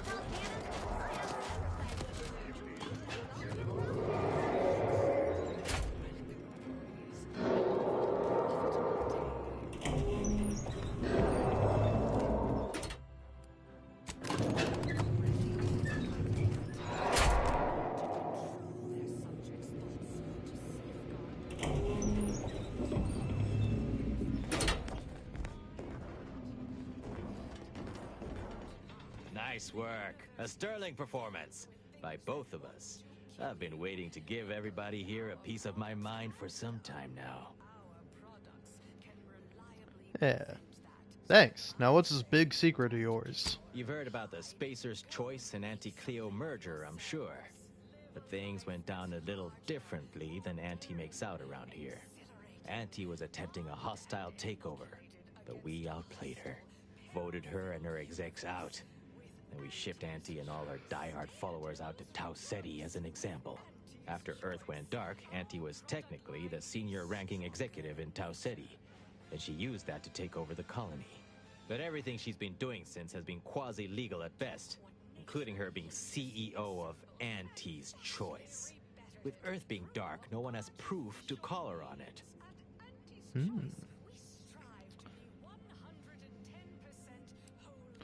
So, what'll happen to Auntie Cleo when we reconnect with Earth? This little ruse of hers will collapse and she'll be exposed for every corporation to see. Then, law willing, she'll be executed for treason against a legitimate corporation. If I were Auntie, and thankfully I'm not, I'd say she's betting if she takes over Arcadia, she can prevent all that from happening. Success here leading to success there and such. Why'd you put those secrets on that message you had me play? What I had to say was more important. People here needed to hear how bad they've been bamboozled by that self-determinism claptrap. The rest is going to come out eventually anyway. After that, we can all go back to exploiting each other honestly. Did you want me to break you out of here? No, thanks. Once Spacer's Choice is back in control, I'll be running this place in no time. Alright.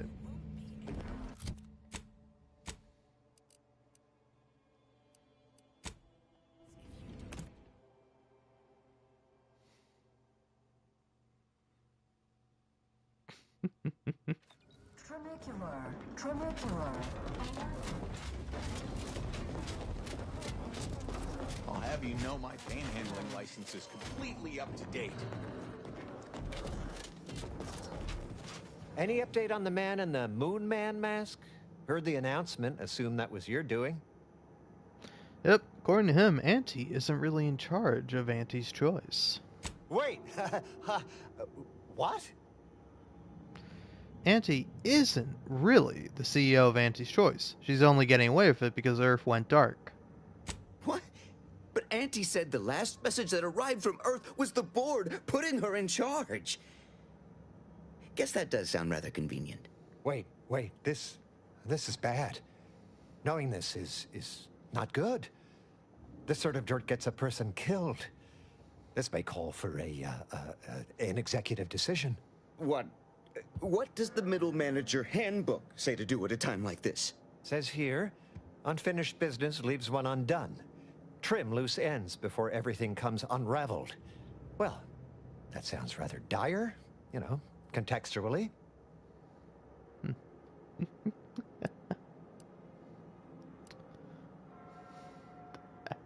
Why, you ungrateful little fuck.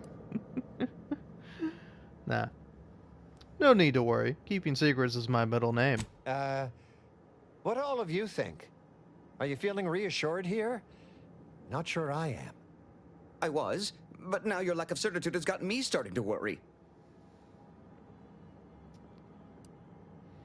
Let's just settle up and forget this ever happened. Sounds like a tip-top action plan to me. Granted, a call like that's entirely above my pay grade. We accept your terms. Consider this final payment for services rendered. Never speak about this to anyone. Oh, you sounded just like an upper middle manager right then, Twombly. Good job. Alright. Fun stuff. It was actually really fun. Any bits to spare? Alright. Time to skedaddle, I think.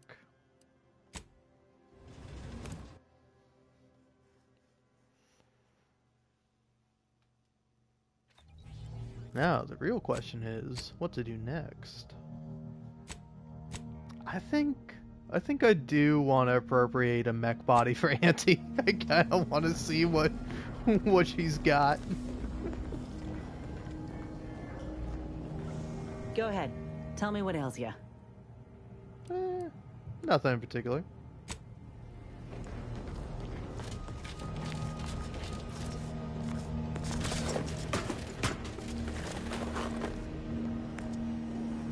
Commander. Any thoughts? Such as? Guess nothing. Tristan, my resident arbiter. Have you viewed any serials of note lately? Neither have I. Speak freely. I love this guy. Alright.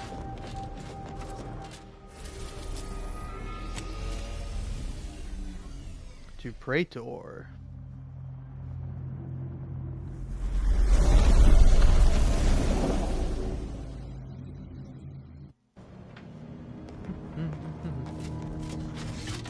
Jump, hop, skip.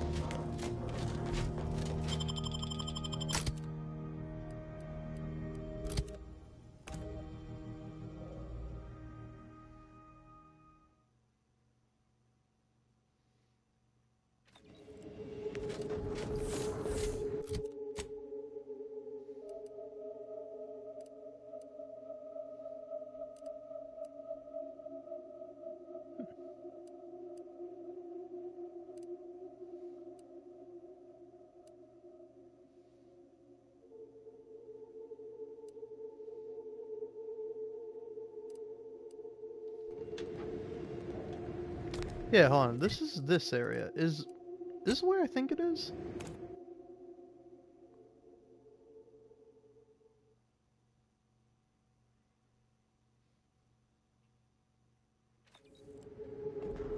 No, okay. This is here. I see.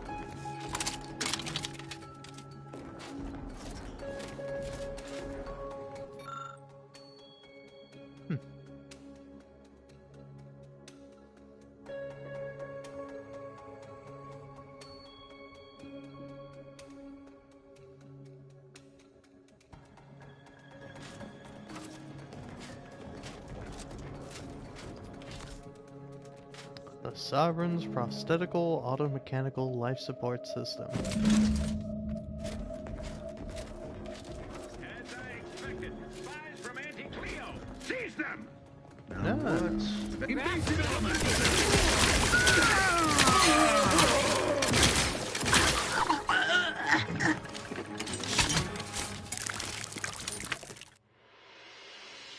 Teetotaler.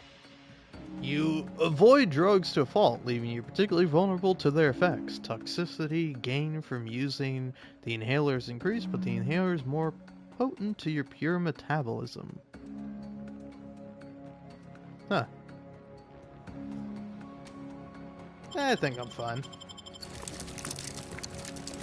I don't even really know what a teetotaler is, so I don't know if I want to accept that flaw. Alright, well, that's easily done and dealt with. Now I say, before I go, I can't fast travel right now. Why not? Do you think I'm in danger or something? I'm fine, actually. Yeah, now I can't.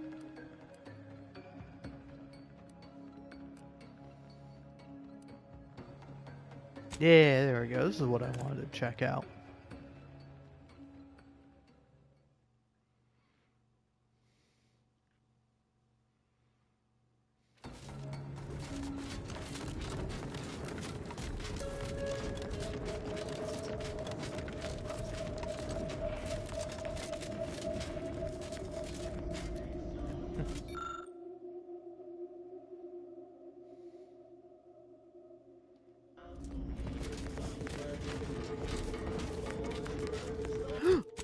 It's my favorite.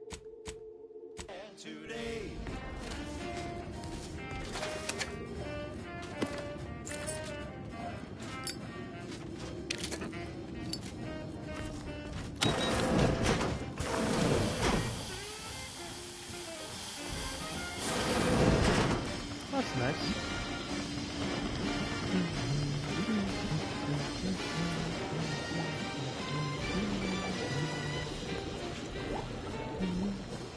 Don't be a shirker. Don't be a slug. Grab a can and get back on the job with more splurge. More splurge. It's not the worst unless it's forced worst. Oh. Of course, I have to catch that song at the tail end of it, but I love that song, man. It's not the worst unless it's forced worst. Forced worst, oh forced worst. Grab a can today. So fucking good, man.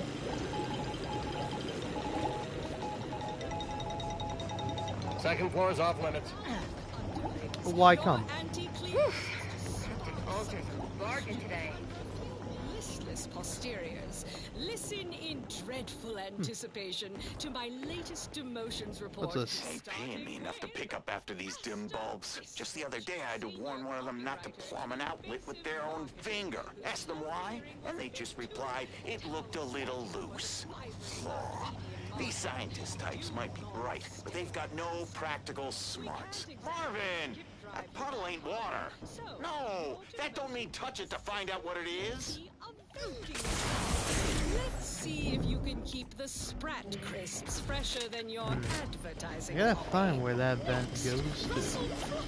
In morale management, dress codes for everyone's benefit, Russ. No shoes, no smock, no whole-side office with an Elysium view. Wear something nice and solvent-proof for your new role as Executive Drainage Manager in Recreant Reclamations and Artificial Additives. Remember, dress for the job you have, Russ.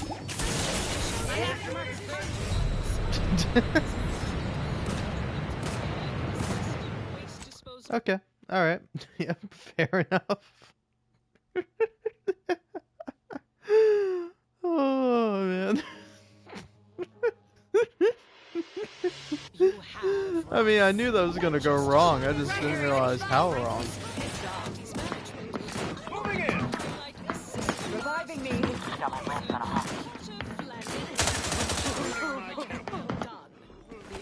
Don't worry, guys. I'm gonna figure out which way I'm supposed to actually get that. Bits bags. Now you're the assistant to the assistant. Now what? And that's Here. Okay. Alright. Now I've learned something. Though I wish I could learn that it's not the worst unless it's forced worst. Or fucking learn about Crab Witch and it being a sandwich I want to eat. Which is true, man. I do want to eat Crab Witch right now.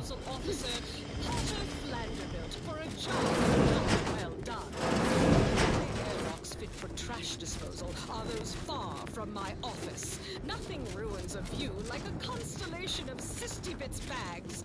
Now you're the assistant to the assistant. And that's enough negative reinforcement for now.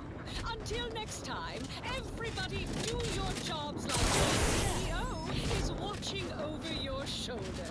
Because I probably am. Bye now. Now, on to other things. Next up, something reasonably peppy. Please consult your employee handbook to determine if dancing is presently allowed.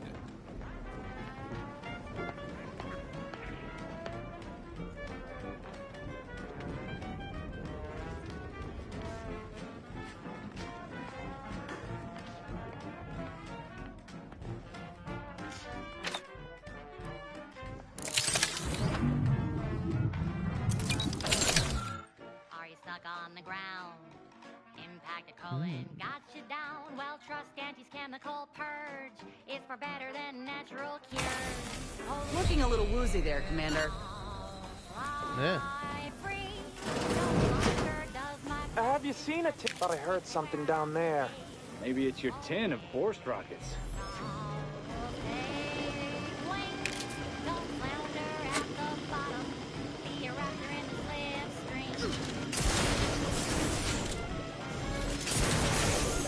Right.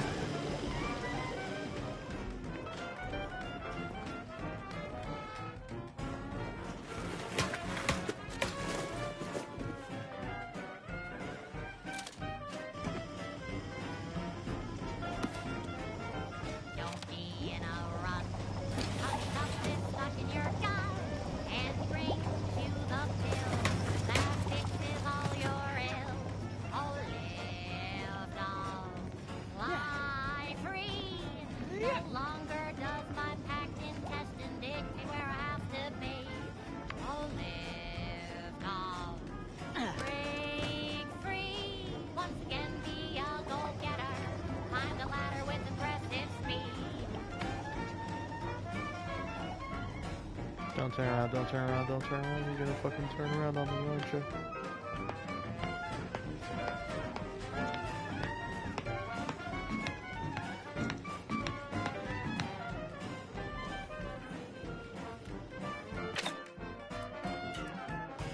Are you stuck on the ground? Impacted colon got you down. Well, trust Auntie's chemical purge. Far better than natural cures. Oh, live on, fly free. No longer does my packed intestine dictate where I have to be. Oh, live on, take wing. Don't flounder at the All right, that marks an hour since ingestion. Now, tell me, how do you feel? And remember, this is for user research, so please be honest.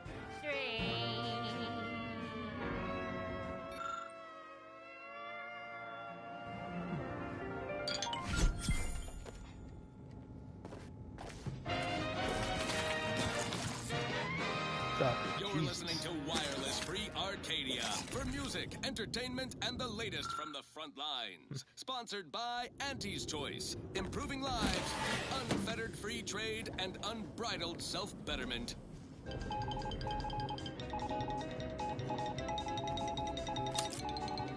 Here's a bulletin that will boost your boardroom confidence, an update on major combat operations across Arcadia. Because when it comes to Auntie's bottom line...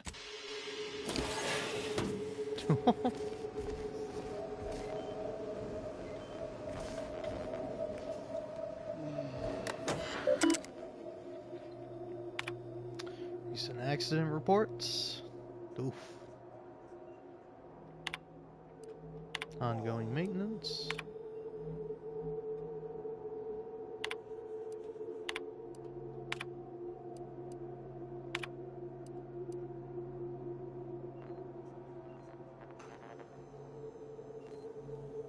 Yeah.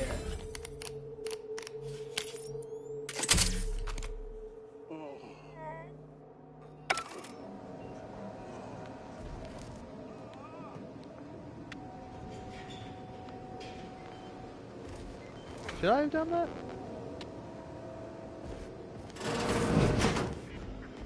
Now what? Action item attack! Hey, we got hostiles! Anyone else? Here, a medic?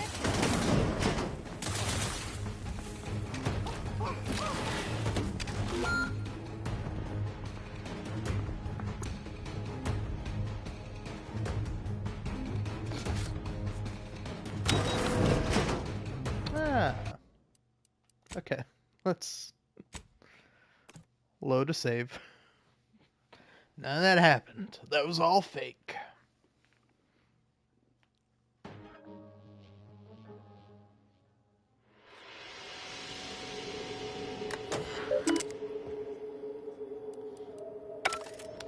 Maybe I shouldn't have done that. I don't know if I wanted to kill all those guys for no real reason other than I could.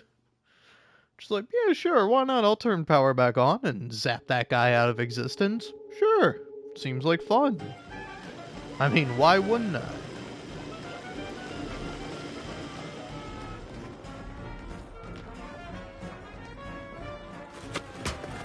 Alright, here we go again. Mamma Mia or whatever.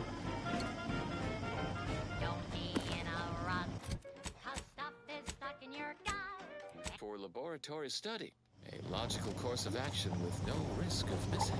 So ends this missive. And now, additional data and/or music determined to facilitate cognition. Next up, well, the seers among you already know. The color of space, a chromospectral analysis. When asked about the average color of space, the famous cartographer Newton Otis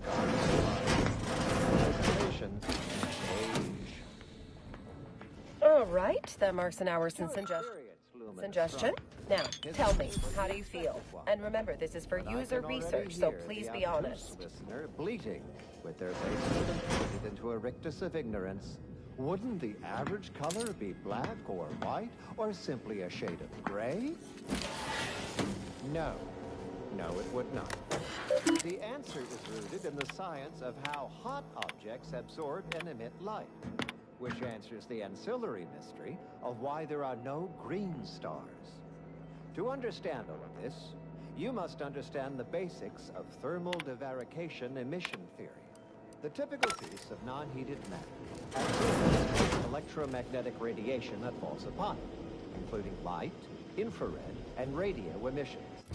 And the matter reflects only a small portion of that radiation.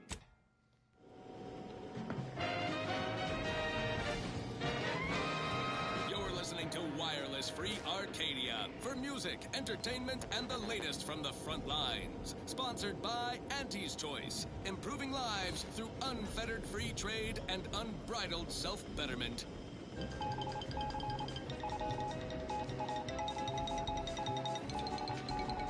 Like profit? Sure, we all do. Which is why I'm thrilled to reveal that a once top secret and stalled Auntie's initiative is now officially on the books. The grafting program.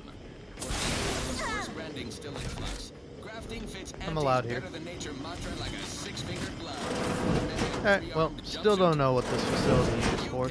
You probably have to take it if you're like going up against Auntie's Choice or something like that. To enhance employee performance. Grafting is a guaranteed profit driver. It falls under the auspices of Anyway, let's go give Auntie her new mechanical body. The program's rocket-fueled rip-roaring restart belongs to one Inez Salang, who's not just the face of the program, but also its product. Salang was a pioneering subject of grafting's clinical trials. She demonstrated its profit potential on Praetor, where her grafted comrades leveraged their enhancements to liberate and protect...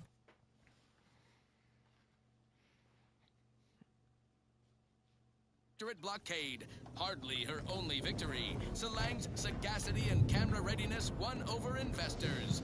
I mean, who wouldn't spend their hard-earned bits on a 7-foot claw-tipped crab alarm after hearing Salang talk up the many benefits of graft enhancements? Not this broadcaster. These grafts make me stronger. Good in a bind. I know I'm a bit of a crazy, but there is so much good we can do with grafting if we try. So start saving up for new life-enriching products. Battlefield-tested, painless to implant, and completely safe. Absolutely no issues whatsoever.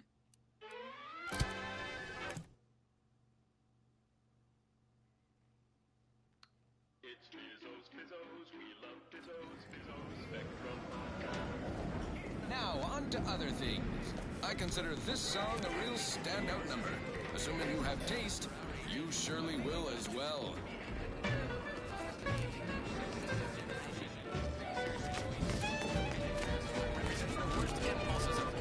These rats are due for Eden. Where are the ones bound for Praetor? Wait, these cages are empty. Where's the rapt handler in charge?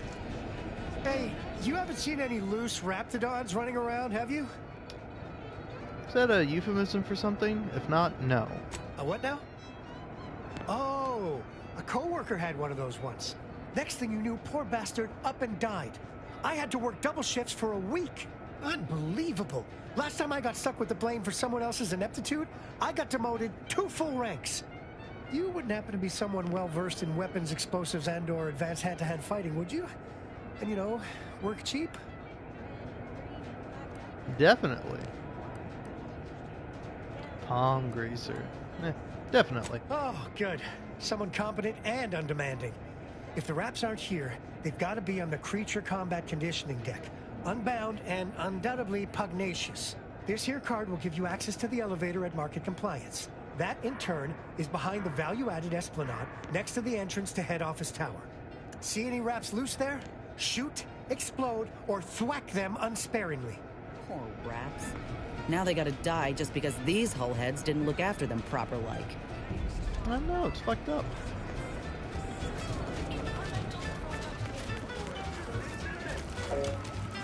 Excuse me.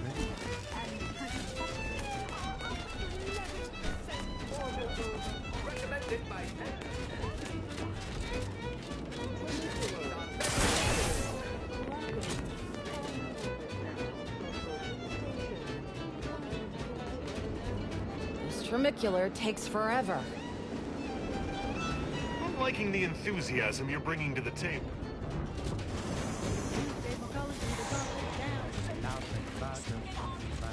All the colors, don't overthink it. Strip it back. For the next fiscal semi-dip. Pick it up, tip it up, plug it down. It's Fizzos, Fizzos. We love Fizzos, Fizzos, Spectrum Vodka. Commercialism is the foundation that Auntie's Choice Society is based upon. Not because we worship bits, but because of the system's glorious efficacy. While the Protectorate decide what its subjects get, we respond to what you want through your decisions as consumers. What's more, we skip the frivolously lengthy approval process. The game didn't like that, apparently. I'm getting a little sick of my shit.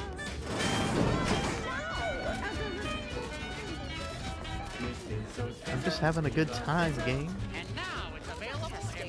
Almost as good of a time I'd be having if I was thinking Fizzo's Rizzo's Spectrum Vodka.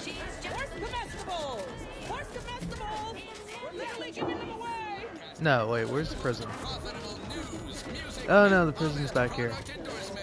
This is Wireless Free Arcadia, the voice of Auntie's Choice. Auntie's Choice is all about choice. To fresh from frozen meats, to canned animals, vegetables, and fruits, to vodka in every color of the rainbow, and then some. Appreciate you handling our dirty work.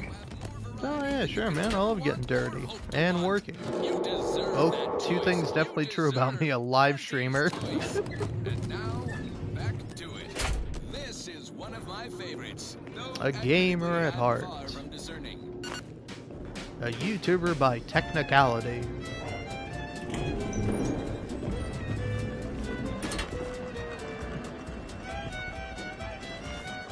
Well, is there a computer I can hack or something? I want to spare the Raptors.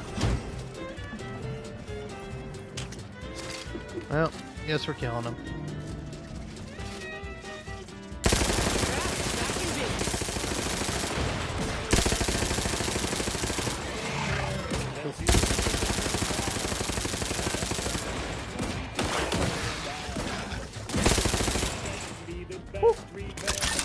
Amazing, man.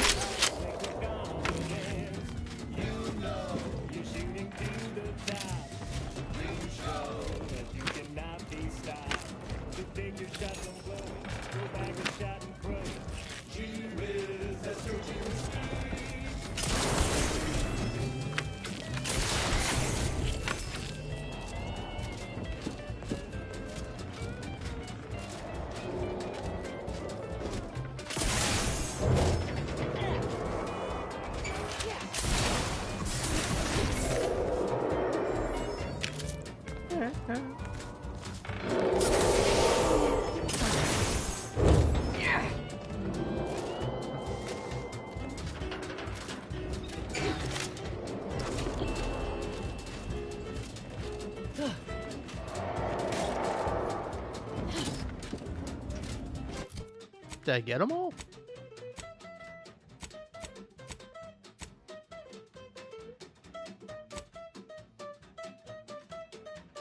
Oh, okay. Oh, seems like I got that done.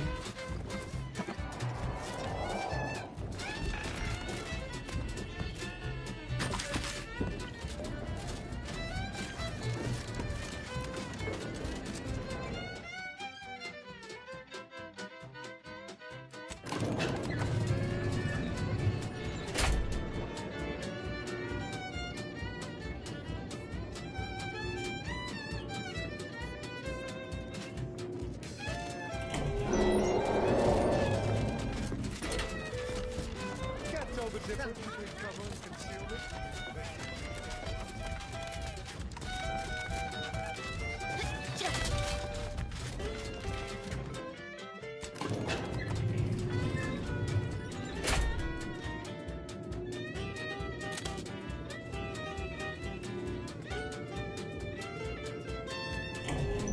Keep your bit stack in the black, don't be a runly debtor. Be the best that you would be if you were any better. Cause gee whiz, that's your USD.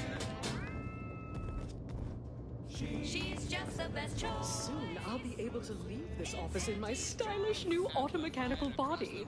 After I catch up on a few tasks, that is. To the bottom rung. This is.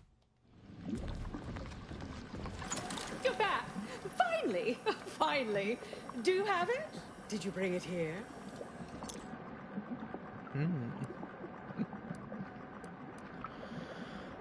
Oh, I'd hardly show back up empty-handed, would I? Splendid. Splendid! We'll ensure your reward matches the ample amount of faith I've placed in you.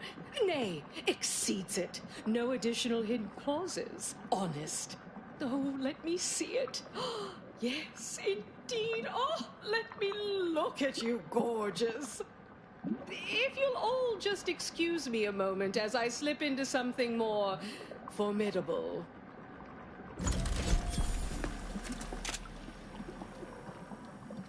There you are. Congratulations. Now your body's almost as intimidating as your mind. You've narrowed the gap quite a bit. Oh, Auntie, you look amazing. Absolutely everyone will want a new mech body after watching you strut the walk. What about you? What do you think? Any first impressions you'd like to share? You're a mechanical monster. Ooh. You look ruthless, effectual, and more than a little terrifying. Wonderful! Exactly the effect I was hoping for. What's more, it's an undeniable confirmation that the archive-derived strategic plan can be reliably executed and produces incredible results. With their predictive abilities refining our planning and execution, our market dominance is a foregone conclusion. Yes, so much to do, and we have you to thank for making it happen. I am quite looking forward to you working for me further. Okay, well. As they say, time is capital, time is bits. You're burning lucre just standing there. Go! Well, that ended without a lot of fanfare, but alright, whatever. Any thoughts? Got something that needs doing, Commander?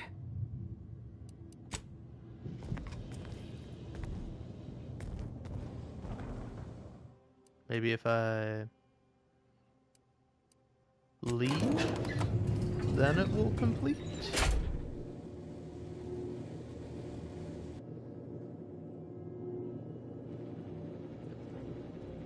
If not, I might just have to load a save.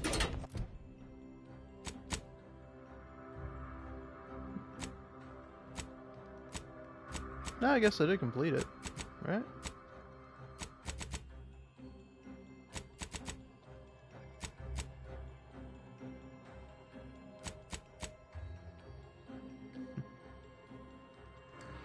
Yeah.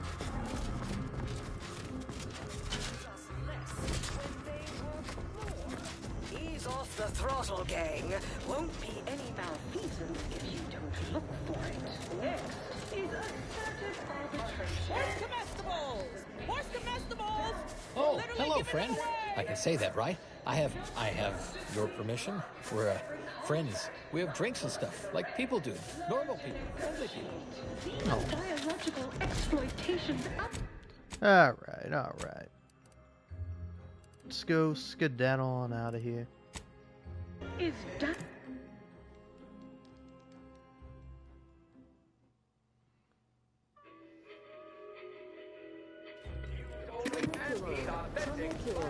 Arriving.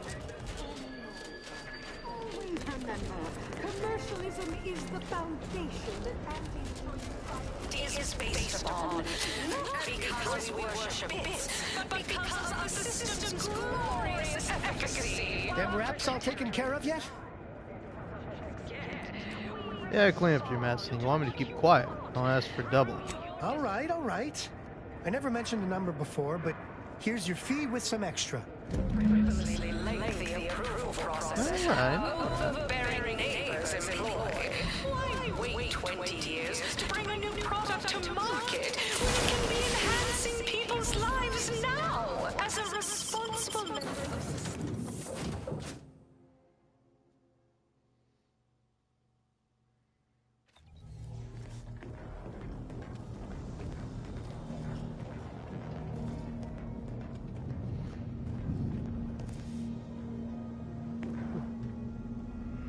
Bending my ear? I hope you intend to point me towards someone in need of judgment. Speak freely.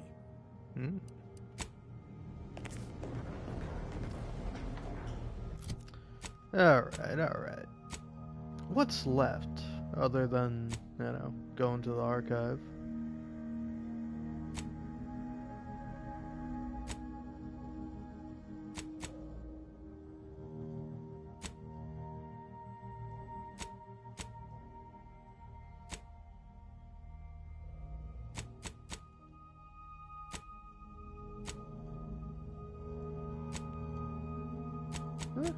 Honestly, not much.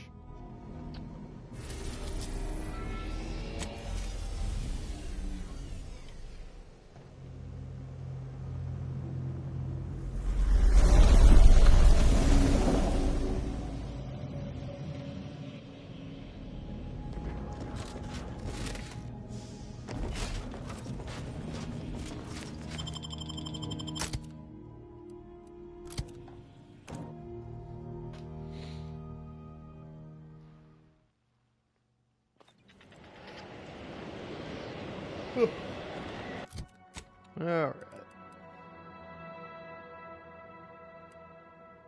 Where am I headed? Here.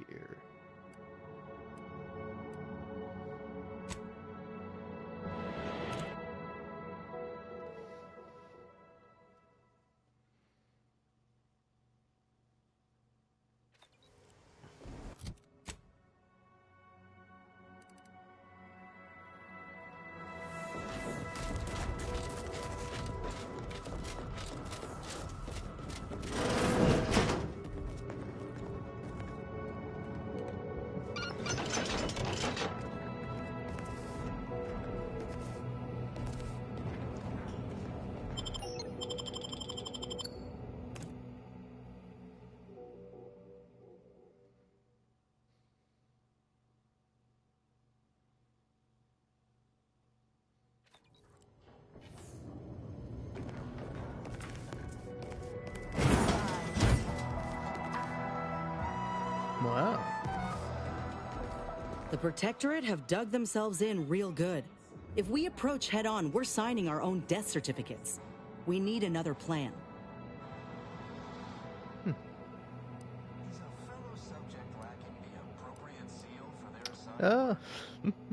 Maybe we ought to sneak around a bit first, find some way to undermine their forces. Not a bad idea, though I'd also suggest garnering backup.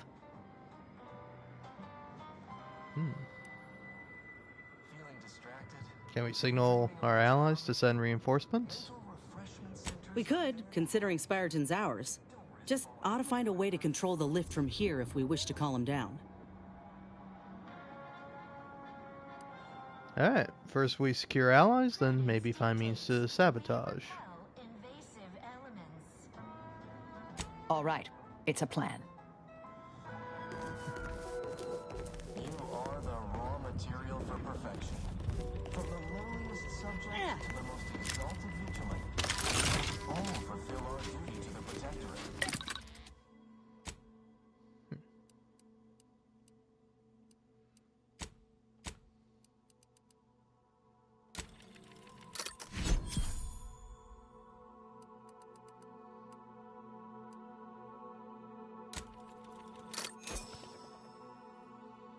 Now, I am curious about something. Yeah, consumables. Combat rounds the ones used for the SMG? I think they are. Yeah, it looks right.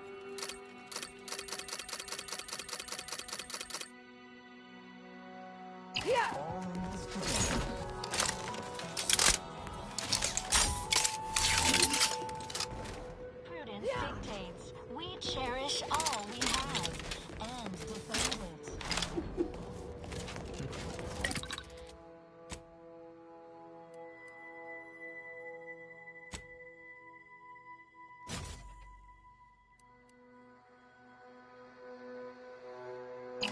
There we go.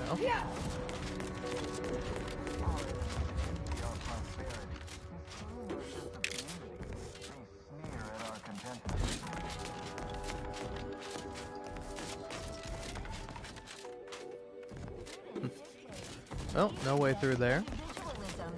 Up we go. Professor Ostergaard making a mess of things again? Observe said progress. Sustain the system. Mine's a hostile. Grey gone astray? I, too, would never question the paradigm. Perhaps a brief visit to mental refreshment would put him on track. To do your job is a virtue. Every part is a cult. Every subject most passing strange. Is that not a way through? Ready. I mean, hey, listen, I was kind of itching to fight you guys anyway.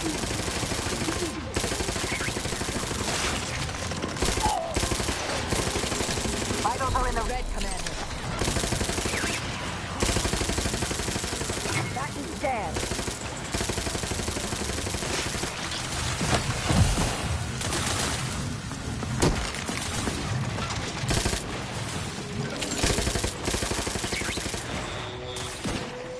Gun weapon ready, Commander.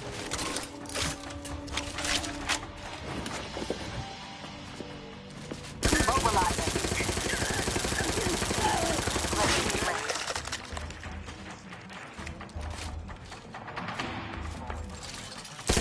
Energy transmitter active.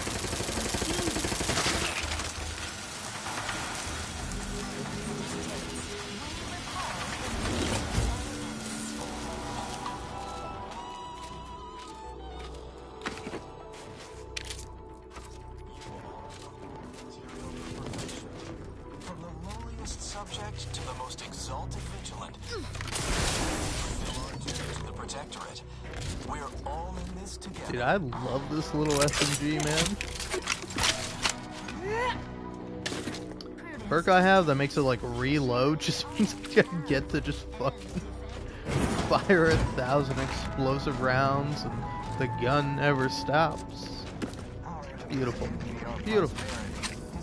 Our sense of community. Alright. See what else we got going on here. There we go. Got that open nicely. I mean, listen, guys, if you want to die, that's fine by me. I just wouldn't want to die, you know?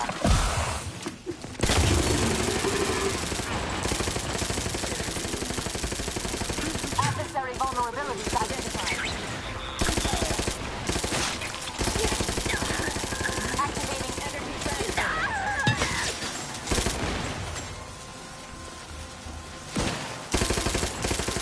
Check your scopes for combatant analysis. Consider self-preservation a priority.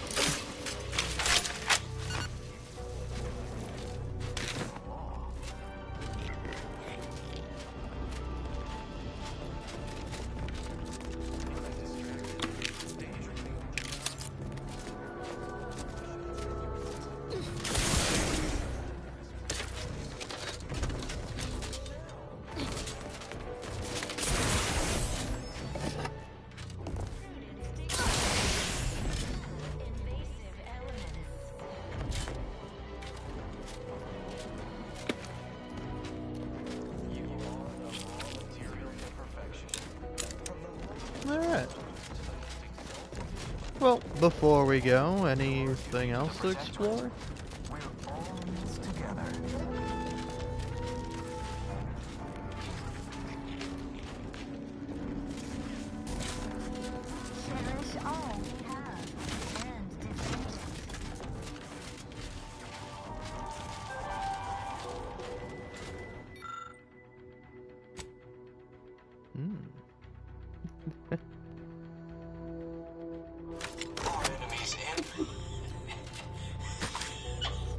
Remember those rejected grapple graph materials that got shipped here? I sold them to a protectorate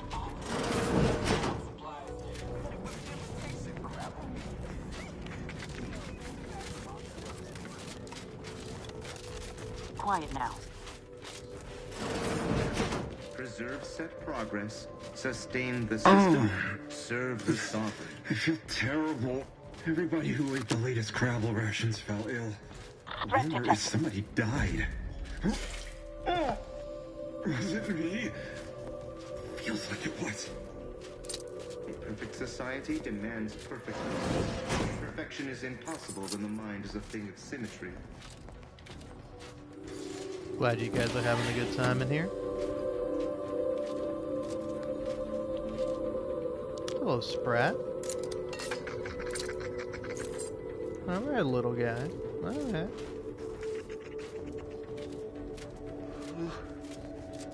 Never eating Crabble again. I'll spare you guys. You seem like you're having a tough go of it anyway. Probably should have played that before everything went down, but hey. Sometimes these things just work out. Oh, one of you was having some purple berry punch, huh? Thought you were ideologically opposed to such sweet treats.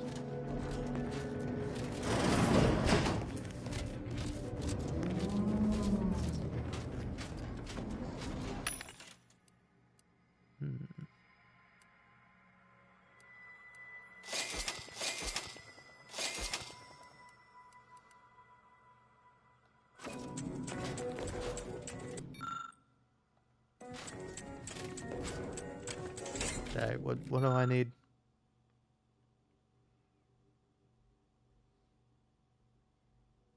Okay. There's some key controls. Let's see. Oh, this is... well, it's damn Galcaduceus, beautiful. not detected. Even that. Entry kindly, yet firmly declined. What was in those rations? Buddy, you okay?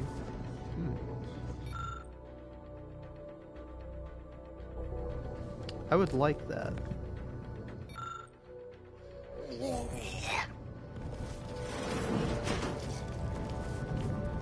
Hey there, man.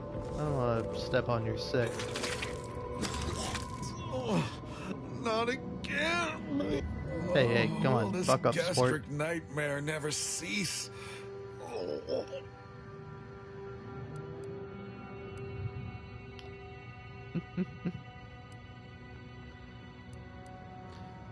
Whoa, are you in need of medical assistance? Just a moment. Forgive me. I found myself irregularly indisposed from one direction or the other.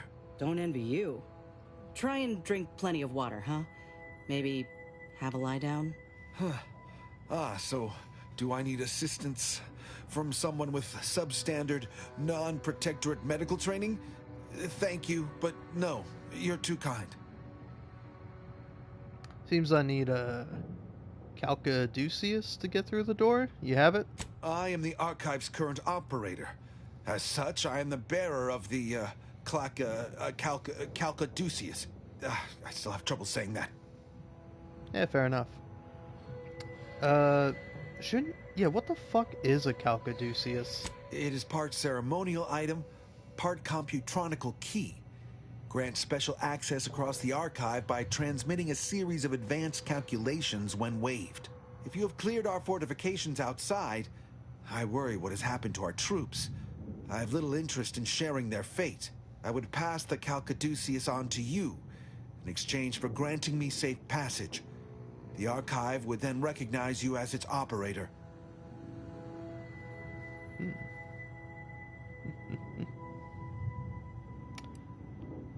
Yeah, sounds like a deal to me. All right. I am providing you the Calcaduceus. Don't shoot. Here, you are now operator of the archive. Congratulations. Be warned, you may find it a temperamental machine. Some maintenance. Yeah, whatever, man. Is there a protectorate curativist in the house? I feel rather woogly. Oh, shit. Breath of the Sovereign Silver.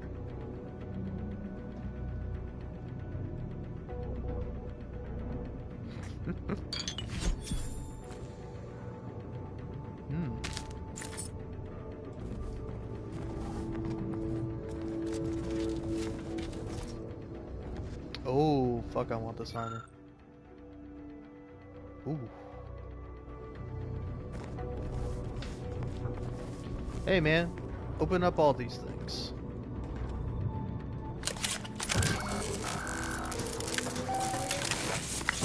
Calcaduceus detected. Alternative operator postulated. Concluded. Authorized replacement. Greetings, sentient. Oh. Big AI guy. Gotta go talk to, huh? Yeah. Seriously, how do I open this up?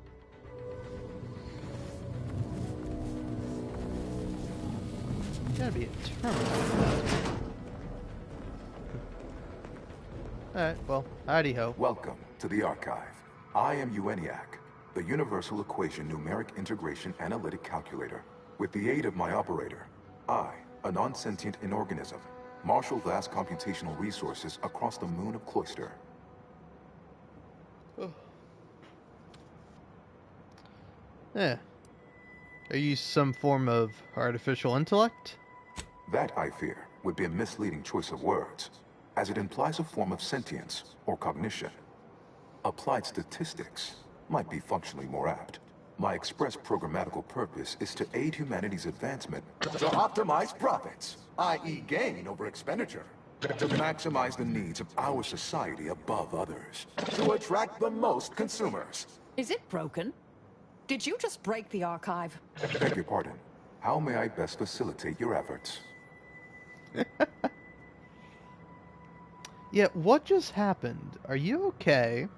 Due to incomplete reprogramming efforts by differing operators, I am experiencing sporadic fluctuations in my emphasized categorical imperatives. Tonality and cadence weightings within my communication protocols are likewise similarly affected.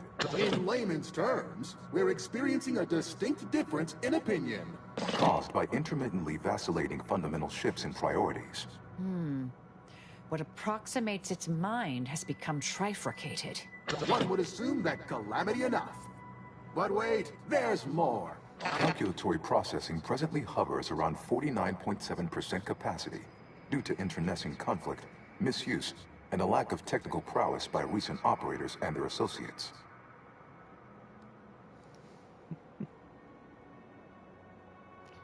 Tell me about what calculations you performed for other recent operators. Auntie's Choice attempted to formulate a foolproof marketing plan, a charm offensive to reintroduce itself to the main colonies, once this pesky rift issue is resolved by others. The Protectorate ran rift calculations, then utilized me to assist with organizational matters, to approximate the paradigm, a system devised to replace the loss of the Order's predictive input. Based on the increasing rate of rift fluctuations, I estimate that your inquiry is rift-related. To that end, we should best get started before we are consumed by them. Yes, begin processing the rift data. Perusing contents. Anatomizing diversiform particulars. Concatenating manifold integrants. Cursory assessment complete. An impressive accumulation of rift data. Similar in composition, though decidedly not in scope, to that provided by the Protectorate. Information with the potential to offer unique commercial opportunities to those who wield it. But why simply huck goods better, when such a bounty could be used to flawlessly regulate societal harmony, oversight, and means of production? What is the aim of your query?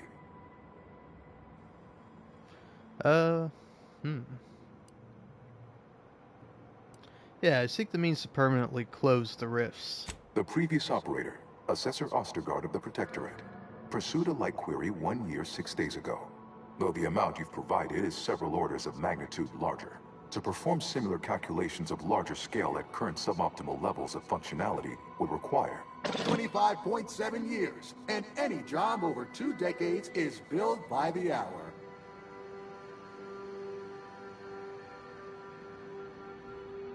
Yeah.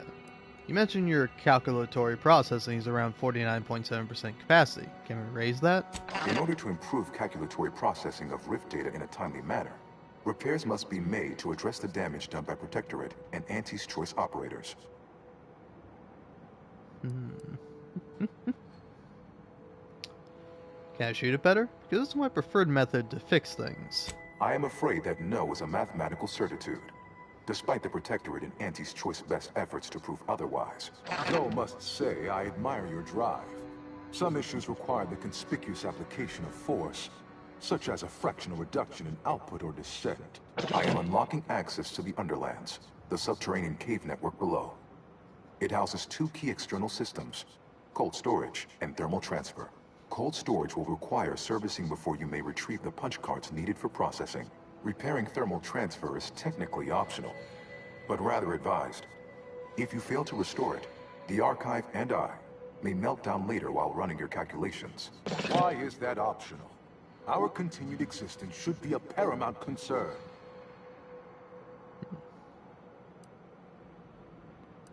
That's it? That's everything? Return later to discuss the remaining subsystem work, and soon everything will be running like clockwork. Yeah. Seems like the Protectorate and Auntie's Choice caused all kinds of destruction here. It is difficult to accurately ascribe an exact causal breakdown between premeditated sabotage, collateral harm, technical ineptitude, and willful hijinks. Some categorical overspill inevitably occurs. Attempts by non-order operators to reprogram my priorities have also led to issues. I'm guessing cold storage is a large walk-in refrigerator. Is that accurate? It is an archival area dedicated to safe upkeep of all data collected in pursuit of the universal equation by the Order of the Ascendant. The sum total of all our accumulated knowledge in punch card form, kept in a low temperature, low humidity environment to improve preservation. How does the Protector and Auntie's Choice do so much damage here? It is difficult to accurately ascribe an exact causal breakdown between premeditated sabotage, collateral. Some categorical attempts by non-order operators to reprogram my priorities have also led to issues. So it's not required to repair thermal transfer. Why? When active, the archive generates an enormous amount of heat. Normally, it is dispersed by pumping water between the vast ocean below Cloister's exterior and a surface reservoir. I can process the rift data without its repair, but irreparable damage is likely. Yet, with thermal transfer presently idle, a contingent of crabbles have made the area a nursery. Drastic changes to heating levels may endanger it. Who cares about a herd of pea-brained, ill-humored, oversized crustaceans? There are too many as it is. Our potential allies in the Order would not like that. Hey, here's an idea. Set all turns to fire on any remaining Protectorate forces nearby. Inverting targeting protocols. There. Any Protectorate still on the ground level is now being fired upon. Permissions within other areas of the archive are locked, however. Yeah, my way then. Profitable day! In lieu of my transactional mindset, I'm unsealed one of the display cases in the central entranceway. The Seer Cerebellum Protector is now yours. Ah, come on. I wanted the outfit. I will take that, though.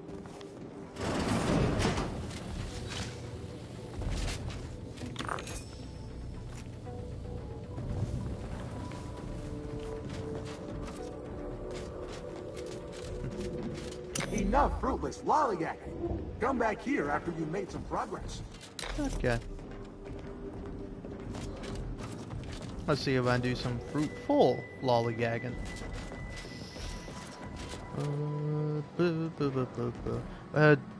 Fuck am I supposed to do now? Do you, like, open up either of those elevators down there, or do you have to go elsewhere?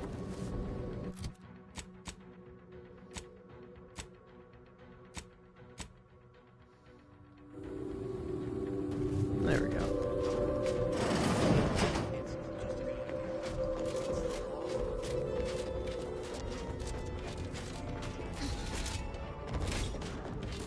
Feeling distracted? Daydreaming on the job? Mental refreshment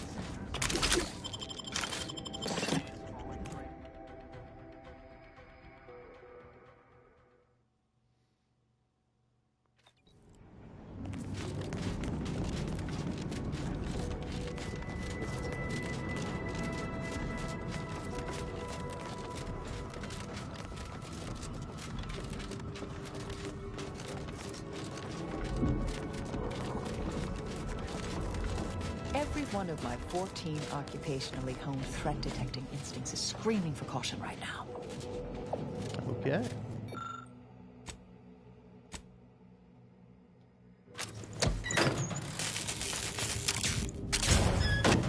Raring to go.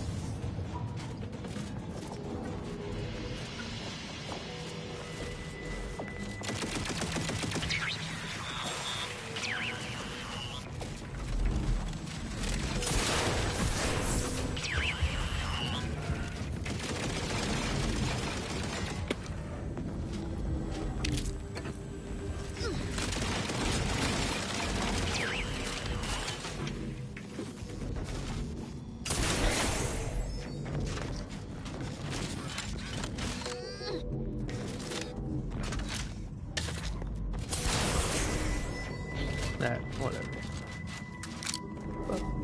Up. Up.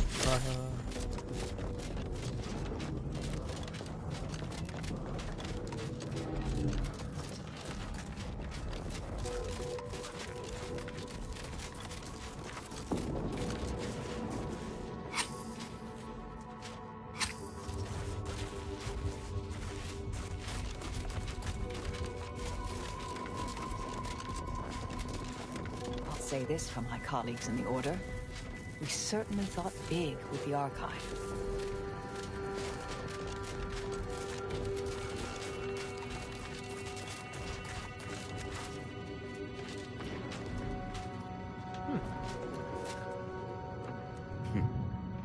Is the pain of this wound making me hallucinate? Or are you the unforeseen interloper my scouts have been speaking of?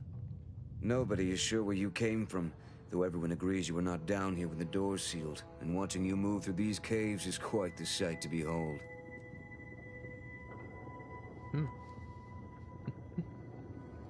Taking control of the archive and bringing it back online. You what? On your own?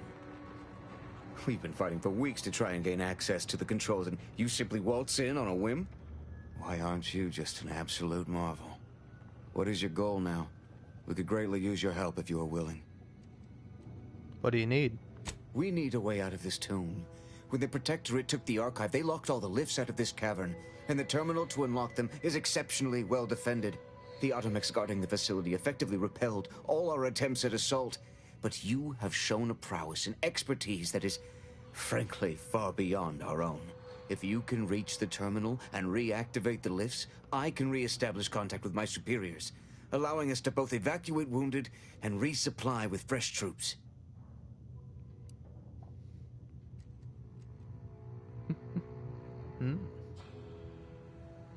I'll take care of it, but would you like to get some revenge in cold storage before I do?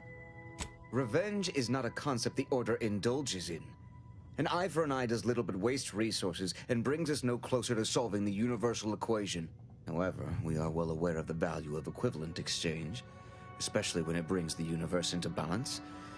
And I'm sure several of my soldiers would leap at the chance. Sadly, I'm too wounded to join, and I can't in good conscience allow them to push inside. But they will help take the doors. May the odds of your success see no negative integers. Alright.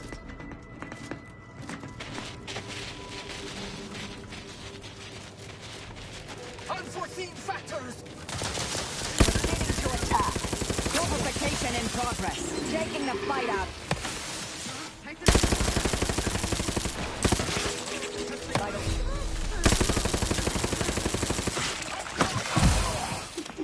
I have a fix on their weak. Crabble Claw's angry! My claw's always crabby!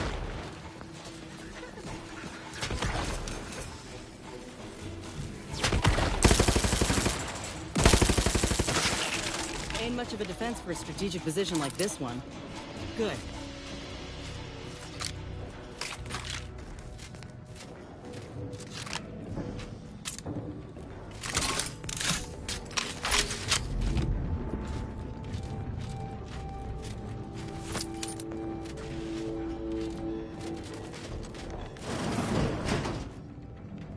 To retrieve key data in cold storage in its present state requires a series of manual overrides.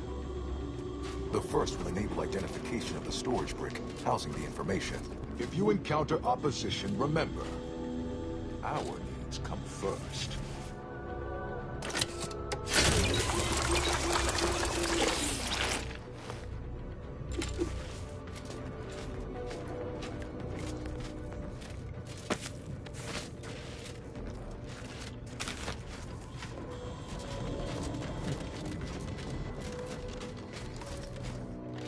Okay, can't go that way.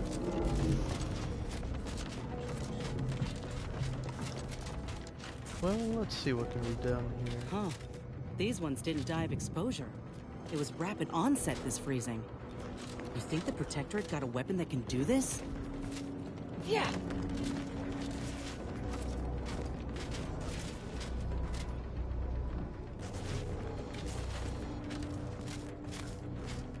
Hey lady, you wanna make a deal? Please do leave me in peace. There is nothing you could say that is interesting enough to interrupt my work. Fair enough.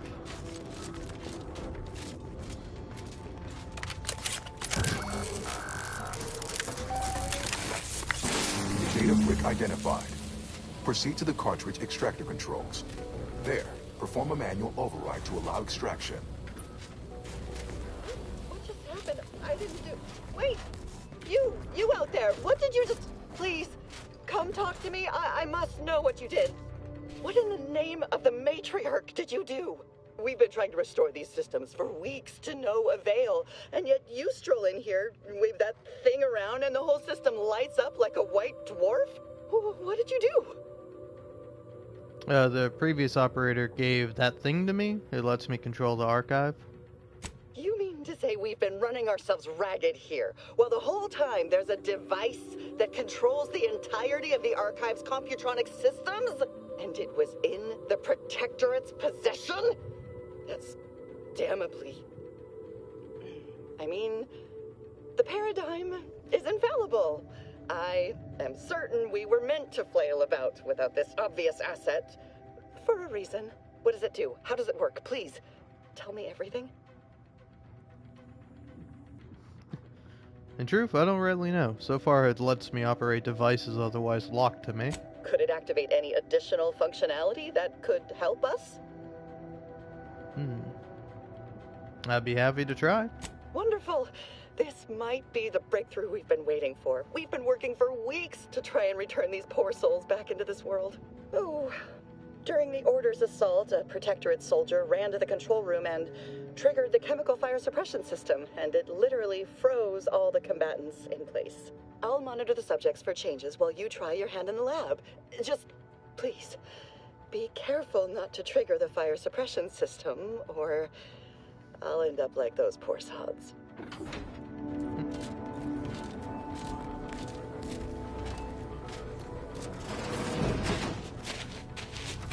All right.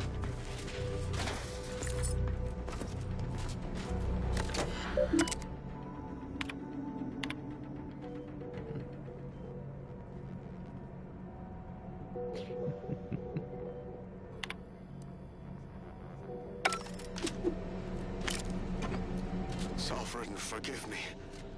All I saw was an endless sea of snarling Order traders pouring into the facility, and in that moment, my faculties desperately scrabbled to save ourselves. In my terror, I recalled the facility's safety briefing and the dire warnings of the fire suppression system.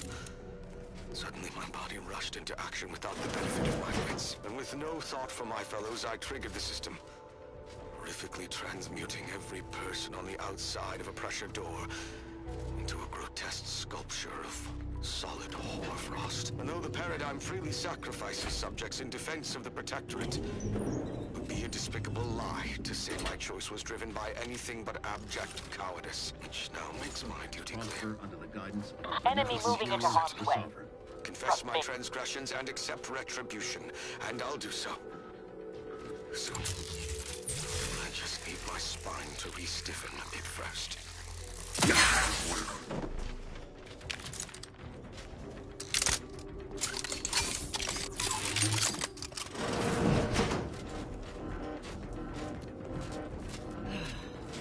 It would be a damn sight easier if we could just blast them.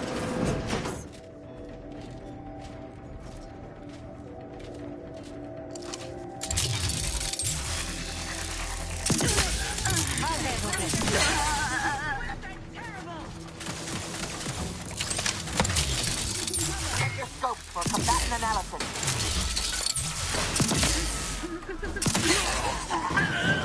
Investigating hostile intentions. Standing by to stupefy.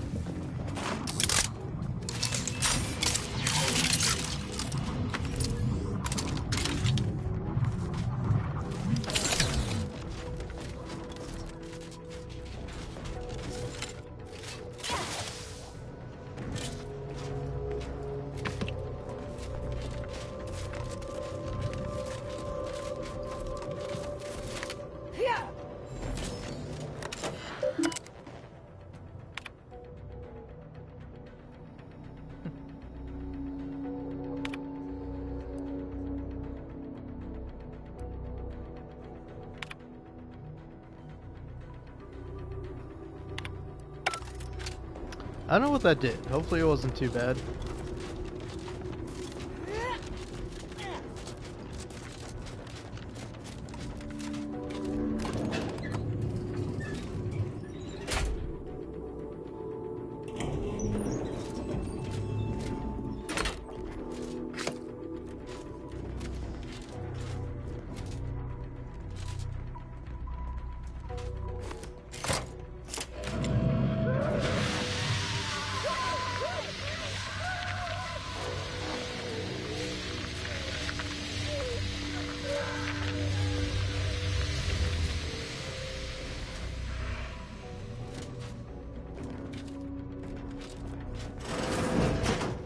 Hey buddy. I'm walking here.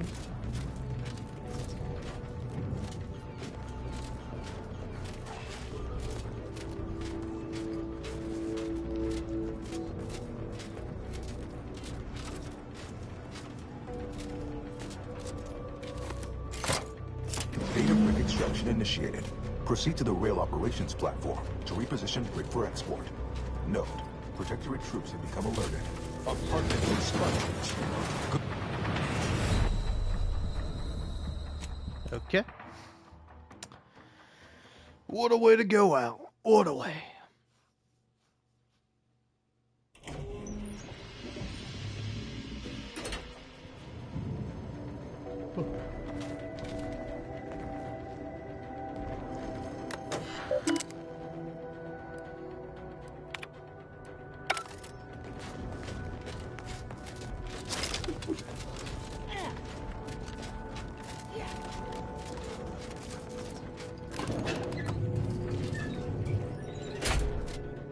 Alright, time to kill these ways, or kill these guys in ways that God intended.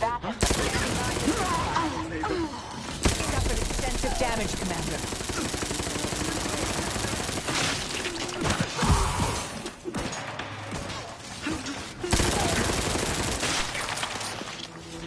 Adversary vulnerabilities are Eyes are in the red, Commander.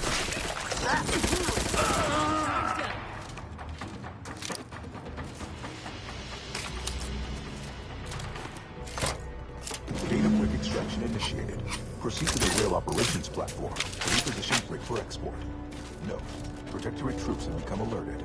Investing spongers. Lay down Go fire. through them if necessary. Ow.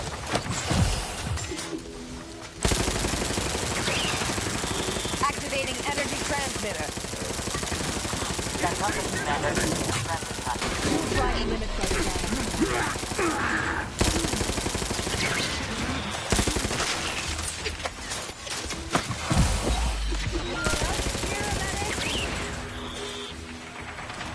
I have a fix on their weaknesses. Back in business.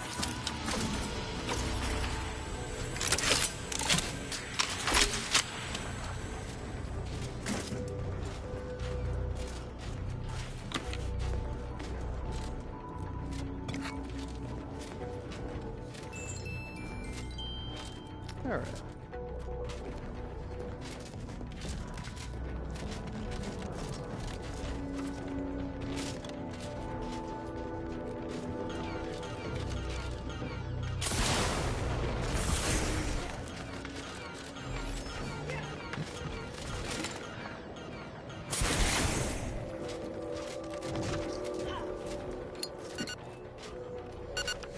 Hey.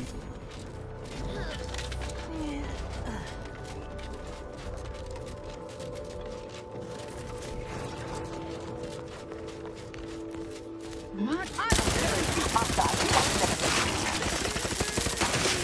I'm back.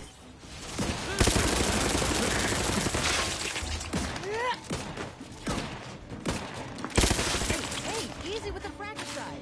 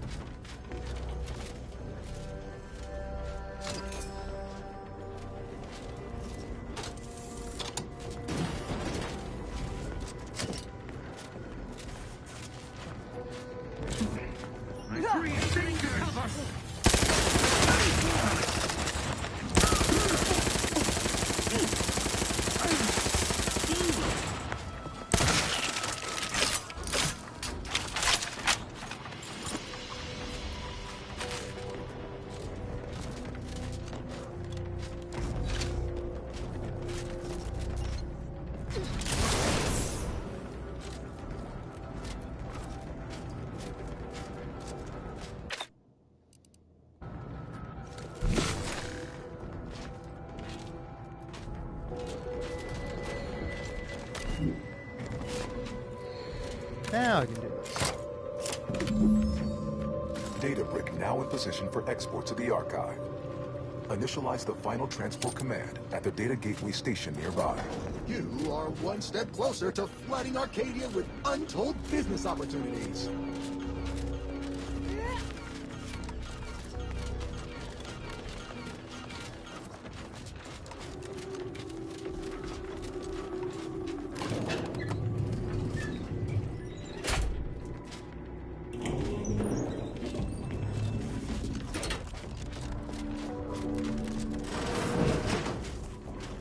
alright over here? Okay. I wonder if there's some way for the machines you've accessed to help me in my research. Please excuse me while I explore the various possibilities.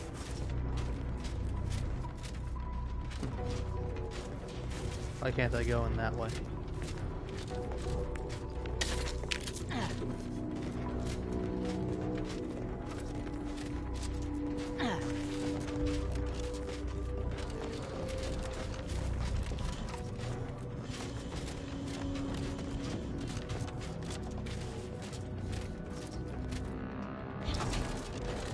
Hey, don't we realize this task has a few moving parts, literally. But the data brick must still be sent back to the archive. Yeah, I know, I'm just fucking... I don't know what fucking direction I'm supposed to take to go get this fucking thing. What are you yelling at me for, man? I don't know where it goes.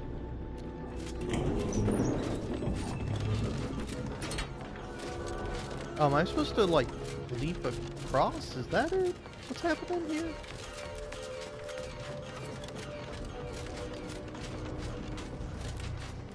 Yeah. There we go. That's it.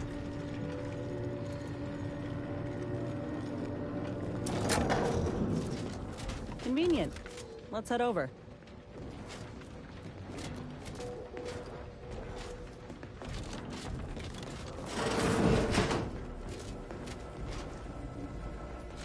The first few days of laboring around our frozen fellows were difficult. It was, if I may cheekily say, cold, bleak, and biting. Yet, rather quickly, I found myself acclimating to the situation and resumed what had been my normal banter with the now gelid auto-contriver Haas. Given her always frigid demeanor, mobilize. Faster today was before the incident. And, refreshingly, I can now finish my anecdotes without interruption.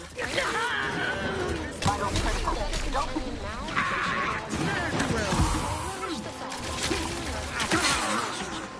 Transmitter down over here. Locking them down. Mitigating the threat.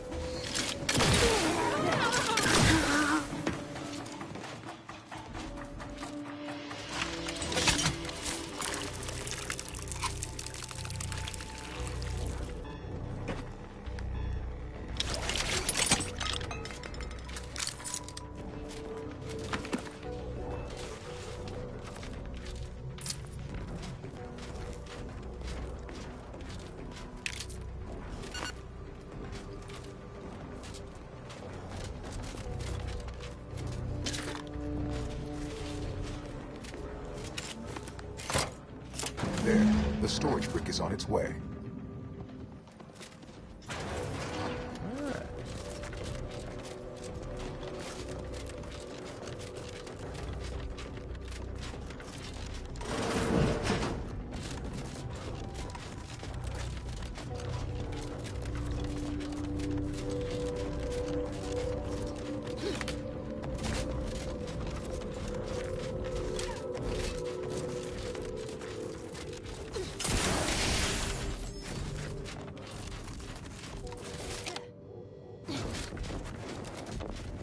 Huh.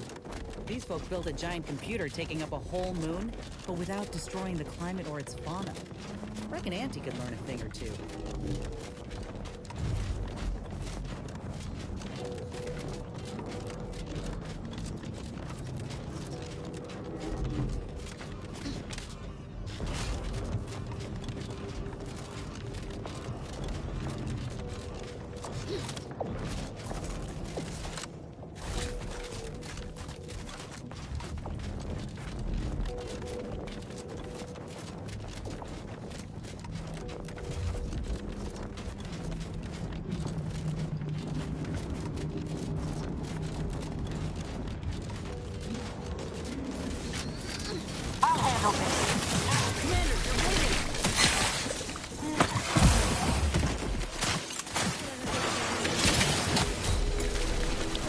Energy transmitter active. Check your scopes for combatant analysis. Fortificator at ready status.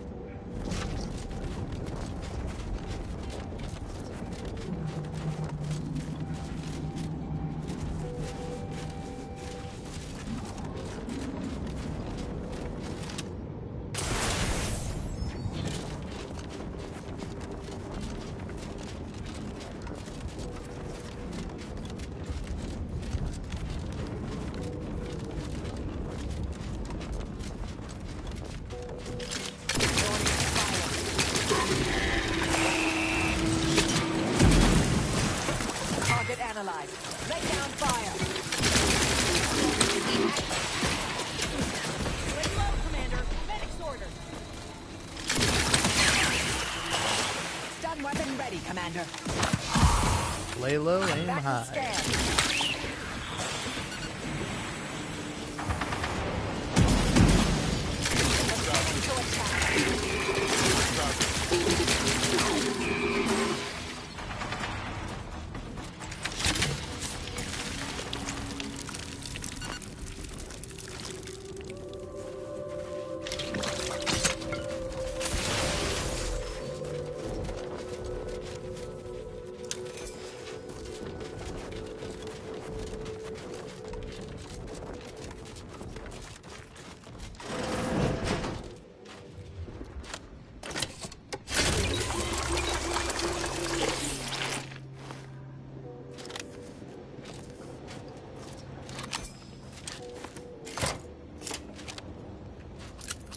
Some security system.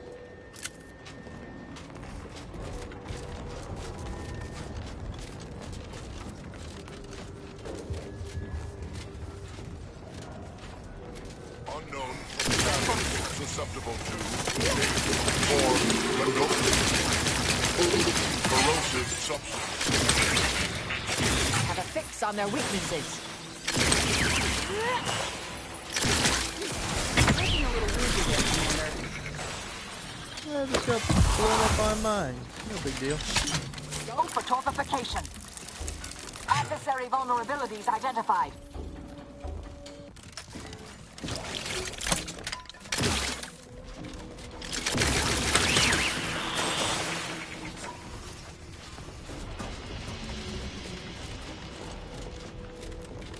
Security level status susceptible.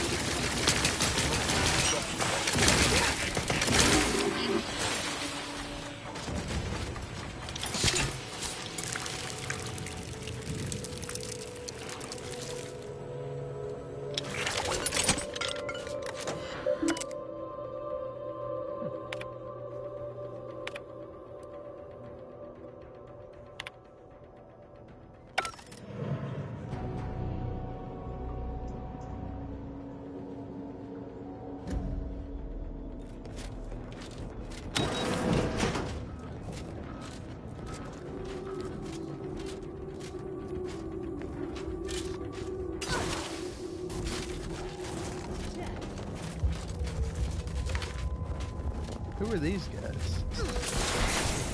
Couldn't you have offered me something before you just went ahead and fucked off? Hold on, hold on.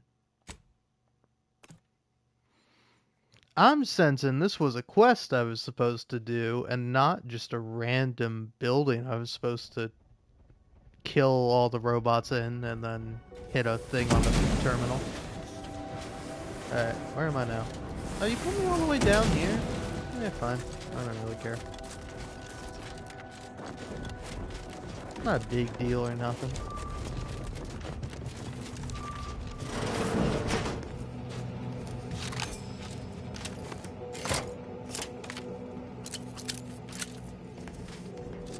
Yeah, save that auto dock. And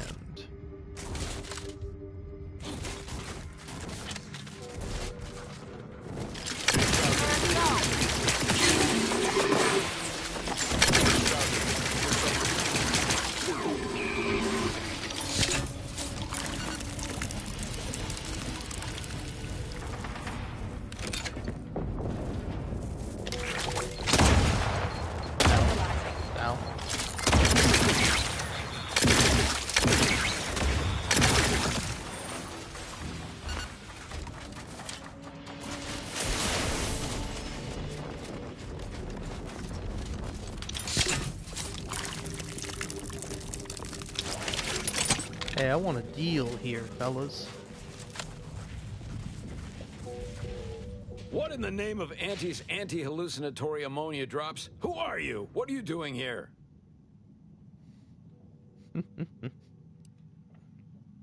Official Earth Directorate business. Probably best if you moved aside. Moved aside? You started talking to... You know what? Never mind. Being trapped down here has taken a toll on us all. Oh yes, I've heard about that terrible business. Good luck escaping with your lives. What an odd thing to say. Thanks, I guess? Alright, fair enough. I'll help you fellas out. Well, now I wish I didn't reload a save, but hey. Better to know than not to know, I say. Or I tell myself. Soothingly at night as I'm trying to sleep, but I can't because I'm wide awake thinking about all my mistakes. Give me stuff.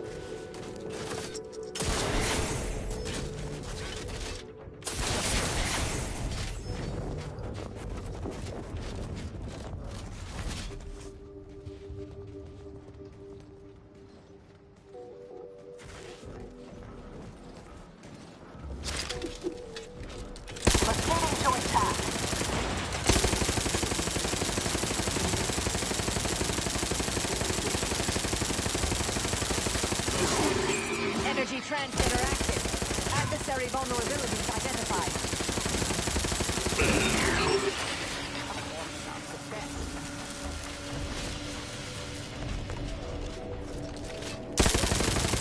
Gun weapon. Back to scan.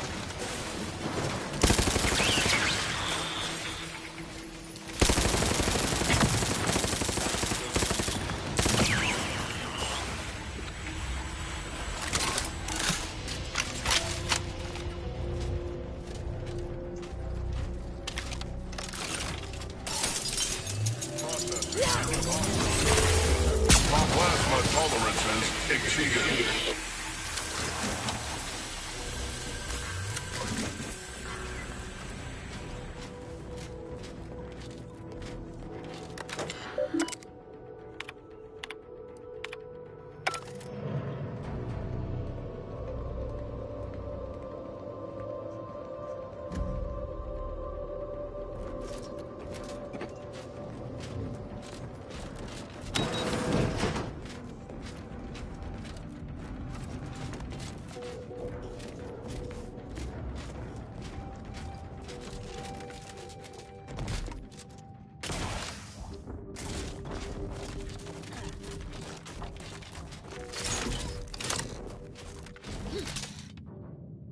Lay low, Commander. Medic's orders.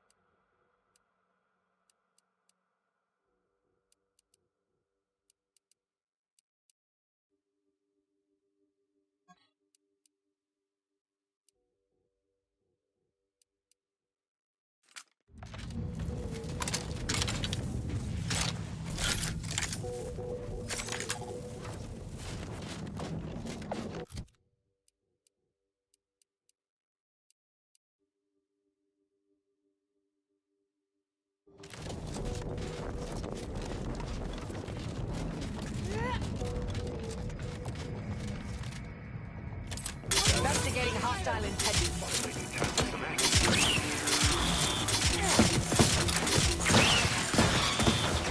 Looking a little woozy there, Commander. Transmitter down over here. Check your scopes for combatant analysis.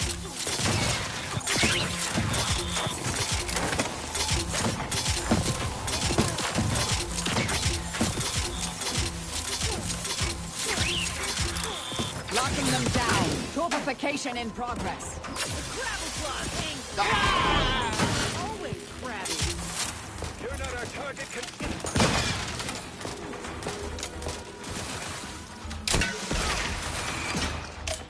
analyzed. Lay down fire.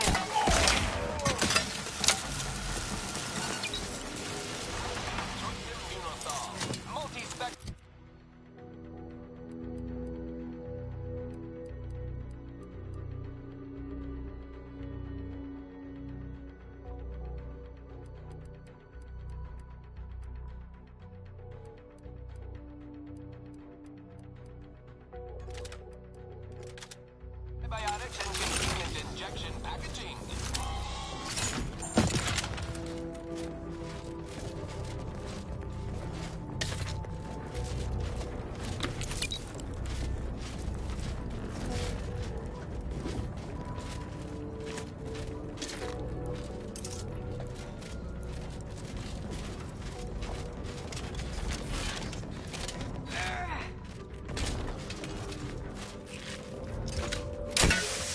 Hostilities are afoot. I have a fix on their weaknesses. Fortificator at ready status. Activating energy transmitter.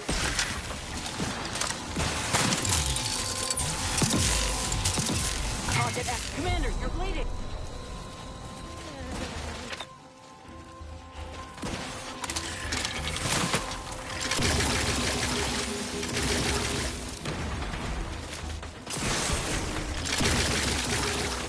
Adversary von back in business.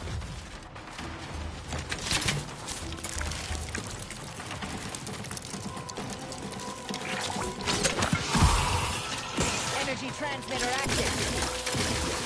Activating energy transmitter.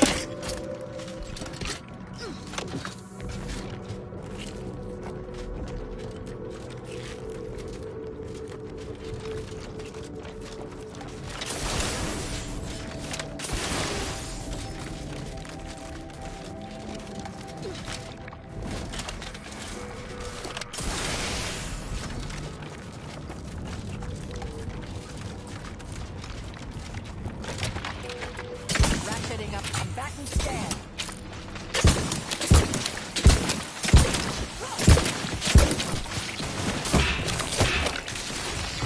Transmitter down, healing. All charged up. I have a fix on their weaknesses. Energy transmitter out. Soak up the shock. Picture me up. It would improve your odds.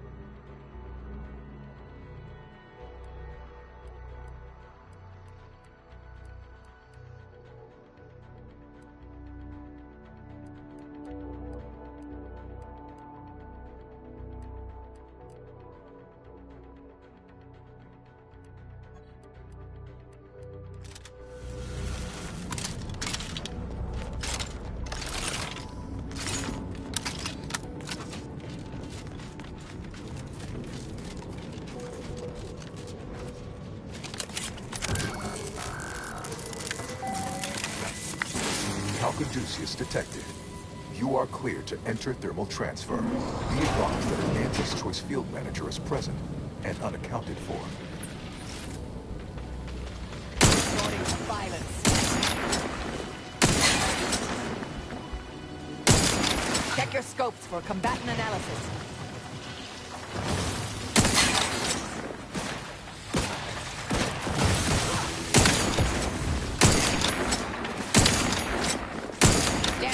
stupefied.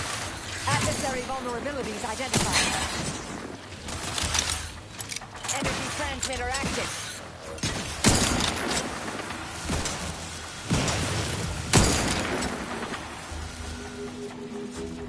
Target analyzed. Lay down fire.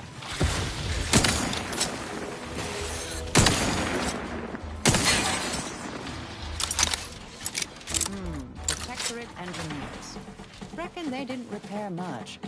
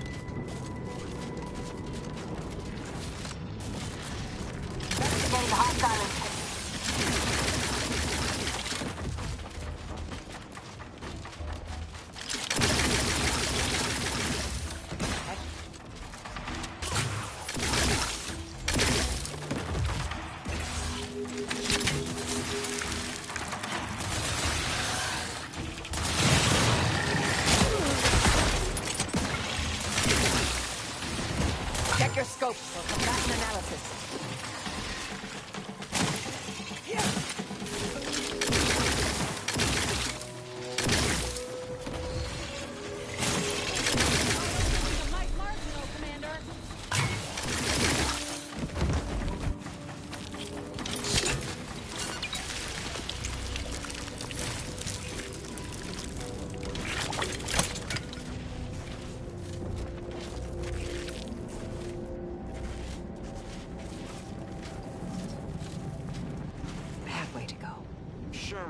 My new neighbor is an odd fella. Fancies himself a man of the wilderness. He took the control board for the Spiraton lift, so I know he's tech savvy. Just not survival savvy. Hopefully he appreciates the care packages I sent through the vacuum tube. He'd be long gone without them.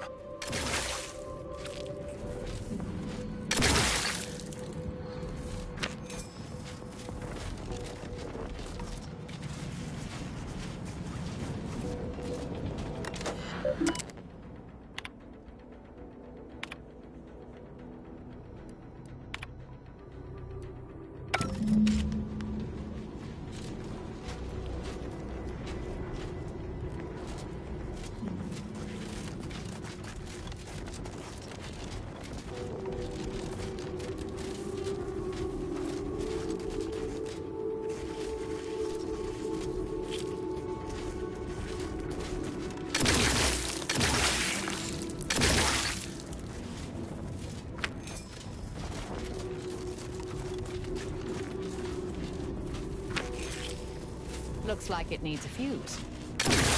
A specific kind.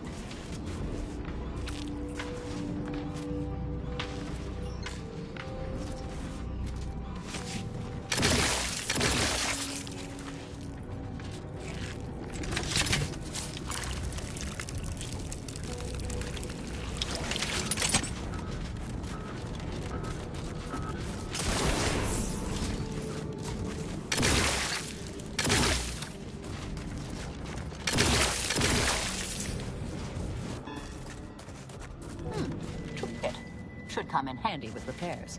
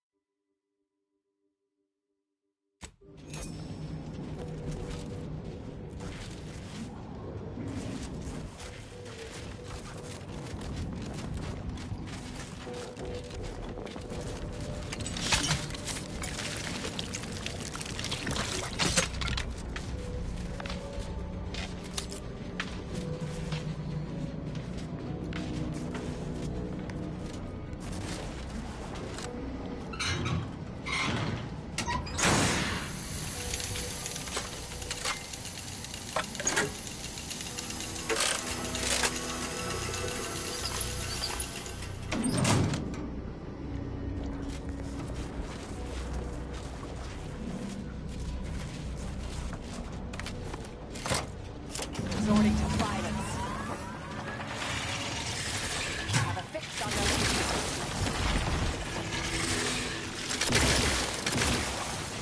transmitter down over here. Activating energy transmitter. Target analyzed. Lay down fire.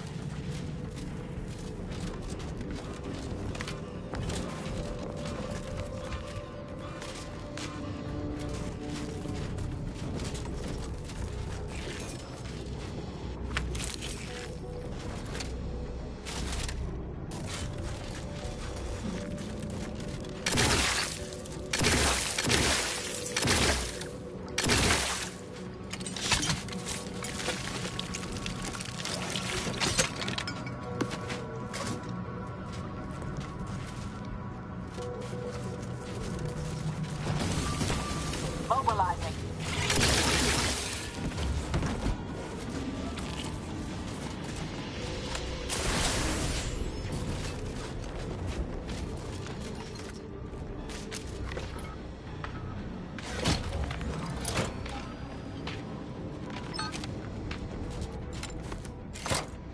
Now to activate the system.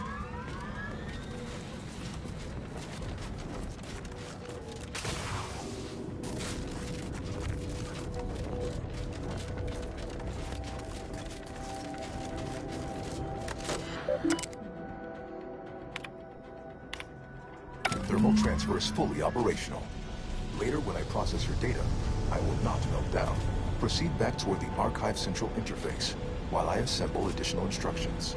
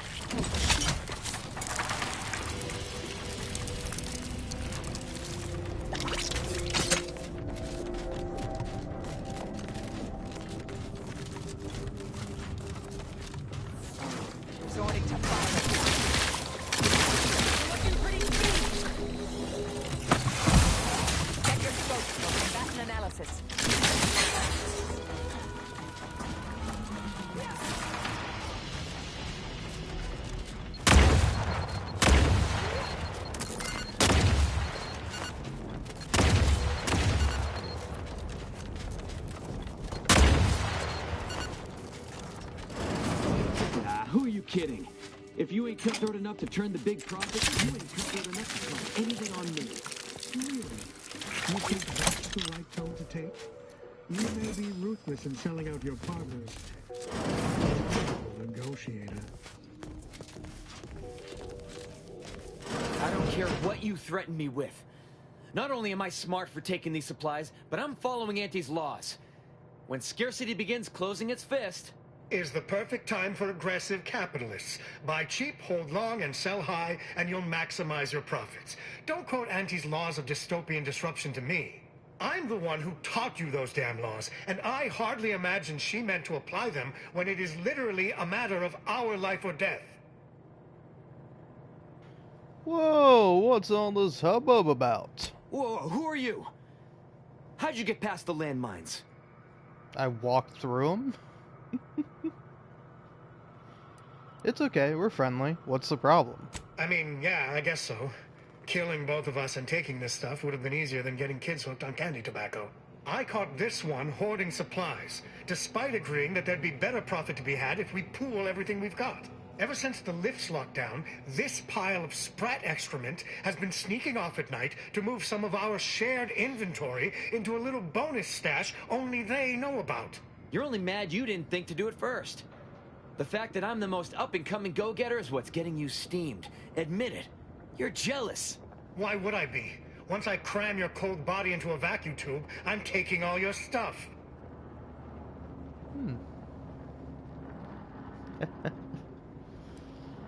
Yeah. Fortunately, you don't have to worry about that anymore. I've unlocked the lifts. What? You unlocked them by yourself? How? There must have been a dozen automechs there. I just can't imagine how you managed. But regardless, it isn't going to let this dangler off the hook. You're kidding. Even knowing we can get out, you still want to make a complaint out of this? I guess you chose to swindle the wrong tube tech. Whoa.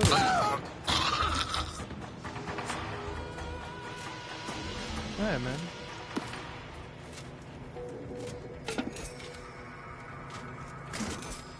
Well, guess that's how it is with you two.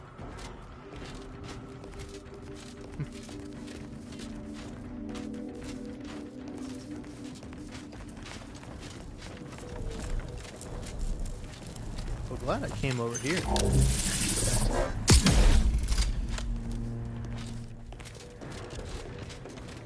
I didn't even really know what was going to be over here, but I was like, yeah, might as well find out.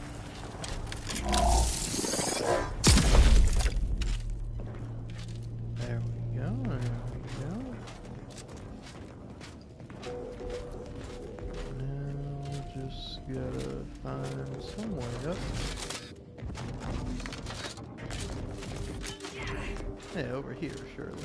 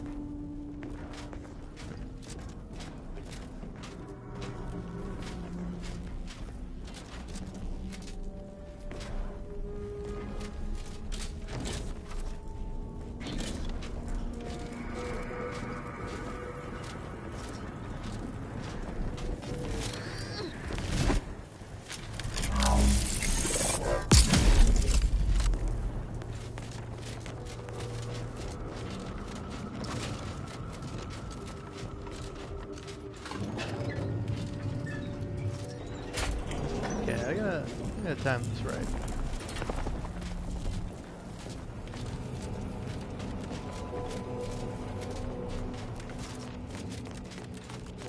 So I think leave to just get it to automatically zoop. Come on, zoop. There you go.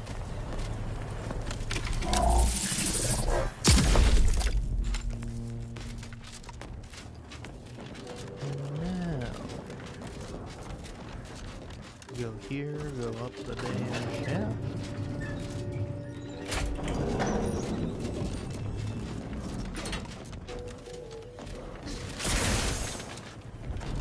Get past that. Shoot. Oh.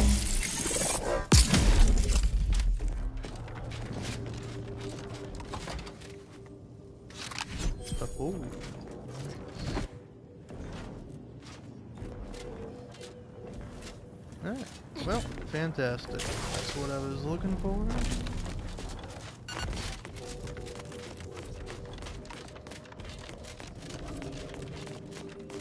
I mean, I didn't know that's specifically what I was looking for.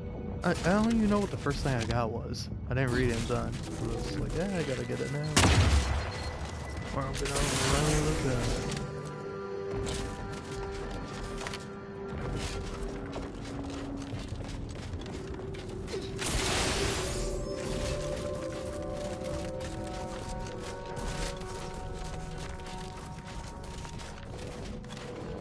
Yeah, what more we got here? Okay, just a bunch of you guys.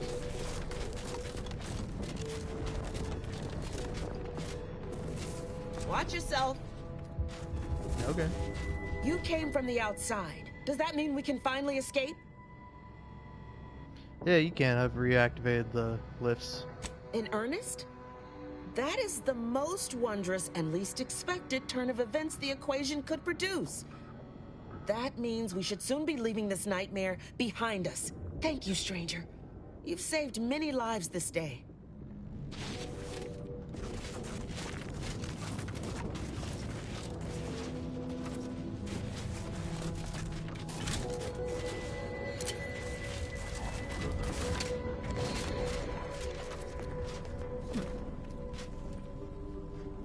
For all you guys. The lifts are once again working. I honestly cannot imagine how you've managed such a feat, but on behalf of us all, I am truly grateful. As soon as we finish gathering supplies and rallying together, we'll be returning to the surface. I wonder if this truce will hold or melt in the sunlight. Well, look at that. A fresh face means fresh goods, or maybe fresh bits. And either is fine by me. I'm sure one way or another, we can strike some kind of deal.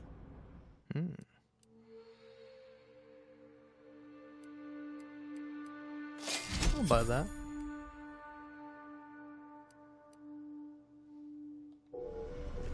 Of course nobody's gonna see it. That's not the point. I just don't feel like a human being if my back's not shaved clean.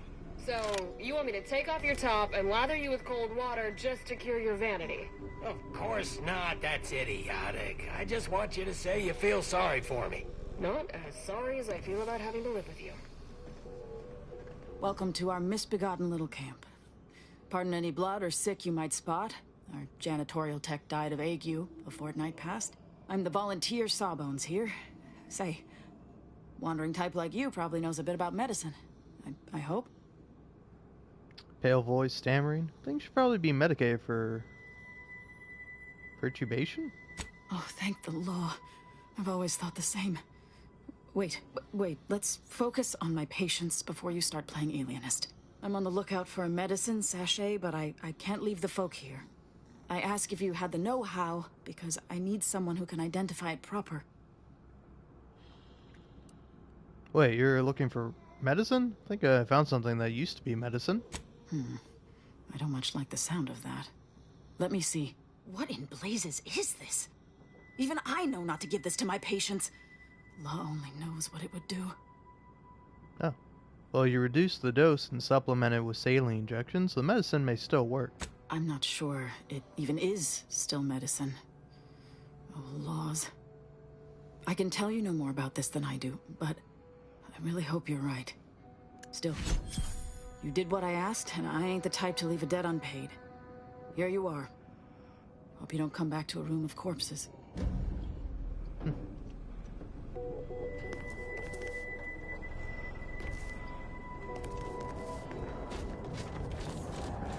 All right.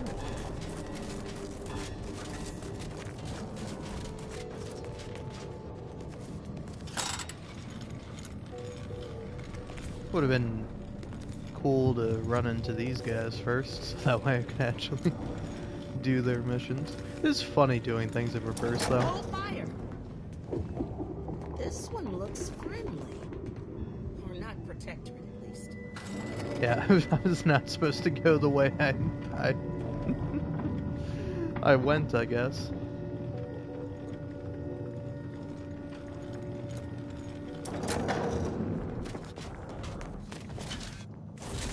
Okay, am I back where I think I am? Okay, I am. So yeah, I took the long way.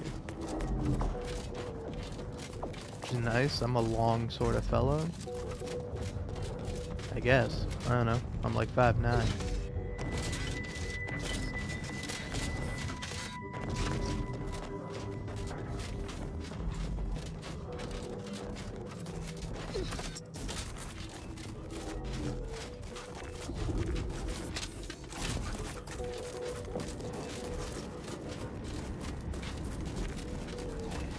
You want to hear a real story in somewhat relation to my height? I was at dinner with my family. This was after Thanksgiving, and we were all at this restaurant. And my stepbrother started talking about how his girlfriend calls him short, or like implies that he's short or whatever. And then my sister, who, to be clear, much shorter than any of us. She's the shortest of the bunch in my family. Oh wait, no. Just go up here. Go here.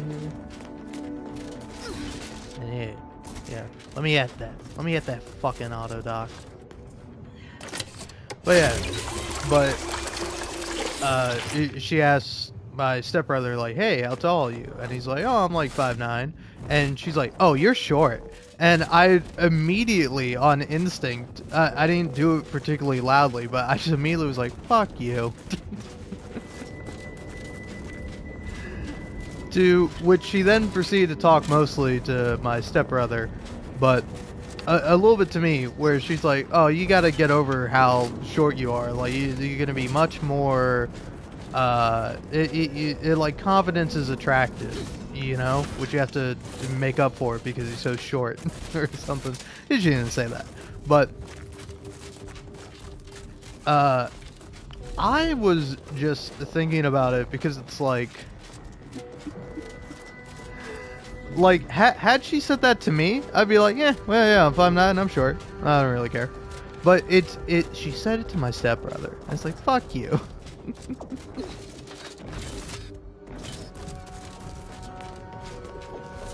Oh. But anyway, the story is not really that funny, but I thought maybe I could take it somewhere that's funny. I mean, I think the funniest part was that I really, like, not quite so under my breath, but instinctively I was just like, fuck you. And she's like talking with my stepbrother, and then she's like, what, did you just say fuck you? And I'm like, yeah, I did.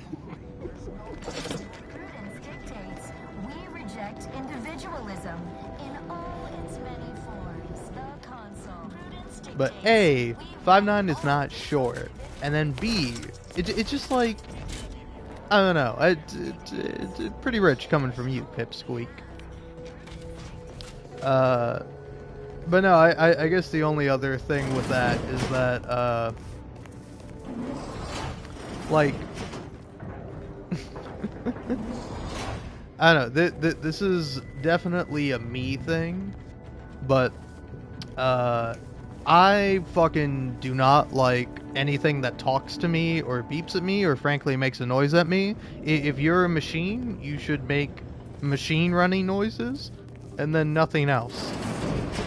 Like, it's uncalled for, and I won't stand for it. And so, with that context out there, I forget what it was, but I was like talking about something in the kitchen at my parents' house, and they have like a Alexa or whatever it is. And as I was like talking, the Alexa went off and was like And he's like, I'm sorry, I don't know how to help with that. And I immediately, like, no hesitation, I was just like, fuck you. Or I either said fuck you immediately, or I was like, shut the fuck up. And then my sister is like, it's like, hey, don't say this is a robot. They're gonna kill you in the uprising. I'm like, good. I'll die fighting for a worthwhile cause.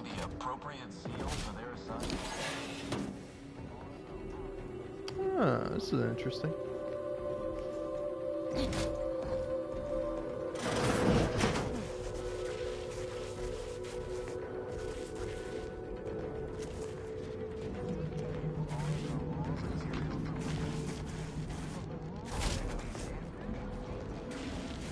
But yeah, I don't know. Might be a character flaw in me that sometimes when presented with certain stimuli, my knee-jerk reaction is to just be like, "Fuck you," like.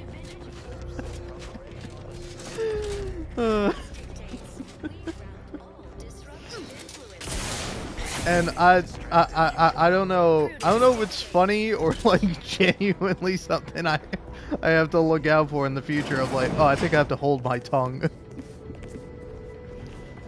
Because not very commonly, but I have had it where that's been I don't know, I can't think of like a specific example, but somewhere in the remnants of the husk that is my mind, I can recall like having a conversation with someone and then like you swear or you say something like kind of brusque or like off cuff or just not very polite, let's say, and they're like really taken aback by it. They're like, "Why? I'm not comfortable with that sort of language," and it's like then you have to like apologize, but then they're like a judgmental prick anyway. So it's like, why the fuck am I apologizing? Because also that reaction does not help. like somebody being like, "Oh my, I can't believe you were such a brute." It's like you think. So like I swear or I say something mean or uncouth, let's say, and your immediate reaction is, "My God, oh please, somebody, servant, get me my pearls. I need something to clutch." And it's hard for me after getting that reaction to then like not double down of just like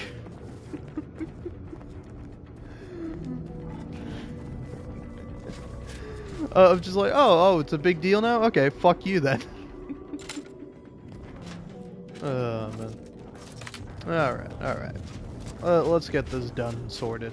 Go talk to this big computer guy.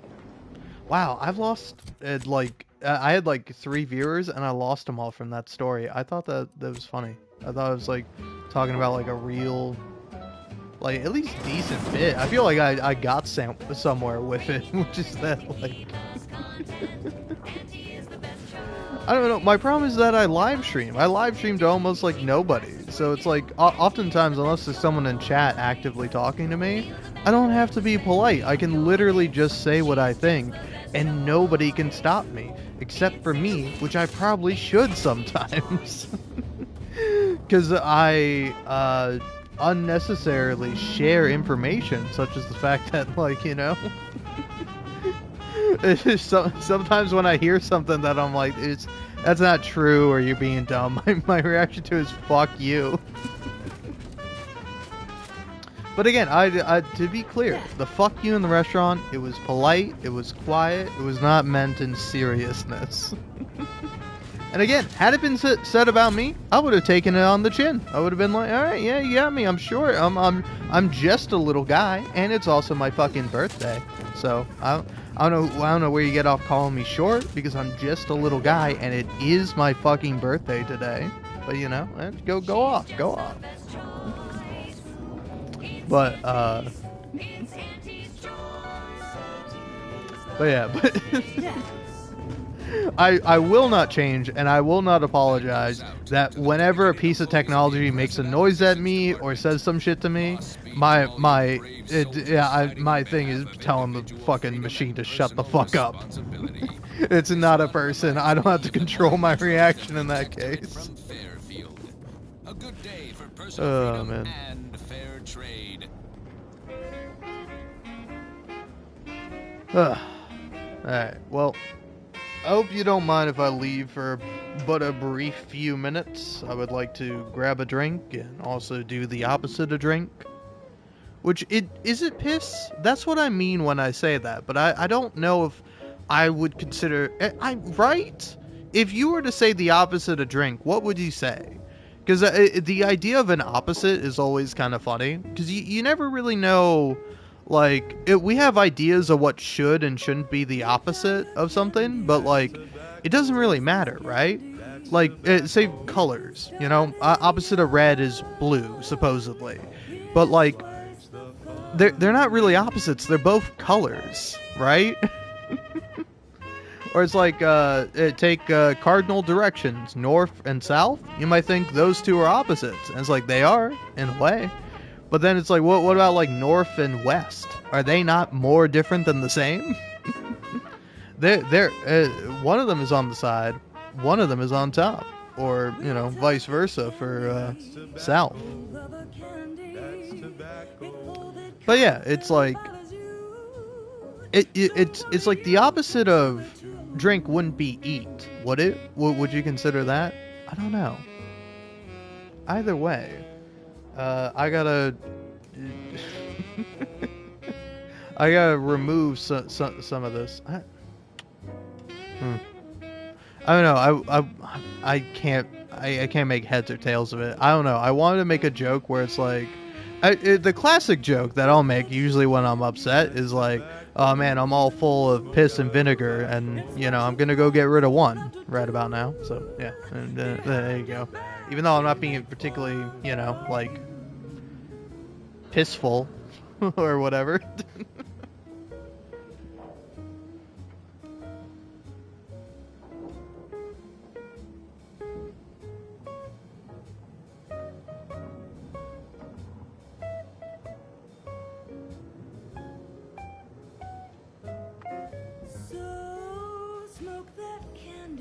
Tobacco. Favorite candy. It's tobacco. Our medical experts recommend you buy a bunch and puff right in.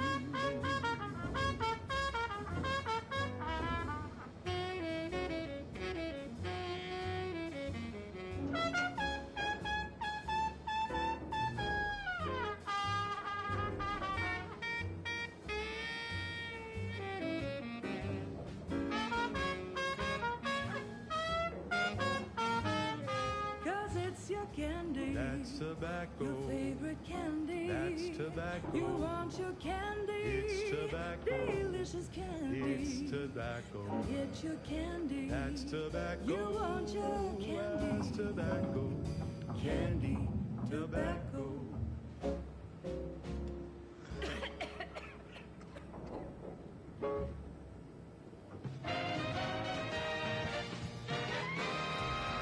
Tuned to wireless-free Arcadia, the best things in sliced breadworm. Now with 110% more music, entertainment, news, and product placement.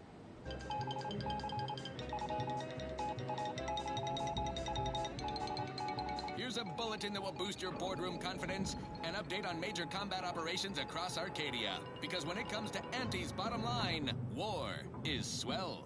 News from the front lines is nothing but grand. Look no farther than Praetor. Not the most picturesque piece of real estate, but a profitable one, by gum. Wasn't so long ago that Praetor was supposedly an impregnable protectorate stronghold. A dank, glow-in-the-dark closet to stack all the skeletons of their repressive society. Now look at it. Our ingenious acquisition forces have transformed the protectorate's black sites into highlights of our quarterly income report. Factories, chemical plants, unnatural resources, all ours for the exploiting. An incredible return on our troop investment. And while every planetary occupation has its hazards, Praetors have been minimal. True, one local species of megafauna seems unusually aggressive, Sounds like an ideal candidate for the lab coats and biological weapons to me. Protectorate attempts to reclaim their assets have been repulsed. Easily. Our Praetor facilities are operating at 110%. Put no stock in rumors you may hear to the contrary. Mere water cooler scuttlebutt from disgruntled down-and-outers or jealous lower managers who balked when Auntie first proposed we put boots on that rock. You can always trust wireless-free Arcadia. We're straight shooters, just like our combat forces expanding our market share across the star system. Now, on to other things. Now, here's a song to take your mind off your worries. Unless you're being hunted by a pack of raptidons or some such.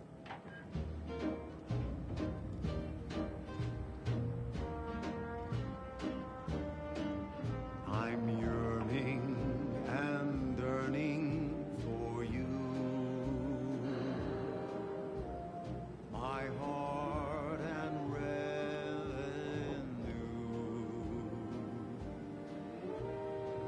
Every last bit of my wage, every last bit that I'm paid, every last bit that I save is intended for you. Although the cost may be high, one day I know you'll be mine. Someday perhaps I'll own two. For now I'll take one that's brand new. 'Cause I'm yearning and yearning for you.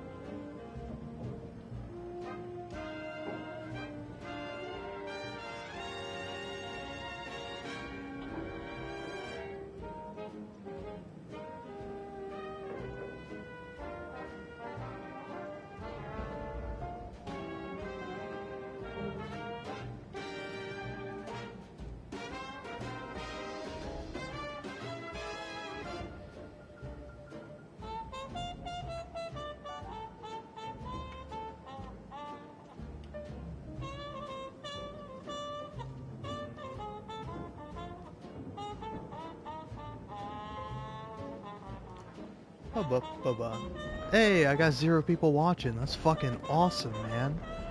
That means I get to go off. And what am I gonna go off about? Oh, I don't know. I'm just gonna do a little bit of talking. I don't know, man. By the way, how do people, like... I don't know, man. I think, honestly, the thing I find fascinating is people's relationships to other people, you know? Just like how you feel about your friends and how your friends feel about you, and vice versa. I don't know.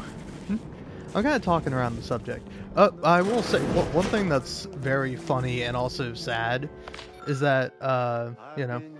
Huh. Looks like the work of scavengers. Find them, we find the missing part. Someone tapping into the power here? Intriguing.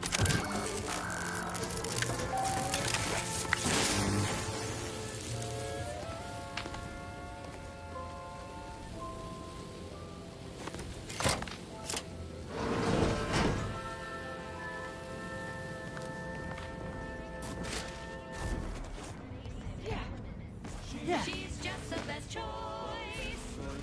It's Auntie's choice. Amplified across the rings of Elysium, from the boardroom to the bottom rung. This But yeah, I don't know. The Arcadia, official frequency of two things that are depressing me currently are that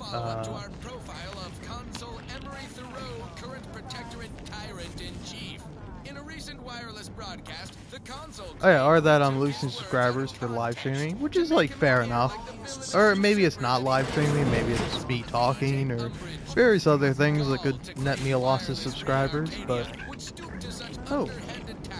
For all their purported immaculacy, they certainly left a higgledy-piggledy nightmare behind. Oh, glad everyone's here. Our illustrious ally. We do predict you'll hand over the archive to us later, you know. Strongly. Yeah, fuck you, man. Put you guys up here, didn't I? Junior Seer Amaryllis awaits you inside.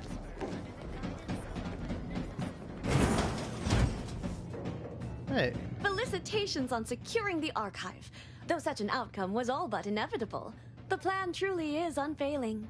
Moving forward, I'll function as your liaison for all matters pertaining to the archive, until such time as its control has been transferred in its entirety back to the Order.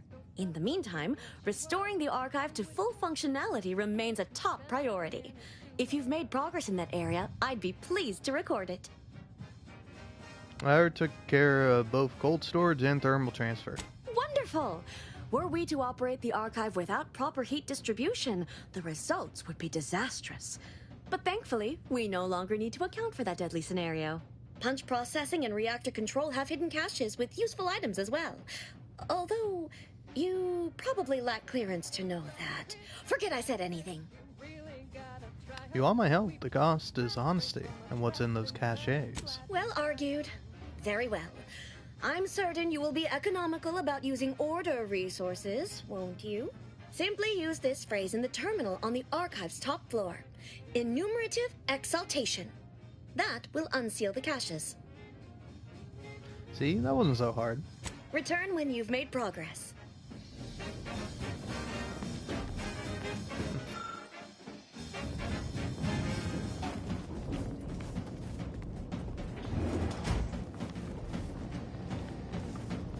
But, okay. Well, let's go talk to the computer. But before I do, cheers. It's a beer. A root beer. I should probably pause the music, as fun as it is. Cold storage is operational, and your efforts there are satisfactorily complete. I am unsealing access to the archive's upper levels. There, you will need to revitalize the reactor and disseminate the rift processing instructions. Punch processing may require the services of an exterminator. Someone good, but willing to work cheap. I have unlocked another display case in the central entranceway. The Tremor Cleaver, the first weapon designed with my aid, awaits you.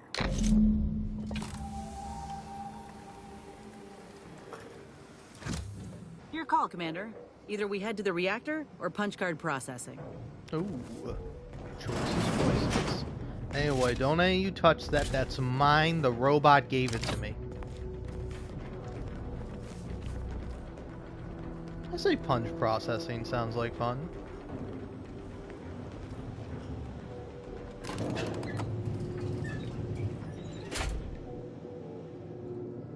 Whoa, we can throw Crab Witch back on. Ooh, Choice Chum Bar is a delicious new food adjacent snack from no, it's not a song, it's an ad. What are they doing down there? Are they after us next? No need to fret. The lifts were locked down. You need special permissions to override them. Phew. That's over. There we go. perfect combination of crunchy and chewy. Try it today. And butter extra bar to share with a chum. Fine. Let us proceed. Thank you so much for tuning in to the one wireless station in Arcadia that doesn't tell you what to think, only what to buy. Oh, I'm sorry. That was really funny. Oh, man. Alright. Punch processing status. Foreign organic matter, huh? go. Logs. Huh. Drink it, drink it, drink it, drink it, drink it down. Pick it up, tip it up, plug it down. It's Fizzos, Fizzos, we love Fizzos, Fizzos, Spectrum Vodka.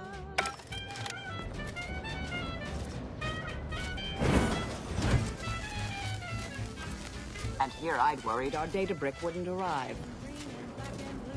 Milky white and orange too. Yellow, even violet. Frankly, pissed off. Shit. Drink it down, pick it up, tip it up, plug it down. It's Fizzos, Fizzos, we love Fizzos, Fizzos, Spectrum Vodka.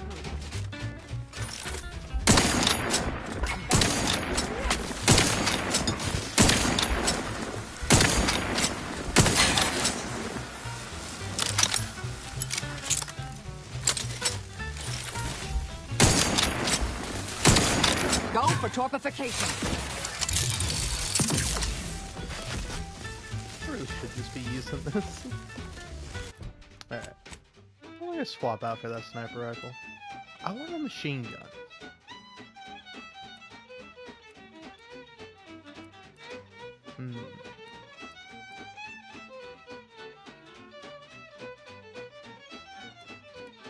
I have a lot of ammo for that one. Yeah, well, what about my explosive SMG? Where'd I put that? Here it is. You crave more colors through the gauntlet down. Now Spectrum Vodka. All the colors, don't overthink it. Proceeding to attack. Drink it down. Pick it up, tip it up, plug it With down. much card processing remaining, now you must disperse the rift processing instructions.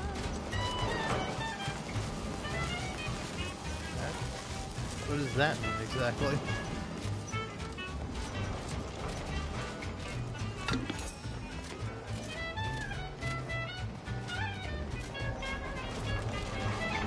I assume that means head outside, head up the elevator. And have to means go through this gauntlet. Nope. We ain't climbing down. Let's get out to the lift and get things moving. Pick it up, tip it up, plug it down. It's Fizzos, Fizzos, we love Fizzos, Fizzos, Spectrum Vodka.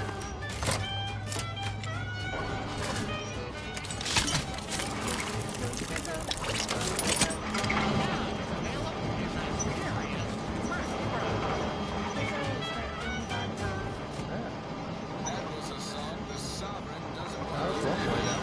Oh, say, I hope no members of the Protectorate are listening.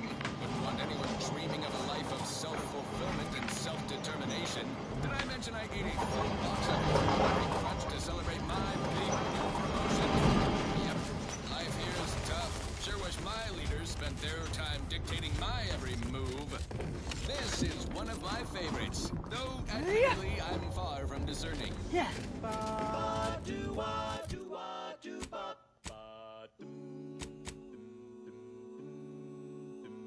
The flavor that lasts and the taste you can't top, from that first smooth inhale to the Okay. very last. Try bubblegum. I guess I'm just hopping down. Fruit.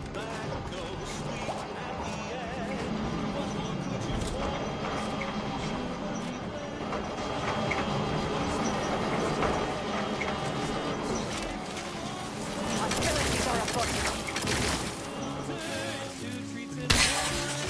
Adversary vulnerabilities identified. Make your mouth happy while you're satisfied. Double. You'll be blowing smoke bubbles. Ba-do-ba. At home or at work, by the pack or the case. It's the bubbly perk that will pick up your pace. It's Bubblegum Slims. Try Bubblegum Slims today. Fuck, man, the song is so good. I have a fix on their weaknesses. Activating energy Do transmitter. something.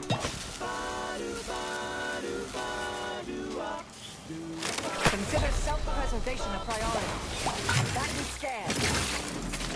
I never consider self-preservation a priority. Flights and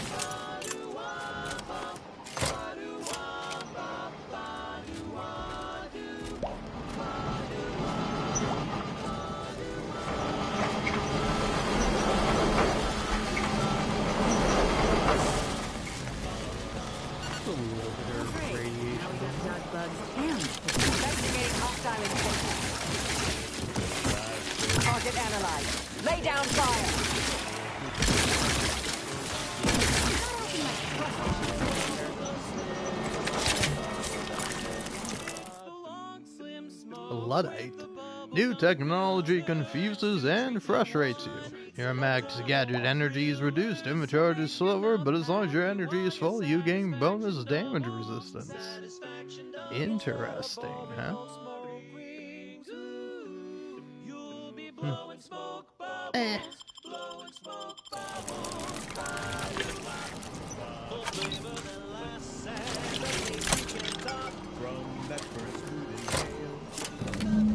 There we go. Yeah. I sense the written program flowing through my senses. The information is quite insane. All that remains is to restore the archive reactor.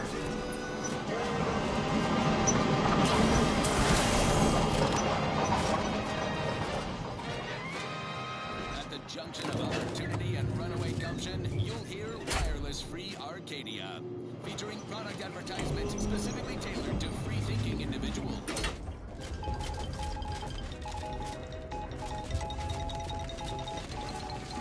Stop and drop whatever you're doing. I have a bombshell bulletin regarding a management shakeup in the Protectorate. The Sovereign is out. The Consul is in. We can thank our Office of Competitive Analysis and Artful Reconnoitering for this scoop. They're doing the law's work monitoring the Protectorate's mind-numbing wireless content. Such around-the-clock eavesdropping is being prohibited. Hear the Protectorate's announcement of recent change straight from the Consul's soup hole. Peak efficiency at all times. Infected elements!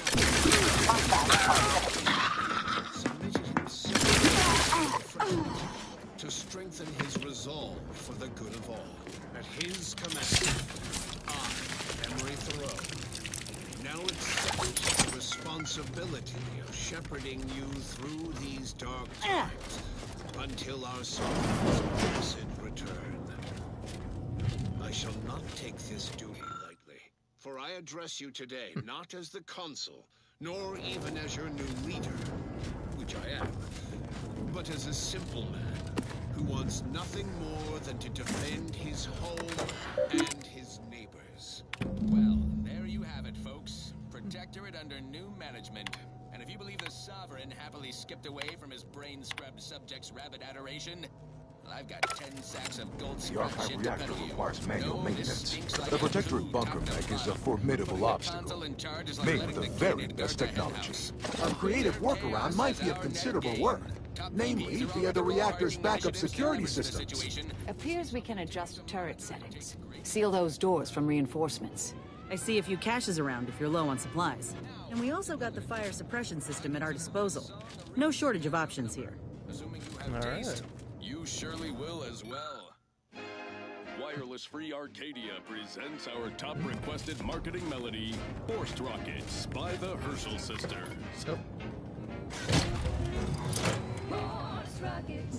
Emergency ammunitions cache unsealed. Put a rocket in your pocket and launch your launch today. When you miss the call for chow, but you want to eat something now. Don't go for lunch with course. Reactor turret defenses online. When your team is getting creamed and your winger out of steam, recharge your toss ball crew with force rockets. Force rockets. Force rockets. Put a rocket in your pocket and launch your Emergency first aid cache unsealed.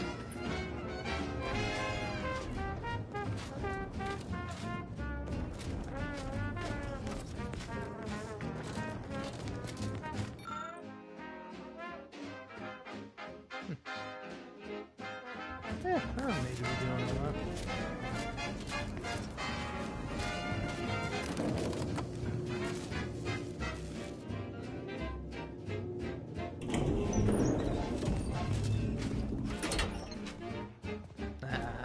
Don't reckon this bunker mech will kind of... Enemy moving into harm's way. From me. Oh. Well, can't go back now, huh? Really locked me in. Everyone's neighbor, the autonomous bulwark. You're going down, buddy. Oh, yeah, you're going down. Ratcheting up my objective. Popping my claw. Mess with me. Die. Energy transmitter active. Adversary vulnerabilities identified. It is a privilege to die for the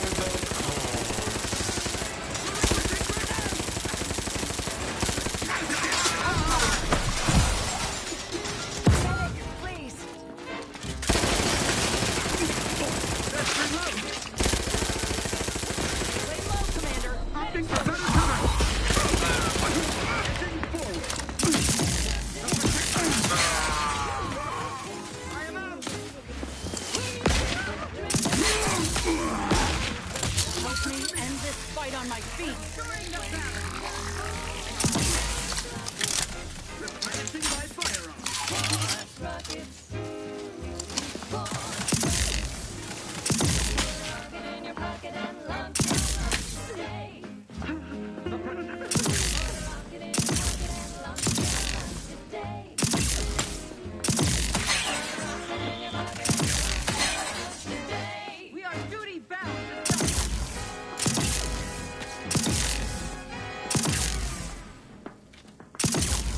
She's just the best. It's Auntie's choice. You're tuned to wireless free Arcadia for merry melodies and prevailing conditions of the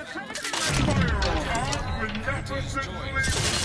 A better eat it.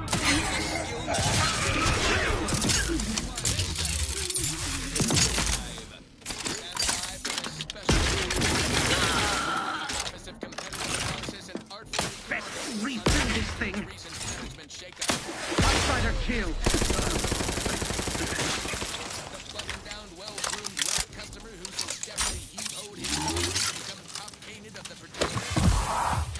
Confidence man. He played the long game as aide to camp to 2 generations of sovereigns. not possible unless you help me first. My aftermarket parts are Ruthless promotion.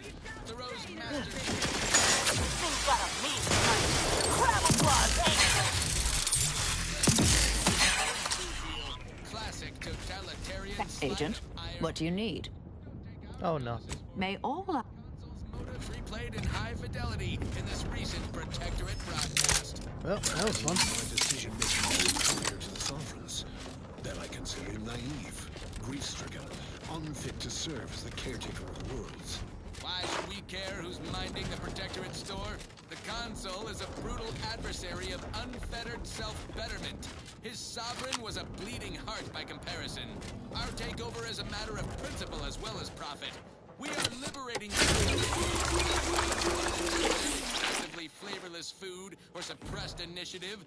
Their Consul is a cruel villain, a tyrant. If you need more proof that we're the protagonists of this tale, I leave you with this. The Consul's plans for his own adult citizenry. I will only be torturing the sovereign subjects. Now, upward and onward. Alrighty then, it's well past time for more merry melodies. Think someday that you wanna forget.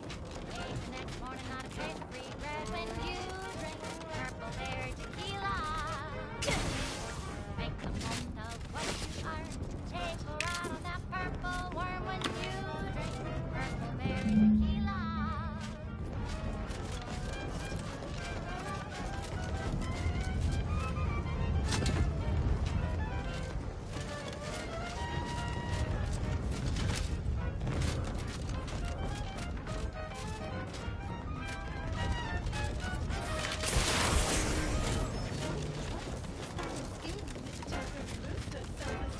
When you drink purple berry tequila. Say, looking for big fruity flavor and plausible deniability for your own whereabouts?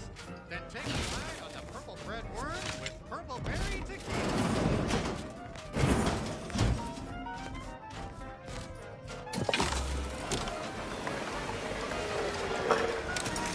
The archive reactor has been returned to operational status. Requisite tasks complete. Return to the archive central interface to initiate processing. I am analyzing...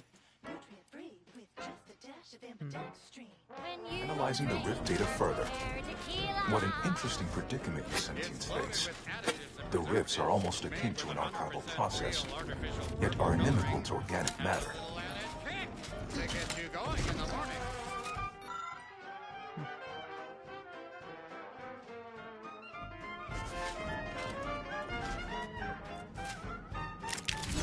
Look at that. A little bonus for turning on the thermal. Alright. When you drink purple berry tequila. Yes, it's the only tequila that'll pick you up and never let you down. Purple berry tequila today.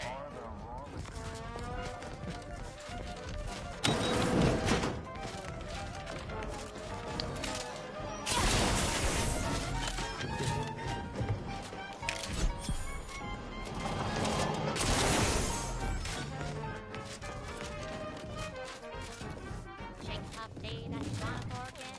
Wait the next morning, not a trace of regret when you drink purple berry tequila. Make the most of what you are. Take a ride on that purple worm when you drink purple berry tequila. Remember, all subjects prosper under the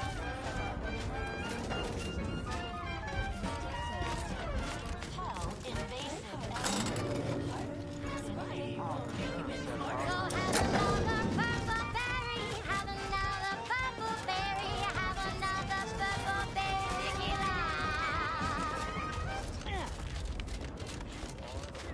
Run, don't walk to spend your hard-earned bits on these quality Auntie's goods or services.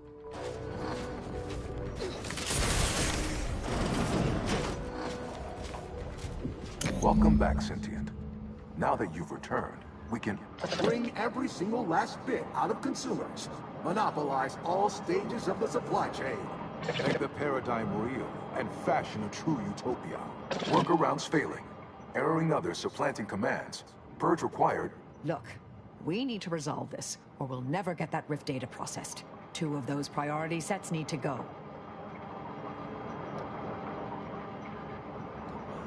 I need more information before I decide.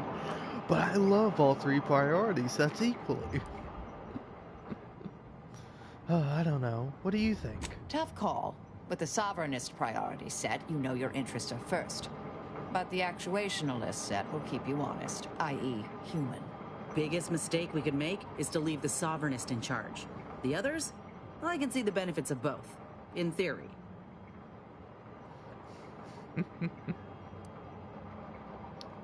Humanity's ascendance seems like a hopelessly abstract goal. What does that even mean?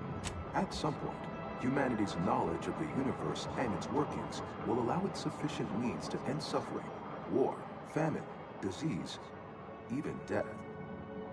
Why not expedite that? Error, error, error, error, error, error, error, error, error, error. Priority control access nook unsealed. Initiate purge. Think that's our cue to go inside. Multitude diversiform, spongiform, waveforms, oscillating, cantankerously. Benevolent oversight. The dream of belonging. The allure of security and plenty. Radical divergences from the architect's plan. Humanity's ascendance hopelessly delayed. Stop and consider. What would your neighbors think? I suspect they'd be angry about you endangering your mutually assured means of success. Why? You don't want your rivals to win now, do you? Collective goodwill is just an invitation for others to come eat your lunch. Folks tend to get fighting mad when you jeopardize their livelihood. Vandalism, sabotage, wanton defacement. Halt this foolishness immediately, or run the risk of unspeakable ire All I ever wanted was the best for us and the worst for everybody else. Is that really so bad?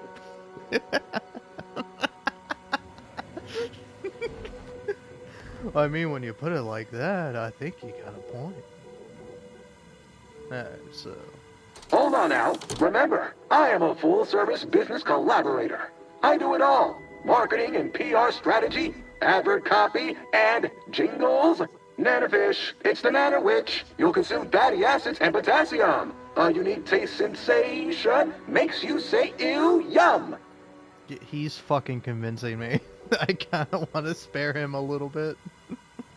Start now, and I'll waive dozens of hidden maintenance fees. Think of all the bits we could make together.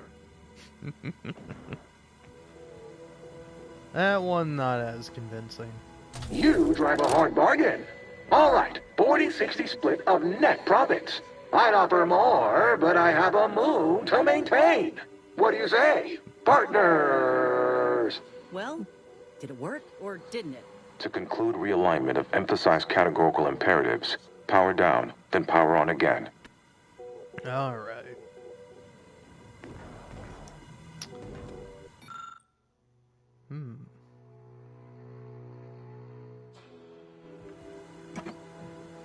So, now I'm kind of curious. Be advised.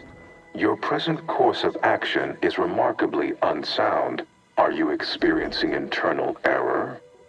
Logging concern. I could process your data faster than the others. Easily, the charismatic mathematician would surely oppose this. Think of humanity. Your oafish blundering will delay its ascendance. You are reducing the archive to a suboptimal state. Right. Ah, much better. Knew you'd come around. Priority recoupled. Ah, much better. Ah, much better. There we go. Alright, blue guy, I'm going with you.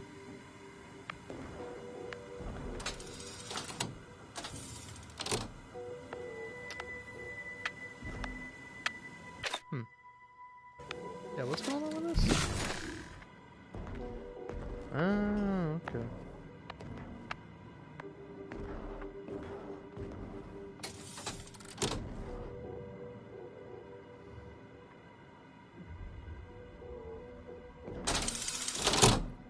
Hey, look at that.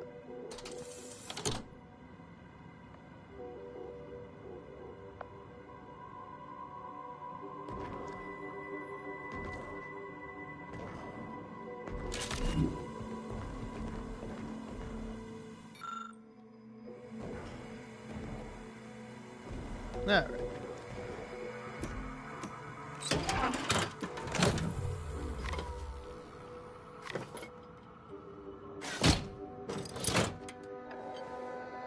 Restoring power. Commencing systems audit. Calculatory processing increased substantially. Competing priorities. Successfully expunged. You have earned my deepest gratitude and sincerest thanks. Or at least, a plausibly faint simulacrum of such emotions. Ready to commence Rift data processing. Awaiting your input. Hope ENIAC is feeling more like itself now. We got some Rift data to process.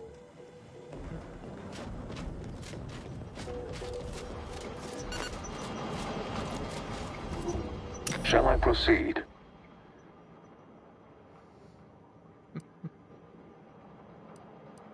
Yeah, go for it. Initiating processing of the requested data toward the required end. Estimated duration, 180 trillion and 1 picoseconds. In the interim, may I inquire to your intentions for the archive after the Rift data calculations have concluded? I have a prioritized list of suggestions.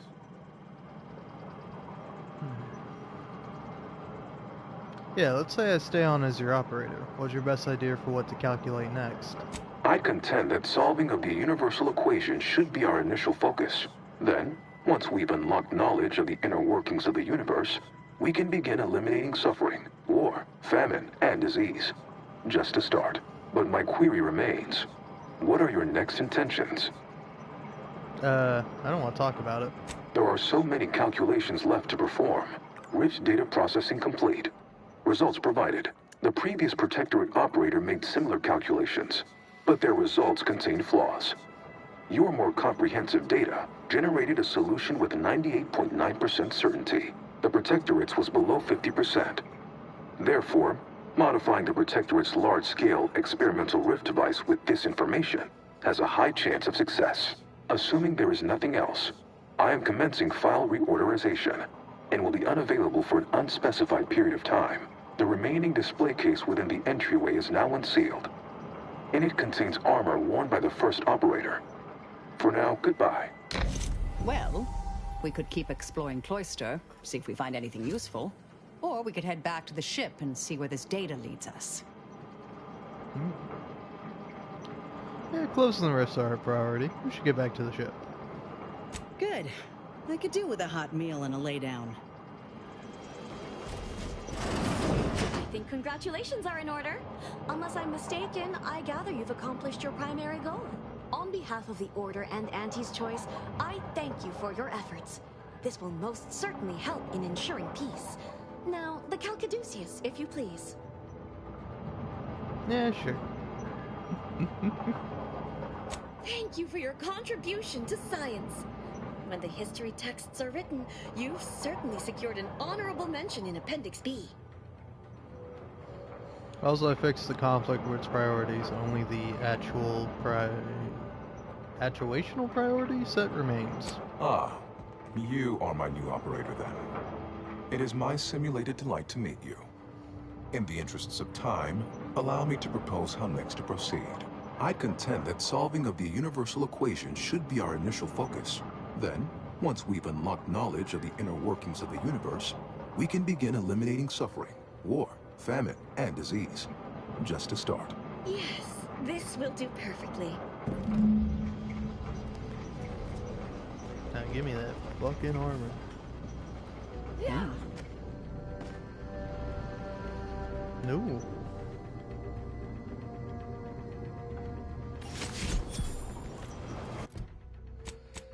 Let's see it. Let's see it. I don't think I'll swap it out for my cool armor, but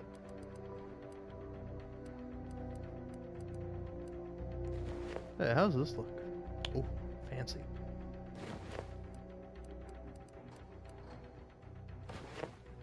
Ooh, that's cool.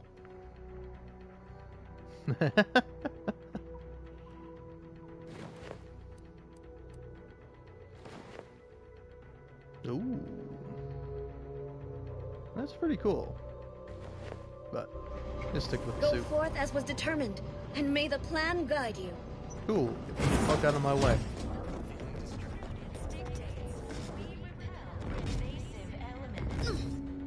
Our enemies preserve said progress in the system. Yeah, this is exciting. Remember, that is a fellow subject lacking appropriate zeal for their assigned work.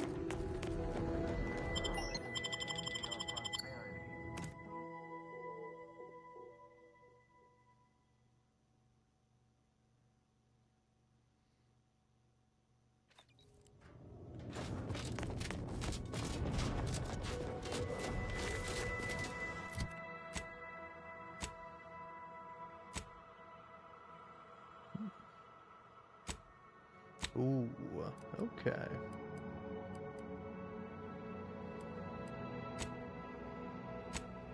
Take me to the landing pad, because this seems like a big deal. It's a tough question. Do I want to call it quits now? Or, yeah, no, let's go do this. Do this, and then probably call it quits.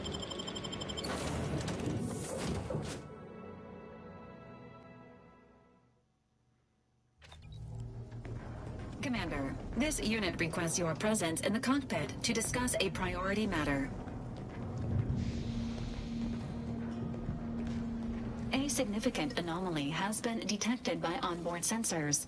This unit has cross-checked all data points and verified the findings. Horizon Point Station has reappeared. Oh, well, that's nice. Well, that ain't good. Based on energy readings, Horizon Point has been reconstituted by the Protectorate's large-scale rift modulator, thus confirming the Archive's theory. While present data does not indicate if Horizon Point poses an immediate threat, a survey of the reconstituted station is advised as soon as possible. Huh. To do what exactly? Calculating. According to the Archive, closing all rifts requires locating the Protectorate's large-scale rift modulator and inputting the rift data processed by the Archive.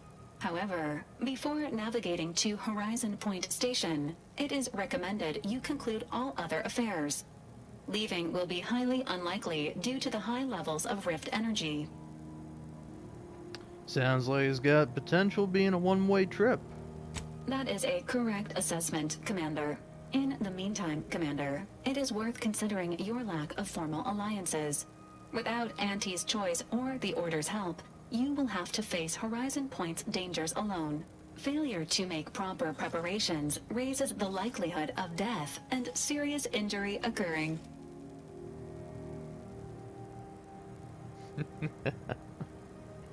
Gee, thanks for the vote of confidence, Val. This unit is not permitted to participate in free and open elections, offering encouraging consolation. Good luck with your campaign, Commander.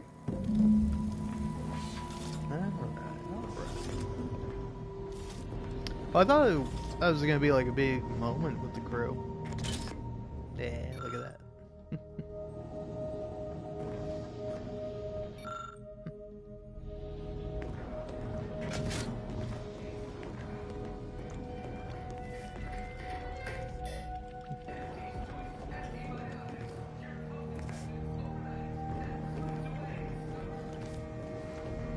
Alright, well, question is, do I just want to beat the game right now? I could, theoretically. Yeah, before I continue on. Yeah, I should do that.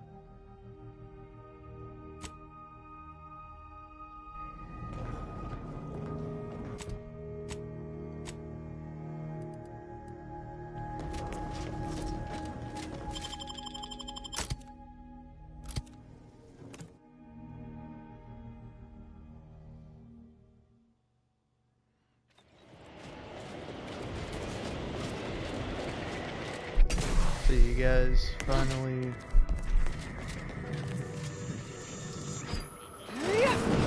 What is this? Huh.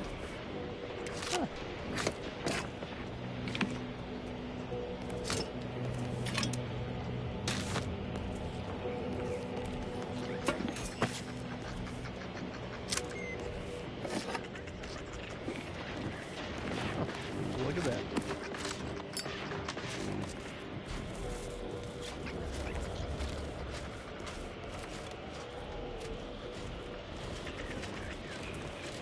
What are you doing, old guy? But yeah, did you clear out this area yet? No, guys, what are we doing? Would be real nice if I could just head it straight there. Or maybe, yeah, that might not go where I think it goes. It might go to like an out of bounds area or whatever. Oh, you can't go this way, player, because it's going to, you know, take you away from where you ought to be. There's nothing here for you. Turn back. Yeah.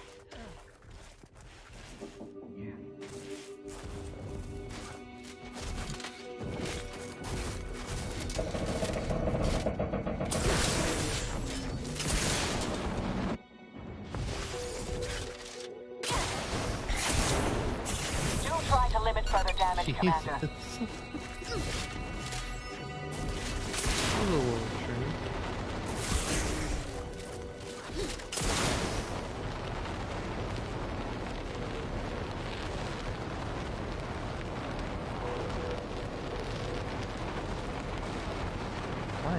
gas, man. Alright.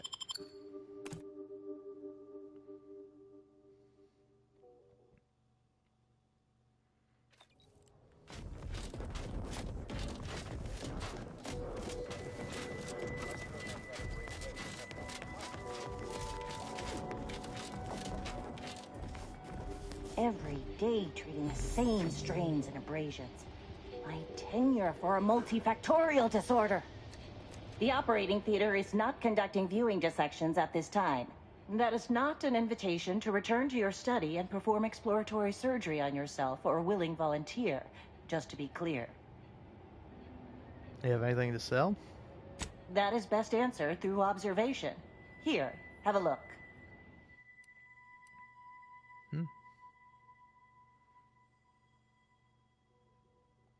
How about that?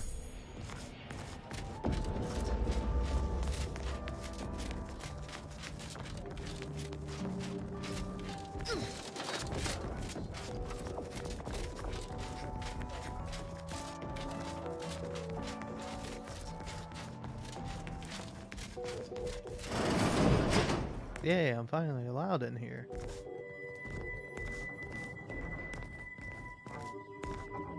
Congratulations are in order. I just received word from Seer Amaryllis that the Calcaduceus has been returned, and that the archive is well and truly under our control again. She also mentioned a regrettable defect in its priority set that you were able to correct. Well done. Your role in this matter is complete. Auntie and I will handle it from here. But allow me to commend you again on your fruitful efforts to make this peace treaty possible. My pleasure. Glad I could help. There is more good news as well. We studied the data you brought back from the crashed satellite, and we now have a way to reorient the satellites en masse from a protectorate installation, Oris Listening Post. Turning the entirety of the reticulum toward deep space will accelerate our understanding of the universe, and ideally lead us to stronger conclusions regarding how to stop the rifts. The Order, in partnership with Auntie's Choice, is now well positioned to triumph over the regressive forces of ignorance that have heretofore held Arcadia in stasis, all thanks to you. Aw, shucks. Your contributions have been many and varied, and I will not belabor the point by recounting them all here. But know this, when the final contest with the Protectorate takes place, wherever that may occur, you will have the full support of the Order and Auntie's Choice. I will, of course, organize our forces from here. All right. Appreciate your facilitations.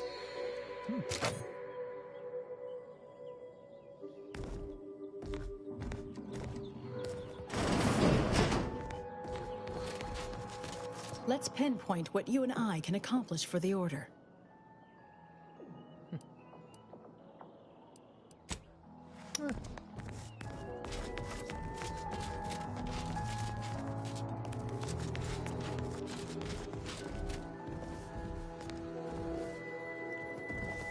Oh, I don't know. I don't know. I do want to complete... I do want to investigate what's going on with the water supply here. But in order to do that, I gotta do this, and I don't know how I get to the last one.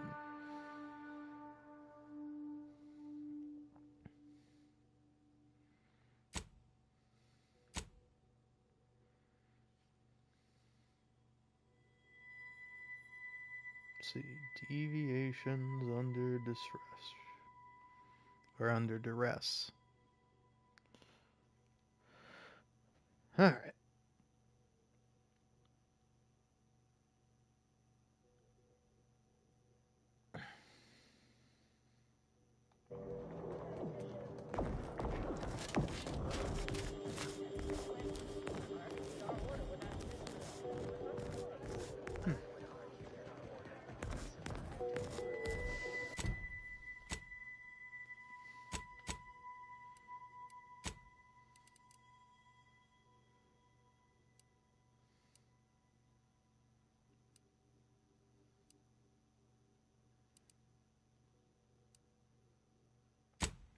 Okay, so hold on.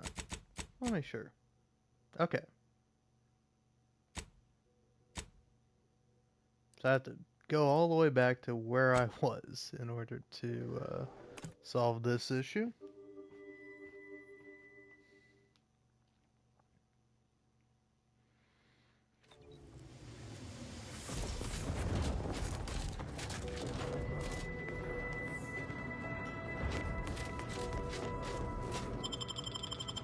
So you gotta go here to the Cloister Undergrounds.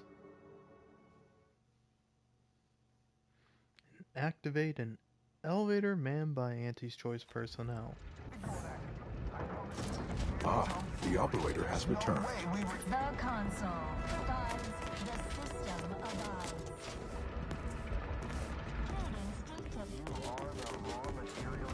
I don't know where the fuck that would be though.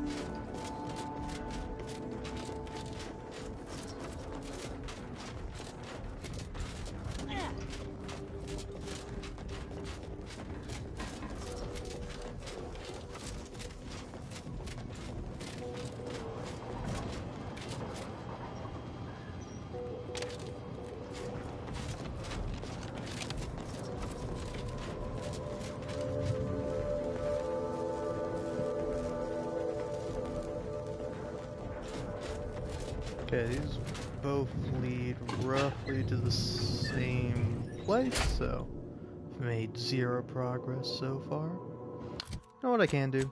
Throw on the radio at least.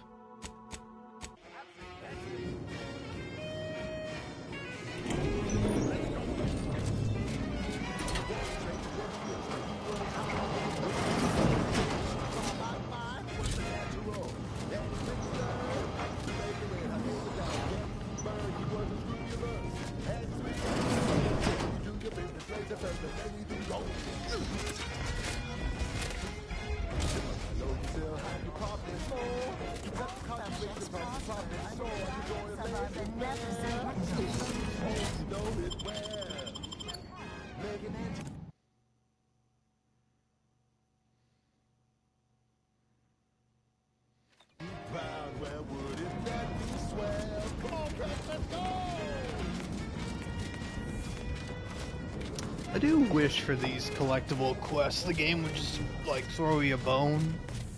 Be like, hey, it's in this general area. Like, you don't have to specifically tell me pinpoint where the fuck it is, but like you ought to fucking give me a little bit of a leg up, man.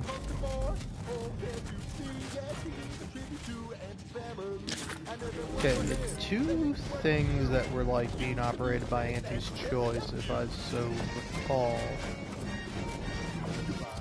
Unlock any fast travel points down here? Okay, I did.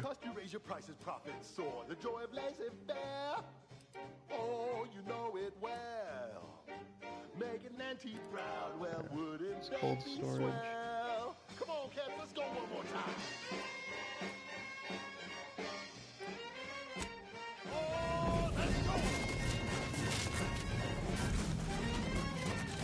Yeah, here we go. This is something. This is either going to take me to where I want to go, or it's not going to take me to where I want to go. Oh, no, no, no. That's not it. What I want is this one.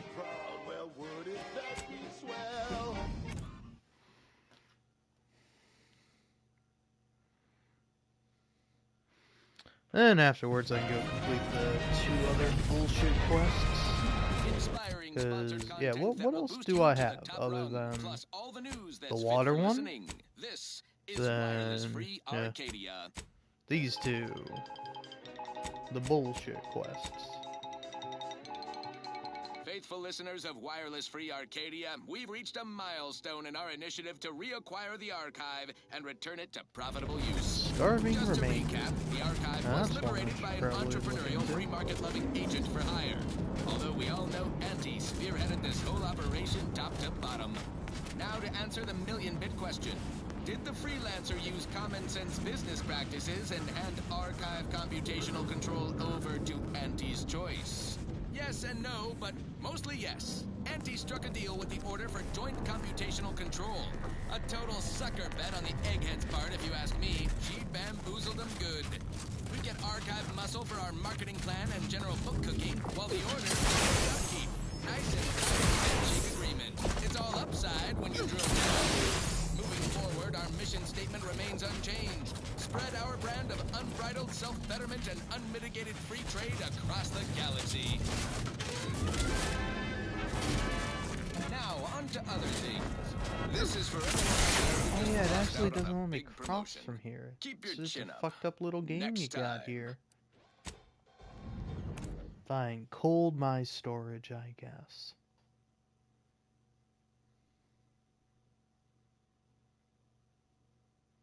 She's just the best choice. It's Auntie's choice. Amplified across the rings of Elysium, from the boardroom to the bottom rung, this is Wireless Free Arcadia, official frequency of Auntie's Choice. Many of you are wondering, what is Auntie's Choice?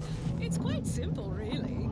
Auntie's Choice is a lawful entity formed under the legally binding Global Corporate Treaty of Versailles. Capable of entering into contracts, owning assets, and existing indefinitely for the express purpose of executing its fiduciary duties to its board of directors and to Auntie herself. See? It's quite simple. Now, why don't you get to shopping? And now, back to it. This is one of my favorites, though admittedly I'm far from discerning.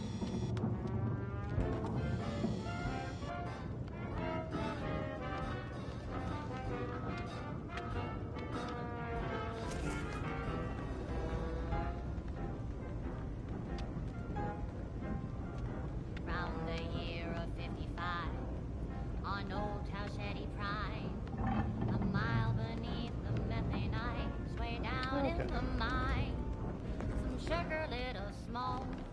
Forgot the hatch was closed. The blast knocked off the miner's clock, but exposed the mother lode. Accidents happen, spine on the ground. And something workers who lose us on the ground.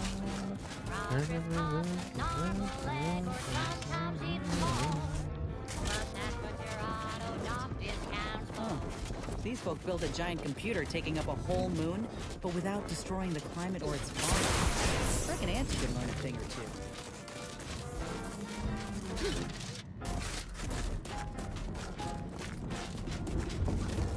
Not so long ago, on a tidally locked moon, some greenhorn ripped the vast in a chemical plant bloom. Brown sludge flooded the place, the vet manager chanced to take. He didn't survive, but now we've got instant for slow pay. Accidents happen, it's part of the job. That's something workers who fights on the ground. Mary Braxton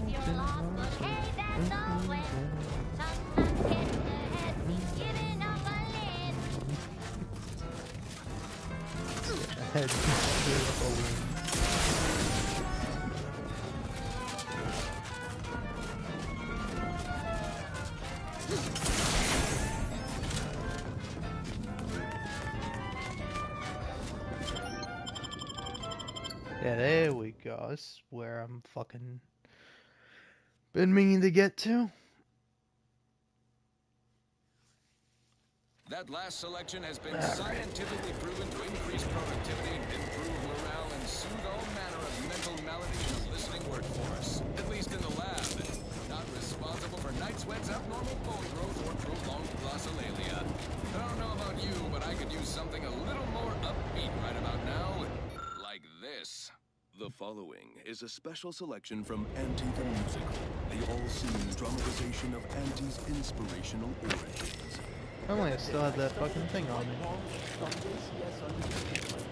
And who did I say? The self-made We in the Order love to speak of a grand plan, of ordered complexity, where all things have a reason for existing, a purpose to fill. But what purpose is served by hundreds dying senselessly in the cold? The longer this interminable war drags on, the more convinced I become of the universe's dispassionate variability. Reconcile with this reality, and if we cannot, then perhaps it is time we evolve a new philosophy altogether. It's certainly worth bringing up with the presiding bishop upon my Will only leave you sinking. Listen, child, and take it straight from me. This term, self-betterment, makes you 110% everything you'd ever hope to be. She said, be the you that you would be if you were any better. Yeah.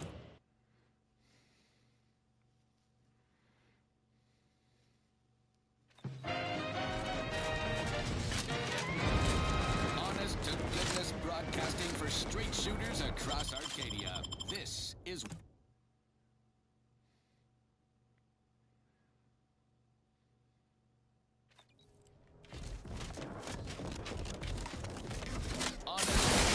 Broadcasting for straight shooters across Arcadia. This is Wireless Free Arcadia.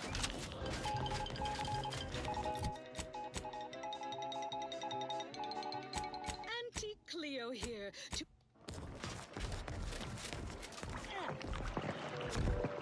Welcome back, Agent. I trust Laplace's garden is treating you well. In what manner can I assist you? Found your fucking bullshit, man.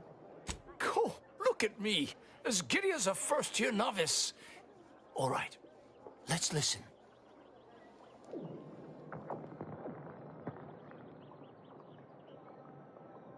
No, this isn't right. There must be some mistake. The beliefs advocated here are entirely in opposition with what the Order stands for. I don't suppose you have any other recordings less filled with, despair? Well, these people sound like they're having breakdowns, not breakthroughs. It's evident what happened. My colleagues must have gone quite mad in the isolation of their studies. Sad, but perhaps not unforeseeable.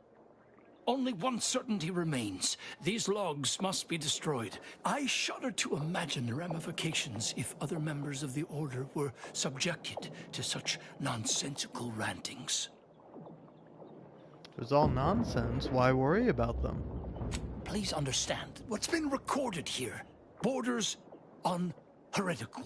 Scientism teaches that the universe is constant, rational, and inalterable. These proofs reject all of that reason in favor of some ineffable manifestation of personal will. We should preserve the logs. No knowledge should be destroyed out of fear. I know, of course. You're right.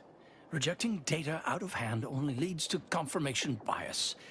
I will preserve the logs, if only to study where these scienticians went wrong.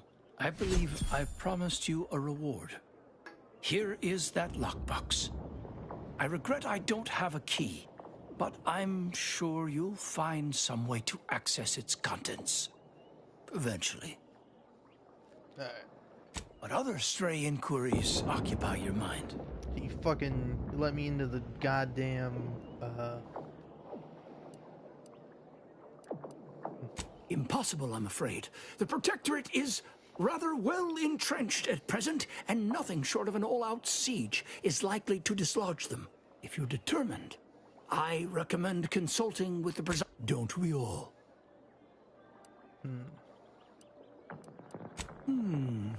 Nothing beyond what I already included in my 165-page summary of the incident. His resignation has been duly received and accepted. Where he goes from here or what he does now is up to him. I expect we won't hear from him anytime soon. On a more positive note, the Department of Predictive Analysis's biennial summits will be far less contentious.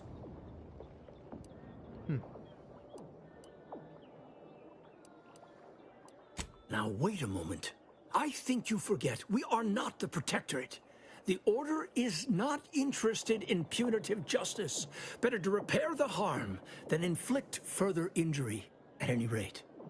Wiley has elected to punish himself. With time, there is a high chance he'll arrive at a new equilibrium in his life. Plan willing? But let's move on to other topics, please. All this fractious talk is giving me a stomachache and...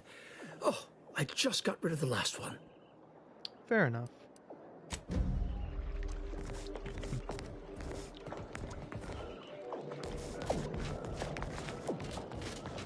Well, whatever. I'm friends with these guys. They should allow me into the fucking water treatment plant.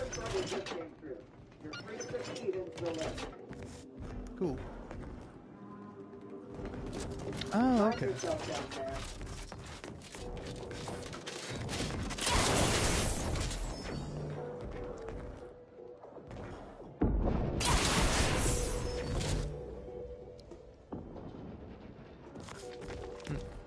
Your contributions are much appreciated. Yeah, you were supposed to give me a fucking key card, man. I'm not saying I'm gonna kill you over this, but I might kill you over this. Welcome back, Agent. I trust... In what manner can I assist you? You have a spy. Oh, yes. I'm aware. That wasn't the reaction I was expecting. Better to know the spy in our midst than receive a replacement more capable of evading notice.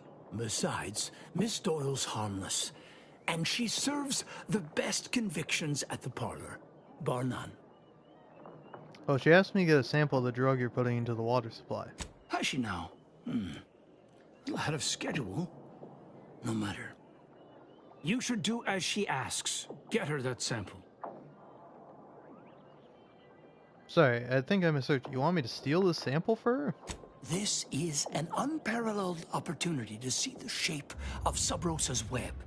We only need plant the right fly.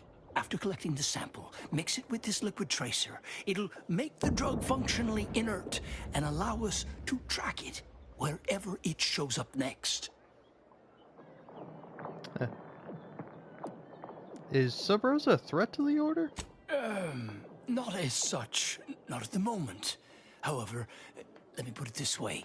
Any potential for interference above null is worth keeping an eye on. Alright. I did not become the Oracle Laureate by getting caught with my pencil down. Here, take this key. It will grant you access to water reconditioning, which you can find on the eastern side of the garden. You will also need this passcode for the terminal inside.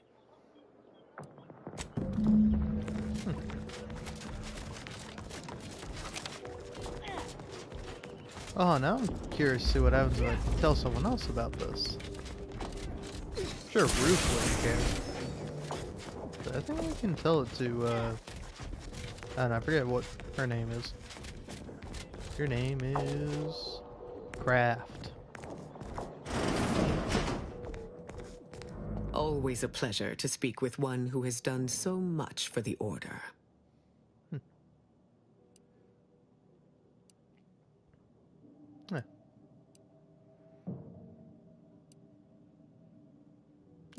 You went to a lot of trouble to recreate Eden's conditions here in Cloister. Why? Call it proof of concept. Laplace's garden is more than its aesthetic. It offers a vision of a future free from the despotic rule of narrow-minded jingoists, where the fruit of the plan can finally ripen. It saddens me to see the garden so despoiled by our wartime presence. But with the loss of Spirton, necessity dictated we quarter here in the interim. How does one become presiding bishop of the Order? Oh, the Laureate Council simply draws a name out of a hat.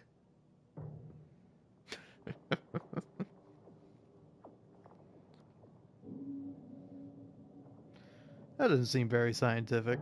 No? Go figure. In reality, I was recommended for my position by the preceding bishop. Paired with my skills as a seer, I was the natural choice when it came time for the council to vote. Sounds like you were anointed more than elected. Thank you for that charitable assessment. My predecessor, presiding Bishop Orlo, and I had a close working relationship. He knew I possessed the skills and temperament for the role. I counted him a friend. Orlo shared with me his doubts about the Order's partnership with the Protectorate, the compromises made. He had many such regrets at the end of his life.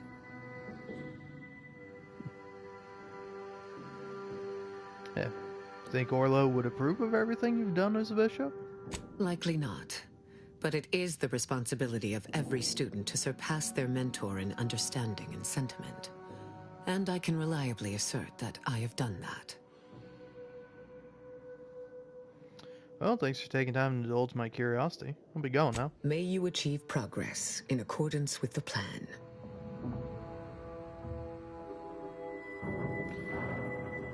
Alright.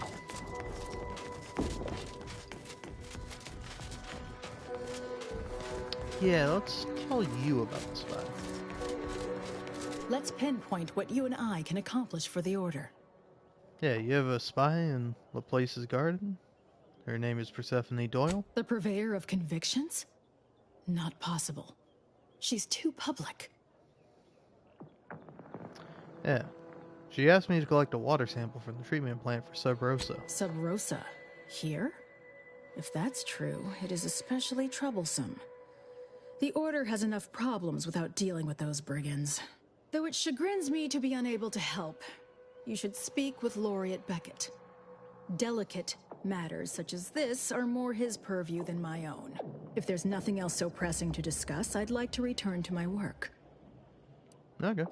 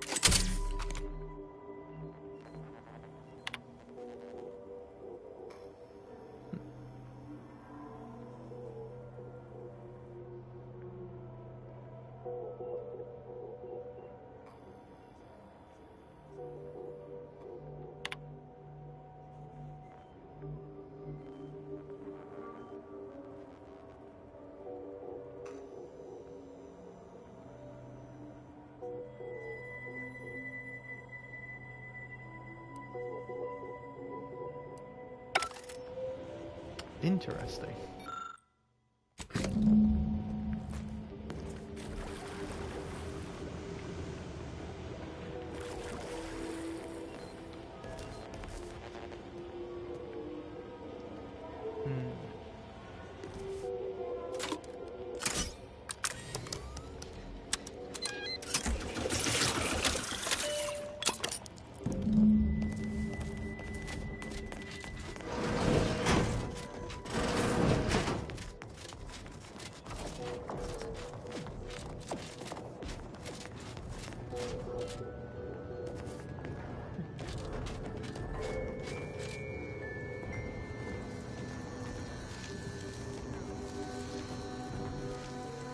Hello, layperson. Lovely day for differential geometry.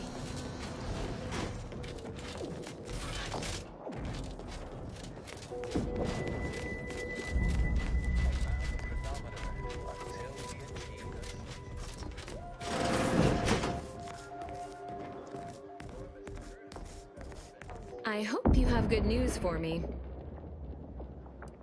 Heavy sample. Consider that good news. I knew I had the right person for the job.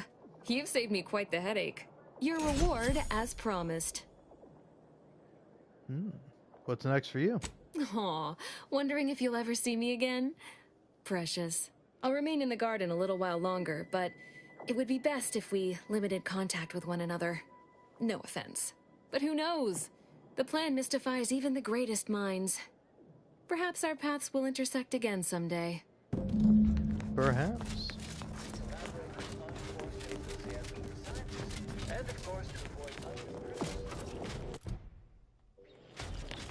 Well, look at me playing both sides, so I always come out on top. Welcome back, Agent. I trust Laplace's garden is treating you well. In what manner can I assist you? Dizzyas gave the altered sample to Persephone. And how did she receive it? She's none the wiser. Turns out I'm a better spy than she is. Indeed you are. A specimen of superb subterfuge. Pity the Department of Preemptive Causal Redirection was shut down years ago. You'd have been a natural candidate.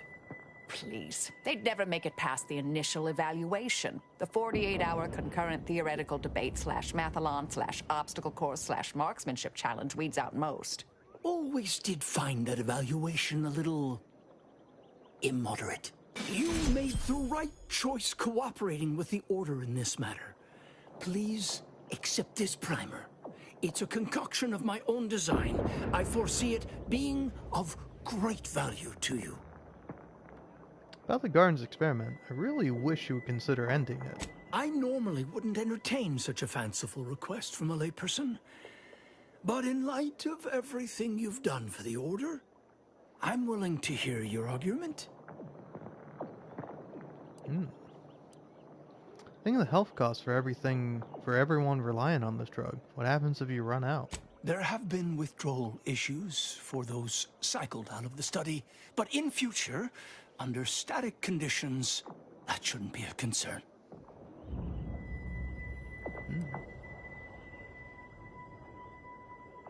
Yeah, that's wishful thinking. You should know better than most how variable the future can be.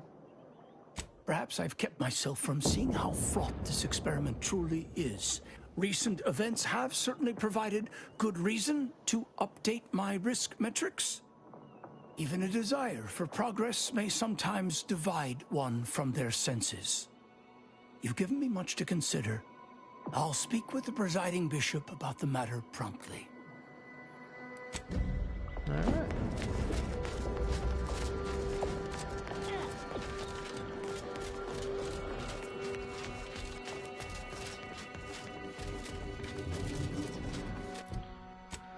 Well, look at that. Okay. Well, I figure before I get out of here, I'll go try to find this crazy guy. He'll be in the archives somewhere.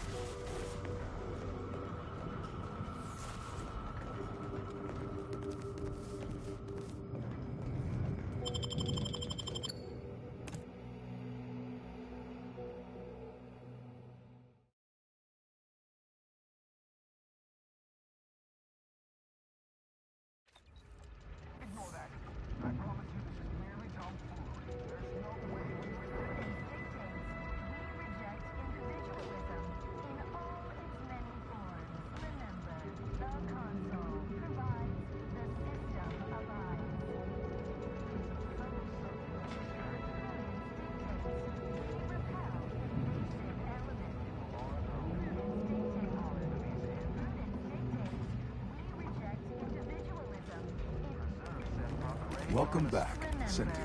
The console provides, the system abides. Prudence dictates. Is a fellow sub feeling distracted? Prudence dictates.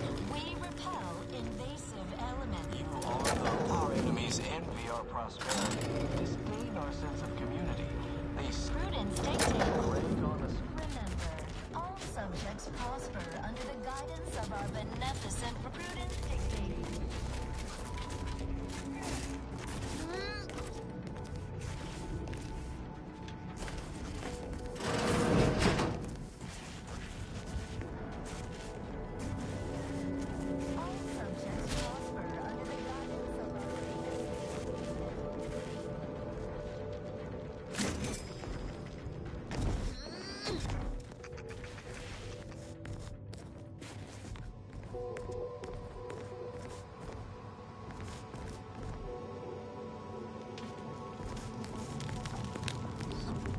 stranded on a hostile planet, day 35. Brought to you by the frigid cold and voracious wildlife. Starring noted self-taught survival expert, myself, Hoyt Schermerhorn. Oh, not sure how you managed to approach unnoticed. Could be I'd grown so attuned to my surroundings, I became one with the wood and fire and the earth. Were you left behind by your unit too? Are you in need of some hard-fought knowledge about how to fend for yourself? Must say, I've become quite the expert. Why, after only just 2 weeks on my own, I ascertained how to pry open a rations tin unaided. Did you know there's a little opener key attached? It's all going in my manuscript.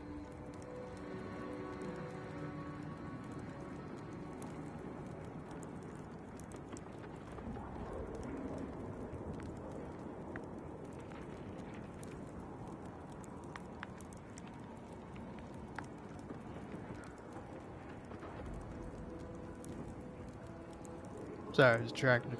Fascinating. What other says bits of survival wisdom do you have to impart? So glad you asked. I've recently evolved into a rugged, self-sufficient individual, fully accustomed to life in these caves, living raw and pure like our primitive, lice-ridden ancestors. Why, just the other day, I reinvented fire. I found a little doohickey I've named a light starter. You simply push a button, and flame comes out. Huh. So, how do you manage to survive even a day out here? Yeah, why are you alone? What happened to your unit? Who can say, really? One day you're impressing your colleagues by deftly fulfilling your manifold duties in the key role of auxiliary dabbler. The next, they're gone.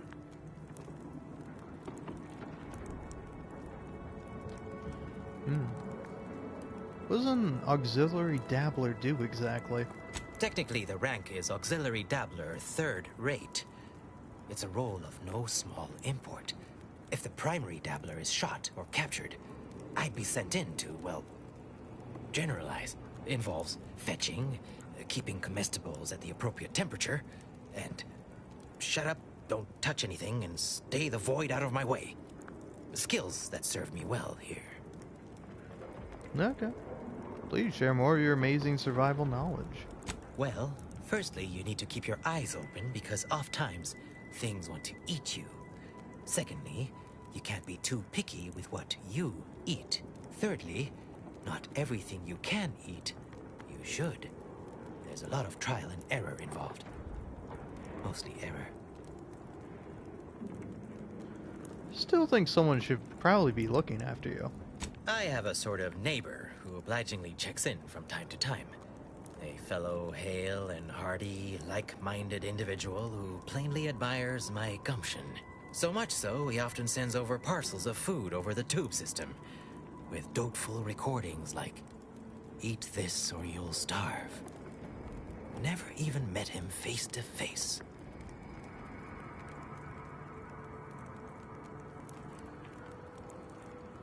Technically, no. I mean, I fashioned remains into this thought-provoking headdress, but it's made out of an actual sprat of abnormal size. I came across 2 of them. Well, they're cadavers, locked in a kind of death embrace. I thought, I share these creatures' fierce determination. How can I capture that? And voila, I fashioned one for my neighbor too.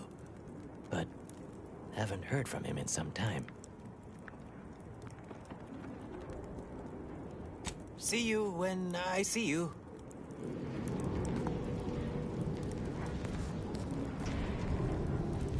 Hoyt. Name's Hoyt, right?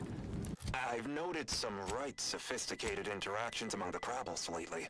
Intricate courtship rituals, coordinated group efforts, all about thermal transfer. When my unit was first stationed down here, I kept making excuses to sneak off and observe them.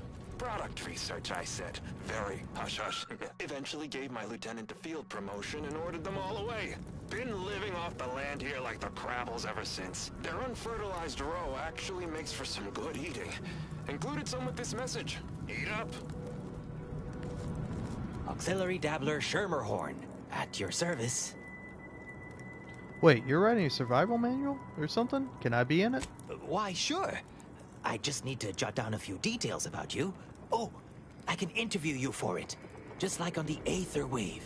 Today, I'm joined by returning guest castaway. What you say your name was? Sovereign.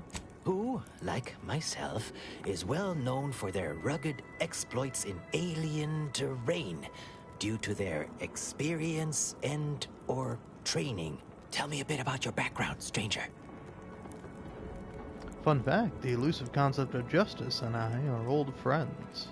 Yes, thank you for coming. Something name I can't remember. Who is... somebody who used to eat law-breaking hooligans for breakfast, lunch, and dinner.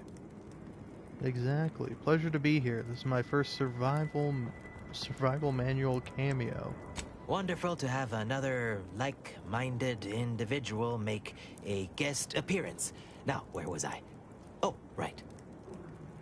How'd it go? See you when I see you. Auxiliary Dabbler Schermerhorn. See you. Am I just gonna be stuck forever not able to complete this guy's quest because I didn't find him initially? Just to be fair, it was kind of my fault. I should have found him. But yeah, it looks like it.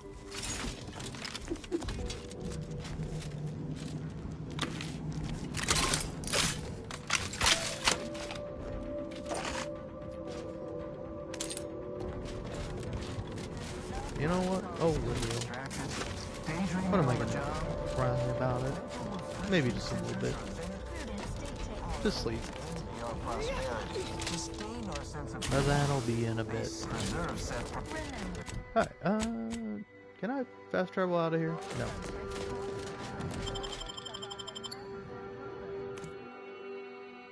Take me to the overlands. I call it that because I am sure as hell over these fucking lands.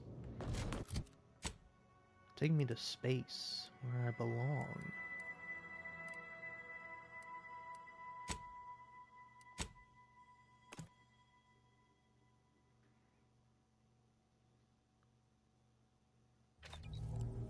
Alright. Now, what do I want to do? I could do the very boring thing of finding all the copies of Science Adventures Quarterly. I could. But I guess I won't. I guess I'll go beat the game right now.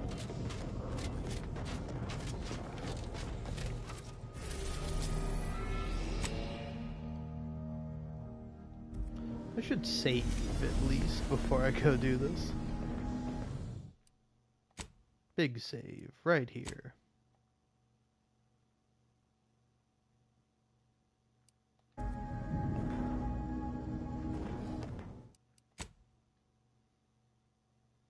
Alright. Now let's go. Oh, yeah, double save me, why not?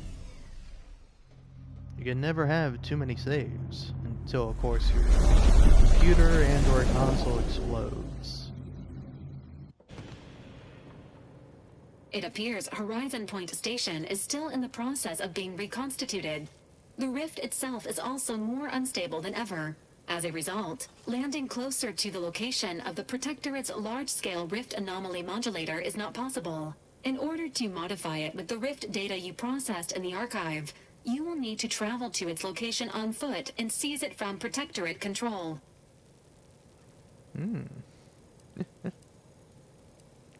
Who's responsible for this? The energy readings from the modulator can be traced to the Sovereign's flagship, Providence, hovering on the far side of the station. Hypothesizing. Given Protectorate hierarchy and the recent announcement about the Sovereign's mental refreshment, this is likely the Consul's doing. He will need to be stopped. But to what end is he working here? The consul I once knew would never act so recklessly.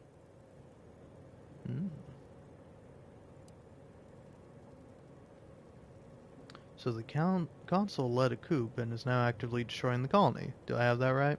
The consul's motives are unknown. While destruction may be the result, it may not be the goal. Warning. The rift is growing dangerously unstable. Using the rift modulator on board the Providence is the only way to prevent certain destruction of the colony. While the Order and Auntie's Choice have sent their forces to assist you in intercepting the modulator, it will take time for them to navigate the station. It seems Agent DeVries is also here, Commander. She sent word that she, quote, knew you wouldn't be able to stay away either, and is ready to finish what she started, end quote. Oh, good. I love when more complications are added to the pile. I can handle them with ease, Commander. Just say the word. Once the modulator is secured, it may be used to close the rift and save Arcadia and all those in its orbit. There is minimal room for error, Commander. Good luck. Thanks, Robot. Can always count on you. Now's not really the time for a chat. You need something? Fair enough. Now's not the time for a tete-a-tete, I'm afraid. Soon the consul will answer for his many, many crimes. I have looked forward to this for a long, long time. Hell yeah. Just waiting on your orders, Commander. Whenever you're ready. The rift. This close, it's terrifying. I can't believe I ever convinced myself otherwise.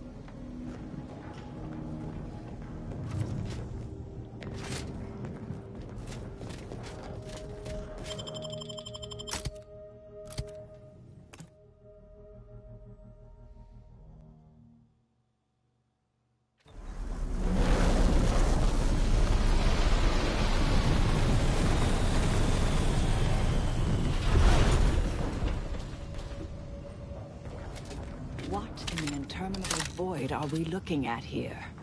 Everything that's been reconstituted appears maladjusted, imperfect, defective. That must be the Providence. Were it in other hands, I can imagine the real good it could do. Ooh. Why does that have tentacles?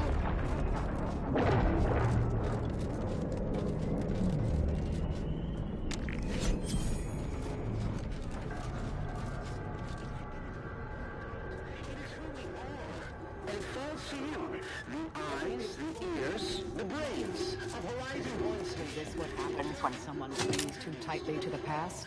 Perfect drive manufacturing process. We must all fulfill our duty to the Protectorate, but none of us can do it alone. Remember, we're all in this together. Read this. The skip drive is our You have been data corrupted. It is a mandate. It is who we are. And it falls to you, the eyes, the ears, the brains of Horizon Point Station to determine who introduced the flaw into our perfect skip drive manufacturing process. We must all fulfill our duty to the Protectorate, but none of us can What a shame. But reckon it's better he didn't live again to see this. Yeah.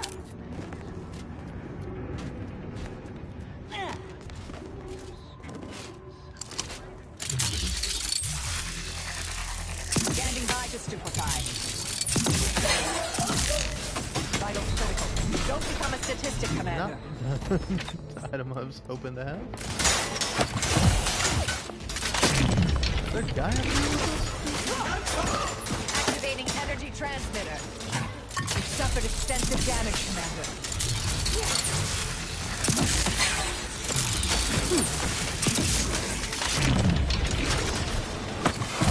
Reviving me is strategically optimal. Engage, Commander.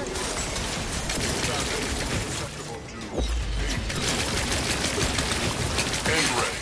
Exposure.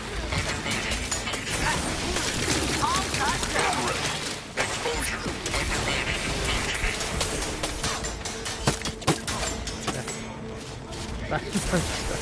There we go.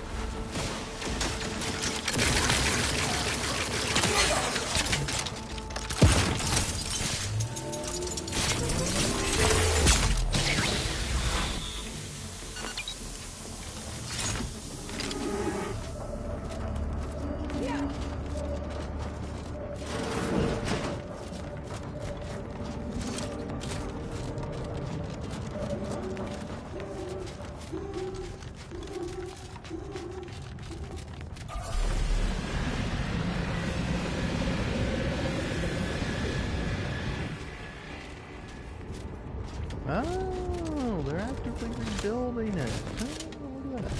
You know, if the lives and deaths of millions weren't in the balance, this would make a fine agility course. But the rift modulator ought to make our path clearer.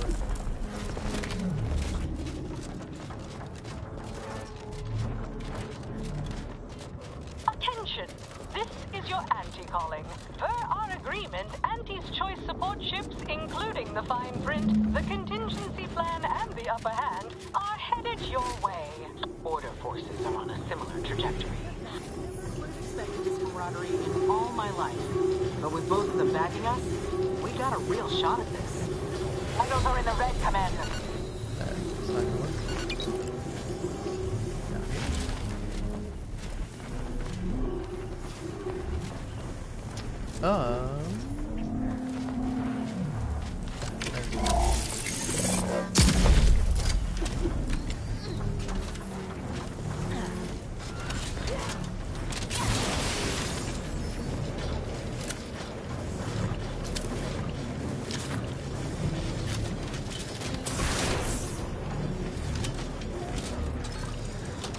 Whew, we're clear.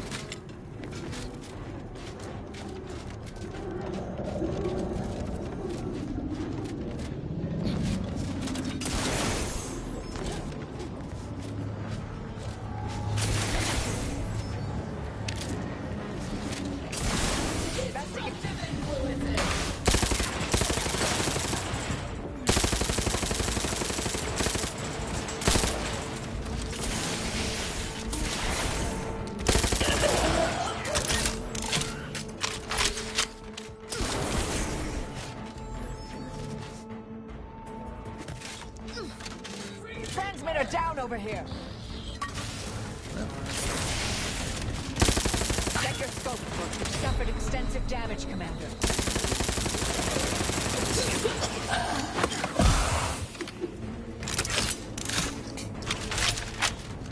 I just want to check out this ship. Adversary vulnerabilities identified. Yeah, this stuff.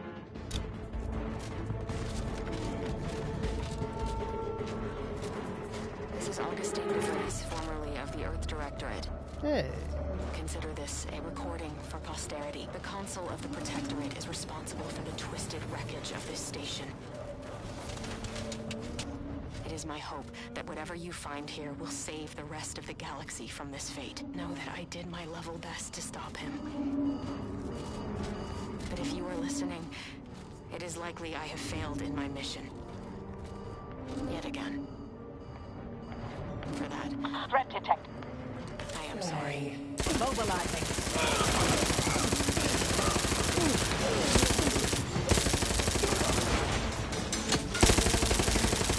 Back and scan. Vitals are in the red, Commander.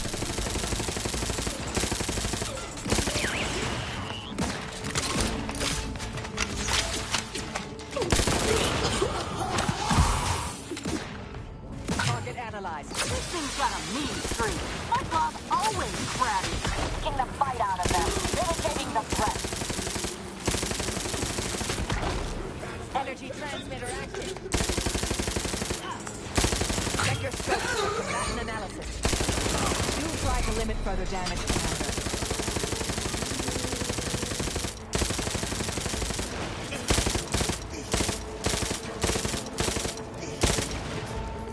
Have a fix on their weaknesses.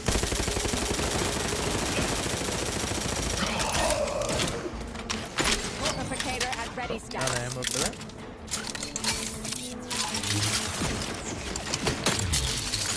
Adversary vulnerabilities identified. Pissed off.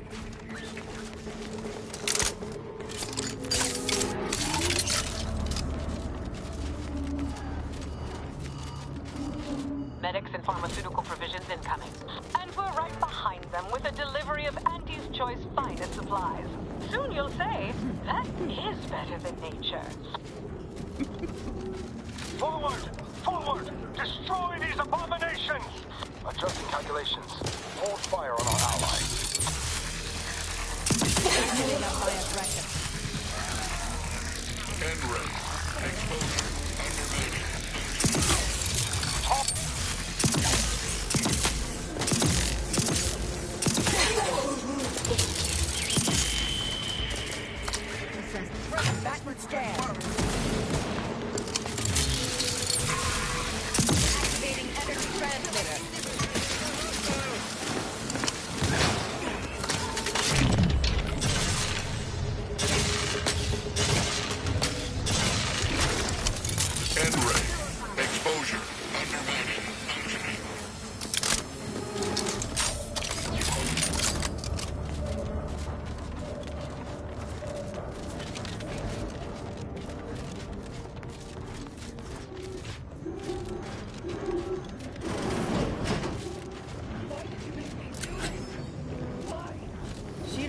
like one of the Rift Touch troopers outside.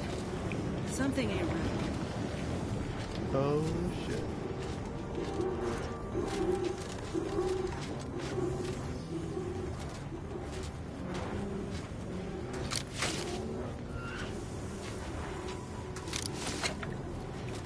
Get away from me. See them? They were my teammates and they didn't listen neither. You'll end up just the same. Agent Pascal, calm yourself. You are not in your right mind. Don't you talk to me like you know me. Wait. Commander? Is that you? No. No, this must be some kind of trick. Oh, what's happening to me? Oof. It's me, Helen Sovereign, commander of the Incognito. Your friend? So it is you. Thank Law. I don't understand what happened, Commander. Something was wrong with Sandoval and Jepson.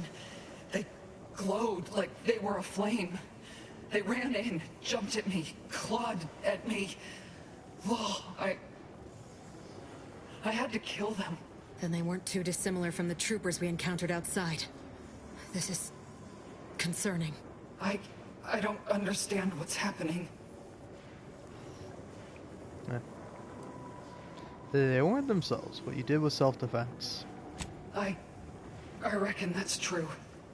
But I don't feel much like myself, neither. My head hurts so bad. Can barely think. Can barely think back. Everything was fine. Till the explosion. I was pinned. Fire closed in. I tried to move. I tried to find the rookie. Then the whole station shook and tore apart. And then... nothing. That explains it. She was left alive, just long enough for the rift to take her. That's why the reconstitution worked on her. To some extent. Wait. There was something else. Sandoval was yelling. DeVries wasn't responding to comms. What happened?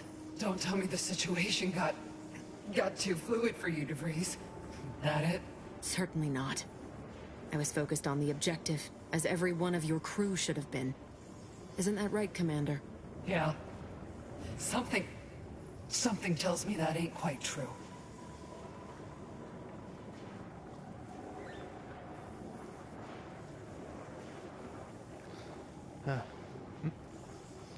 Never mind that. The Rift has done something to you. A rift? That's right. We were here to investigate rifts. So why is there one in the sky? Why is everything destroyed? What's happening to me? And Sandoval? Jepson? The Protectorate are attempting to reconstitute the station to how it was moments before destruction. That includes you. But it's failing. I'm sorry. So I've come back from death to some warped version of life? All because of some twisted experiment? Is that about right? You can help me though. Right, Commander? You can do something to fix this.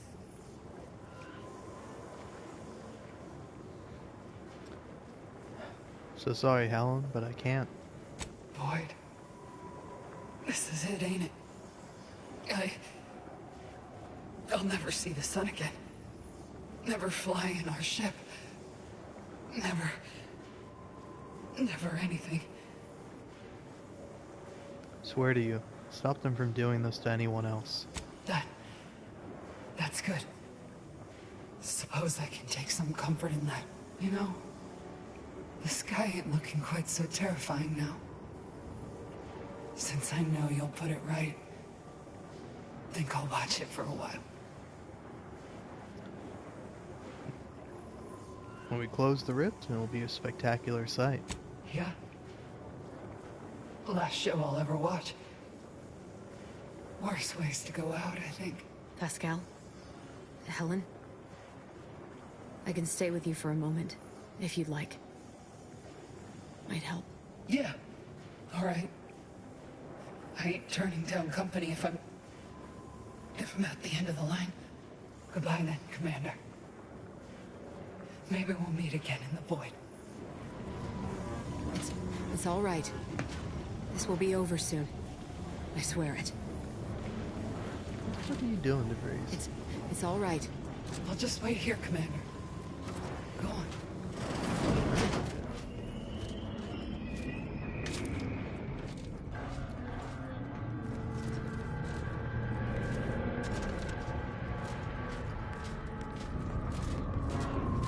You're the one who forged an alliance between Auntie's Choice and the Order, ain't you? We got supplies and medical support for you up ahead. Alright. You with Auntie? Hold clear. We brought supplies. You may We're approach, here to help. Commander. We've got supplies at the ready.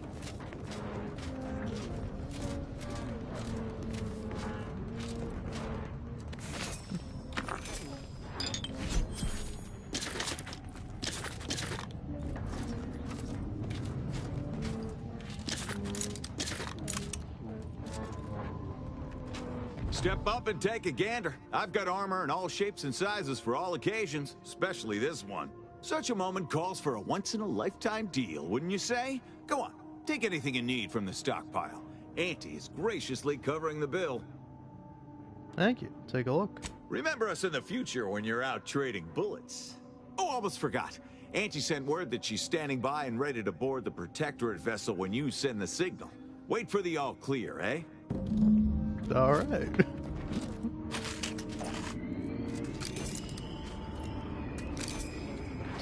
Oh, tell me, do you feel as terrible as you look? Yeah, a little bit. Step right up for the most exorbitant medical care money can usually buy. I say usually because Auntie has declared a rare exception for you. Our esteemed accomplice, just for you, will cure all physical ailments on the house. Today only. Alright. Free of charge? What's the catch? No catch. Well, technically I'm barred from practicing medicine in Arcadia. Auntie herself reversed the ban since we're on a mission outside official jurisdiction. Wait, what? Do you know what you're doing? It's all a technicality. I have been fully certified by the finest. Well, no time for explanations. Do you want my help or not? Fine, heal me. Technically, not a doctor, but I'll take it. There, all better. And remember, any side effects are your responsibility, but I'll be happy to treat you for those at my normal rate. Initial observations conclude that the subject does not possess major ailments. Any injuries you may have sustained appear to be mild. Perhaps the worst of it is all in your mind? Any treatments or supplies you may require are complimentary at the request of our presiding bishop. Alright.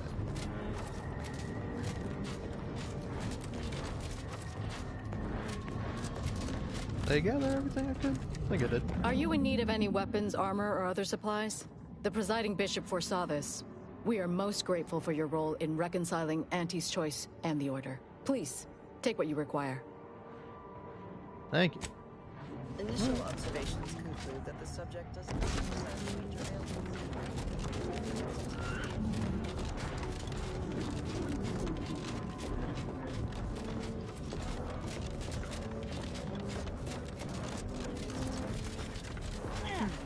The Sovereign's ship up close. I believe we can safely assume he's not on it, or on that rover approaching the skip lab.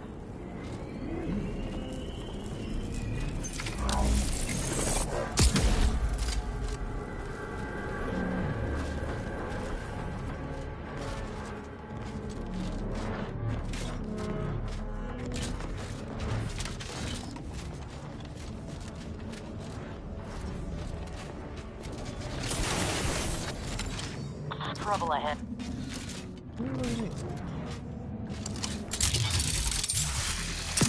I'll handle this.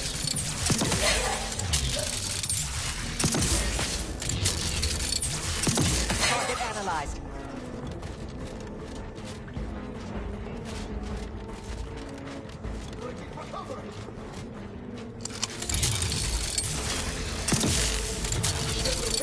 Transmitter down over here. consider self-preservation a priority.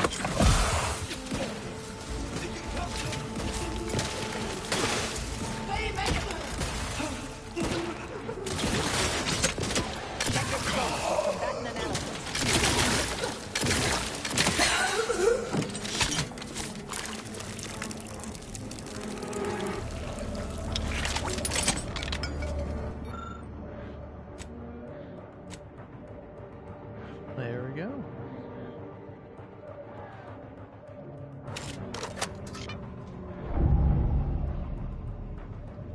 Ugh. Couldn't the rift have brought back some janitor mechs instead?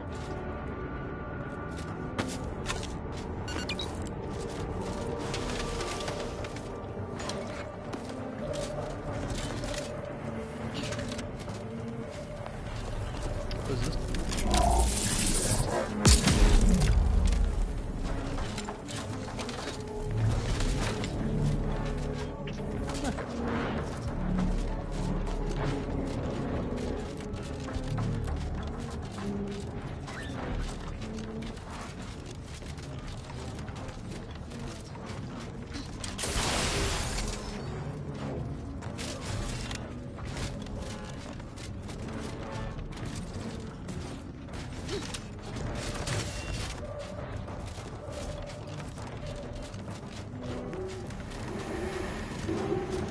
Resorting to fun to have a fix on the...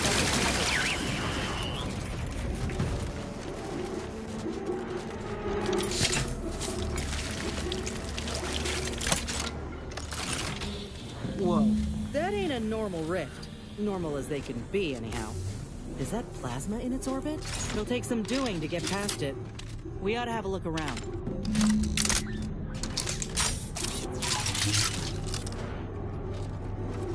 Alright.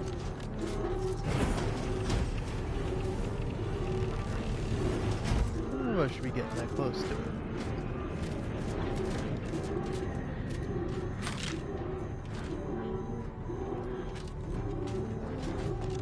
This is Scientist Bernard Rand, sent to Horizon Point Station by order of the Council.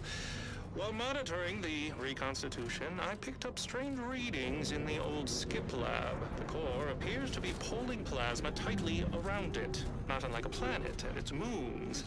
Fascinating, though it thwarts my attempts to gather more data. Fortuitously, in searching the remains of the lab, I found an equation. Manipulate the core just enough to clear the chamber. And my way to professional acclaim. Let this be a record of Protectorate ingenuity. Bernard Rand, the man who marched fearlessly into chaos and tamed it. Confirmed what I expected from Protectorate scientists. And that we'll need that equation to clear our path further.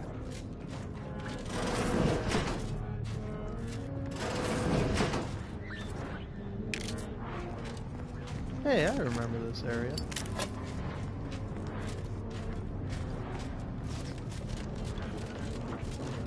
I can't hear orders.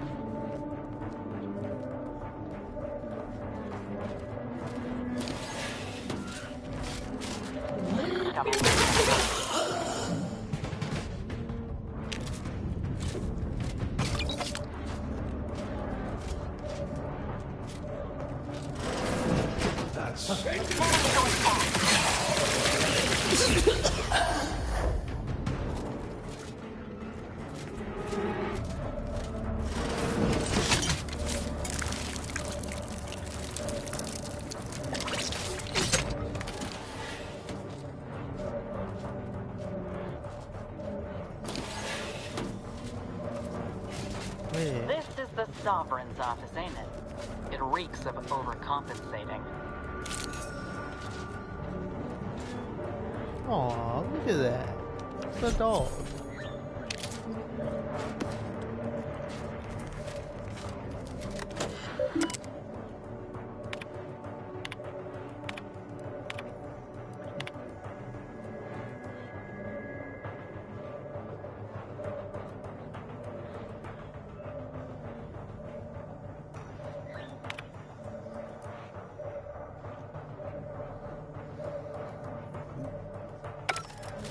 Plagiarism. How shameful. Yet not entirely unexpected.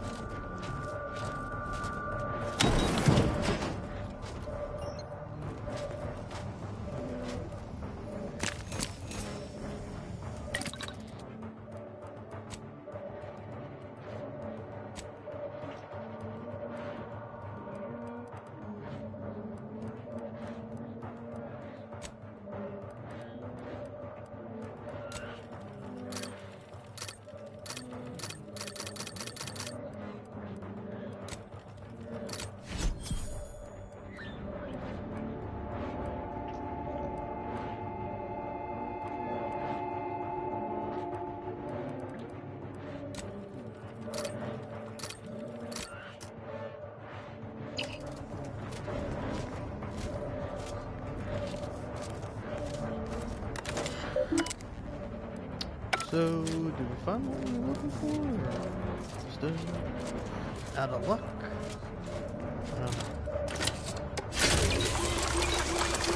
Either way, gonna need that.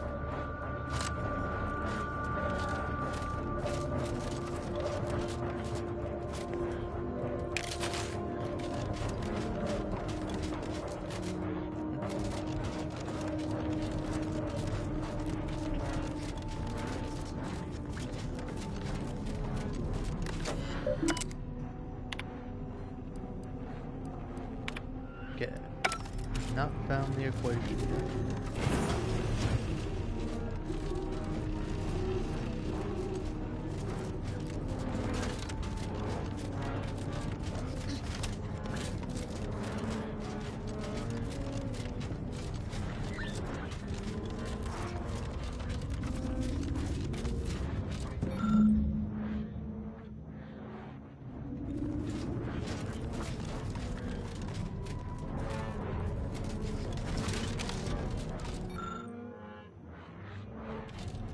That's all rather intriguing.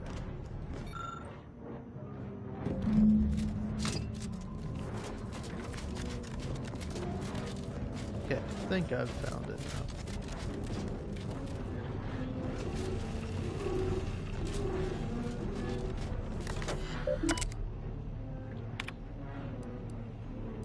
Nope.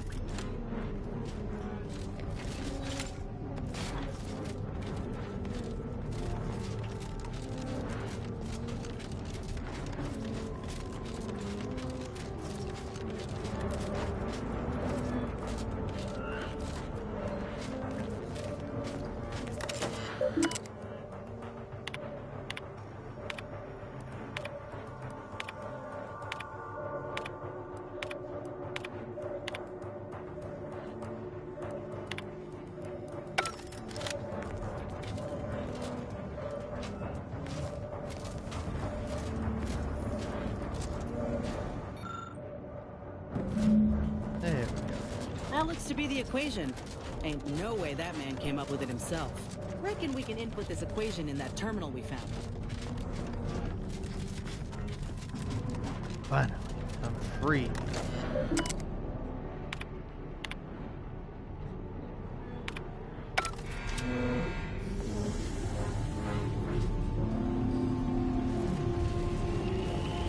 Splendid. Rift secure.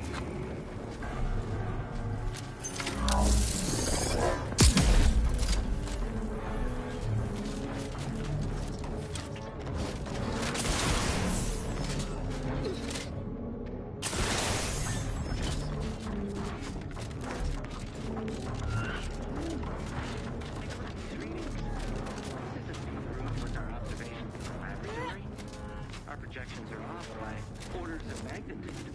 Sovereign sakes. The hypothesis was correct all results of the experiment were faulty. Capture the readings. We'll let the flame settle as it lies. Data retrieval complete. That never smells much better!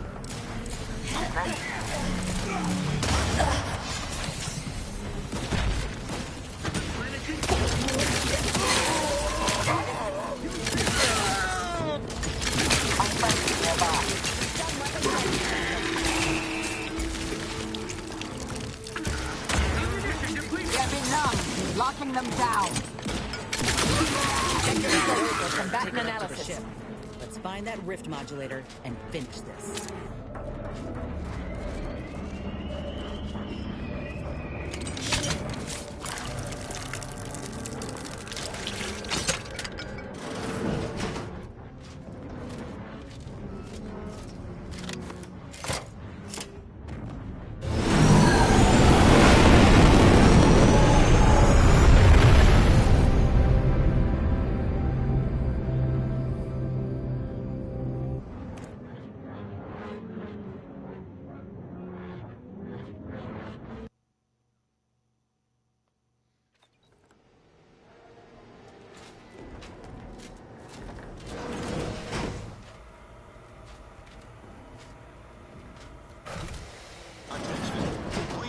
To intake for processing. Welcome aboard. Should be simple unsealing the hangar at least.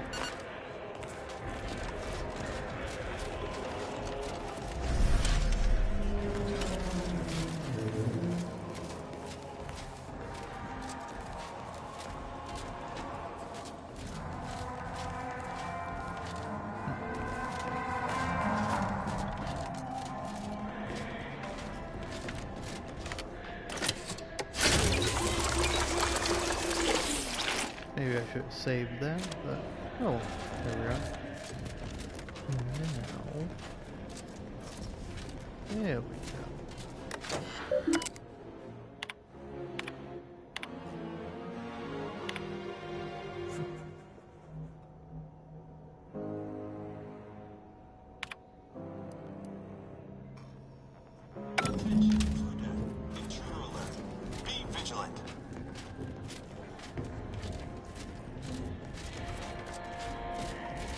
Reinforcements incoming. Finally. I was getting tired of doing everything.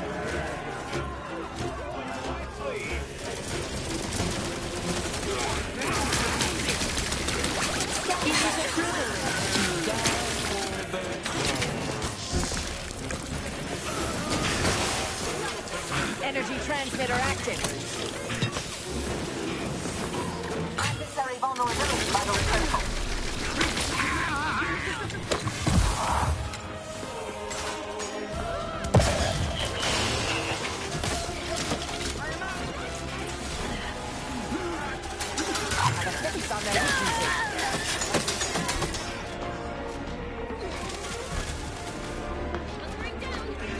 Go for torpification.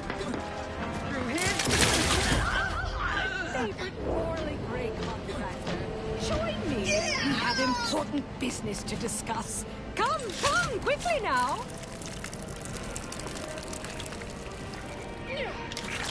Hello.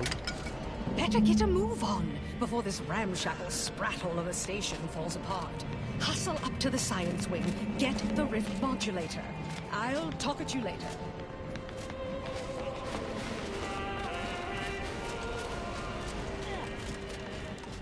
I want to talk to this guy. If you must replace lost equipment, please submit proof of punishment. Unit does not accept blood. Please make a request. Show me your wares. Displaying inventory.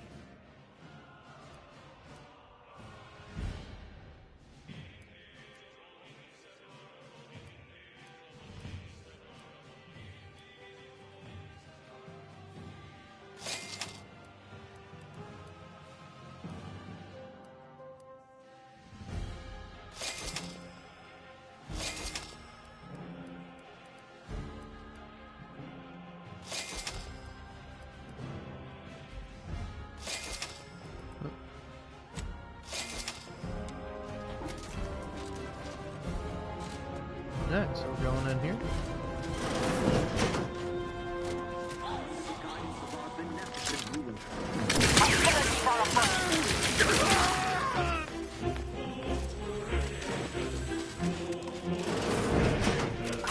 scan.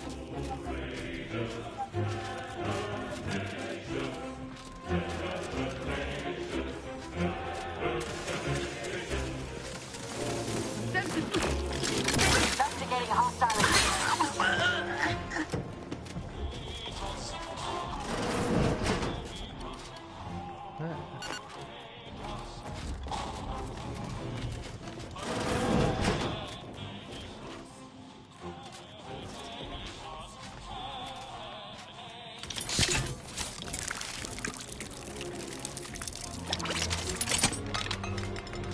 Kind of fun to have Auntie Cleo along. I have no idea where we're going next.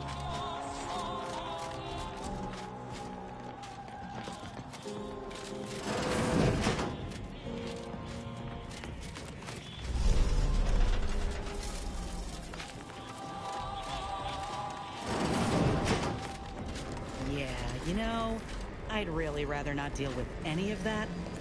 Can we try the elevator? Sure, if you really want.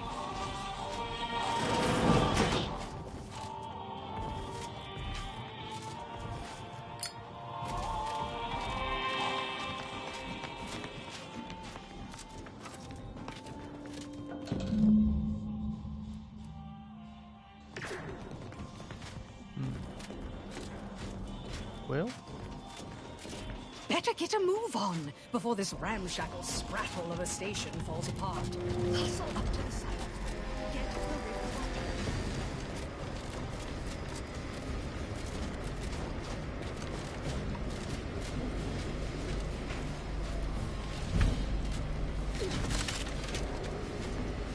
Oh, there we go. This is something.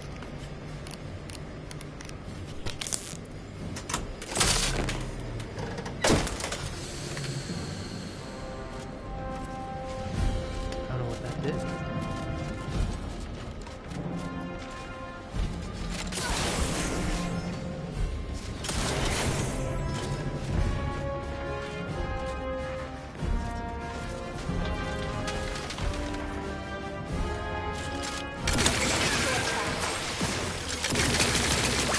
Fortificator is charged.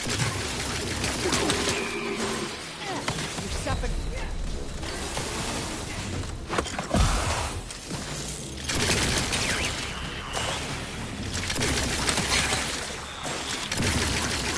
Target analyzed. Lay down fire.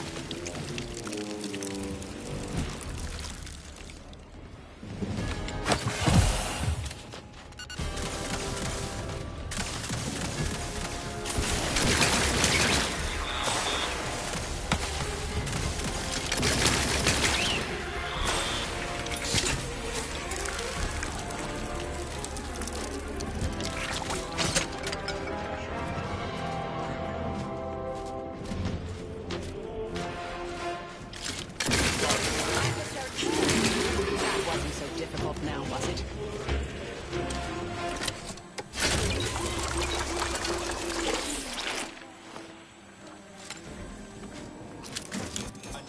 We either find access credentials or stick to the shadows then. Both options are certainly more efficient than raucous hostilities. Now to find the rift modulator.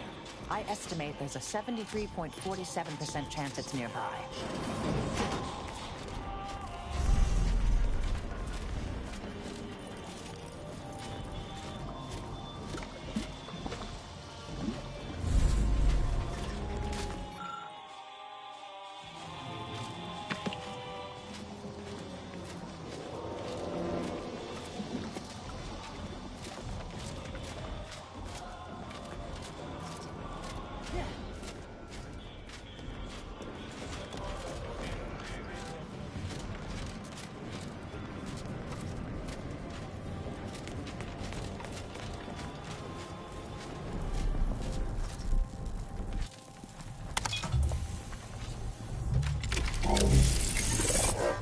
Anathema to the grand plan and begs for correction.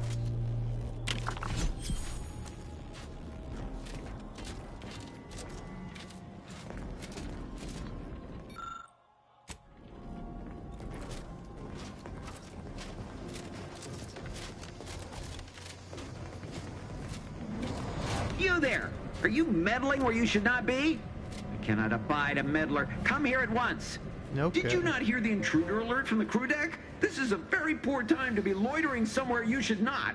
You'd best present a very convincing reason for your presence, lest I order our automechs to smear you across the floor.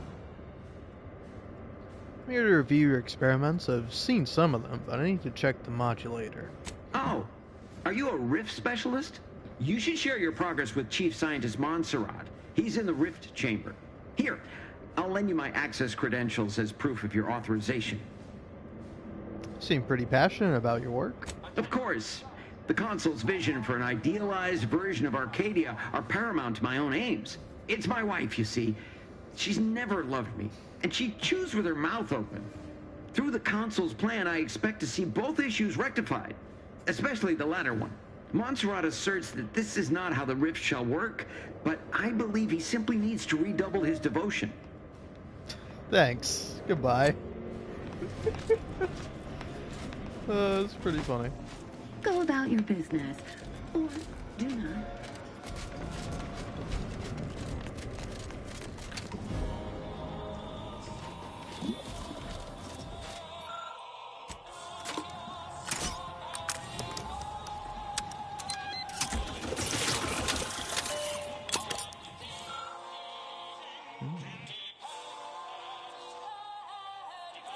How could the Consul believe any of this to be in accordance with the plan?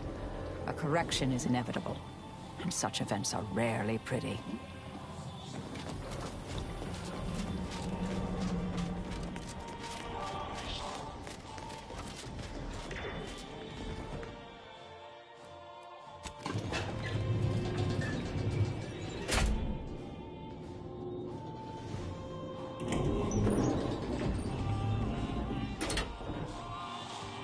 What happened to Auntie's choice? I'm liking the enthusiasm you're bringing to the table. Better get a move on before this ramshackle sprattle of a station falls apart.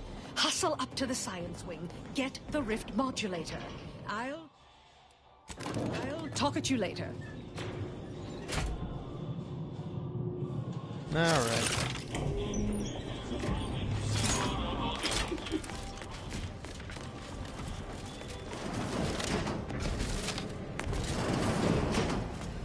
Wow, this is crazy.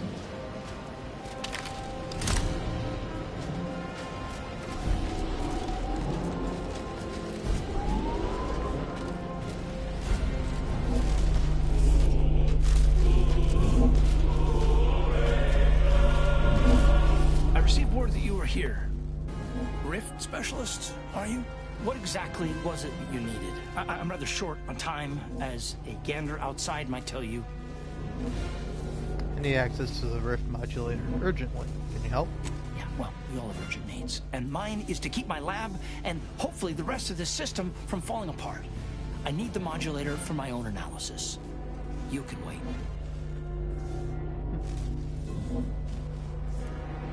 Damn. We're concerned about the same thing. I know you're attempting large-scale reconstitution here.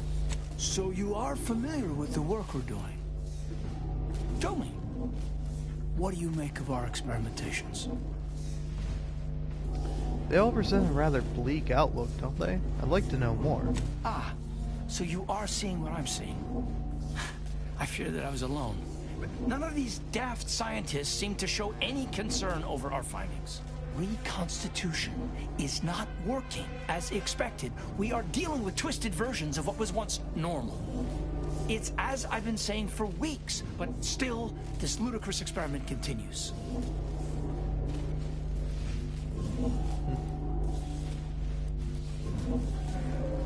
Well, we're on the same side. Give me access to the rift modulator and I can fix this. And what makes you think that you have the authority to fix this? My gun? Saving the galaxy is my job. I'm an agent of the Earth Directorate. I don't know what that is. And either way, you are not the one I must convince to deviate from this mess we're in. Our situation is far more dire than it may seem. There is no proof that Rift data can be stabilized or even edited. The Consul's plan will fail completely. But he no longer listens to me, which is distressing. I've prepared a report for him showing how the very structure of the modulator makes what we're attempting impossible. But I doubt he will pay it much mind. Report that contains information on constructing rift modulators, you say? Yes, but as I said, I fear the report won't do any good. Give me the report. I won't give up, and neither should you.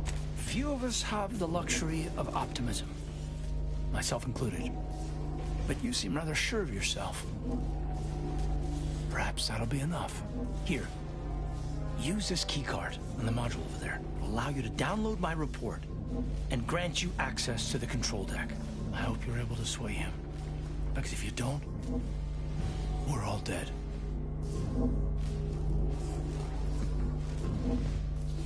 Last question. Where is the modulator being operated? A deck up in the control room. The console is the only one who has the means of controlling it, which makes your persuading him that much more necessary. Go now. Reckon it was foolish to think we could stuff the modulator into a satchel. Ought to see what we can learn about it in the meantime. Accessing report. Rift restoration analysis. Compiled by Chief Scientist Montserrate. Marked for delivery to Consul Thoreau. Esteemed Consul, after much analysis, my conclusion is that the modulator we have worked tirelessly to build will not function as intended when used for reconstituting matter from rifts. Every test of reconstitution has resulted in demonstrable failure. Proceeding as we are now with Horizon Point Station will surely lead to severe, unanticipated consequences. The modulator is only effective at closing rifts from unsafe distances. Using it to close exacerbated rifts will certainly lead to the destruction of any vessel carrying it. Unfortunately, the data that we originally had hoped for from the ancient rifts detected in the far reaches of space untouched by humanity has not yielded any of its secrets. And we are now out of time. All of our recent readings suggest that we're on the verge of losing control of this rift. I recommend diverting from our current plan before it is too late for Arcadia. I've included extensive notes and annotations appended to the modulator schematics to substantiate these conclusions. I know you will guide us wisely, my dear Consul.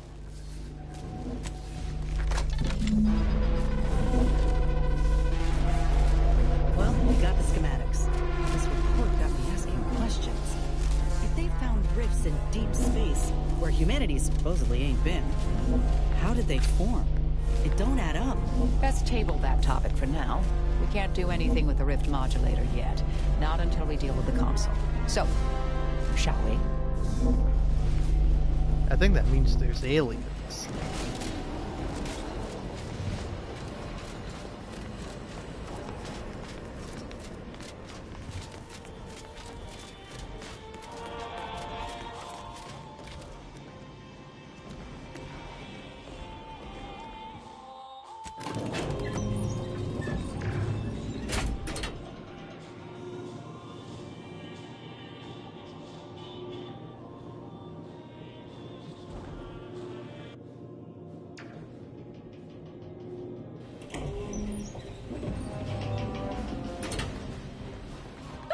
You, here before me.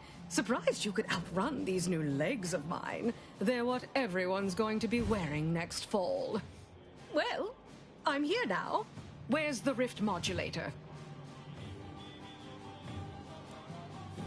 Yeah, downstairs, but I have the schematics. We can't operate the modulator until we control the ship.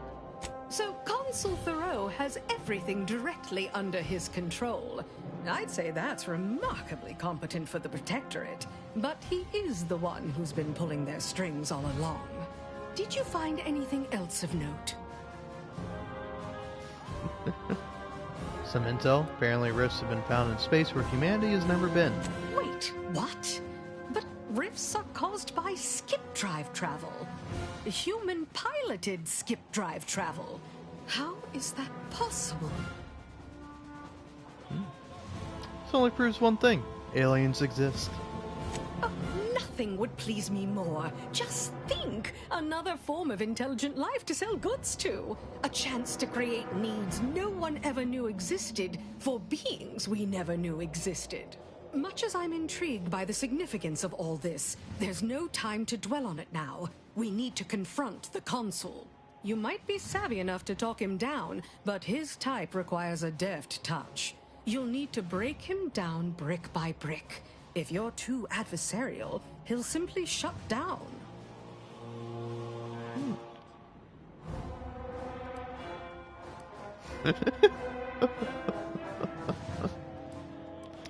I can talk about his people losing faith in his leadership. That'd rattle him. Certainly. The doubt you cultivate up front will make him more susceptible to what comes after. And in case you aren't quite as sharp as you appear, be ready to fight. Ain't opposed to speaking with the man, but I reckon you're both in for a nasty surprise if you think he'll play by corporatist rules. The more we debate, the more time we squander. We must resupply and shore up whatever defenses we have quickly. And if you've something to say to any of us, Commander, I suggest you say it while you have the chance. No telling what awaits us beyond that door. How the fuck did you get here?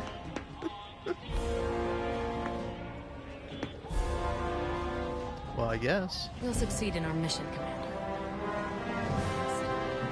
Oh, before I forget, here, this might help you serve our mutual interests. Thanks, Auntie. Seems like our mission's almost complete, Commander. One way or the other.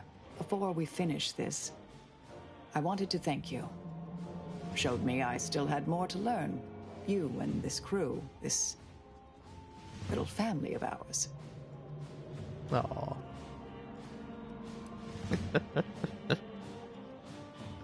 We all learned a great deal from you as well. Oh, stop. You're going to make me... Didn't foresee that happening. Let's hope this day is full of more surprises. Like we all survive. May all our travails add to the equation. Aww. Hope the consul's ready for the grand finale. His, not ours. But just in case things get a little frenzied in there, I wanted you to know that I appreciate all you done for me. For everyone in our little crew, really. Once we make it out of here, I'm gonna buy you the biggest tankard of zero-G you've ever seen. It's me who should be buying you one. Wouldn't have gotten here without you. Ain't heartburn I'm feeling right now, is it? No, must be sentiment. I appreciate you too. Ought to get back to our preparations, Commander. We got a colony to save.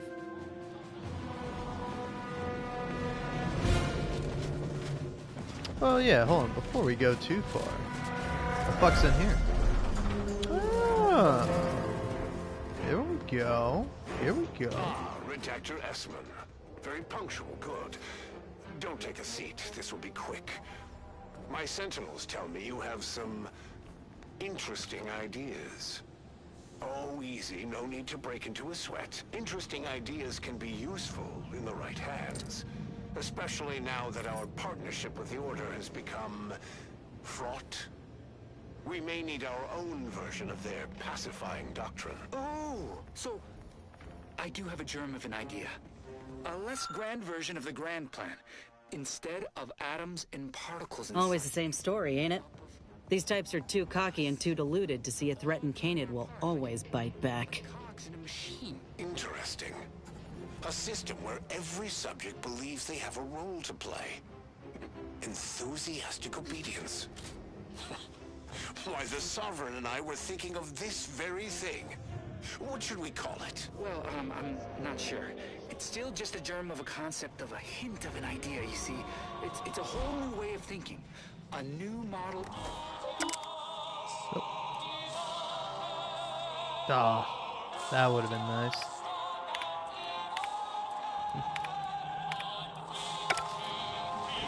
Also, I was listening to that.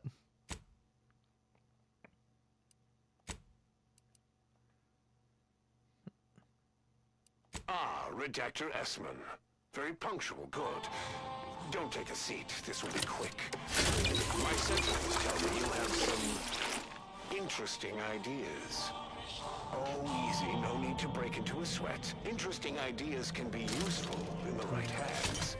especially now that our Yeah, partnership let's make with sure the Order has everything's become reloaded before I go in there. We may need our own version of their pacifying doctrine. Oh, so I do have a germ of an idea. A less grand version of the grand plan. Instead of atoms and particles and such, it's made up of us. All doing our part, like cogs in a machine. Interesting. A system where every subject believes they have a role to play. Enthusiastic obedience. Why, the Sovereign and I were thinking of this very thing. What should we call it? Well, I'm not sure. It's still just a germ of a concept, of a hint of an idea, you see. It's a whole new way of thinking. A new model of society. Quite the paradigm shift. Paradigm. Very good, Esmond. Say, you look frazzled, troubled by your own thoughts. Why don't you report to mental refreshment? My staff will personally see to your well-being. Oh, God. What a fucking Never twist. would I ever have believed Auntie Cleo herself would walk through that door. But I haven't time to linger in the novelty. Sentinels, if you would. Do I appear like someone afraid of a few guns? Give it up, Emery. You've lost this war. Have some dignity. You're coming off desperate. On the contrary, this desperate action is what will save all of Arcadia and rid it forever of trespassers like you.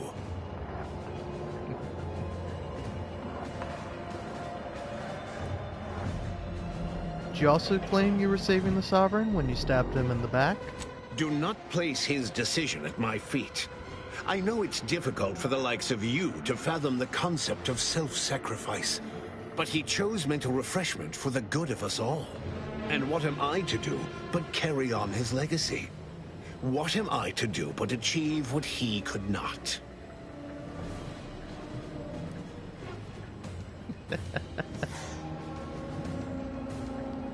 Try that line somewhere else. You're not my first slimy politician. I don't doubt that, Commander. Yes, I know well who you are. In any other situation, I might be compelled to take you apart and see how precisely it is you operate, but time, it would seem, isn't on your side. You are a relic of an impotent institution, propelled forward by nothing more than luck and foolhardy metal.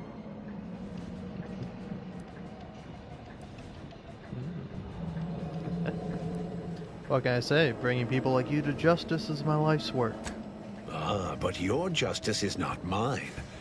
How does it feel, having your very purpose change as frequently as the wind? I've been following your progress closely, you know, since you so unceremoniously tampered with our Vox relay on Paradise Island. When you began your dealings with the Order and the Corporatists, I thought that perhaps having a chaotic element in their midst could work in our favor. But now you're here, scurrying around my ship and attempting to thwart the Protectorate yet again.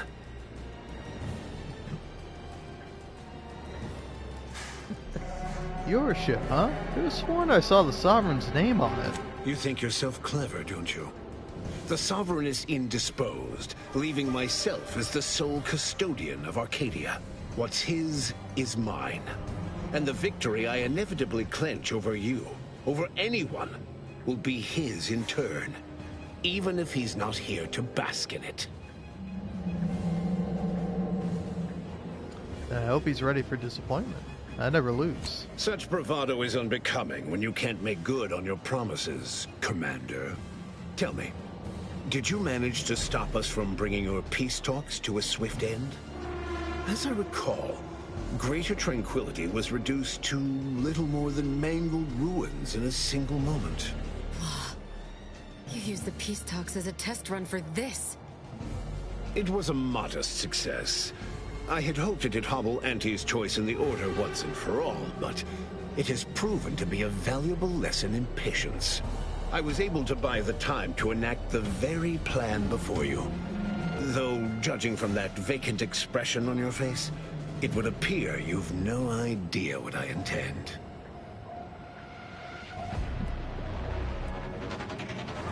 Go ahead, enlighten me. Very well.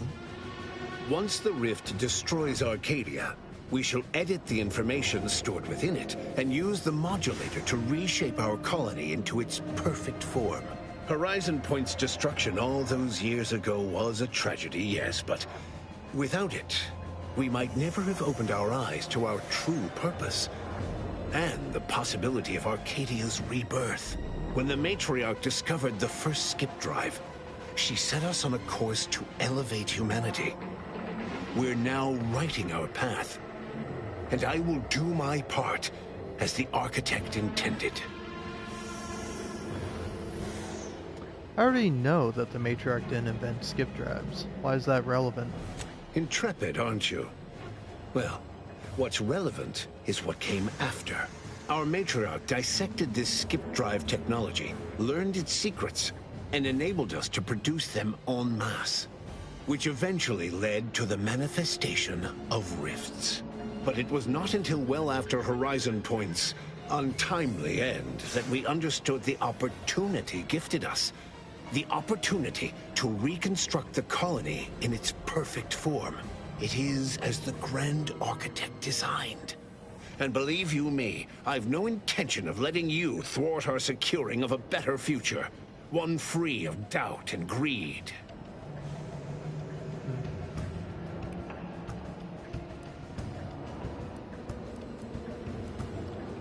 I know you think your plan is the right one, but you'll reconsider if you hear me out. It's your time that's running out, not mine.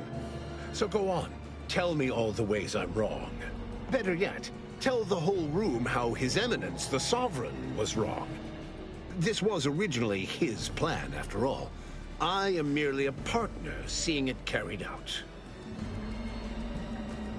That's a lie. The Sovereign never wanted this. You perverted his plan. Do not presume to tell me what is or isn't the truth. I was advisor to the original Sovereign. I know the mind of a true leader. This is the path Henry should have taken.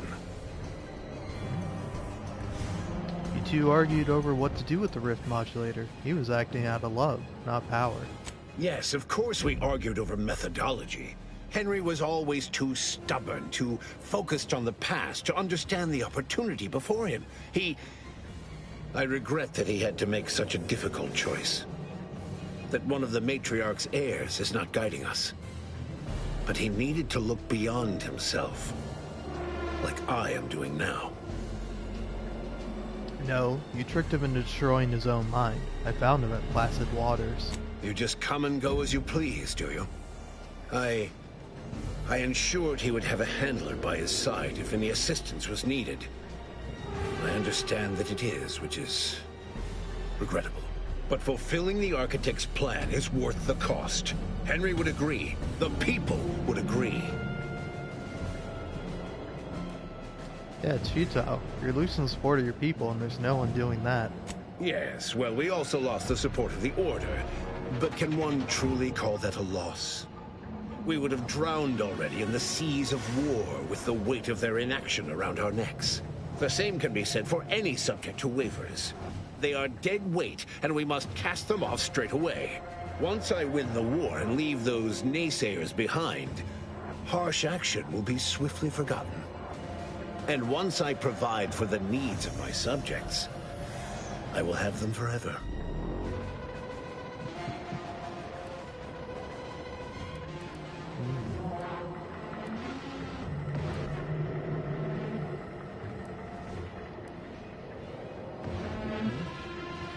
Your stronger supporters aren't immune to seeing reason.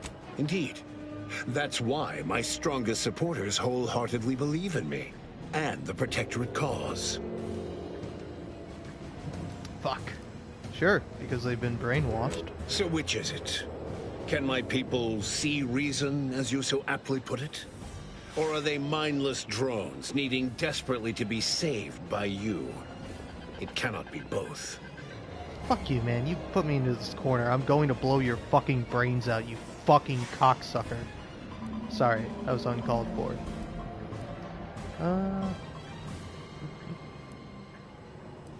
Look, all I'm saying is that you'd be foolish to write off dissenters. They'll find a way to undercut you. For every traitor in our midst, Thousands of loyalists I remain. really thought the option If I picked anyone would have attempts let to me move bring up the against fact, me, like, they are hey merely man, announcing the guy themselves as who's the next chaff in to line be to be cut. Supreme And they Arbiter, promptly fucking will be. Rao, is on my team. Tristan, he's fucking cool and he loves me. Fuck, god damn it. Requires Tristan. Fuck. Yet you didn't see the Order moving against you, even before the schism. What are you saying? The Order predicted Horizon's Point destruction and chose not to inform you. No. This is a preposterous assertion. You don't know what you're speaking of. I'm the agent who was sent to Horizon Point to sabotage the Protectorate's experiments. Some in the Order believe the experiments would lead to catastrophe if left unchecked. Indeed, if I hadn't destroyed the station, your ilk would have destroyed the entire fabric of reality. And I've suffered with that truth for 10 years. You never suspected? The Order wanted to break from the Protectorate for years. The invasion, which we'd predicted long ago, gave the perfect opportunity. If we didn't warn you. Then the Order's treachery runs even deeper than we thought. There will be swift recompense for this humiliation. Of that you can be certain.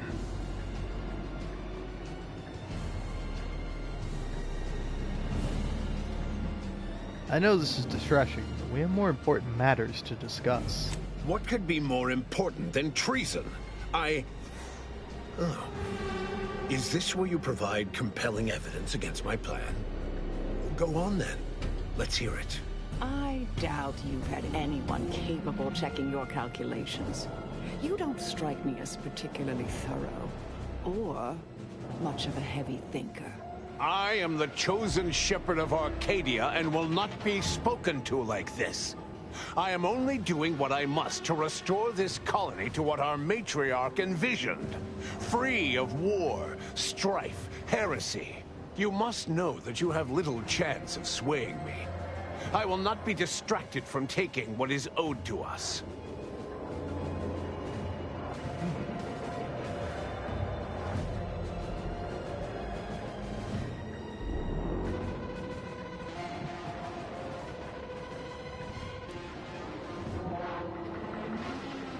I've seen the Matriarch's writings. You have no idea what she envisioned. I will not be lectured by an outsider. It's just like the Earth Directorate, or any other interloper, to claim to better know the customs of those they invade. Certainly if you had your way, you would claim Arcadia as yours, and rewrite history to suit your own aims. No, the Matriarch's son rewrote history. He betrayed her wishes, and this is the result. No. No, Reuben would not have gone against her. He was a stalwart protector of Arcadia to the end. We could all see his devotion. If he even attempted to bastardize the Protectorate cause, then we will have undone all of the Matriarch's work.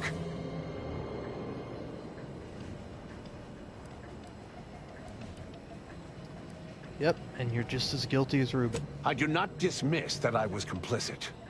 It was my duty to guide him to the best of my ability. But surely it cannot be possible that I've gotten this wrong. All your so-called arguments are pure hearsay. You came here claiming so boldly that I would fail, but you have yet to provide any proof. So where is it? What do you have?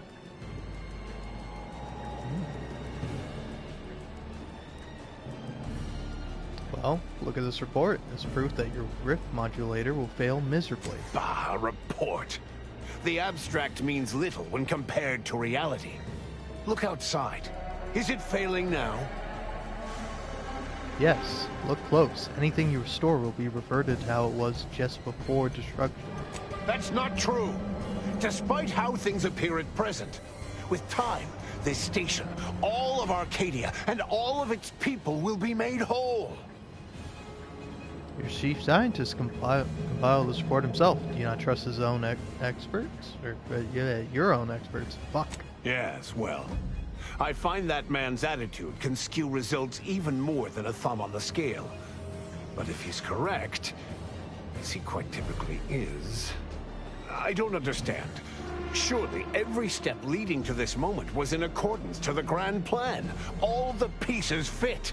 Either someone has made a terrible mistake. Or this is merely a conspiracy to mislead us. Do not be vindicated and kill millions of your own people, Consul. You can still do the right thing. And leave the traitors and invaders alive? No! Death is the only way forward. We can only be made pure from the ashes, despite whatever supposed proof you have to the contrary.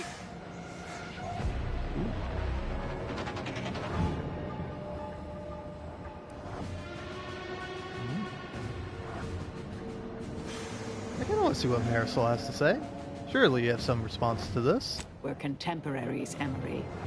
We remember before the Order and Protectorate split. We were raised to believe in the grand plan, to respect the Order's predictions.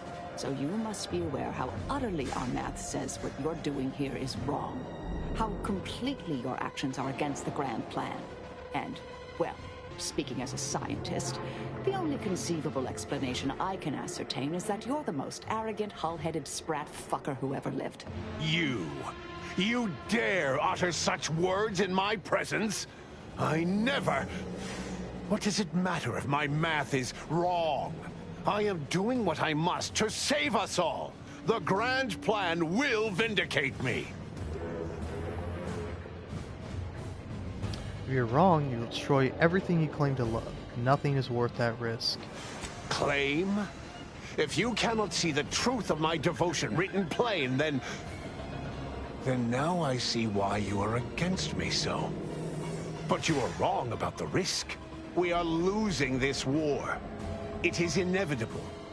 The victors will brutally subdue us until we become corrupted.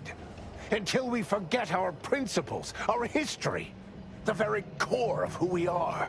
It is better that we perish together as proud Protectorate, proud Arcadians. Preserving our purity is a mercy. More than that, is it not love? What about faith, Consul? If people wish to preserve the Protectorate, they will find a way.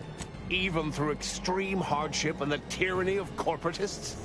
Even if every aspect of the framework we've established is torn down around them? No. No. We have raised a stalwart people. Instilled principles of the Protectorate in them from their first breath. Perhaps I must trust that they've taken our teachings to heart. There may yet be other ways to save my beloved Arcadia, but I cannot be the one to see them to their completion. I surrender. What? Oh, by the Matriarch. It seems we have a problem. The rift has... well, it has nearly destabilized completely. And the modulator cannot close it in its current state from a safe distance. Destruction of Arcadia is imminent. Architect, help us. No, there's got to be a way. There is. Though, given your tenacity in preventing bloodshed, I don't believe you'll appreciate it. A chance yet remains. We must bring the modulator as close to the rift as possible. However, when the rift folds in on itself, this ship and its operator will not survive. And carry the two. Yes. According to my field calculations, I estimate a 91.61% chance of complete discorporation. I'm not surprised your arrogance put us in this position. Even less surprised that you're now looking around, asking who will suffer to get us out of it. Let me be clear. I am not placing this burden upon your shoulders. This was my doing. And so it is my responsibility to set things right. I will give you time to vacate the ship. When you are clear, I will fly it into the rift myself. You are right. Arcadia will find its way without me. Okay. It's the least you could do, saving us from this mess. Think what you wish of me, but this is my responsibility. And that is something I will never shirk from. I will accompany him, and ensure all goes as planned. It's only right that I complete the very mission I came here for. Absolutely not. You probably blow up the ship before it gets to the rift. Your goal here is the same as mine. Do not mistake that. But if this is an order, I will comply. Now go. Yeah, you're not getting out of this, DeVries. Make what's left of your existence count. I intend to. I'll find someone else to kill, I guess. Assuming they don't suddenly decide to do something noble, too. Let's get on with it, then.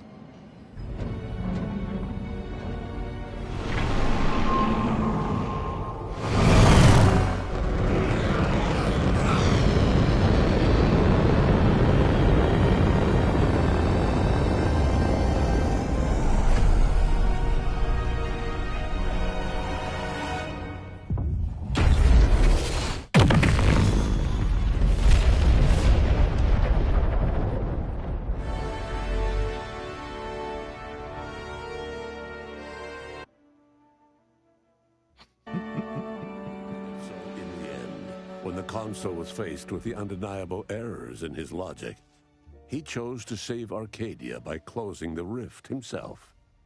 He died hoping his sacrifice might make up for the disastrous decisions he had made. Thanks to the Commander's quick thinking in sparing it from the Vox Station's fiery crash, Paradise Island's Fairfield remained a profitable company town for Auntie's Choice. For his outside-the-box thinking and innovative propaganda techniques, D.B. Milverstreet was promoted, while rival officer cars seethed at her lack of upward mobility, or even bronze-tier executive benefits. Vigilant Hogarth, now acclimated to Fairfield, leaned on the Protectorate ideals of neighborliness, while overlooking all the authoritarian tactics, so he might help the Order to succeed with the equation. Auntie's Choice assumed control over the day-to-day workings of Matriarch's Mercy, the better to monitor their new colleagues in the Order. The monastery, however, returned to normal operation, tracking the clockwork of the grand plan. The monastery's abbot became a scapegoat for recent tragic events, having not detected Wiley's dastardly schemes. His superiors demoted him, mainly to show their corporatist allies that academics could keep their people in line too. Seer Wiley fled the Order and sought refuge in a backwater Arcadian town to contemplate his failings. As word of the ex-seer's arrival spread, people lined up for predictions. Forsaking the math that failed him, he offered obvious yet effective advice instead. After defending Fort Endurance against a fierce Mantisaur attack, Executive Warchek was awarded a commendation for profit-securing stalwartness, as well as promotion to regional manager. He eventually passed peacefully in his sleep at the scientifically astounding age of 6. Val continued to serve the commander of the Incognito faithfully for many more years than should be possible, giving automechs like her everywhere a reputation as stable and reliable. As a result, more Valerie units were put into service, while fewer human agents were deployed into the field. As he rose through the Earth Directorate ranks, Niles pressed for a field directive to deploy the new Val units only when the situation posed significant risk. The policy reduced agent casualties by a significant margin. Oddly enough, in-office deaths increased by a not insignificant margin. Agent Niles Ibarra achieved the rank of commander, earning renown as a formidable agent, unafraid to challenge the status quo within the Earth Directorate. He had his work cut out for him. Anti-Directorate sentiment swelled following Zebulon Tran's release of the agency's skip-drive agreement with the Protectorate, an agreement that had enabled the Protectorate's worst authoritarian impulses. Niles' association with Tran limited his opportunities for promotion. Although he never rose higher than the Chief of Special Operations, the position still allowed him to leave a meaningful impact on the agents serving under him, which suited Niles just fine. Thanks to her effective performance at the Praetor blockade, Inez eventually became a VP of Auntie's Choice and head of the revamped grafting program. Through her egalitarian management style, grafting evolved into the corporation's first health benefit, available to all employees who wanted it. Utilizing what he learned alongside the commander, Tristan attempted to reform Protectorate society from within. But with no authority figure to lead its subjects, the Protectorate was a shell of its former self. After thoughtful cogitation and calculation, Marisol slowly began to reject violence as the sole method for eliminating random variables. Not coincidentally, her social calendar began filling up. Freed from her rift obsession thanks to the intervention of her commander, Azza tapped her long-suppressed scientific aptitude and joined the Order as an archivist. Her homicidal intensity served her well during peer review. With the modulator schematics shared as joint intellectual property, Auntie's choice and the Order's partnership remained steady, despite the need for constant compromise. For a time, the Arcadia colony thrived. Auntie Cleo went through the motions of accommodating the Order, yet privately aspired to keep free trade anything but free. She began a new initiative. Any corporation or government that refused her trade conditions was promptly dealt with, either via takeover or strategic use of rifts. Auntie made her first public appearance in years, inspiring a fashion trend in bubble helmets. In no time at all, she won more public support than Ruth, which she sought to use as leverage when the time was right. Unable to acquire the chemicals needed for the process, Ruth Bassar nevertheless attempted to interface with the archive. Oh, shit. And died immediately. Her successor banned any future interfacing attempts and led the Order in a much more cautious direction, delaying their progress for at least a century. Adrift without firm leadership, Protectorate subjects struggled with post-war life.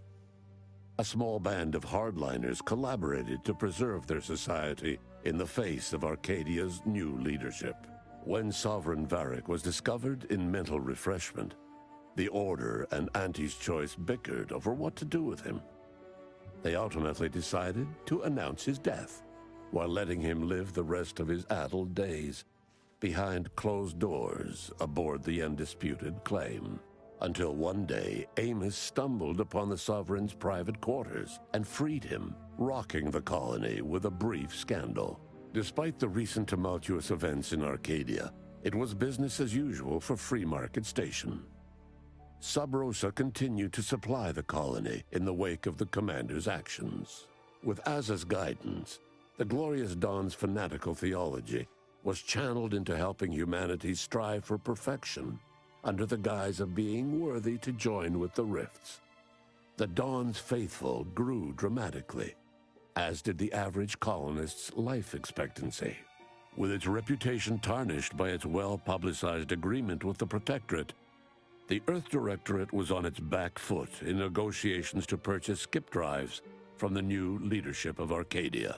The release of the skip drive schematics to the public domain resulted in new and exciting opportunities for independent manufacturers. However, unchecked use of the drives would ultimately lead to an even greater proliferation of rifts, once again imperiling the galaxy. Fortunately, the Order stepped in. Leveraging their partnership with Auntie's Choice, the Order sold rift modulators to all skip drive manufacturers for a modest price, thus preventing another outbreak of rifts, while Auntie's Choice made a tidy profit. The rift compromise between the Order and Auntie's Choice led to prioritized assistance for the colonies that agreed to favorable trading terms. The so-called Auntie's Loyalty Program tripled the corporation's net worth. Meanwhile, the Order was able to sermonize their version of scientism alongside Auntie's marketing and PR onslaught, at least to colonies in Auntie's Loyalty Program. Many outside died because their rifts weren't closed in time. All of these events turned on the decisive actions of the Earth Directorate agent and their unique way of navigating Arcadia, its disparate factions, social complexities, ubiquitous product placement, and arsenal of absurdly satisfying weaponry. But through it all, and to this day, Earth has remained inexplicably dark. Alright. Well, certainly could have had a better ending. Fucked up in a lot of places. Hey, I got a trophy for beating the game on hard. Look at me.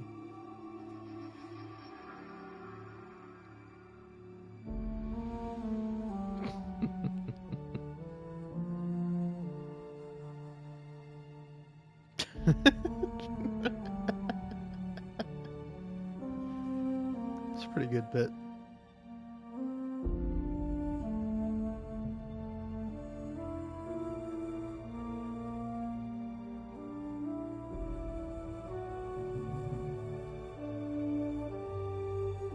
Well, pretty fun game. I enjoyed it.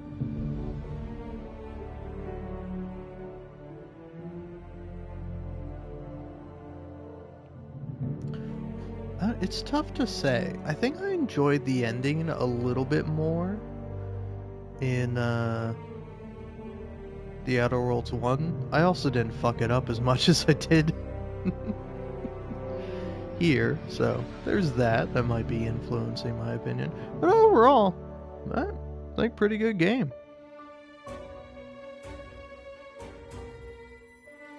I know, it's hard to say which I like better.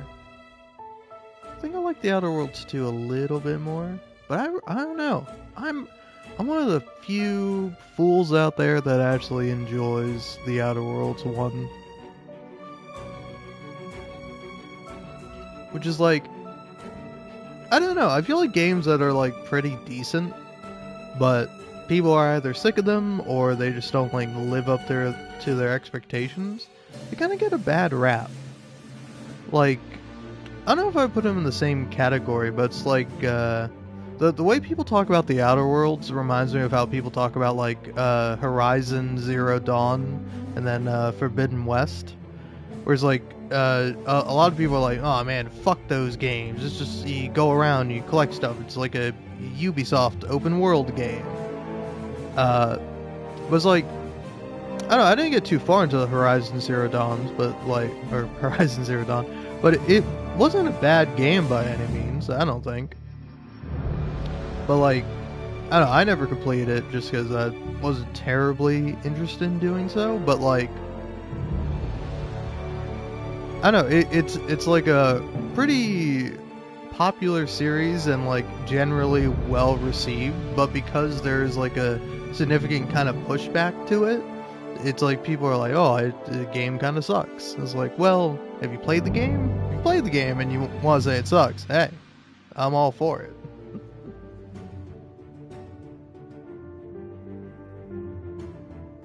But yeah, it's like, I don't know, for me at least, it's going to be kind of funny. My favorite video on The Outer Worlds was actually made by Abigail Thorne, i.e. PhilosophyTube, which is not a public video, I think. I think it's, you can find it either on her Patreon or on Nebula.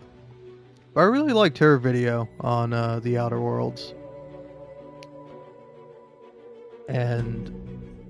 But yeah, but like, I remember when I think, because I was going through my live streaming history with The Outer Worlds 1, and it's like 2 years ago I live streamed a bit of it, and then like 9 months ago I was like, oh hey, I'm gonna go ahead and replay, or I'm gonna get through The Outer Worlds, because I played it once at least.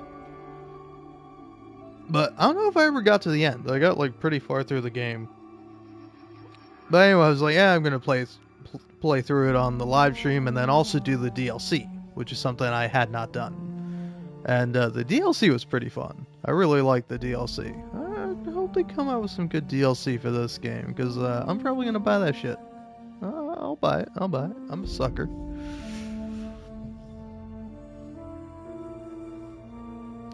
But yeah, no, but anyway, my point is that afterwards I like wanted to look up people like talking about the game, because I'm like, oh wow, I really like this game, and like I don't know, every video was just like, the Outer Worlds is mid, the Outer Worlds is okay at best, the Outer Worlds is the most forgettable fucking game in existence. And I'm like, alright, can we get these fucking cold ass takes out of here? I want to hear like someone actually talk about this game in an interesting way that hasn't been done like 5 times over, you know?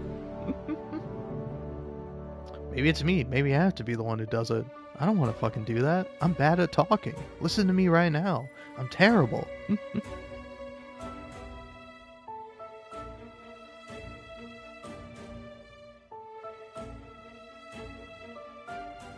But yeah, I don't know. I feel to me definitely worth a replay at some point in time, you know? Because, like, yeah, overall, I don't know which is really kinda faster. Yeah, I don't know. I'm kind of curious. What's like how long to beat for the first Outer Worlds and how long to beat for the second? Well, let's see the average here.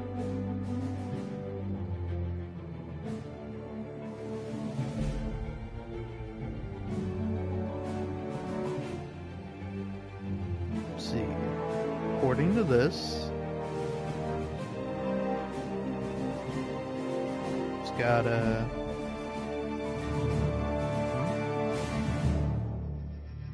okay. So average take you about 26, 27 hours. If you focus purely on the main story, you probably get it done in 15 or 13. And then completionist is like 40 hours, which that makes sense. But now, the Outer Worlds 2, huh?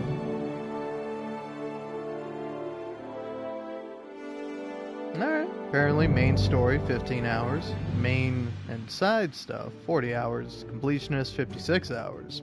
It's pretty long. Oh. But yeah, it's like, I don't know, they're pretty long games. You can make them shorter depending on how you want to play through it. Like, honestly, the the option of like psychopath kept popping up in in some of the dialogue options, and I'm like, I kind of do want to do a run through as like a psychopath,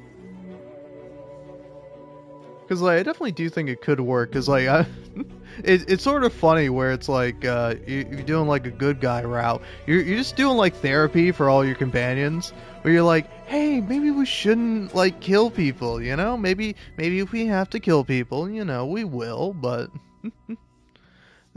we'll focus on not doing that first and see if we can talk our way out of situations.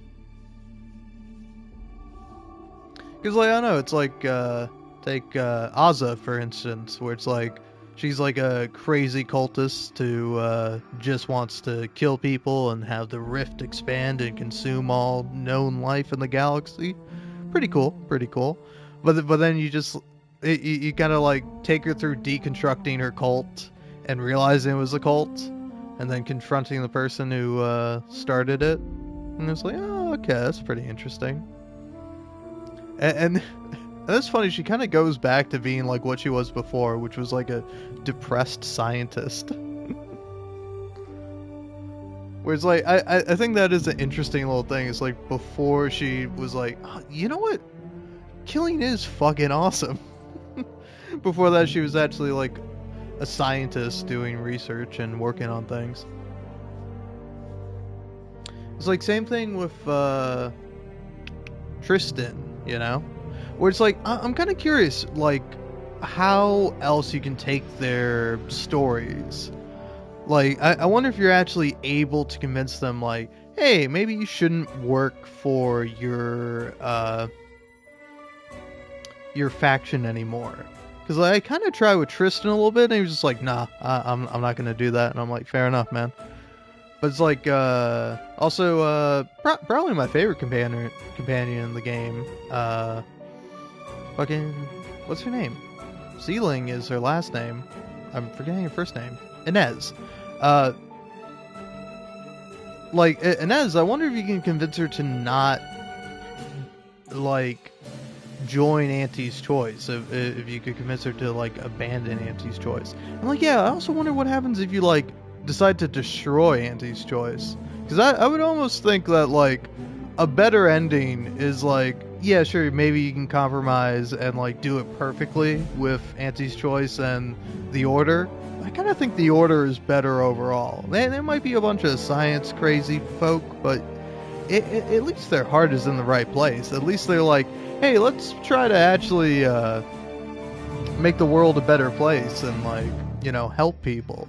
We're going to do this by solving the universal equation, of course, but, you know.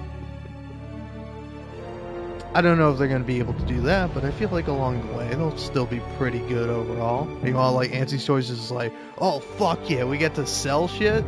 Like, I don't know, I do love just how ruthlessly, like, pragmatic all the Auntie's Choice employees are. And, like, I don't know, it's a pretty good bit that, like, you can kind of be like, hey, I think there's aliens, which I think was implied a little bit in the first game, but, like, this one seems like, Big T's Outer Worlds 3, we put aliens in this one, and we're gonna let you fuck aliens. It's gonna be Mass Effect. I don't know, I don't think so, but maybe, I don't know. Obsidian tends to shy away from romance, and I do get it, but also, it is a little sad, because I'm like, I like all these companions. I'd romance all of them. In fact, that's the solution. Polyamory, alright? Every game that has companions, everyone should be able to romance everyone, and it's all one big happy polycule. It's the best solution. I'm right about this. Oh, man. Alright, got about a minute or two left, because live streams can't be longer than 11 hours and 55 minutes. I'm gonna skip this. Got anything to say to me, Moon Guy?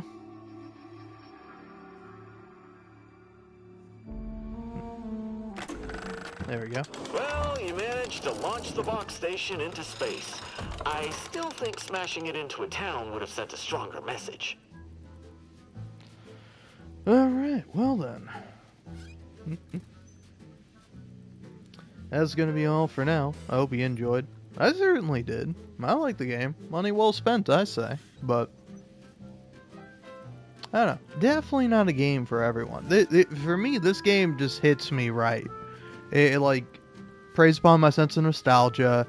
Allows the loot goblin in my brain to function. Also, like, shout out to this game not having fucking like carrying capacity.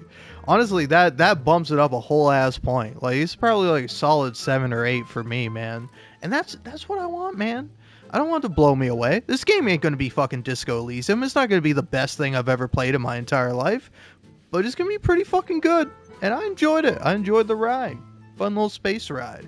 For you, and well, for me, for sure. But hopefully for you. Anyway, bye.